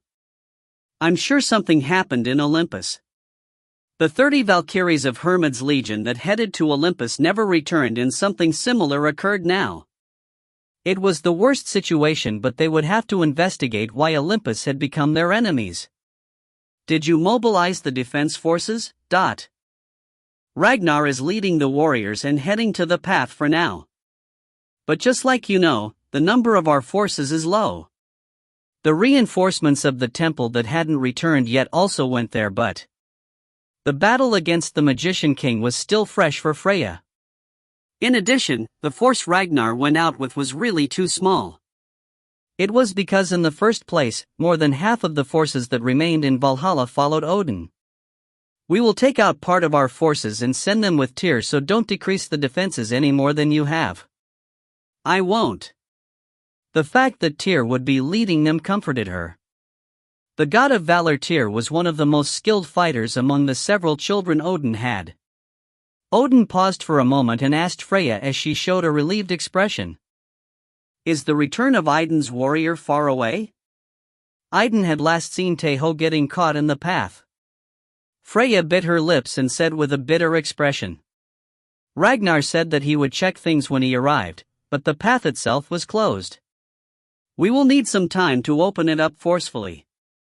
Even if they managed to open it, what came next was also a problem. The great army of Olympus may face against the army of Asgard. Idun's warrior, and one warrior that Thor and Ullr each treasure. And 5 Valkyries. There are Adenmaha and Nidhogg of Idun's legion, and Raskrid. 1 top-ranked warrior and 2 superior-ranked warriors. He was with 3 experienced Valkyries but also 1 battle Valkyrie that worked well with Idun's warrior. Freya and Odin didn't think of Nidhogg as a force, but she still possessed strong magic power and divinity even without her armored body. She would certainly be of help somehow. How is Idun? She calmed down a bit, but she's quite unstable. Actually, Freya cared more for Idun than Heda. It was because she felt pity for her, as she always hid her emotions and acted as Heda's assistant. Idun's warrior will be fine. He's not someone that will die easily. Odin. Freya also agreed to it, but his words were too casual. But Odin said something else instead of expressing remorse. So he already went through the top-ranked ceremony. Right before he departed. You did well. The difference between having and not having a divinity is bigger than you think. In addition, a divinity would grow bigger in harsh environments.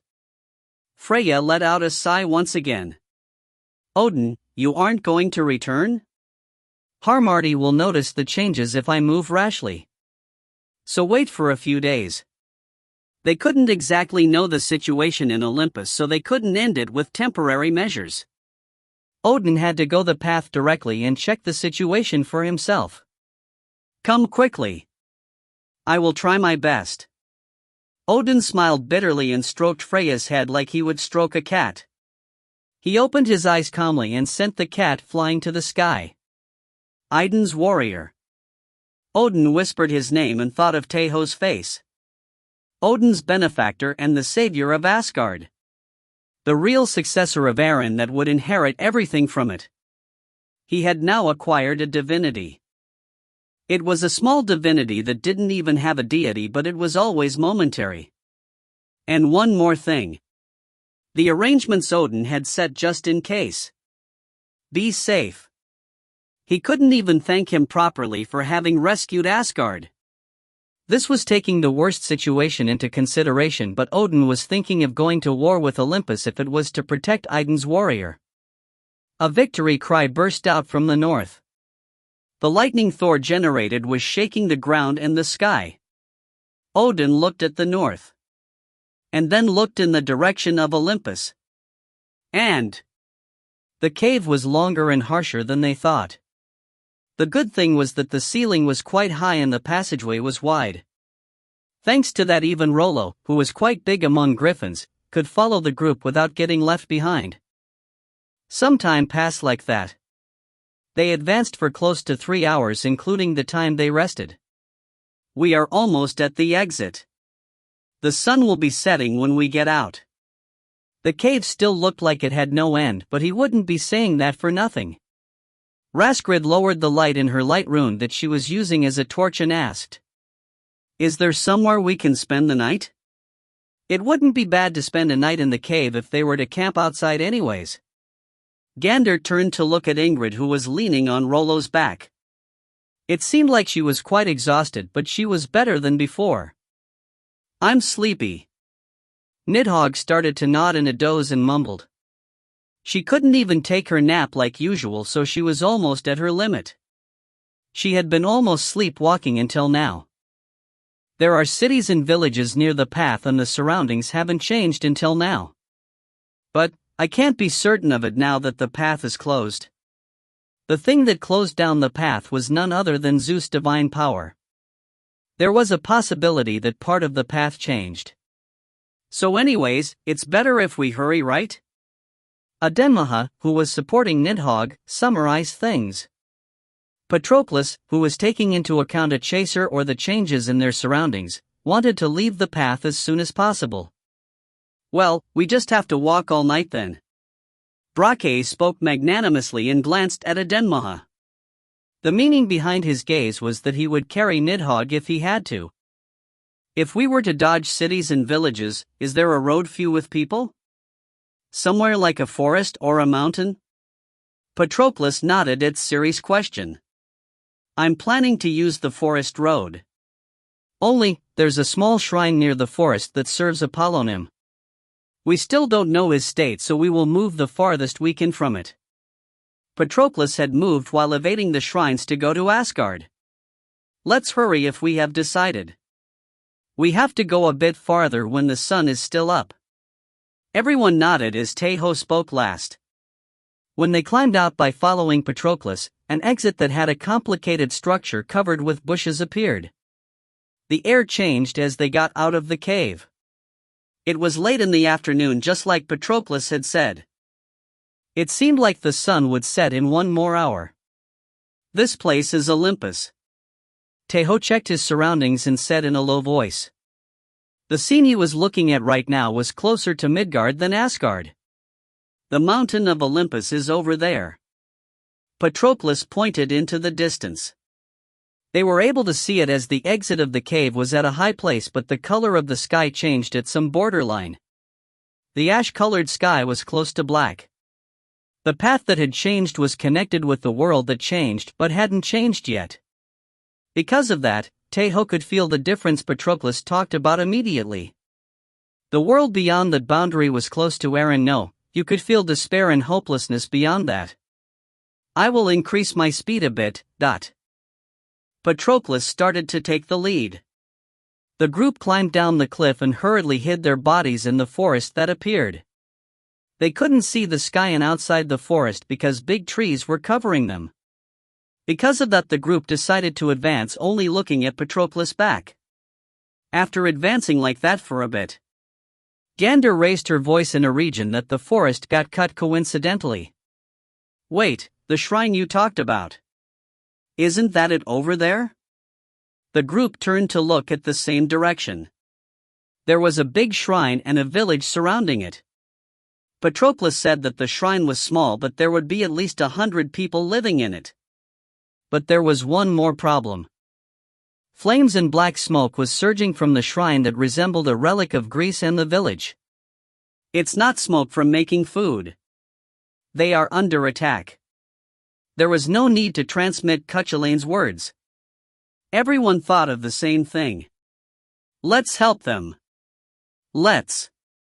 We have to. It's too dangerous as we don't know the sit. They were Brake, Ciri, Ingrid and Adenmaha respectively. Raskrid and Gander only managed to say let's hell dash and looked at Adenmaha. No, everyone was looking at her. I'm the only bad one here. Let's go. Let's help them. Adenmaha snorted while flushing, and then Nidhogg embraced Adenmaha. Adenmaha is nice. You are not bad at all. Everyone burst out laughing. Patroclus was bewildered as everyone in the group decided to help the shrine. We can't be certain yet on what side Apollonim is. If he was an enemy, he wouldn't be under attack like that. There was the possibility for it to just be a conjecture, but it was quite a logical reason. Brake smirked at Tae Ho's words. Let's go save them for now. It wasn't Valhalla style to think deeply about something. Brake was planning to charge towards the shrine immediately while thinking of something that others would rebuke him greatly if they knew about it. Gander spoke quickly at that time. I will execute my stealth blessing, so gather next to me and Ciri. We will approach thee as stealthily and swiftly as possible. Ingrid, Rollo and Raskrid stood next to Gander and Tae Ho. Brake, Adenmaha and Nidhogg stood next to Ciri. Adenmaha, I will leave Nidhogg to you. Don't worry. Adenmaha answered at Tae Ho's words and placed her fist on her chest. Everyone excluding Patroclus acted the same way. This place wasn't Asgard, but they were still warriors of Valhalla. For Asgard and the 9 realms, For Asgard and the 9 realms. Everyone followed Tae Ho's words and they started to run with Tae Ho at the front. Centaur. Centaur. Red words were seen with his eyes of the dragon. They were still quite far away from the village, but that was why he was able to see the entire village at a glance. It seemed like there were about 40 red words. There's a strong guy among them. It was like Cuchulainn said. Tae Ho concentrated his divine power in his eyes. He glared at the shrine and the centaurs surrounding it with his eyes of the dragon that got strengthened. Artemis battle slaves. Atrocious hunter. Orion. The shrine being attacked belonged to Apollo. If the ones attacking it were Artemis underlings, did it mean that Artemis had turned into a being wanting to destroy the world? And Apollo was someone that wanted to maintain the world? The distance closed some more. Screams and yells entered their ears. And it was at that moment. Patroclus extended his arms and made the group stop. There was surprise and happiness in his face. It's a quest, he said briefly and quickly. At the same time, Tae Ho and everyone else felt an unfamiliar strength. They heard someone's voice in their heads. Rescue my shrine, my maidens. Defeat that evil Orion. Then, I will bless you by my name of Apollo, the god of light, and give you a suitable reward. Anyone is good. Fulfill my wish. It was weak and small, but it was certainly a divine power. The owner of the voice was certainly Apollo. A quest. The special power that made the warriors of Olympus grow. The grace of the gods that are given to the ones that fulfill the quest and the blessing of the world. Tae Ho sensed it and at the same time thought of several things. Apollo was in a really weakened state, but he was someone wanting to maintain the world. He hadn't turned into someone wanting to destroy it. The quest could also influence Tae Ho. It wasn't something unique to the warriors of Olympus. He would finish the quest and obtain strength. He would obtain Aaron's and Olympus' strength on top of Asgard's. Tae Ho clenched his fists. He answered Apollo's consciousness and accepted his quest. Apollo's blessing fell over Tae Ho and the group. They took off their stealth blessing when they arrived at the village and started to charge. Tae Ho was the one at the forefront. He moved like lightning and approached the centaurs that were massacring the villagers and cut off the head of one of them. Followed by that, an arrow fired by Ciri pierced the chests of 2 centaurs and Brachei's hammer crushed the head of another one. It all happened in an instant. Tae Ho looked back at Brachei and Ciri. They shared their thoughts just with that and scattered. Tae Ho headed towards the shrine in a straight line. Ciri followed his back and kept firing arrows, and Brachei started to advance slowly from the entrance with the Valkyries that arrived one beat later. Tae Ho brought up Idun's divine power as a warrior of Idun. He softly covered the divine power containing in Apollo's blessing instead of pushing it away.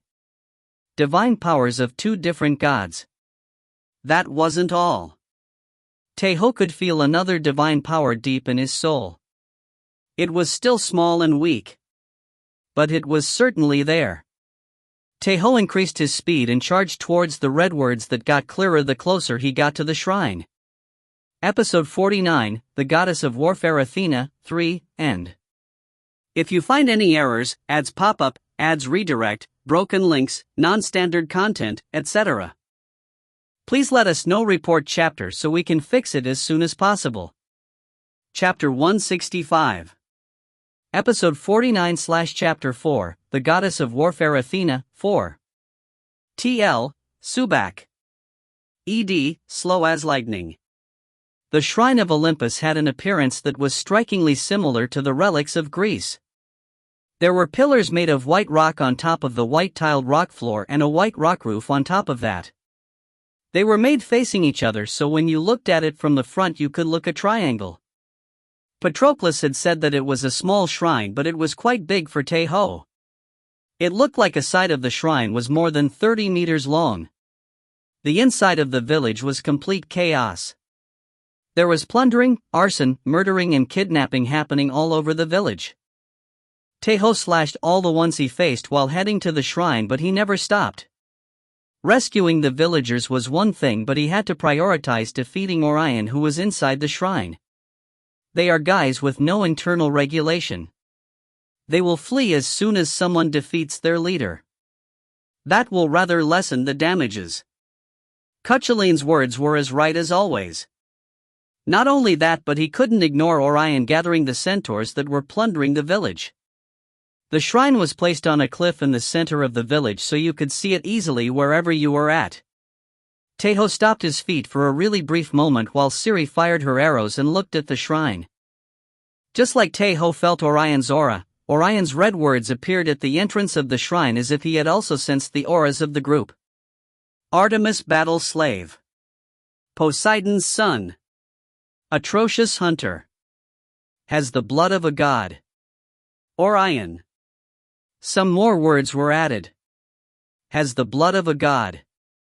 Son of a god. Poseidon was the god of the sea and the brother of the king of gods Zeus. He was a strong god even among the 12 Olympians. Did he also turn to become someone wanting to destroy the world? He couldn't judge it yet. It was because Orion was certainly Poseidon's son, but he couldn't know if this attack was Poseidon's will or not.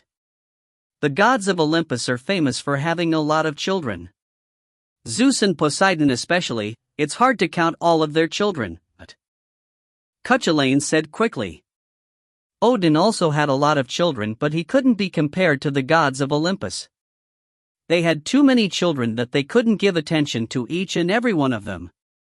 No, they didn't pay attention to them. Except for special cases like Heracles, who was praised as the strongest hero of Olympus. Tae Ho started to run towards the shrine once again. Right at that moment, Orion came out of the shrine and looked at Tae Ho. Orion, who had the blood of a titan flowing in him, was a giant that was as big as Brachii. But compared to Brachii that was only tall and big, Orion had a well-sculpted body. His face was so handsome that it seemed like it generated light. The most handsome hunter. It was one of Orion's several nicknames. But whatever his looks were like, Orion was an atrocious being that devoted himself to raping and murdering. He discovered Tae Ho and then let go of the hair of a maiden he was holding and knocked his bow immediately. Orion's bow skills could be said to be one of the best among the several heroes of Olympus. Its power and precision couldn't allow his opponents to flee. Tae Ho looked at the arrows pouring down at him. There were 3 of them, and each of them was drawing a different trajectory with time differences, so it was impossible to dodge it with normal methods. That's why Tae Ho didn't dodge them. In the first place, he didn't even think of blocking them. Because there was no need to do so. The best hunter that wouldn't fall behind to Orion was behind Tae Ho. Saga, the wolf goddess. Saga, the arrows of the witch never misses its target. 3 arrows flew from behind Tae Ho. They clashed against the 3 arrows of Orion and exploded. Orion opened his eyes wide in surprise. Tae Ho charged over the explosion generated by the clash of divine power. He was fast. That's why Orion pulled up the maiden that was crumpled down instead of knocking his bow once again.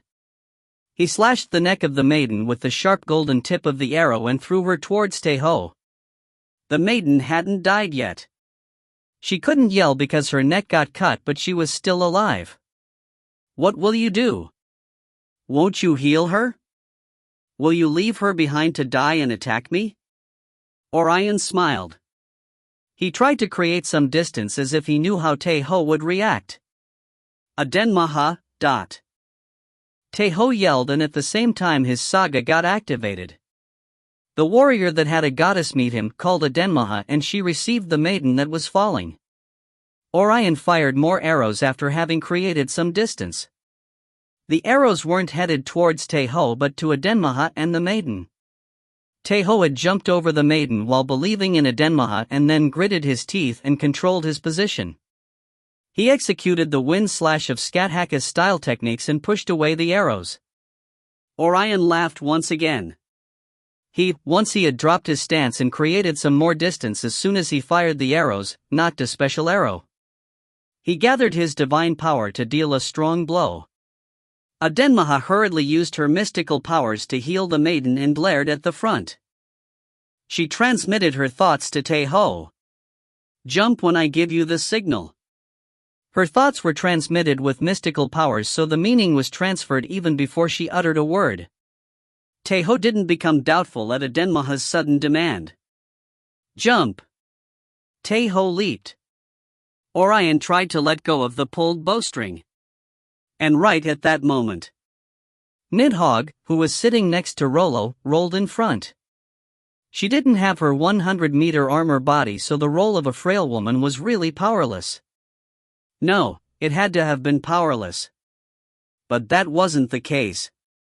Because it wasn't a simple role. It was an action to activate her saga. Saga, rolling disaster. A huge shake of the earth was generated with Nidhogg as the center, and the entire village was shaken over. There was no way to dodge this as the entire ground was shaking.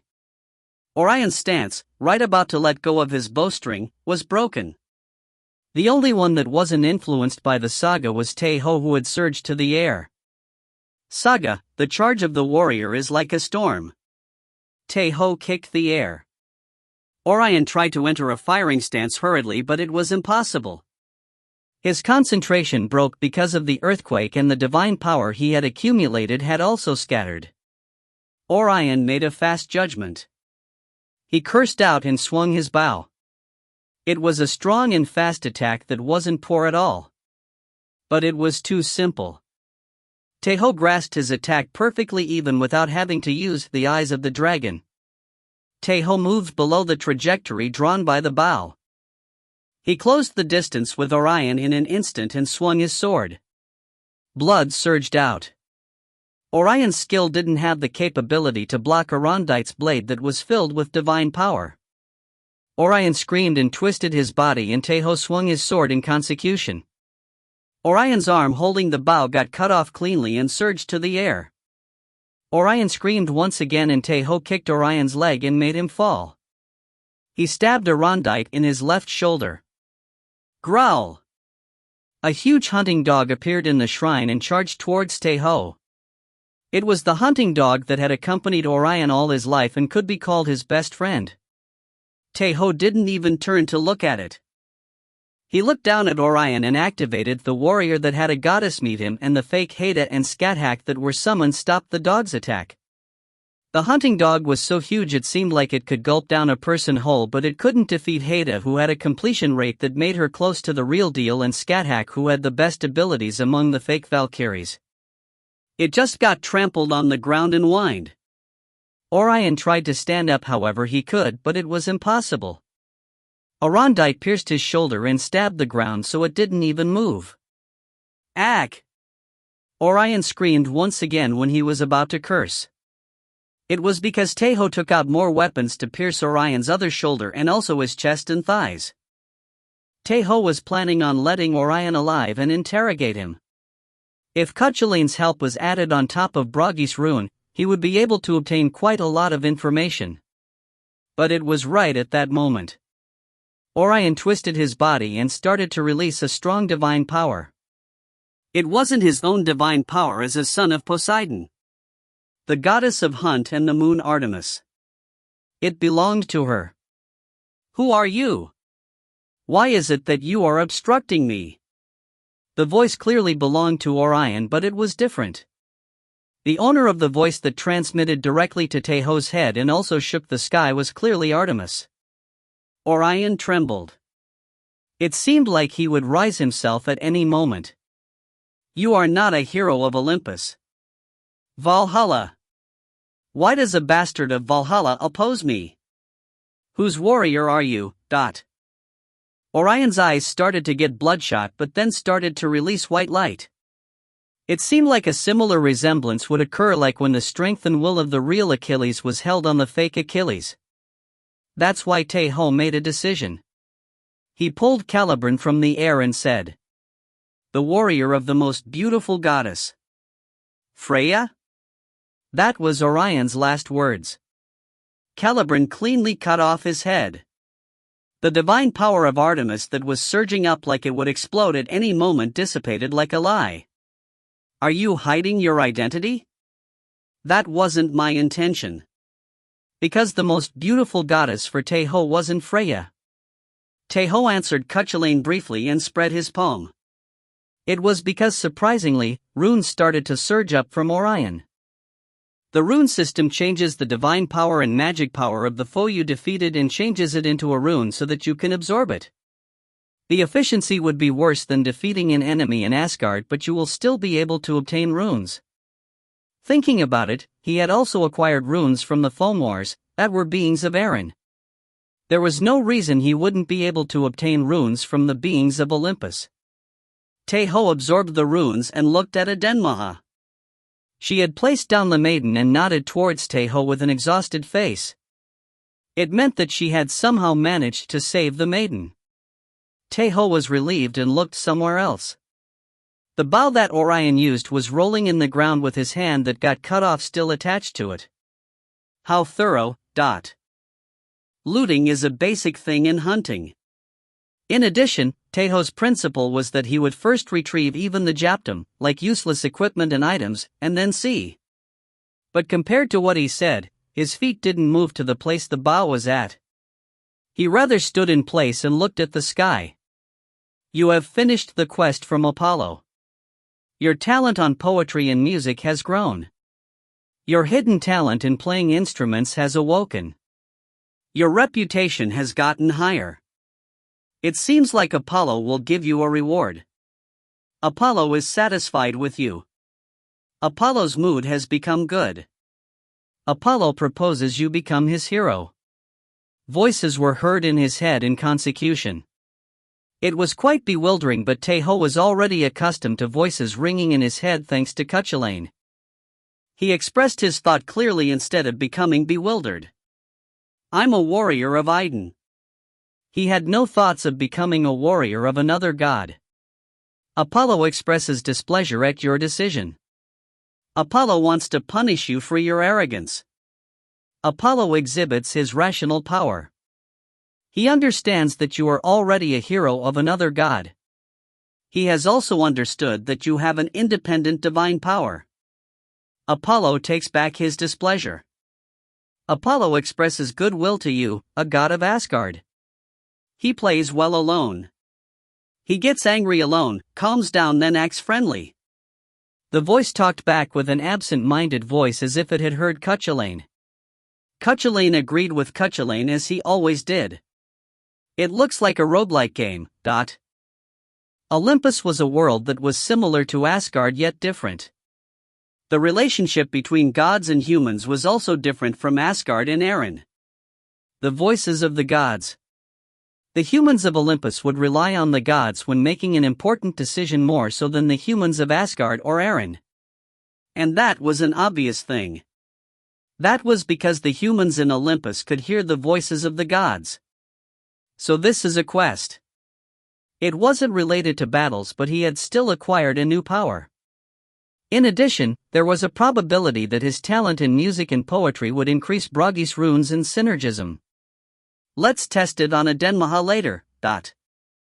If Cuchulainn had heard it, he would have said that it would be pointless as the result of the experiment was already decided, but fortunately he hadn't heard him. There were still many things he had to investigate about the quest. Just like if the others also obtained the effects of the quest or if there was another quest beyond what he understood now. And most of all, a conversation with Apollo was urgent. Tae Ho wanted a direct conversation instead of an indirect one. Orion has died. Tae Ho raised the head of Orion and yelled. The centaurs, that were already getting pushed back by Braki's group, didn't even turn to look back and started to flee. In the first place, it didn't seem like they even wanted to check Orion's death properly. Master. Adenmaha stood up while holding the maiden. Tae Ho read the green words above her head. Apollo's maiden. Sibylla. Tae Ho approached her. Episode 49, The Goddess of Warfare Athena, 4 End.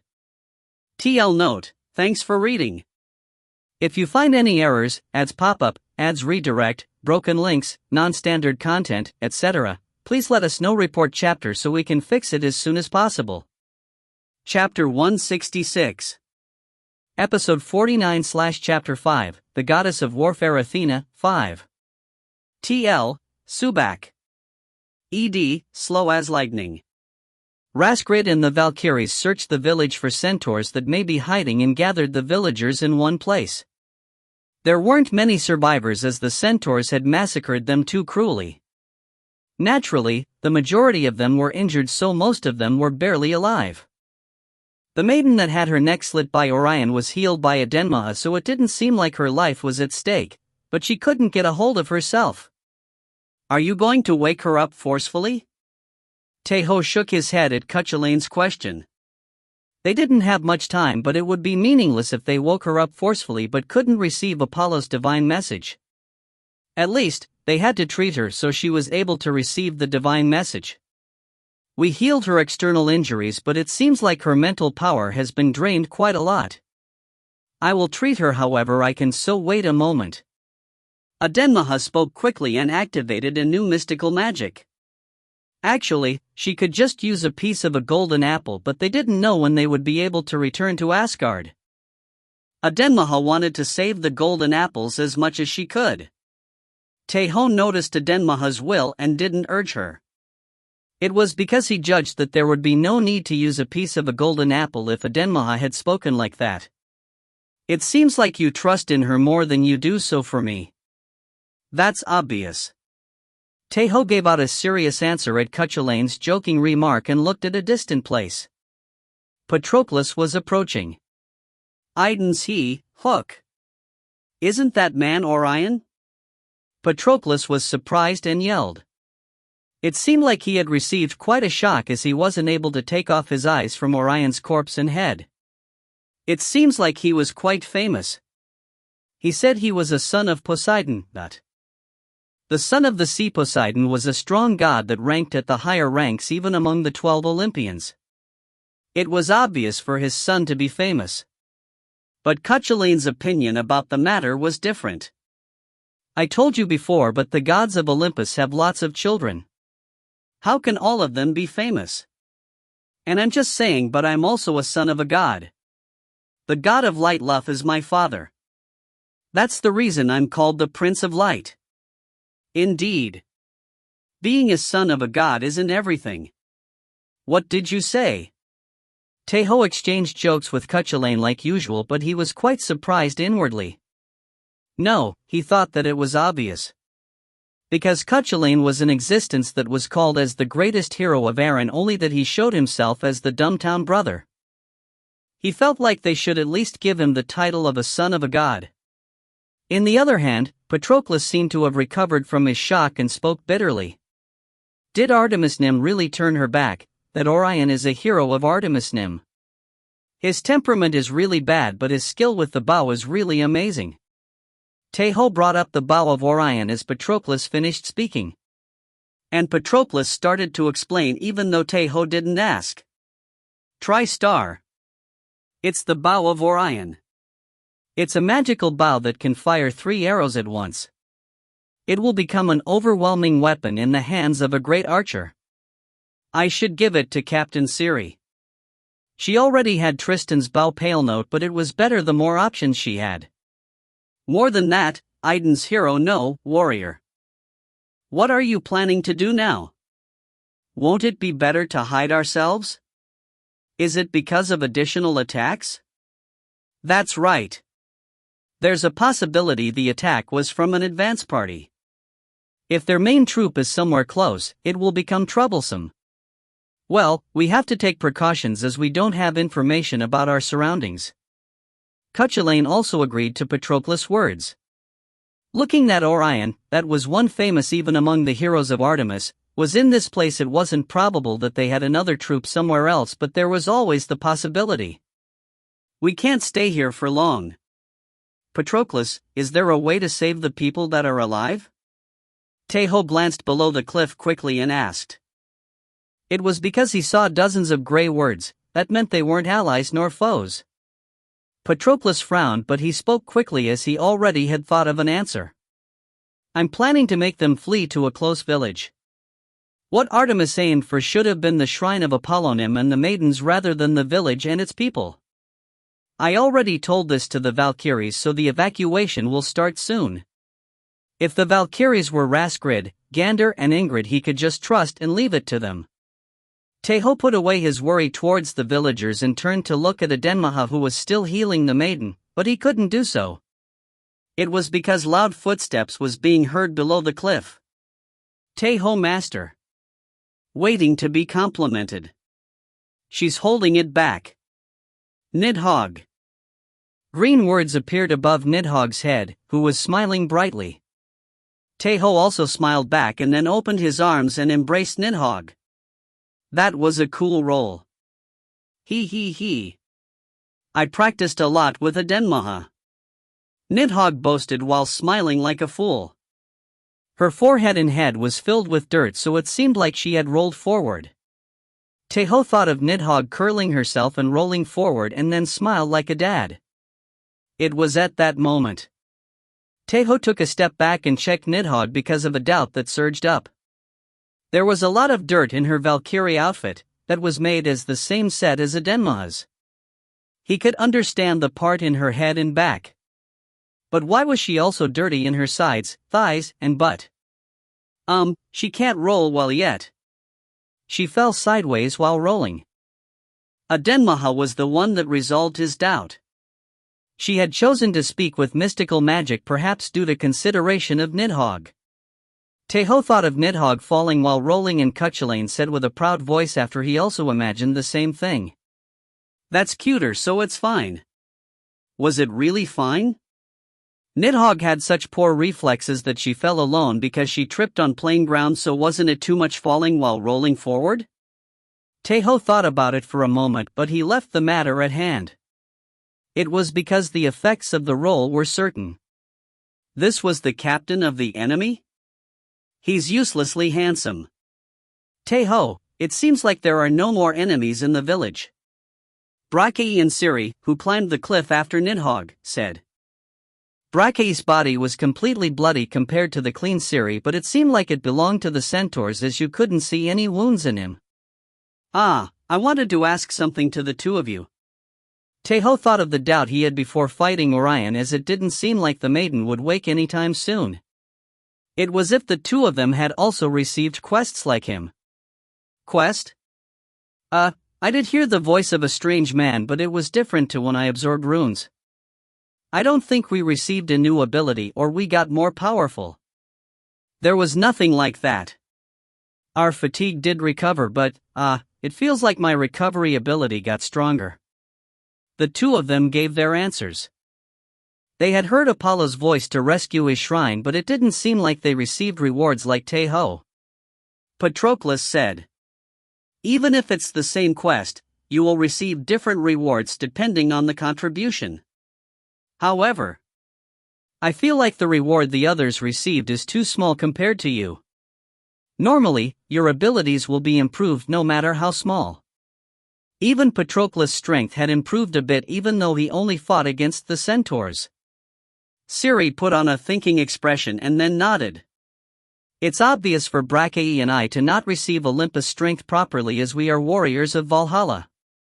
Master Ragnar has also said something similar before. The only ones that could use Asgard's strength, the saga, were the warriors of Asgard. With the same logic, the only ones that could take on the quests of Olympus were the warriors of Olympus. In other words, you are the special case, Tae Ho? Probably. I think that's the reason why he's able to receive the power of another world. In addition, he isn't even from Asgard. Ciri answered Brackei's question. Cuchulainn smiled bitterly. How marvelous. Perhaps, that may be the reason why you could receive the power of Eren and become its successor. Cuchulainn had thought that he was able to use the powers of Eren without difficulty because he had become Eren's successor, but perhaps, it may be the opposite of that. Nidhogg put on an expression as she didn't understand what they were speaking about, but then smiled brightly and said, Tae Ho Master is special. He's the only one in the world. Nidhogg is the only one. Tell her that this Appa loves her. Tae Ho ignored Cuchulain's words and stroked her head. Adenmaha spoke at that moment. Master, it seems like she's about to wake up. The maiden in front of her eyes was more urgent than her own constitution. As everyone focused on the maiden, she let out a weak groan and opened her eyes slowly. It was a girl with long black hair and black eyes. The maiden blinked a few times while still being in Adenmaha's embrace and then smacked her lips and turned to look at the group. Aiden's hero. I'm a maiden that serves Apollo Nim, Sibylla. Apollo has told me about you. Thank you for rescuing the villagers and the shrine. Sibylla fixed her eyes on Tae Ho as she spoke. It seemed like she had heard something from Apollo like she had claimed. Thanks to that, the conversation became fast. Tae Ho approached Sibylla and asked her. Sibylla, will I be able to speak with Apollo Nim? Or have a divine message? Apollo also wants to have a conversation with Aiden's hero. Let's head to the shrine. If we go to the place that's meant to have divine messages, you will be able to speak with Apollo Nim. There was no reason to decline. Adenmaha helped Sibylla up and the group headed to the shrine. And the inside of the shrine was a mess. Corpses were filling up the hall and it seemed like they all killed by Orion. Adenmaha tried to walk a bit faster because of Sibylla, who was grieving while biting her lip. When Sibylla reached the end of the shrine, she kneeled on the altar.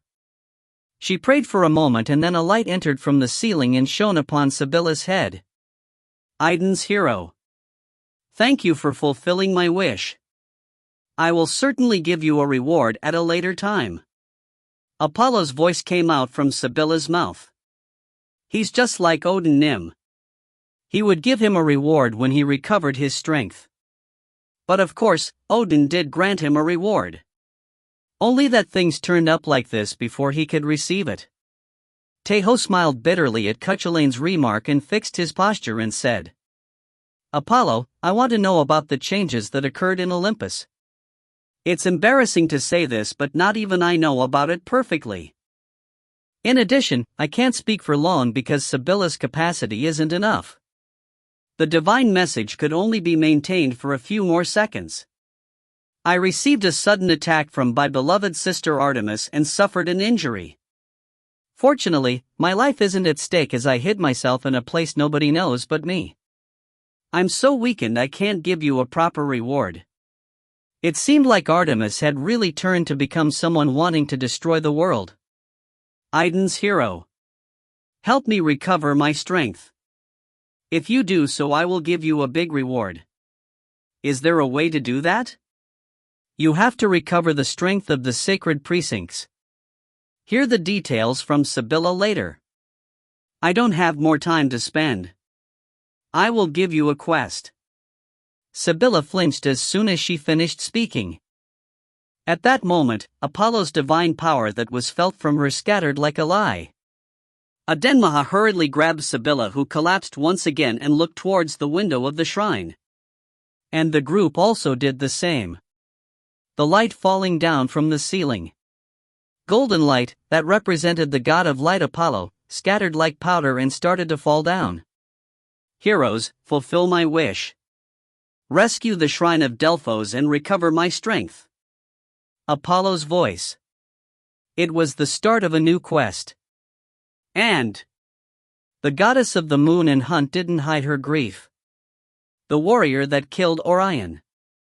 She decided not to think why he appeared in Olympus. Freya's hero. He had said that he was the warrior of the most beautiful goddess. That's why he was certainly a warrior of Freya. Artemis gathered her underlings, fairies, and heroes. She made cursed warriors to deal with Freya's warrior and handed the quest to them. Kill Freya's warrior. Defeat him. The heroes and the fairies started to move at Artemis' order. And the god of the sea Poseidon sensed that his son Orion had died. But he didn't show any reactions toward it. It wasn't because Poseidon didn't care about him. He hadn't minded much when the past Orion had died by Artemis and Apollo's hands, but this was a special case. Poseidon couldn't worry about him. He just sensed his death. He wasn't in a situation he could think any more than that. Poseidon screamed soundlessly inside his sacred precincts deep in the sea. He curled up and tried to resist the voice that tried to take control over him. And the goddess of warfare Athena looked at a distant place. She could still sense that Patroclus was alive, but that was everything she could sense. She was too weak to do more than that. Cold sweat dripped from her forehead. There was a big wound in her back inflicted by the god of war Ares, although it wasn't visible because it was covered by her armor. It wasn't recovering. The pain didn't subside and continued. Asgard. Athena spoke in a low voice. It was the only name of hope she could utter in this situation. Athena's eyes, that were looking at a distant place, headed to the mountain of Olympus. Athena could feel it. Ares was approaching. To kill her. Asgard. Athena uttered the name of hope once again. She remembered Hera's end. She had evacuated several gods including Athena herself. Episode 49, The Goddess of Warfare Athena, 5, End. TL Note, thanks for reading. If you find any errors, ads pop up, ads redirect, broken links, non-standard content, etc., please let us know. Report chapter so we can fix it as soon as possible. Chapter 167. Episode 50/Chapter 1, God of Sun, 1. TL, Subak. Ed. Achilles was standing on a fortress while having the sun at his back. He thought about Patroclus. His best friend. A relation where they treasured each other's lives more than their own. Achilles still loved Patroclus as his friend and was certain that it was the same for Patroclus. But he didn't belong to the same camp. Right now, Patroclus was his enemy. The change in their relation changed about 2 months ago. Everything changed when the gods, precisely speaking Zeus that was the god he served, changed. Olympus and the 9 realms. The properties and characteristics of the 10 realms, Aaron included, were a bit different. Aaron was a world where humans and gods were equal. In addition, the human race the Milesians defeated the god race the Tuatha De Danann and reigned supremacy over the world. There were certainly differences between gods and humans in Aaron. But looking at it from a distance, the difference in their abilities didn't share which race was superior. It was simply a difference in abilities, just like there were better and worse humans. In Asgard, the gods weren't equal to the humans, but they lived together in one world. The humans served the gods as their parents. And the gods led the humans. But of course, that relationship wasn't smooth. Odin didn't hesitate using or sacrificing humans if it was for his plans. But just because of that, it wasn't that he raised them as livestock.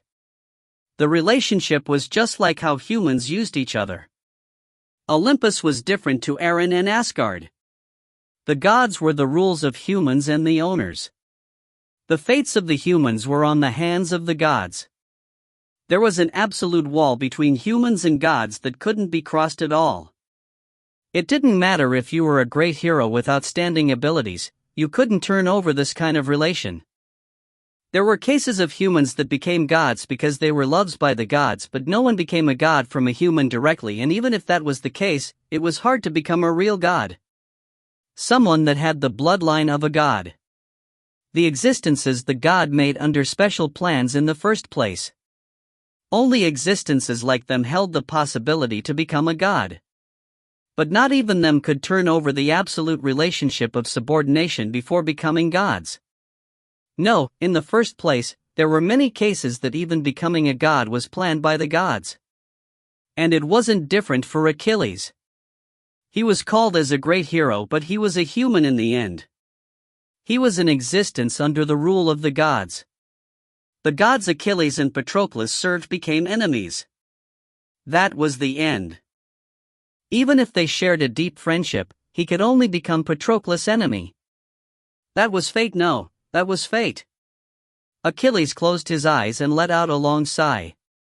When he erased his thoughts about Patroclus, he naturally thought of another person.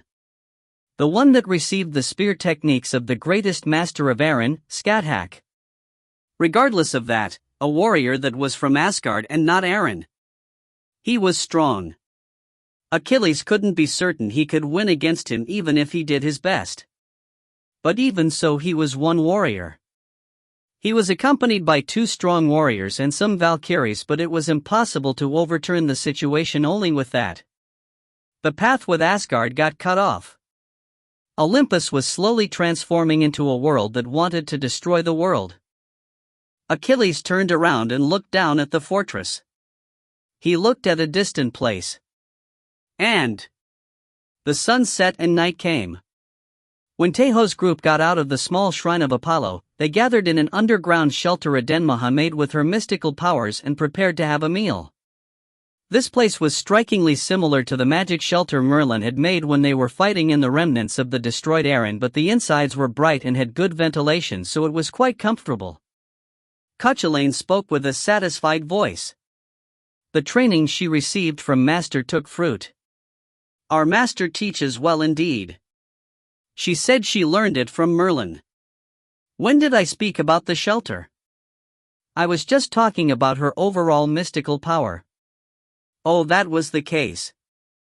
You were looking at the shelter and thought of the mystical powers she used in the afternoon. So that was the case. Cook, Haida is certainly strong. Tae Ho and Cuchulainn were exchanging absurd words like usual. In the other hand, Bracky that was in front of Tae Ho sniffed a few times and didn't hide his appreciation. Kia, this looks really good. I want to have one. It's marvelous indeed. Siri also added a comment. The thing the 2 of them were looking at was a big shield. Heat shield. It was a shield that could release a strong heat in the front and attack the enemy. It was a necessary item to pass through the ice castle. That was one of the essential quests in Dark Age, and it was an item that was quite loved by players as it could attack the enemy while defending yourself. But of course, right now it was being used as a grill. Bracky looked down at meat sizzling in the square heat shield and smiled, and then grabbed some meat and gave it to Siri. Here, take a bite. Ah. The expression Siri would show at the blatant display of affection was already determined. I also have hands. She would decline first, but Bracky already grasped many things about her. He didn't despair and continued to say. Don't be like that, ah. Okay? Ah. In the end, Siri would listen to you if you kept insisting. And as expected, Siri that can't decline continued demands, flushed and opened her mouth slightly. Ah. It's delicious, right? Siri nodded as Bracky asked once again. And Gander, that looked all that, mumbled with cold eyes. How bitter, how bitter. As Siri got surprised at that sentence and started to get aware of her surroundings, Ingrid said in a low voice. You don't have to mind about us. Right, think that we aren't here. Gander giggled and Siri flushed even more. But Bracky grabbed one more piece of meat as he was enjoying it. So they say. Here, one more. Siri punched Bracky's side instead of eating it, but Bracky laughed as if he liked even that. Nidhogg blinked at the scene where everyone looked happy, but Siri in turn to look at Adenmaha. Adenmaha, dot. She imitated Bracky and gave some meat to Adenmaha, and she laughed and opened her mouth. She ate it and then grabbed some meat of her own. Nidhogg too, ah. Nidhogg received the meat and laughed. They really looked like mother and daughter, no, sisters. How warm, how warm. Cuchulainn got satisfied once again, and then Patroclus cleared his throat. It was a small gesture to get the attention of Tae Ho. Aiden's hero. I'm sorry I'm saying this in the middle of a meal, but I want to organize the story from before. Good. Tae Ho answered immediately and turned to look at him. Patroclus, that was seated with Apollo's maiden Sibylla, grabbed the ground and explained. Just like I told you, the mortal world of Olympus is composed by several cities called the polis. Each of the polises serve one god of Olympus as their protector. But it wasn't that they didn't serve other gods aside of their protector. The gods of Olympus, especially the 12 Olympians, were served in almost all of the polises.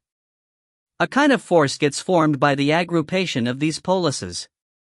A sacred force of gods that transcends hostile human relationships. There were cases that polises that served the same protector god opposed each other. The reactions of the gods were various in cases like these. Some gods favored the polis that offered more sacrifices to instigate their hostility, and other gods didn't interfere and remained impartial. But of course, there were some gods that only took the offerings and didn't worry about which side got destroyed. Whatever the case, the important thing was the sacred force Patroclus spoke about. The rank of gods changed depending on how many believers they had in the mortal world. Even if it was a god with an important rank, if the number of believers they had was low, they tended to get ignored and neglected. But actually, there was one more secret in the sacred force. It was that the sacred force influenced the strength of a god. It wasn't absolute, but it wasn't something that could be ignored. There tend to be polises that can be said to be the core of a sacred force. Apollonym has Delphos. Apollo's sacred force was spread near the connecting path. That's why Delphos wasn't too far away either. Reclaiming the great shrine in Delphos and lighting up the light of the sacred precincts is our quest. That's right. That is Apollonym's wish. Patroclus and Tae Ho looked at Sibylla. She nodded slightly, and at that moment the voice of a god was heard from the sky. Apollo shows interest in your meal. Apollo wishes you to make an offering. He's loyal to his instincts. They wondered if they would hear something useful. Tae Ho hid his expression while agreeing to Cuchulain's words and looked at Sibylla. She flushed and said in a low voice, can I ask for some? Yes, of course. Sibylla received a new plate from Adenmaha and filled it with food and then started to prepare for the offering. Patroclus looked at her for a moment and then looked at Tae Ho once again. Whatever the case, it's too inconsiderate. It's been too long since Delphos got filled with monsters. I know that you are strong, but it's impossible to recapture a city that's taken over by thousands of monsters and perhaps 10,000 of them. It was like that in a logical way. The number of the group was merely 11, including Sibylla and the griffin Rollo. They would be able to defeat dozens of centaurs, but the story changed when there were thousands of them. But everyone showed unreasonable reactions at Patroclus' reasonable claim. We will know only after we do it. Isn't that right? I don't think it's impossible. It's not that we can't do it. If we are with Iden's commander Nim, I think we will be able to do so. There's no reason to give up immediately. At least, I think that it's worth getting some information as we are together with none other than Iden's commander. They were Braki, Siri, Gander, Ingrid and Raskrid respectively. Patroclus thought that Braki always showed that kind of reaction when he spoke, but he put on a dumbfounded expression when even Raskrid, that was similar to Athena, said such things. They said that the warriors of Asgard were mad warriors that only knew how to charge forward, so it seemed that rumor was true. But that wasn't it. Everyone was thinking rationally. And no matter what they spoke about, a black-haired woman was eating the meat Adenmaha was giving her too well. Nidhogg. Yes, Tae Ho master. Nidhogg answered while chewing some meat. Tae Ho smiled bitterly and asked as Adenmaha let out a sigh and cleaned her mouth. How many front rolls can you do in consecution? It was a completely unreasonable question for Patroclus, but that wasn't it for the group. Nidhogg thought about it while hanging her mouth open, but then smiled brightly and spread thin fingers. Episode 50, God of Sun, 1, End. TL note, thanks for reading. If you find any errors, ads pop up, ads redirect, broken links, non-standard content, etc., please let us know. Report chapter so we can fix it as soon as possible. Chapter 168. Episode 50/Chapter 2, God of Sun, 2. TL, Subak. Ed. After the group finished with their simple meal, they decided on their place to sleep and went to rest immediately. Thinking about it, they had gone through a lot of things in this day. Moving from Valhalla to the connecting path of Olympus, battling against the fake Achilles. After that they had to pass through a harsh cave for some hours, and after that, they fought against the centaurs in the small shrine of Apollo. They all spent quite a lot of stamina and divine power. Rasgrid especially went to sleep earlier than the others, as she had already battled against the fake Achilles before the group arrived. Some hours like that. Tae Ho got out of the shelter alone and sat down. It was a shelter that wasn't that noticeable as it was below ground, but even so, someone still had to stand on watch. Being on night watch wasn't that hard for Tae Ho. His body that had reached the top rank didn't need much sleep. If he wasn't putting his body and soul to a limit like the battle against the Magician King, 2 hours of sleep a day was more than enough for him. In addition, he didn't have to worry about the biggest enemy of going into night watch, the boardman, because he was alone with Cuchulainn. Cuchulainn was a dumb town brother aside of when he gave battle advices, so he had a weird ability that could hold a conversation for hours. The story that started with "When I was in Aaron" felt like Tae Ho was listening to an especially long radio or audiobook. But Tae Ho wasn't listening to his story today, and Cuchulainn didn't prolong his words. It was because he knew that Tae Ho needed time to think for himself. Tae Ho looked at the night sky on top of a wide boulder and closed his eyes. He thought about turning back to look, but just decided to wait. Familiar footsteps were heard behind him. It was light and calm. It wasn't as energetic as Nidhogg's footsteps, but it was so natural it was like flowing water. "You aren't going to sleep? You should be quite tired, and you also used a lot of mystical magic. You healed almost all of the injured ones by yourself."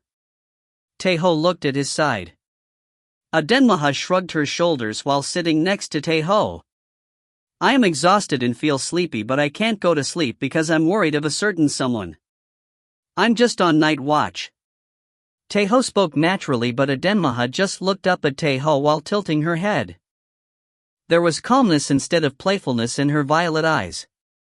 "You have worries, right?" She entered too suddenly. Adenmaha's expression was still calm, and Tae Ho looked at the front instead of putting up excuses. Was it too obvious? You won't be a person if you had no worries in a situation like this. Adenmaha spoke with forced polite words naturally, and Tae Ho ended up laughing unconsciously. It's been quite some time. And it was worth it. Because Tae Ho laughed.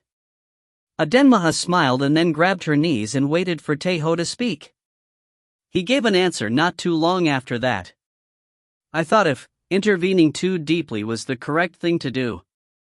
About the thing going on in Olympus? It's kind of obvious, but we aren't in Asgard. In addition, I'm not alone. Looking at the principle, Asgard was also a foreign world for Tae Ho. But even if that was the case, Asgard and Olympus were different. Because he had Heda and Idun in Asgard. Not only them, but there were also Ragnar, Rollo, the several Valkyries and warriors, the people of Midgard like Helga, etc. It was a world where there were many people connected to him. It wouldn't be an exaggeration to say that Asgard was already Tae Ho's second home. Olympus was different. It wasn't a place like that yet. I thought if it wasn't correct to wait and stay back until Odin and Freyja solves the problem with the connecting path. Isn't it the correct decision to plan for the safety of my comrades instead of inserting myself too deeply on what's going on with Olympus? If he was in Asgard, he wouldn't be thinking things like this. He got to think like this because he was in a new world called Olympus. Tae Ho's worry. Adenmaha thought that she was right. She dropped her shoulders and then looked at the starry night instead of Tae Ho. "You can't stay still. The master I know is like that." Tae Ho turned to look at Adenmaha, and she also faced him with her violet eyes. "There's a situation, and master is the type to just run towards it if you can do it rather than look from afar. the time they had spent wasn't short at all. Adenmaha didn't know how Tae Ho was before coming to Valhalla, but she was certain of one thing. Tae Ho would be the same as the current him inside the world Dark Age, which she understood nothing about. In addition, it's a business of Olympus, but when you look at the big picture, it's also related to Asgard. You always say it. For Asgard and the 9 realms. Adenmaha hit her chest with her small fist. Actually, it's not bad either to stay back. That would be safer for Nidhogg, and you will also be safe. She wasn't just saying that for nothing. Adenmaha hoped for their safety more than others. You are the one that makes the final decision. I only wanted to say this. Adenmaha took a deep breath. She put the best smile she could with a hint of hesitation. Don't worry too much. Choose the path your heart decides on. I will accompany you even if that path is a pit of hell. Tae Ho dropped his mouth, but Adenmaha didn't wait for Tae Ho's words. She stood up from her place and gave him a blessing by kissing him lightly on the forehead. Let Adenmaha's blessing accompany you. Adenmaha stuck out her tongue slightly as if she was embarrassed and laughed. She turned around and then showed her back to him. Next comes Braki, right? I will go wake him up. Her footsteps were in a hurry compared to when she first appeared. Blessed bastard. The silent Cuchulainn said, and Tae Ho couldn't deny it this time either. He put on a nice smile and stood up. And Apollo's sacred force was spread widely near the path that connected Olympus and Asgard. There were 6 polises in total. Among them, 3 belonged to the world that wanted to destroy the world. The reason Patroclus couldn't be certain which side Apollo belonged to even though he passed the connecting path was because of this. It was because there was no way to differentiate whether the polises of Apollo got taken over by the ones wanting to destroy the world or they changed due to Apollo's conversion. But of course, he would have been able to know if he observed them with time, but Patroclus had an important role to notify Asgard of their emergency. In addition, he was also being chased by the fake Achilles, so it was obvious he didn't have time to observe. Because of that, Patroclus gathered information while leading the group to Delphos. It was to check the situation even though it was late. Delphos had become a nest for monsters long ago, just like Patroclus had said before.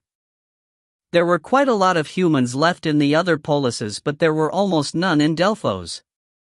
It should be because Delphos is the core of the sacred forces in this region. Artemis Nim also cared about it to that extent. Each of the 6 polises were important pillars on making up the sacred force, but even so Delphos was the most special among them. If you compared the sacred force with the body of a person, Delphos had the role of the heart. The group had disguised themselves with outfits commonly worn by the humans of Olympus and were walking in the forest. Braki, that was taking the lead, smirked and said, "It turned out rather well. We just have to sweep away everything we see." Certainly. We had trouble differentiating the citizens in the Battle of Cal Livahim, Siri added as if she agreed to his words. Even if they were in another world, they couldn't just go and sweep away all of the citizens along the enemies. Patroclus put on a vague expression at their conversation. Did the warriors of Valhalla have their rationality paralyzed along with fear? They would be entering a city filled with thousands of monsters, so how could they speak so lightly? It was something as marvelous as the two of them being a couple. And the other Valkyries didn't show different reactions to them. Gander checked her surroundings while moving to Delphos for the past days, and she opened her eyes sharply and said, "The region of the boundary is disarranged, perhaps because the change was too sudden. Maybe half of the world inside that had already changed may be in a similar situation. It wasn't an emergency situation that war would occur anytime soon." Most of the polises and villages were perplexed at the current situation. But of course, there were places like the small shrine of Apollo that got attacked, but their numbers were small and the influence it had was low, as it was about a small village, so there were many cases that the news didn't get spread at all to the surroundings. This kind of thing wasn't always bad. Tae Ho's group could approach Delphos more at ease as it wasn't that an army was moving. 4 days after leaving the small shrine of Apollo, that changed directions deep in the forest, led the group to a high cliff. He pointed at the city covered with walls and said, "The city you see over there is Delphos. That's our destination." And Delphos was a huge city that had 3 layers of walls around it. It was built on a plain land, so all of its sides were exposed, but it wasn't easy to attack it as the walls were high and thick. In addition, it had a shallow moat, and the decisive factor was that the walls had Apollo's blessing, so it was almost impregnable. The reason Artemis could put her hands on Delphos relatively easily was because of the chaos created by Apollo's absence and the disappearance of his blessing due to that, and not having been able to imagine even in their dreams that Artemis would turn into someone that wanted to destroy the world but also attack Apollo. If even one of these things was lacking, Artemis would still be attacking to place her hands on Delphos. Delphos was now a nest of monsters, just like Patroclus had said. There weren't only centaurs in this place but also harpies, dog-headed monsters, wyverns, etc. Almost 10 kinds of races, and there were thousands of them. Patroclus still had his doubts about invading Delphos with only 11 people. But he just thought of the strategies he could accept as they had already arrived in Delphos. They would infiltrate the city, taking into account that they were few. They would enter while it was dark. But no one in Tae Ho's agreed to Patroclus' opinion.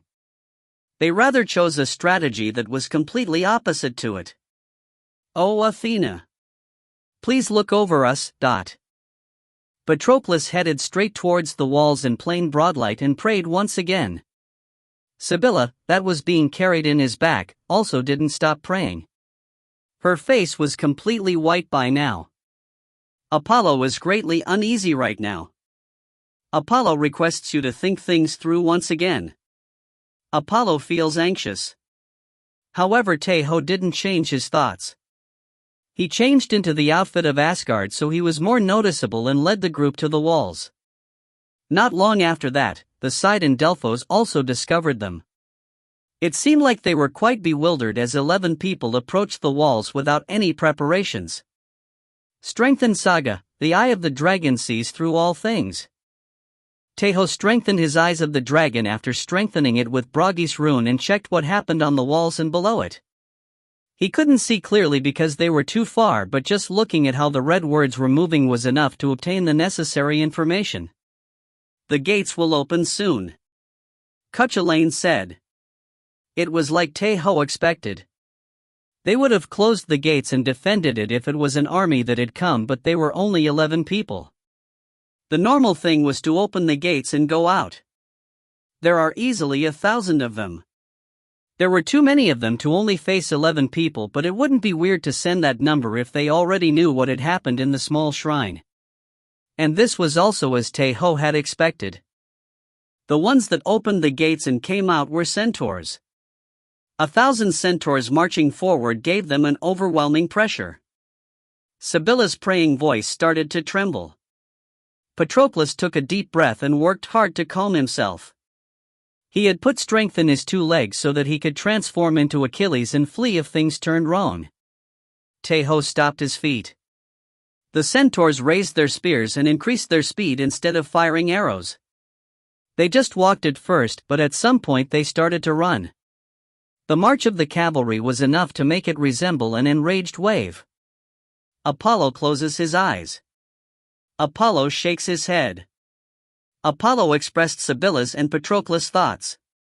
Tae Ho ignored the voice like he did with Cuchulainn and looked sideways.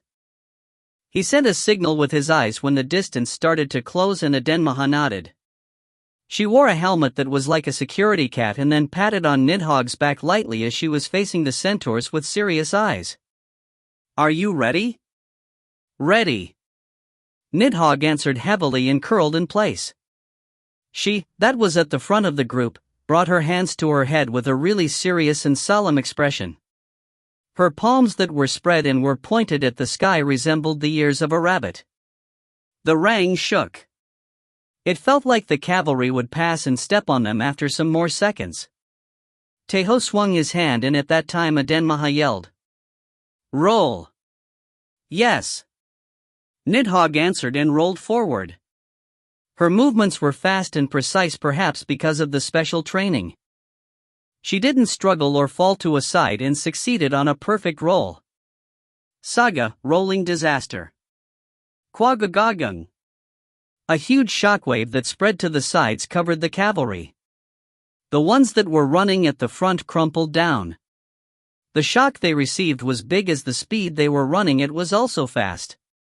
They got their legs broken or some other part of their bodies messed just with falling. The ones following behind could only become a mess as the ones at the front fell down.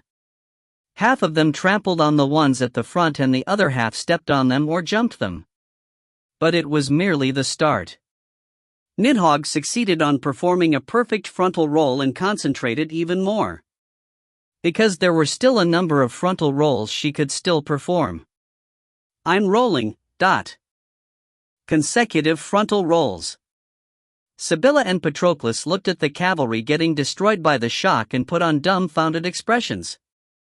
Apollo expressed the thoughts of the two people once again. Apollo says, "What the hell is that?" Tae Ho looked at a distant place instead of answering. He observed the red words on top of the walls moving as he expected and proceeded with his second plan. Episode 50, God of Sun, 2, End. If you find any errors, ads pop up, ads redirect, broken links, non-standard content, etc., please let us know. Report chapter so we can fix it as soon as possible. Chapter 169. Episode 50/Chapter 3, God of Sun, 3. TL, Subak. ED, slow as lightning. The ones that fell in confusion weren't only Sibylla, Patroclus, and Apollo. The monsters of Artemis that were watching the centaurs charge from above the walls had to experience a great shock and fear. A strong magic, divine punishment. It wasn't that a strength like this didn't exist in Olympus, but it wasn't common to witness something that powerful. Their opponents weren't the 12 Olympians nor the great heroes that were favored by the gods. That's why they couldn't imagine a result like this. In addition, if there had been a more thorough and mystical preparation, they wouldn't be as shocked. It was a frontal roll. When a frail woman curled down and rolled forward a few times, the centaur cavalry ended up massacred. The woman was still rolling. She rolled about 5 or 6 times and then fell to a side and couldn't stand up properly after that. Gather the forces. They can't let them pass the walls. Prepare the arrows. Eliminate the enemies with ranged attacks that would cover the sky. The red-skinned satyrs yelled. Their order as the ones who had received the commanding rights over the monsters gathered in Delphos were transmitted quickly. The monsters that were resting inside the forest climbed up the walls. The forces that were spread widely on all the walls of Delphos gathered in the walls and gates that were facing Tae Ho's group. Looking at thousands of monsters of different races moving busily was a grand spectacle by itself. Tae Ho watched the movements of the monsters with his eyes of the dragon that he strengthened with Bragi's rune. It was hard to read their races or names as there were just too many of them, but what he needed was only the general movement in the first place. It's flowing as I expected, Cuchulainn said. There was no way Tae Ho's expectations in these regards would go wrong. If Nidhogg destroyed their advance troops, they would gather their forces and take solid defenses in the wall instead of coming out. Tae Ho hadn't explained what he would do next to the group. But they vaguely knew what he was about to do as they had been in several battlefields with him. That was excluding Patroclus and Sibylla, who were from Olympus, and Apollo that was looking through Sibylla. Nidhogg tried to stand up but fell on her, but Anadenmaa tried to raise her up. But Nidhogg shook her head. I'm fine. I can still roll. I have 5 more times to roll. She had told Tae Ho that she could roll more than 10 times and she had only rolled 5 times. Anadenmaa smiled bitterly at Nidhogg's devoted answer. Every second was important right now, but she said softly instead of raising her voice. I know. But it's now time to move to the next stage. Nidhogg reacted at the word next. She didn't resist at Anadenmaa's hands and stood up. You should leave this place. Their attack will start now. Patroclus got a hold of himself and yelled. It was because he saw the forces gathering on the walls without the need of using the eye of the dragon. They weren't only planning on firing arrows. You could see that they were preparing huge boulders and fireballs to throw. And there were a lot of them. But the Valkyries didn't escape. Ciri and Brachii stood in their places firmly and glared at the fortress, and that was no different for Tae Ho. Apollo is doubtful. He asks why she isn't rolling anymore. Nidhogg's frontal roll was certainly a strong tactical weapon. It was perfect for trampling down the enemies charging towards them as the earth shook every time she rolled. But it was only to that extent. It was impossible to destroy the walls. And it was also impossible to block the attacks that would start pouring down. Adenmaha patted Nidhogg's back and she wore her helmet firmly as it had scattered. Are you ready? Ready.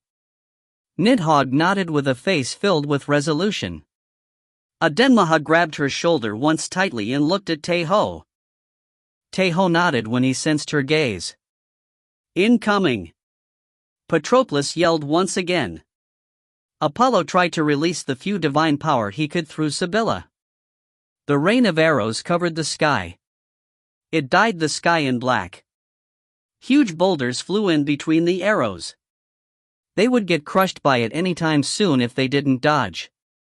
Tae Ho clenched his fists and activated his saga while advancing forward instead of retreating. Saga, the warrior that had a goddess meet him. Fake Nidhogg. Something pitch black surged up in front of Tae Ho, and it, that was like a huge wall, blocked every attack. The rain of arrows scattered in an instant. The huge rock in front of them wasn't a rock anymore. A huge body reaching 100 meters. A black dragon. Tae Ho didn't control the fake Nidhogg and didn't give it any commands. The essence of the real Nidhogg entered the fake Nidhogg.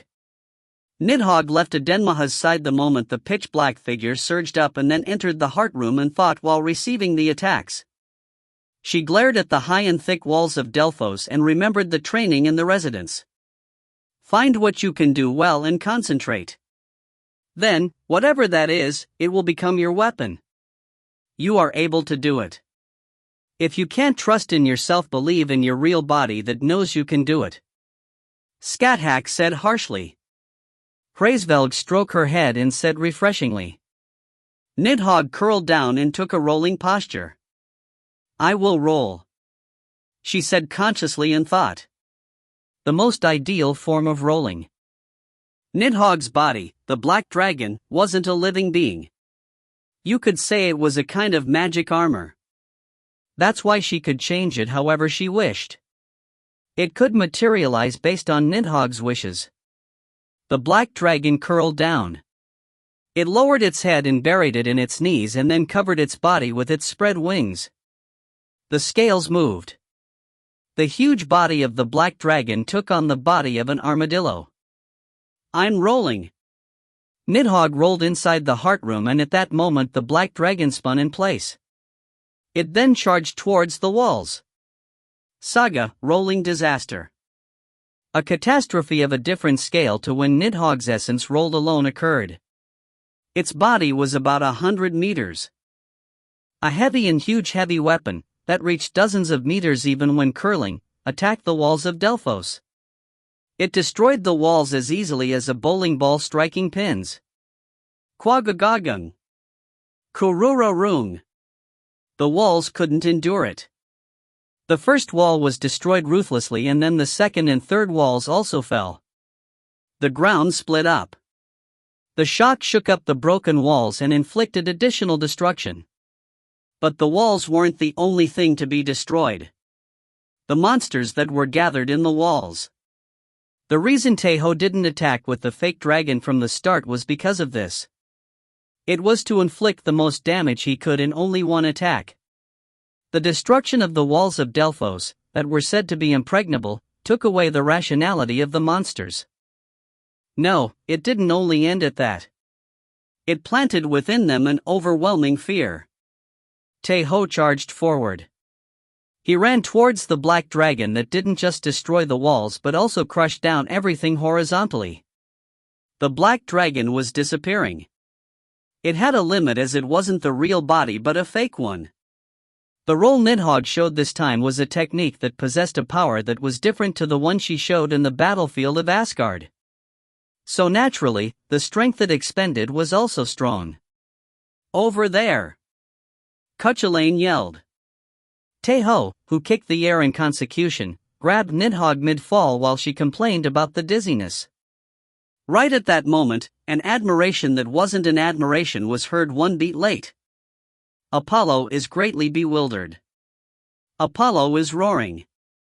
My city. Whatever the case, Delphos was his most treasured city. Tae Ho smiled bitterly. He pulled Nidhogg more tightly and yelled once again. Adenmaha. Rollo. Saga, Master of Flames. Saga, Master of Frost. The red dragon Shooting Star and the frost dragon Javier surged up from Tae Ho's sides. They were small compared to the black dragon, but they were still monsters that reached 30 meters long from head to tail. Adenmaha and Rollo knew well what they had to do. They didn't turn to look back at Tae Ho pointlessly and opened their mouths towards the monsters. They gave them a baptism of ice and flames. It was an overwhelming scene. Even the monsters that the range of the breath didn't reach them couldn't scream. They just got buried at the scene in front of them. And that was the same for Patroclus. He trembled at the grand appearance of the red and white dragons followed by the black dragon. He let out a dumbfounded voice unconsciously. What is that guy? No, person. Patroclus was someone that served Athena, and that's why he instinctively considered his nature. The appearance of the three dragons was certainly shocking. In addition, what they had performed in an instant was so overwhelming it could be treated as a divine punishment. But the important thing wasn't the three dragons, it was the man controlling them. Just like how the person wielding a sword was more important than the sword itself. Idun's warrior. Idun's commander. Raskrid and Ingrid said. Gander laughed refreshingly and said. Asgard's savior. He wasn't a simple individual. It wasn't an exaggeration to say that he was already an army by himself. A mere army of monsters that only had numbers couldn't stop Idun's warrior. It was a fact that had already been proved several times in Asgard. Bastard! Someone yelled at that time. That person still hadn't fallen in fear even though two dragons were firing out ice and flames. He concentrated on the one that made this situation just like Patroclus did. The master of the javelin, Meleager. He, the lover of Atalanta who claimed speed rivaling that of Achilles, was also a hero of Artemis. The moment the walls fell down, he unleashed his agility suitable of a hero and glared at Tae Ho, who continued embracing Nidhogg while landing. Die! Freya's warrior. This is the real spear of divine punishment. An incredible strength was released in the spear Meleager clenched. The curse of the goddess of moon and hunt Artemis. There were several cursed arrows winding down the spear. It was dangerous. Cuchulainn warned him that. Tae Ho grabbed Nidhogg only with one hand and pulled out a rondite. Ciri hurriedly knocked an arrow to hit the flying spear and Brachii took on a stance to throw his hammer. Meleager threw his spear. It was a perfect movement as expected of a master of the javelin. His spear shone in silver. The divine power of Artemis gave a greater strength to the already strong spear of Meleager. Ciri fired her arrow and Brachii threw his hammer. Tae Ho saw the trajectory of the spear with his eyes of the dragon. Qua-gon. The spear pierced the air loudly. The arrow and hammer didn't hit it. Tae Ho was bewildered for a moment as he was following the trajectory. The spear flew to another place. It was the direction the connecting path was at. The one that was the most bewildered was Meleager, and he then understood. He glared at Tae Ho and yelled. Don't tell me! Did you fake the god you are serving? the warrior of the most beautiful goddess. The warrior of Freya wasn't in this place. Idun's warrior Tae Ho was outside of the curse of Artemis. Cuchulainn understood the situation, and that's why he said in a loud voice instead of laughing, "Scary bastard. Was it all a preparation for this?" That obviously wasn't the case. Cuchulainn also knew that. But he still spoke like that, and Tae Ho charged forward instead of rebuking his words. He let go of Nidhogg and threw a rondite towards Meleager with both of his hands. It was to buy time. Meleager cursed out and hurriedly raised his reserve spear.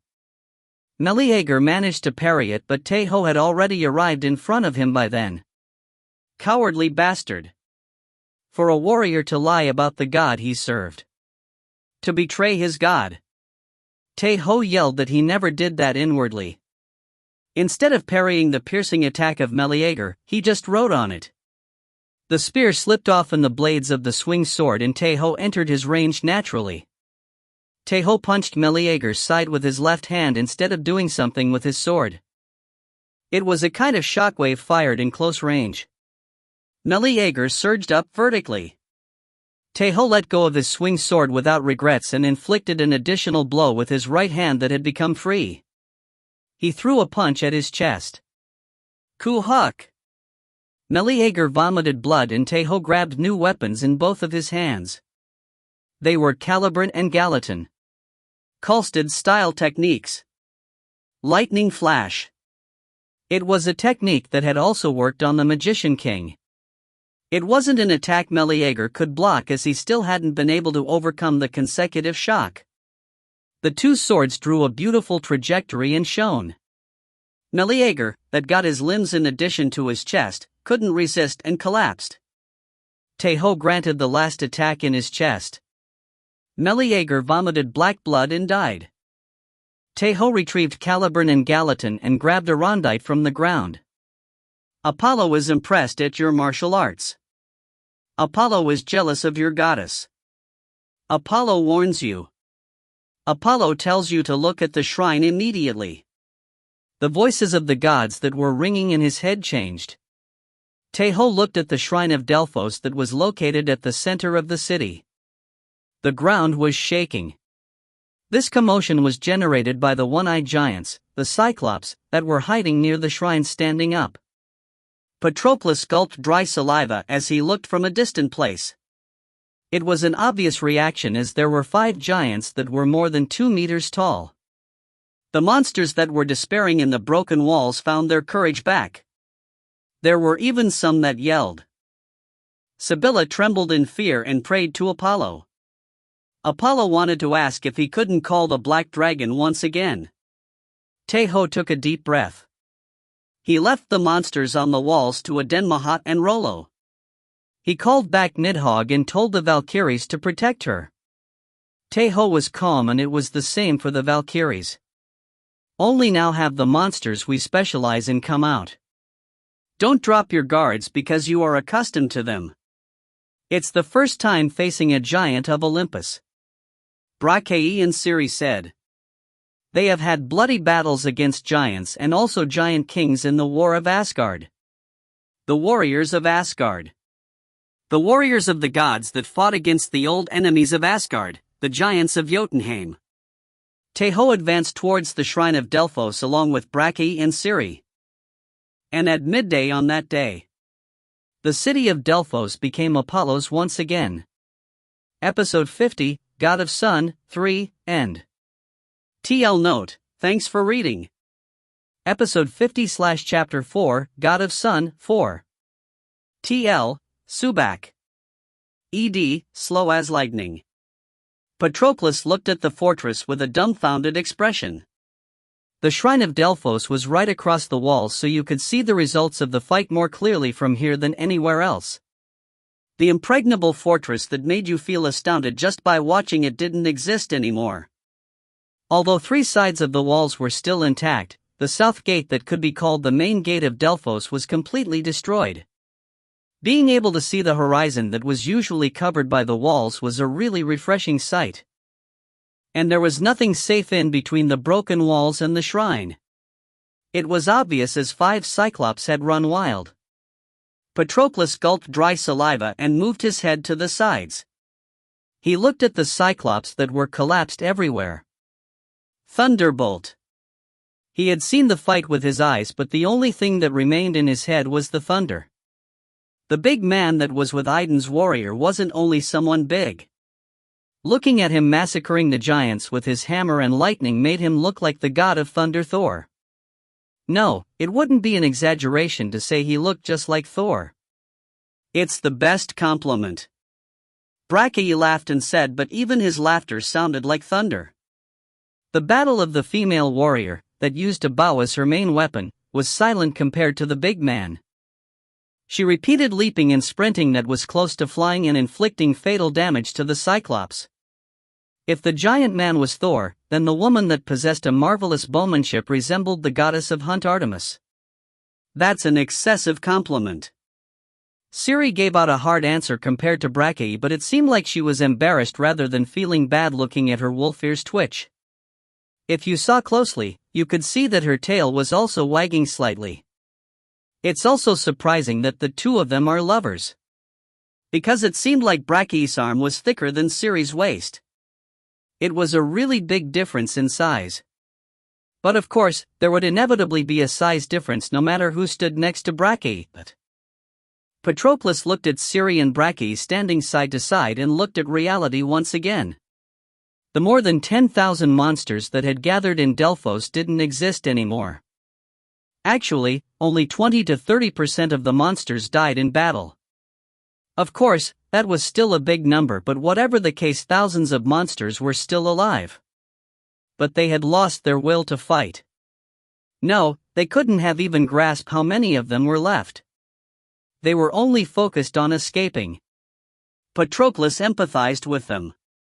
The scene of a huge dragon breaking down the walls with rolling and the giants getting massacred was a wonder to Patroclus. So how would the monsters feel experiencing it directly? Are you okay? You don't look well. Patroclus was surprised at the voice he heard and looked at his side. Gander was standing next to him.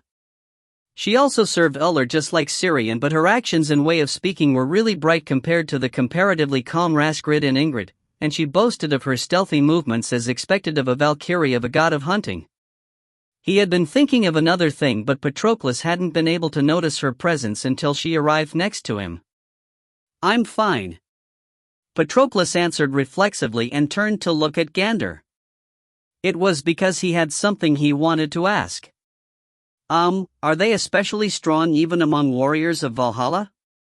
His question was too direct, maybe because his feelings got ahead, but it was also that clear of a question. Gander snickered and shrugged her shoulders. The three of them are a bit special. Not all the warriors of Valhalla are like that, and Idun's warrior especially is a little more special. She wasn't saying this only because they were top and superior ranked warriors. It wasn't only Tae Ho, but Ciri and Brachii also had many sides on them that differentiated them from the other superior ranked warriors. Be it an abnormal growth rate. It wasn't only about the exceptional case that was Tae Ho and Brachii, the best warrior of Midgard and a genius even in Valhalla. Ciri's growth rate was also abnormal, only that the two mentioned before were too monstrous. It sounds weird, but I feel a bit relieved. Gander giggled as Patroclus smiled and said bitterly. This sounds really weird, but I do understand you when you speak like that. Because a world that had beings above the standard was beyond imagination. If the ones that seemed special were really special, then he would be able to somehow accept it as it was inside the range of imagination. Gander snickered once again and then turned around lightly and looked at the shrine of Delphos. It looked similar to the small shrine, but the difference in size was overwhelming. If the small shrine was a house, then this one was a palace. Will it take long? Gander was looking below the shrine. It was because the place Tae Ho took Sibylla was the secret sanctum that was located underground. Below the shrine of Delphos. It won't take that long. It's just a guess, but at most they will finish at dinner. It was a process to drive away the divine power of Artemis and recover the sanctum. It may have taken longer if it was a different place, but this was Delphos. It was a land that had a strong power even among the sanctums of Apollo. It would react to Apollo's divine power immediately. Indeed. Let's prepare the food then. You will help, right? Gander pointed at the entrance of the shrine with her chin. They saw Adenmaha and Nidhogg lighting up a fire outside the shrine. Of course. It wasn't a normal thing to prepare a meal for a group more than 10 people. Patroclus was thinking of compensating what he couldn't do in the battle with whatever else he could do. I like you. Gander smirked and crossed her arm over his shoulder naturally. It was a really rude action in Olympus, but it didn't seem to be the case looking at Gander's expression. I also like you. What? What did you say? Let's hurry. Patroclus got out of Gander's arm and hastened his steps in. Gander snickered. She shrugged her shoulders once and joined the preparations for dinner. And Nidhogg grabbed the food she was preparing stealthily, and Adenmaha slapped the back of her hand in response. Tae Ho, who was standing on the secret underground, looked at a distant place. The secret sanctum, which was located in the middle of a big underground lake, didn't give the feeling that it was under the ground because the ceiling was high and it was bright.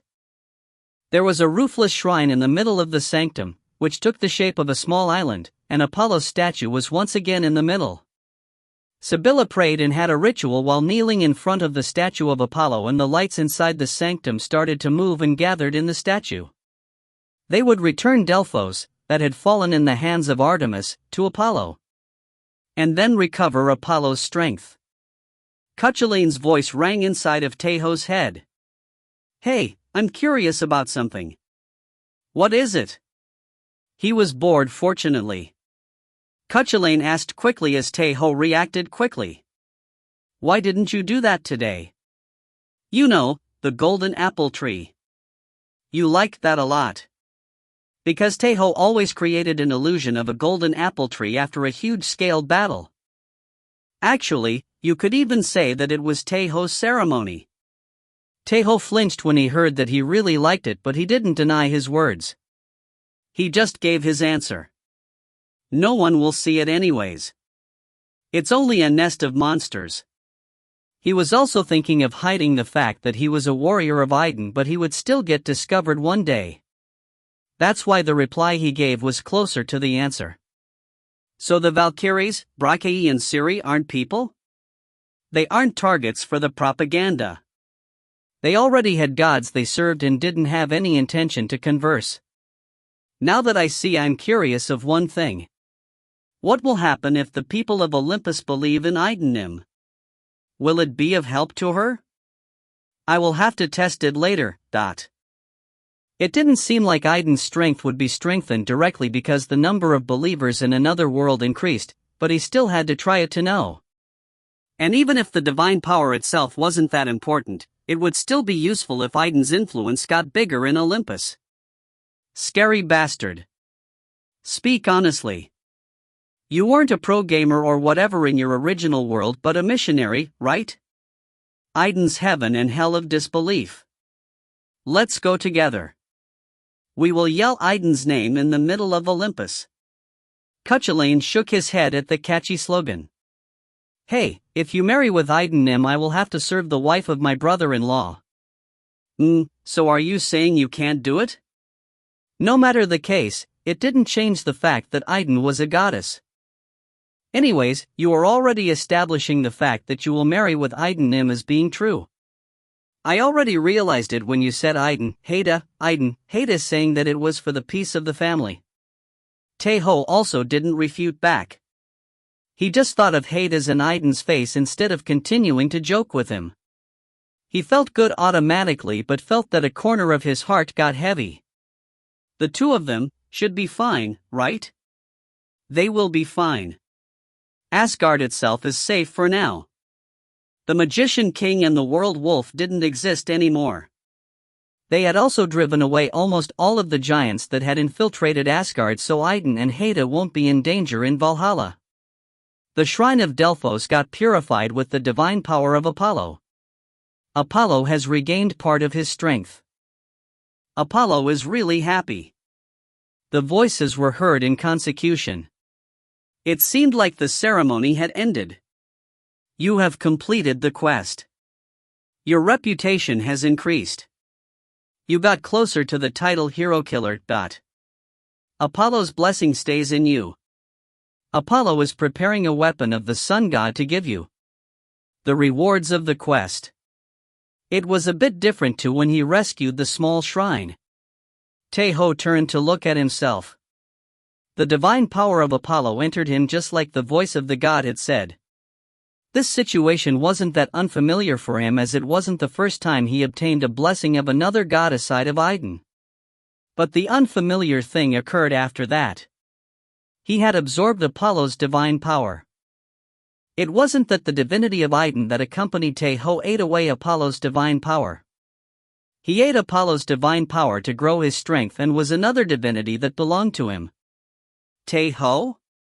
Cuchulainn called for him urgently, but Tae Ho couldn't answer. He concentrated on the divinity that was deep inside his soul and took his mind unconsciously. And a few seconds later, Cuchulainn came with his own conclusion when the time Tae Ho felt like it was too long past. Your divinity has gotten stronger. It got stimulated by Apollo's divine power. No, did the reward of the quest become the growth of your divine power? You could also say that he has absorbed the divine power itself. Cuchulainn was a demigod, only that he didn't particularly show off. He wasn't someone that would miss the changes that occurred in Tae Ho's divinity, although it was really faint, as it happened next to him. The growth of his divine power through quests. It was a really exceptional case. No, it was doubtful if there were even cases like this before. Tae Ho was the first warrior that was a god of Asgard and carried out the quest of Olympus. It turned out well anyways. Your divine power will get stronger if you finish quests. It's a clear structure. Let's finish them all and become a proper god. Perhaps he would obtain a deity. That was the characteristic of a top-ranked warrior, in Olympus and not Asgard. Tae Ho closed his eyes and focused on his divinity. Tae Ho felt the thing getting along well with Idun's divine power. He felt like a divinity of himself in the middle of Idun's divine power got created. What will my deity become? Is there something else besides god of cheating for you? Kia, I was the one that thought about it, but it really suits you. You couldn't discern how much was a joke from him. Apollo wants to speak with you. Apollo is going to send a divine message through Sibylla. The voice of the god was heard at a suitable moment. Tae Ho also wanted a conversation with Apollo. But it was when he was about to approach Sibylla. Tae Ho stopped his feet and placed his hand on his chest. Why? Are you hurt anywhere? Tae Ho shook his head at Cuchulainn's question. It wasn't pain but something else. A moment's feeling he felt deep in his heart in his divinity that was hard to explain. No, let's hurry. It would be meaningless if he kept thinking about it. Tae Ho cut all his thoughts and brought himself back to reality. He approached Sibylla, who was preparing the divine message. Episode 50, God of Sun, 4, End. If you find any errors, ads pop up, ads redirect, broken links, non-standard content, etc., please let us know. Report chapter so we can fix it as soon as possible. Chapter 170. Episode 50/Chapter 5, God of Sun, 5. TL, Subak. ED, slow as lightning. I'm really grateful. I have been able to recover part of my strength thanks to you. We will be able to speak longer in this place. Really nice to hear the sweet voice come out from Sibylla, who was sitting on the altar in front of the sanctum of Apollo. It was the real voice of Apollo, the god of light and also the god of music and poetry. There's certainly more strength in his voice than when he was in the small shrine. It seems like it was worth having recovered the shrine of Delphos. In the small shrine, only Sibylla's way of speaking had changed and the voice remained hers. But that wasn't all. Tae Ho could sense a change besides what Cuchulainn mentioned. Something's different. He had met several strong gods even in Asgard and felt the dignity of a god that had a strong presence. But it was too lacking compared to now. Tae Ho sensed a strength from Apollo's divinity. And he soon realized the reason for it. It wasn't because Apollo's divinity was actually stronger than the gods of Asgard such as Idun and Freya or even Thor and Odin. It was because Tae Ho's own divinity had woken up. There was a saying that you could only see what you knew. There was something he could see because he was in the same ship as him, even though the difference in their divinities was clear. There was a big difference in what the human Lee Tae Ho and the god Lee Tae Ho could feel even when facing the same divinity. If the former was facing the other with layers in between them, then the latter would be facing the other without any kind of obstacles. What will happen if he met Idun in his condition? How would Idun be felt? And what about Heda? Tae Ho thought of the faces of the two people that popped up naturally. He looked at Apollo that had manifested in Sibylla's face. Apollo was in an incomplete state, but even his broken divinity was strong as expected of one of the 12 Olympians. Idun's hero. I want to give you a reward for having completed my quest. It's the weapon the past son of the god Helios used. I received it long ago when I inherited his seat. Apollo moved Sibylla's body. When he raised his hand lightly, a secret door that was hidden below the altar opened up and shiny particles of light started to come out of that. Sibylla moved her hand once again. An equipment emitting bright light surged up by its own and stopped in front of Tae Ho. It was a golden crown that could be worn and it had several sharp and pointy thorns that represented sunlight. Crown of Helios. It was a rainbow-colored word which he saw in a long time. The design is a bit excessive, but its performance seems to be sure. It did give an excessively flashy feeling just like Cuchulainn said, but it was still an equipment that you could feel a strong power from. Wear it. It seems like it will suit you. Tae Ho was urged by Apollo and wore the crown as if equipping an item. At that moment, energy started to circulate in his body as if he had drank an energizer. The power of the sun will enter you and greatly strengthen your vitality. Idun is also the goddess of life, so it will harmonize with the crown of Helios. It was like Apollo had said. He felt like the blessing of Idun that saved him several times from the brink of death grows stronger by its own. The synergy with Gallatin will also be good. Because the crown of Helios had the power of the sun in it. So it could only have good synergy with Gallatin that also had the power of the sun in it. So you are able to do that specialized setting or whatever? Tae Ho nodded slightly at Cuchulainn's question. An item set with Gallatin and Helios as the core appeared in his mind by its own. Let's leave it for later for now. Thinking about the item setting was one of his hobbies from when he was a gamer and one of his specialties, but the conversation with Apollo mattered more right now. Tae Ho stored the crown of Helios with his saga and then expressed Asgard's etiquette and said, Apollo, I want to know about the changes that are occurring in Olympus. He didn't say any unnecessary words.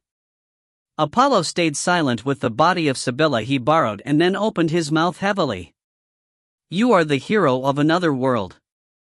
That's why telling you what I am going to is like exposing the secrets of Olympus to the outside. But as the god of rationality, I can't allow shaking away the strongest supporters I have right now. Apollo was emotional suitable of being the god of poetry and music, but he was also the god of rationality at the same time. He was able to make a decision with a cooler head than even Athena. Idun's hero, do you know about the ones wishing to destroy the world and the ones trying to destroy it? I know the general outline. Tae Ho started to speak of what he heard from Ragnar and Odin briefly. Apollo nodded and said, You really do know the general outline just like you said. I will skip my explanation a bit then. Ask me if there's something you don't understand. I will do so. Apollo let out a sigh as Tae Ho expressed etiquette and started his explanation. Beings that wish to destroy the world and the ones trying to destroy it also exist in Olympus. The former are the gods of Olympus and the latter are the titans of Tartarus. You can say that the basic structure is the same as Asgard up to this point. The gods that wanted to maintain the world and the giants that wished to destroy it. But there's a decisive difference in Olympus and Asgard. Apollo's voice became lower. In the first place, the gods of Olympus share the same roots as the Titans compared to Asgard, where the gods and the giants of Jotunheim are different existences. We split up in two factions from a single root. The gods of Olympus, and especially the 12 Olympians, were Titans if you were to speak strictly. It meant that they belonged to the same race as the Titans of Tartarus. My father, the king of gods Zeus, is a Titan before being a god of Olympus. It's the same for his brother Poseidon and his wife, the queen of gods Hera. And the same goes for me, as I have the blood of father. Because of that, the gods of Olympus have two personalities. It means that we haven't been able to completely lean to one side. It was the same case as Loki, that was born as someone wanting to maintain the world even though he was a giant of Jotunheim. But of course, the gods of Olympus, including my father Zeus, are more inclined to maintain the world. In the first place, the reason Titanomachy took place was because a certain generation of Titans, having my father as the lead, got born as beings wanting to maintain the world. The war that occurred in the time the concept of God of Olympus didn't exist was Titanomachy. The concept of God of Olympus didn't exist, so the battle that occurred in the war was closer to being an internal affair between Titans. But there was a change almost 2 months ago. The gods that had a strong tendency to maintain the world had turned to become beings wanting to destroy it. The gods of Olympus have two personalities in the first place, but the change is too drastic. In addition, it isn't that the gods changed by themselves. There was a voice that increased their tendency of wanting to destroy the world while pressing down their tendency to maintain the world. There was grief in Apollo's voice. Tae Ho gulped dry saliva and concentrated. He pressed down his thoughts that the kingdom of fire was the one behind it and waited for Apollo's next words. Unfortunately, not even I know the exact identity of the voice. It's because I haven't even been able to hear it. Are you saying that each god heard a different amount? Tae Ho asked reflexively. It was a sharp question, as expected of someone that had learnt Skathaka's style techniques. Apollo's face darkened. That is right. I almost didn't hear the voice at all, but thanks to that, my beloved sister Artemis heard a lot of that voice. She turned into someone wanting to destroy the world and attacked me. Apollo put on a teary expression with Sibylla's face. Dense sorrow showed up in his beautiful voice. I didn't turn into someone wanting to destroy the world, as I almost didn't hear the voice, but I also haven't been able to find out anything about that voice, such as the owner of the voice and how it awoke our side of wanting to destroy the world that is deep inside of us. There's a high probability it's the Titans of Tartarus with the rule of elimination. Cuchulainn paused. It was because the probabilities for that were low. Apollo heard Cuchulainn's voice just like Odin did. That's why he shook his head. I'm doubtful if they have a power like that. That's why I'm thinking of another existence besides them. Someone that could give a strong influence to the gods of Olympus, that had the blood of Titans flowing in their veins. Someone that could even force his will to the king of gods Zeus. Tae Ho thought of a phrase of a Greek mythology. Apollo continued to speak in a low voice. The one that led the Titans in the Titanomachy. The king of gods that ruled the world before the gods of Olympus. The one that attacked my father and took away the seat as the king of gods and got his seat taken once again by the youngest son. Zeus' father. The usurper of the past that had faced his son in the Titanomachy. Titan Kronos. The first Titan that started the genealogy of the gods of Olympus. And night passed and morning came. The owner of Delphos had changed, but the patrolling at day and night remained the same. 3 mornings and 3 nights. There was a group that marched the 4th day. The owner of Delphos changed, and when the sun was at its peak. It was the army of Artemis. They weren't only monsters, but there were also human hunters and nymphs that had pledged their allegiance. The monsters that had fled 4 days ago had also regrouped with them. The one leading the army was Atalanta. She, who had the title of the fastest hero along with Achilles, looked at a far place while holding the bow she received directly from Artemis. The destroyed walls of Delphos entered her beautiful red eyes. The blessing of Apollo isn't working. Hippomenes, that was next to her, said. He was also Atalanta's lover just like Meleager was. The reason the walls of Delphos were called impregnable wasn't simply because they were high and thick. It was because the walls themselves had the blessing of Apollo, so it was hard to even make a dent on them. But the blessing of Apollo wasn't felt, even though it wasn't like the time the monsters of Artemis took over Delphos and inflicted a big injury to Apollo, so he wasn't able to use his powers. Was it a trap to make them lower their guards? Atalanta thought about it for a moment but then shook her head. In the first place, the other side didn't even have a proper force. There was no one to protect the walls even if they blessed the walls, so there was a high probability Apollo was saving his strength. Atalanta rode on a monster hog of Calydon and ordered the army to increase the marching speed. The monsters amounting to 20,000 weren't clustered but spread away. It was one of the countermeasures they had taken against the rolling attack. Artemis didn't drop her guard as she had already lost Orion and Meleager to Tae Ho. She gathered all of the heroes under Artemis and made a hero hunter troop. Actually, the main force of this army wasn't the 20,000 monsters but the hero hunter troop that had Atalanta at the lead. Atalanta raised her senses to prepare for unexpected surprise attacks, but she didn't feel a presence until she reached Delphos. There wasn't even an attack that obstructed from entering. An empty castle.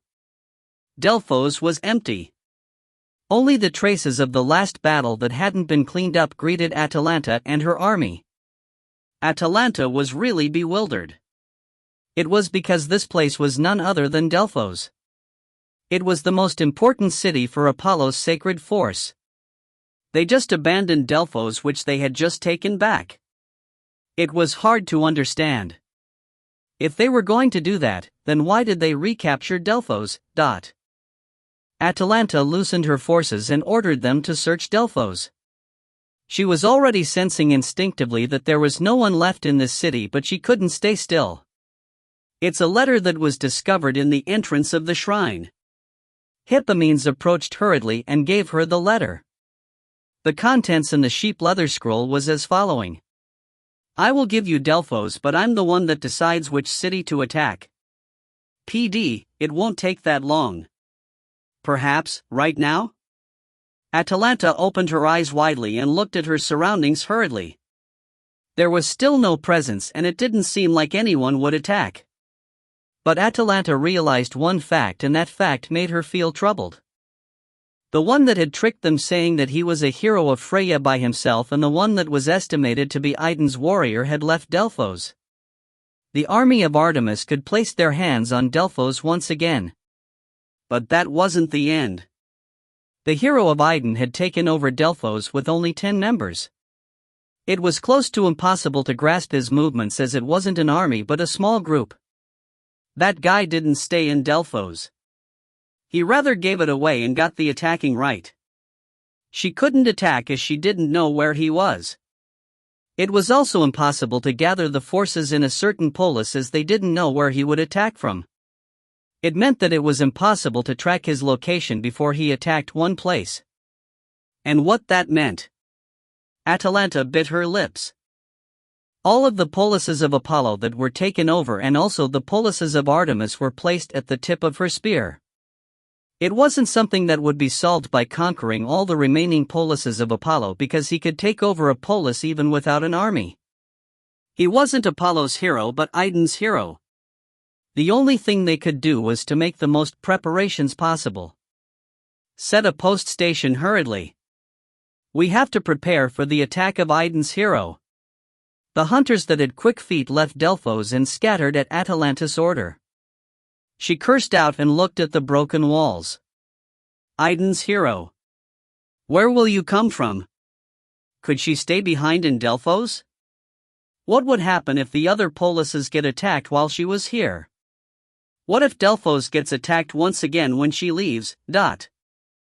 Atalanta's head filled with thoughts, but she couldn't come up with a clear answer. Raising the defenses as best she could was the best possible option. And when Atalanta's worry was deepening. 4 days ago Tae Ho left Delphos as soon as his conversation with Apollo ended and headed to the west. That was the opposite of the direction where the polices of Artemis were at. He had recovered part of Apollo's divine power with the retrieval of Delphos' halo. He would get weaker once again when Delphos got taken over, but it would still be better than having the halo and Delphos taken. They had put off the urgent fire for now. It would be better to recover Apollo's divine power with other methods and regroup with Athena. He didn't even want to attack the polices of Artemis. In her position, it would be normal for Tae Ho to attack to weaken her divine power or recover Apollo's divine power, but that was only in the point of view of Artemis. Tae Ho didn't have a slightest reason to reach a conclusion with Artemis. They would scare them and buy time. It would look as if they were about to attack but turn around and walk their own paths. The group's trip would be safer the later they realized that they had been tricked. Evil bastard.